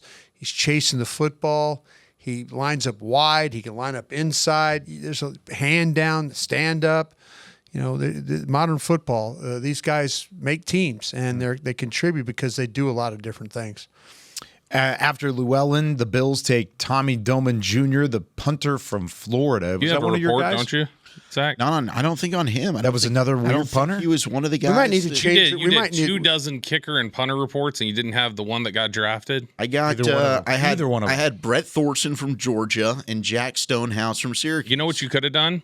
You could have read those reports as Tommy Doman, and we wouldn't have known. We wouldn't even know. I wasn't true. gonna You question. you could have been I like, wasn't gonna say nothing to him. yeah, It's very true. I would have been like, that's Damn, like that's a good report. Solid That's what's work. going to happen next year. That's good work right there. Next year he's going to do that, and then we're going to turn around and make you show your work like they do in grade I'm school. going to ask ChatGPT to write a Tommy Doman The scouting ability, report. agility. I'll get it to you in here. You get it here in a second. The velocity. Jags at 240 take Parker Hughes, the linebacker from Middle Tennessee. Bills at 241, Armaje Reed Adams, interior offensive lineman from Texas A&M. I liked him out of the Shrine game. Talked to him a little bit. He wants to be a broadcaster when he's done. So I talked to him. I was like, I'll let you know once you're done, and let's hope it's 12 or 13 years down the line. Hey, we've got punter B-roll. We got the punter. We don't need your chat GPT. We've got Chris Beam. That's what we need. How about that punter? I got it B-roll? if you're ready. Yeah, go ahead and read Long it limbed through. specialist with adequate size and a repeatable motion, though not without mechanical variance. Operates from a traditional two-step approach with a moderately quick get-off, generally in the 1.9 to 2.1 second range. Ball contact can be inconsistent at times, leading to fluctuations in distance and hang time. When he strikes it cleanly, he shows the ability to drive the ball with solid trajectory and functional hang. Ooh, I don't like that term. That's crazy. Functional hang just is. That's crazy. I don't like that, Chad. That's got good functional. He's got what? But that level of contact isn't consistent enough yet to project immediate reliability at the next level. They wrote You just gonna way too move much. on I just from told I said functional just hang? write a scouting report about a fake punter, and it literally gave me like 6 paragraphs. You need a chat GPT summarization on the chat GPT answer. The mental makeup appears steady, doesn't seem rattled by pressure situations, but the inconsistency suggests confidence can waver when mechanics slip, needs to prove he can string together clean, repeatable outings rather than alternating between high end and below You know average. what? AI made this up. They did. No, it did. And we're not going to double check it. No, we didn't. We just That's what going I'm to saying. assume they He right. could have read anybody. Ask it, what the hell is functional hang? I What is functional hang? Just tell him, elaborate on What was the that first is. sentence again? I don't know what that is. The very first sentence of the report? Yeah. Long-limbed specialist. So you put that with functional hang, and I don't know if I'm okay with it. I'm going to ask him to say, what the F? That is awkward. No. Don't even say what the F. Okay. Just be inquisitive. Okay. Interrogative. What is functional hang? Botch wants to know Don't what mention my name. functional hang is. Don't I'm not going to be the one responsible for writing that. Don't mention my name. It's your phone. Functional hang is football shorthand, not a formal metric. It means hang time that actually does its job. Okay. What? Not just a stopwatch Man. number. If somebody like in the scouting department hears us talking about functional hang, Guys, I swear, at we the did moment, not write this. I don't This know. isn't us. We're gonna get in trouble. Hey, how about Florida though? They get the kicker and the punter too. Yeah. They must have had the best special teams in the league. They did it a lot. Yeah, that's true. Yeah, that's they true. did punt a lot. All right, Jags at 240 take Parker Hughes, linebacker from Middle Tennessee. I mentioned him and Armaje Reed Adams skipping down. 242, the Seahawks take Devin Eastern, the interior defensive lineman from Minnesota. 243, the Texans take Aiden Fisher, linebacker from Indiana. It's a good player to go this late. It is, man. He's just he's undersized, but he was a tackling machine. He can blitz. He's got a good feel for zone coverage. He can get swallowed up by linemen, though. He'll struggle to fight off blocks. I mean, this is a guy that that's the size. He's just tiny, but he can shoot gaps. You'll see him get stuck fighting through trash, change direction. You know he's going to contribute on special teams, but he really was kind of the heartbeat of the middle of that Indiana defense. Just tiny. The Eagles with a good pick at 244. I really like too. Cole Wisniewski. He visited a lot of teams on 30 visits is what he did, and he's a transfer from North Dakota State. He was a linebacker with the Bisons before he moved to safety. He lines up in several different spots as absolute best when he can play going forward. Put him near the ball, and the best chance for success. It's not to say he can't play with range, because he can. He does really a nice job of getting to the ball. You see, he sees it well. He's able to read screens on the outside quickly. He's not going to get fooled or put in difficult spots. He looks like a relaxed pedal, but lacks really quick feet to explode. He's going to have to gather himself, then come forward. But he's a sure tackler. He plays well in space. He's not a hyped up name or a headline grabber like Caleb Downs, but he's kind of here we are with this word, functional piece that quietly changes how the defense operates. So he's kind of the guy that they use him for blitzing. They use him around the line. They use him back. He's a good player for the 7th round. You got a guy that plays a very, very high level. So we got functional hang and functional piece. There you go. So there you go. And by the way, Wisniewski went on a lot of those 30 visits because he does have medical. Who? Wisniewski. Medical. Yeah, Philadelphia with the pick there. He didn't play all of 2024. Like the whole season, he didn't play. Yeah. And that was his last year at North Dakota State, and he was the highest rated PFF safety in college football in 2023. Was an All-American at the FCS level. Took the year off because of the injury, then transfers to Texas Tech. Played on that defense, but he got lost in the shuffle, not because he played poorly, but because there were other guys on that team. And so I think that's a tremendous late-round pick by the Eagles, as much as I hate to say it. Bobby, we got a question from Twitter. Appreciate you guys for tapping in. Was Mike Crum asked, how does a punter's functional hang, how does it work in cold weather? Okay. Like, does it? You keep reading the picks. I'll get the answer. I got 3 more to get through. Can you maintain functional hang in cold weather? That would be the name of my album. Assuming in outdoor stadiums, I would say. Yeah. 245. Yeah. The 245, the Patriots take Jam Miller, the running back from Alabama. 246, the Broncos. Jam Miller. Hey, he's a good player. Actually. Hey, he's not bad. 246, Broncos take Miles Scott, the safety from Illinois. 247, the Patriots take Donovan Ezraku's once teammate. Yeah. Quintavious Hutchins, the edge rusher from Boston College. And then Carson Ryan, the tight end from BYU, just went to the Browns at 248. Now we're all caught up. And Are we all going to pick a Mr. Irrelevant projection? Yeah. By the way, like we've done? Sure. I'm going to say Mason Rager. The Broncos. I knew you were going to do it. I was going to go him. It hasn't been on Twitter yet, right? No, they're still like 10 picks away. Yeah. By the way, it says that functional hang in cold weather matters a lot. And yes, it's legitimately harder to maintain. That's what it says. Well, it does, You a lie. Look, right there. And that cold weather impacts the hang. So if height and spin, pop off the foot. Yeah, that's true. So the Bears play indoors, outdoors. Outdoors. They're outdoors. Hey man, you a punter in Chicago? It get cold out there in December. Who has the last pick, by the way? The Broncos. The Broncos have the last 2. They have the last 2, yeah. It says cold air is denser, and so it reduces hang. You think Sean Payton would just take Nuss? I think so. That's who I would pick. Yeah. I was good. Yeah, I was thinking Nuss or I'd Rager. have texted him and asked him. I don't think he'd answer, but Hold on. I got to look through some. I think he might. You know what? I think he might like his dad. You know, in that same. It says hip snap is also affected. I'm going to pick Nussmeier as Mr. Irrelevant for the Broncos. Did they do something at quarterback already? Did they sign? No, they haven't. They don't even have a starter right now. Well. Oh no. I'm not going to argue. I'm going to say Nussmeier for the. That's a good pick. I like it. I'm thinking quarterback too, and I'm going to say Sawyer Robertson out of Baylor. Okay. I'm thinking the same kind of thing you are. They need some depth at quarterback there, and Sawyer Robertson's cousin is Jarrett Stidham, which would be interesting. They're saying D-line, tight end, cornerback, linebacker, O-line. Here is hey, look, we've got a pick.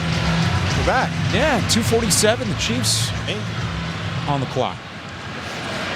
With the 249th pick in the 2026 NFL Draft, the Kansas City Chiefs select Garrett Nussmeier. Oh, that's perfect for you. Good spot, Andy.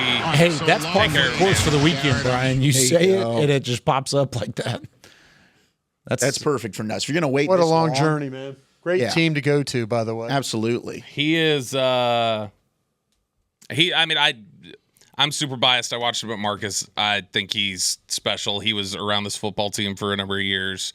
I think it's if there's things that knock him down the board, fine. But if you just want to talk about pure like playing ability, like what they showed on tape during their college career, or whatever, and how they project out, I thought he was the second best one that I saw this year. 24 tape when he kind of pushed the ball down the field a little more. Yeah. A lot more There's aggressive. some Romo to him when you watch him. A lot more confident, tight windows, and the competition was not the competition, but his cast of help was a lot better last year than it was this year too. Yeah, it was, and I think the coordinator made a difference. Yeah. Shouts out to Nuss, man. Good for him. He can sling it. He makes some throws, and I'm like, wow. He threw for 300 yards on the road against USC, battled his ass off, and then at the end of the day, the head coach said our quarterback didn't do enough. Yeah. I mean, he's super tough. He played hurt. He was hurt all year. I like him. I mean, I'm stunned that he lasted to the 7th round. I guess the interviewing wasn't great, but he's got a lot of NFL qualities about him.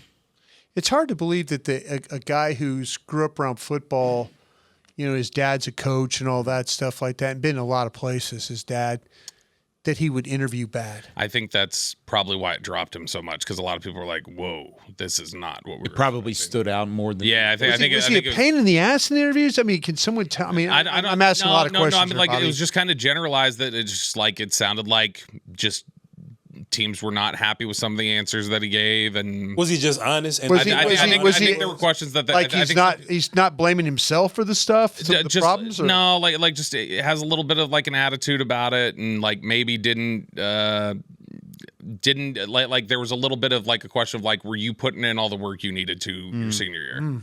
Okay.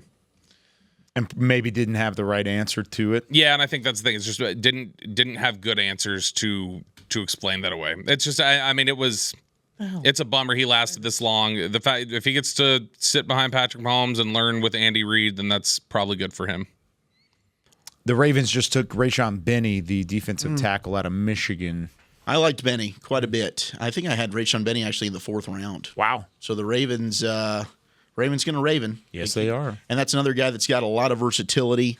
He can play up and down the line of scrimmage. I mean, I get it. Like, we don't really love the Michigan defensive lineman in Dallas sometimes. I think Barham's going to go ahead and change that. But I liked Rayshon Benny. I mean, I thought that this was a guy that certainly had some versatility. He has some quickness to him. He's got some power to his game. Difficult to move off the line of scrimmage. He can scrape down line. I like functional Benny. hang. Yeah, but he's got some functional hang. He does. Are you getting choked up about all this? I'm getting sad. Sounds like it. Went to Baltimore at 250. And he goes to Baltimore. Unbelievable. Yeah. They got to pick again in a couple selections. It's the Eagles Ravens. Back. Yeah, it went Ravens, Eagles, Ravens, Colts, Seahawks, Broncos. Yep. It's some double dip in here at the end.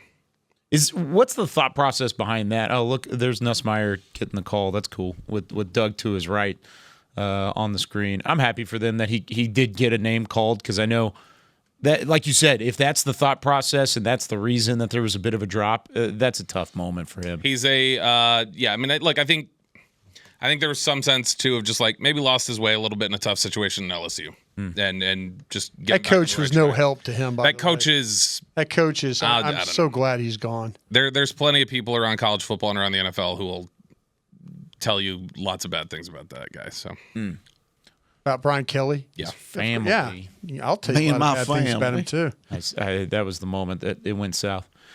251 pick is in for the Eagles. It went south. That was like the first appearance. Exactly. That's the thought. It was over before it started. Eagles have their pick in. I was just about to ask, what's the thought process if you want to double dip late in the 7th round?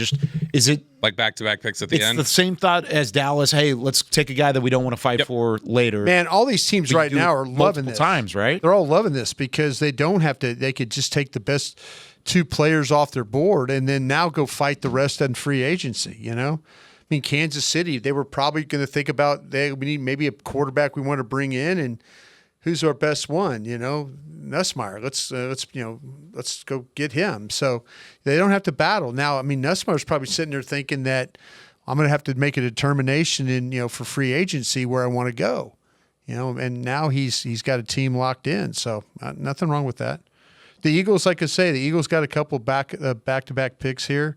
That's a couple of guys that Ravens. I mean, it's good to have these picks like this late in the 7th round, so you don't have to fight.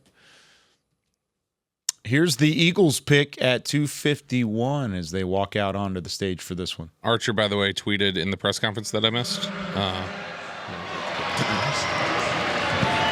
are now witnessing history being made. All right.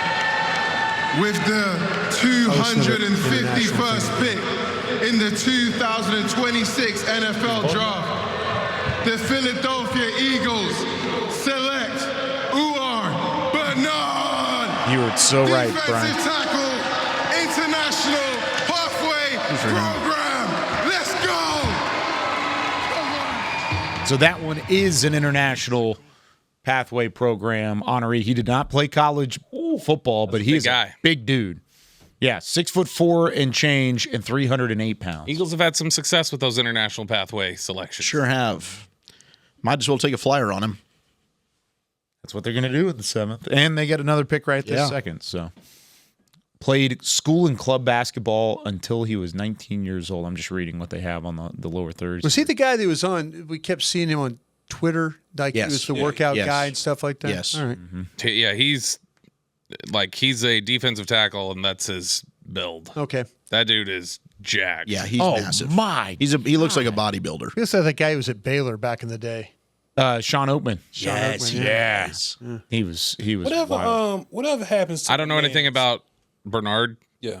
I know I can say in my scouting report he's a better person than Sean Oakman. Bobby, whatever happened to the last cat that was like that?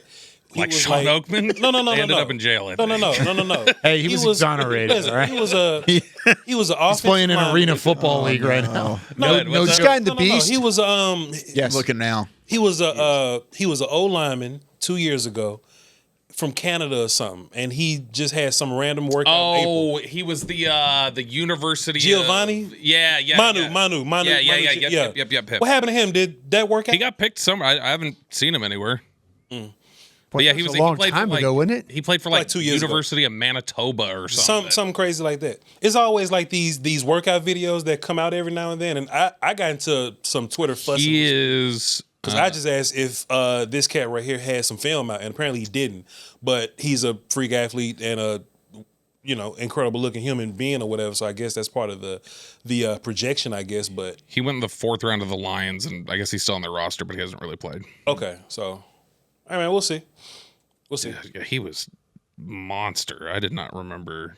He was 6'8", 352 with 35-inch arms and 10.5-inch hands. Yeah. I remember seeing him walk on the field at one point when the Lions were in town, and I just remember thinking I've never seen anybody bigger than that guy. So Brian, you was mentioning earlier, and if it's Illuminati, you don't have to say nothing.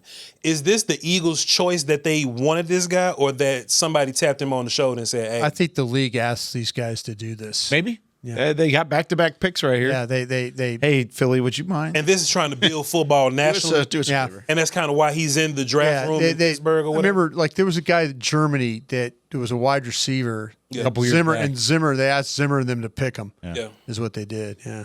Okay, that dude that that looked like it was a rehearsed clap with Howie in the war room that they're showing up there. It looked like they were like, all right, 3, 2, 1. All right, guys. The Beast all just standing has like his info. Like the 6'4". numbers here are ridiculous. If he's It's 6'4", crazy. 306 and he ran 4.63 40, That's ridiculous. 39-inch vertical, 10-10 broad jump. 4.59 short shuttle. That's crazy. 8.13 3-cone. 31 bench presses. He need to go to the UFC or something. I mean, was that's thinking just. like I mean, WWE. that's somebody You worth go fight taking. See somebody. what's going to happen. I mean, he's going to end up like You can if he- stash him for like if 2 he did, years. Yeah, who was the That's guy? The right. offensive the tower. Isaac. Isaac. Isaac. Yeah, he. Calicone, yeah. He played what? He was here like 4 years. Yeah. Yeah, He might is still he be in San Francisco? Yeah, I think you're right.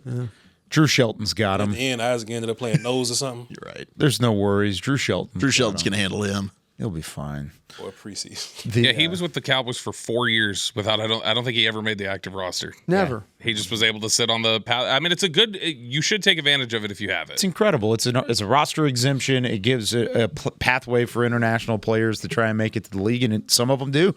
Some of them have great careers That out was of it. wasn't Mailata. Mailata was that, wasn't he? Was he? I think he was international pathway. Yes, Chris Beam is saying yes. They did take a second edge right after that. Keyshawn James Newby out of New Mexico. Okay. So back-to-back picks for the Eagles. They go with Uar Bernard, interior defensive lineman through the International Pathway Program. Then Keyshawn James Newby, the edge rusher out of New Mexico. It's the Ravens, Colts, Seahawks, Broncos in the final 5 selections of this year's draft. Zach, did you give a guess for your Mr. Irrelevant? Okay, so since Nuss is gone, let's go with another quarterback. I'll throw out how about Haynes King from Georgia Tech? That's a good one. Brian, do you want to take a stab at it? I'll go left. What kind of players does Sean Payton like? Like, does he like freak athletes? Does he like mental processors? Like, what's his big focus? I think Sean really likes He liked Taysom Hill. So I think he likes guys you can use at a lot of different positions. Who's a Taysom Hill guy that's left? Jalen Daniels. Green's gone. Sawyer Robertson. I mean, Michael Trigg, I don't think would be a bad pick for them. Is I'll tell you what. How about no? I think the pick of I think Haynes King is a really good one for him because you know what he'll do. Haynes King runs the ball. He does. Like Haynes King, you snap it to him and they run it like 18 times with him. Yeah, he'll run. He's got that old school throwing motion. He too. does. He does. Haynes King's because he'll use him like he used Taysom Hill. He'll use him as a running back. He'll use him, throw him the ball. I mean, he's a tough kid, man. He's a really tough kid. So yeah. I would say Haynes King has a good shot here to getting this one done. He's an East Texas legend. He brought a championship to Longview for the first time in a long time. Yes, Zach and I were on the sidelines for that game. What a special day. It was wild. $70K, wasn't it? Yeah, they sold it out. I'd never seen that. Like, it was up to the top tier. It was unbelievable for a high school game. The entire city of Longview came The air is crisp. We got 4 picks left. Will Pavia go? No. I don't think so either. Yeah, I doubt it. If you're already not taking a guy, why would you subject yourself to that in the final 5 selections? Looks like the Cowboys are kind of eyeing possibly Cole Wisniewski as a UDFA. Of course they were. The beats kind of circling like, oh man, Will and Steven were looking like, oh, darn it. So Archer said that lost a guy. Steven had said 10 to 12 players in UDFA is their target. Okay, there we go. Evan Bierstein. The guard from Northwestern just went. Oh, that's to the Ravens. The old books about the Bear family. No, those are the Bernsteins. Oh, that's the Mandela effect. Everybody hates you. Damn it! What? Missed it. The Bernstein Bears. That James Newberry, by the way, he was. He was in that pocket of guys, and finally one of the guys they got picked. Those guys I had like they're in the 5th round. With the 254th pick in the 2026 hey, it's NFL Stephen Bowen. Draft, the Indianapolis Colts select Deion Burks, wide receiver, Oklahoma. At 254, Deion Burks, who Daniel Jeremiah had as his last top 100 player on the board. Yeah. Wide receiver out of Oklahoma goes to the Colts here. Purdue transfer, explosive, twitchy, has a lot of burst and acceleration. He did make an incredible sideline snag. You might see it coming up against Alabama in the playoff game. He is somewhat of a gadget type player. He'll be a body catcher, Brian. I think he's got great special teams value. He definitely has home run hitting ability, but it's just a little bit inconsistent, which is probably why he's fallen to this point. But hey, Deion Burks for Indianapolis here, I mean, he definitely is a fun player. I had him in the 4th round. Is where I had him. So Yeah, I think I put him in the fifth. I think you got him right. I think you got him right. Yeah, he was up there for a lot of people, and they were also the team that took Seth McGowan, the running back out of Kentucky, in the last round too, and Curry late. A couple good picks by the Colts on day 3, late day 3, at that. And Curry or and Curry. And Curry. Oh, I think and A-N-D. Yeah, They're yeah. talking about the Today Show. No. Seahawks just took Michael Dansby, Arizona corner, 5'11" and a half. Carlos's brother. I think Arizona's entire secondary got drafted. Yeah, for I think real. 3 safeties, 2 corners. I don't know if that's Carlos's brother, by the way. Okay. I don't know how many Dansbys there are playing NFL football. Yeah, maybe. I don't know. If you want to talk about loyalty, you want to talk about grit and the ability to finish, how about Nick Harris, who just walked back in here after going to the press conference and put his shirt back on and getting everything. an opportunity. Can we turn on this side mic here, Chris Beam? Is it possible to turn that on? Oh, it's on. It's on. Oh, It's on. beautiful. What's up, dude? So are we doing Mr. Irrelevant predictions? Yeah, go for it. Yeah, yep. What Cam Ball, Arkansas. Ooh. Ball. Okay. I like it. Why not? That's interesting. What'd you think of the presser? Basic. You know, Anything? Nothing insane. No? Brian Schottenheimer was tested a little bit on Drew Shelton, potentially left tackle. He didn't give a whole lot though. But, Okay. I think it's probably a situation he wants to get Shelton in the building first. But Yeah. man, if it were me, I'd be very open about Tyler Guyton, you're on watch. But we'll see. I think that'd be a lie. You think it would be a lie? Yeah. For him A to be lie or on a watch? I don't think so. Moss, the running back from A&M, hadn't been selected, right? No. I'm gonna pick Moss, and I don't have anything on my phone or anything like that. Rick saw No, the that. pick hasn't been made yet, so Okay. you're fine. Okay, so I'm gonna say he's gonna take the Texas A&M kid, Moss, the running back. Okay. Vach, did you make a pick? Hell nah, man. Yo, man, Robert Henry get drafted yet? No. Hey, man. I'd be lit. Hey, man. That'd be awesome. what I'm I'm talking here about? for it. I'm here for it. You're Robert Henry man. That'd be fun. Either that or he's a undrafted free agent, it could and be I'm here D for it too. Pounds. It better not be damn D-Pound. Dude, if D Pounds is the Mr. Irrelevant, that would be a Nick, Sean have you Payton heard of move. Speaking of functional hang? D-Pounds, how do y'all think Vrabel's? Say that again. Functional hang, ever heard of that? That's a good question. I wonder how the Excuse counseling's me? going. Functional hang. We asked the Chat GPT to write a scouting report on a punter who was picked, and it kicked out and it said it can deal with functional hang. It was what Bobby had when Nussmeier finally got picked. Hey, It was good. It was Well done, sir. that's more than fun. that's quick. I'll be here all week. Not really. I'm giving it 3 picks. Oh man, that was good. Quick stuff. Michael Dansby, like we said, that was a corner to the 255th Torian York. overall Seahawks. Would it just be a total D move though for the Broncos? Just like let's run out the entire clock on this last On pick? both of them? Yeah, just cause. Just to keep everybody around for Just a little bit 'cause. longer. There's 250 left on this. They should have just said both picks back to back. There are 31 teams that have already had their press conferences, that are just hanging out, that are getting their final drinks after a long weekend. They're getting their Miller Lights, the only beer of the Dallas Cowboys, all those things, you know. Got that read in right at the last second. Good stuff. Pittsburgh, it looks like the crowd is thinned out heavily. What if we got a trade?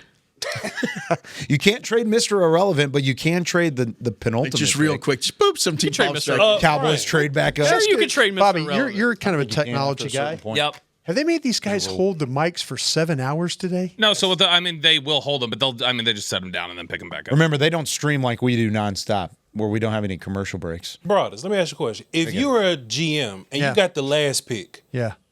can you call a prospect and be like, hey, is anybody trying to give you big money to be an undrafted dude? Like, if your demand is so high as an undrafted guy, Oh I no! can If, just yeah, draft you now. I'll tell you what. If I had Like, a is that problem, what the time sure. running If I had a is? problem that I knew that I was going to have to pay somebody big time, and I didn't want to do it, Yeah. I'd draft him right now. For example, like if it's two Yeah. players, can you call and be like, hey, do you have a lot of demand? And Yeah. if one Oh guy no! has Absolutely. a lot and another absolutely. guy doesn't? Absolutely. Okay. Absolutely. Yeah. Okay, so for clarification, the rule is not about trading, it's about passing. You can't pass on your turn to deliberately receive the last pick. So in this spot where it's 256, if a team were to sit there and say, you know what, we don't really want to go now, and then they don't turn in the card, they can wait and be passed up, and then they would be Mr. Irrelevant. That's where there's a rule. It's not trading it. So Oh wait, so like if you're like what happened? So if they just decide we're gonna let the Dallin clock Bentley, run out, by the way, It should go to the Raiders. then what happens then? then you would just lose the pick.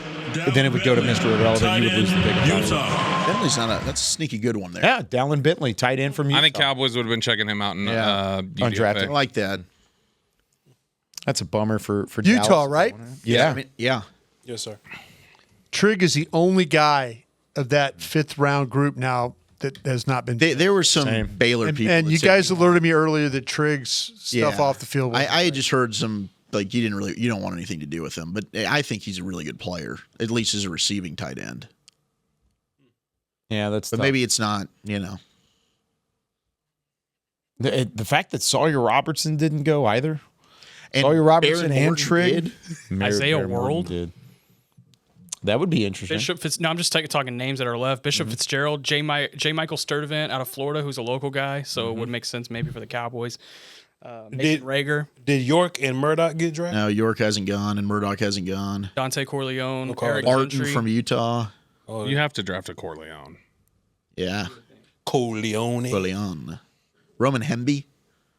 So the pick is in for Denver. That means this draft. This lady's going to come up and tell us the history of Long Beach. Exactly. This pick is the final one. That means the draft is in the books officially. So can you start right this second now that the pick is in, or do you have to wait for Mr. Irrelevant to be announced? It's a good question. I don't know. Like, I mean, they obviously are doing their recruiting before then, but in terms of like officially putting pen to paper, I don't know if they can do it once the pick is in or if it has to be announced first. Yeah, when it's over, then you get to start doing this. You're probably talking to the dudes, right? But like for pen to paper right now, Yeah, when it pen says to the paper, pick is you can't- in. yeah, you can't do it yet. Okay, So they have to announce it first. Yeah, they do. Brian, they should send Mark Rippon out there to read this. Brian on Jeremiah's board, Brian. He had Heldman, our guy from Central Michigan, as his 140th guy, and Lucas from USC is like 189 for him. Wow.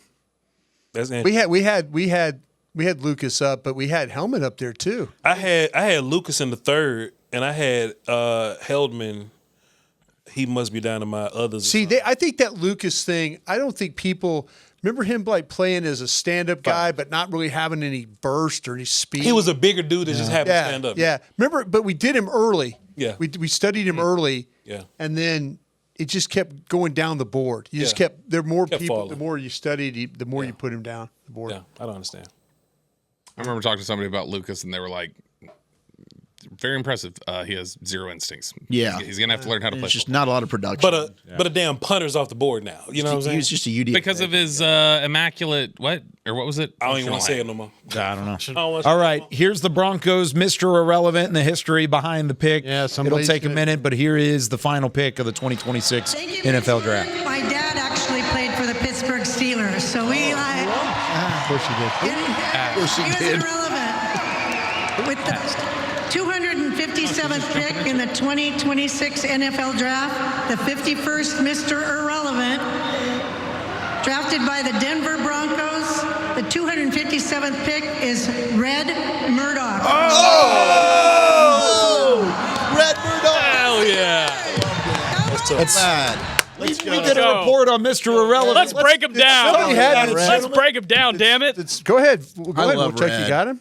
Yeah, you whoever. Okay, Zach, you got it. You got it. Go for Red it. Murdoch from Memphis. This guy, you talk about turnovers, he'll get them for you. All-American linebacker, ranked second in the nation in tackles the last 2 years. He's the record holder with 17 forced fumbles, added a team best 13.5 TFLs, 5 sacks this past year. He will smack you. He'll leave remember me shots. He's good in space. He's a sure tackler, plays with instincts. He's got a natural feel for the game. I loved him. He's explosive downhill. He just can't cover. He legitimately is not a guy that you really want going backwards from the line of scrimmage, but he is a menace who is all around the field. He'll impact the game. He's just an all-around good football player. Does he have some warts? Is he a little stiff? Sure he is, but he's a splash play kind of guy. What are remember me shots? Remember me shots. Oh, boy. Somebody hits you, you remember that. 113th player on my board. It feels different when certain guys smack you. He feels that way about most of mine. Yeah. Red Murdoch, a super physical downhill defender. So the previous FBS record holder for career forced fumbles was Khalil Mack, another Buffalo guy. Wow. And Red Murdoch eclipsed that record to 17. Tackling machine. Obviously, the level of competition is a concern, especially without the verified testing and the draft process, but the physicality and production is worth betting on. At the very least, he's a special teams contributor in year one. The only concern I really have in his overall game, aside from verified testing, is being isolated in coverage. So I'm right there with you, Zach. If he can be confined to between the hashes work in the run game, then he's got potential as a linebacker in the NFL. Tommy, how do you feel about Red Murdoch? He's nice. There it is. Thank you very much, Tommy Yarish. Nice. Appreciate it. Woo, we did Walking it. in. So apparently at the buzzer. Okay, so the medicals here, chipped a bone and an ankle. As of right now, he hasn't gotten surgery, and so the thought is he might have to get surgery. So I think that's why a reason he slipped. Sprained MCL in 22, and he tore his hip labrum in high school. So he's got a lot of baggage there with him as well. So that is Mr. Irrelevant, the final pick out of 257 total. Red Murdoch goes to the Denver Broncos, linebacker out of Buffalo. Gentlemen, we did it. Mm-hmm. The weekend is over. We can now drink all these Miller Lights. Vacha's is going to take all those and make sure that they are good to go. There you go. Go ahead and We crack got it one open. reported, Jordan Hudson. To the Cowboys? UDFA. The North Carolina chick? SMU wide receiver. SMU wide receiver. That's That's awesome. who it is. Yeah, that's who's making it happen. That's But, per Tom Pelissero. gentlemen, it's always a pleasure getting to do this weekend with you and getting to study throughout the entire draft process. You guys are all incredible. You're good people. First off, you're incredible analysts and incredible knowledge base in everything that you guys Damn it, do. I had that. I just didn't have my phone out. I do want to say I want to dedicate this entire weekend to Mr. Broadus' mother, who passed away during the draft process. So I wanted to say once again condolences to you and your family. Appreciate that. We miss her because we know she used to listen to this all the time. She listened. She would have all the picks in. She absolutely loves everybody sitting at this table. So thank you very much. It's an honor for her. I know that, and thank you guys again. I know that. not part of the draft show this year with you guys, but to get to come back and work with you on 105.3 The Fan on DallasCowboys.com, it means a lot. Hey, that's always your chair. Thank you, guys. Always welcome. Chris Beam, Matt Kent, who are bringing in some more Miller Lights because we didn't have enough to fill the studio. Roxy, thanks to Roxy too. Roxy getting all our interviews. Roxanne Medina, the scouting department, the coaching staff for being so open with us and having so many conversations with us throughout the year. We have so much respect for what they do on a normal basis, and we appreciate all the information that they're able and willing to share on our side. Scott Purcell, Matt Kent, Josh Rodriguez, Fasika, Evan Brown in the back. I'm trying to think of everybody. I'm going to miss somebody, but everybody that had their hands on this one. On our end too, on 105.3 The Fan. Peyton Russell, Kevin Walker, Tim Collins, Douglas Bearclaw, all those, everybody. Thank you so much. This is a wild event and a wild weekend where we are on the air for 20 hours in the course of 48 total hours, and we wouldn't have it any other way. But cheers to you guys. Cheers to another NFL draft that is in the books. The Cowboys make their selections. We got plenty of time until training camp to break it all down for you. We did get Caleb Downs. Gotta love it as always. Appreciate you guys joining us. For Brian Broaddus, Zach Wolchuk, Tommy Yaris, Voch Lombardi, Nick Harris, Bobby Belt, I'm Kyle Yeoman saying so long from the 2026 NFL Draft. This has been the Draft Show presented by Miller Lite. On your mom. This has been a production of DallasCowboys.com and the Dallas Cowboys Football Club. How about this, Cowboys?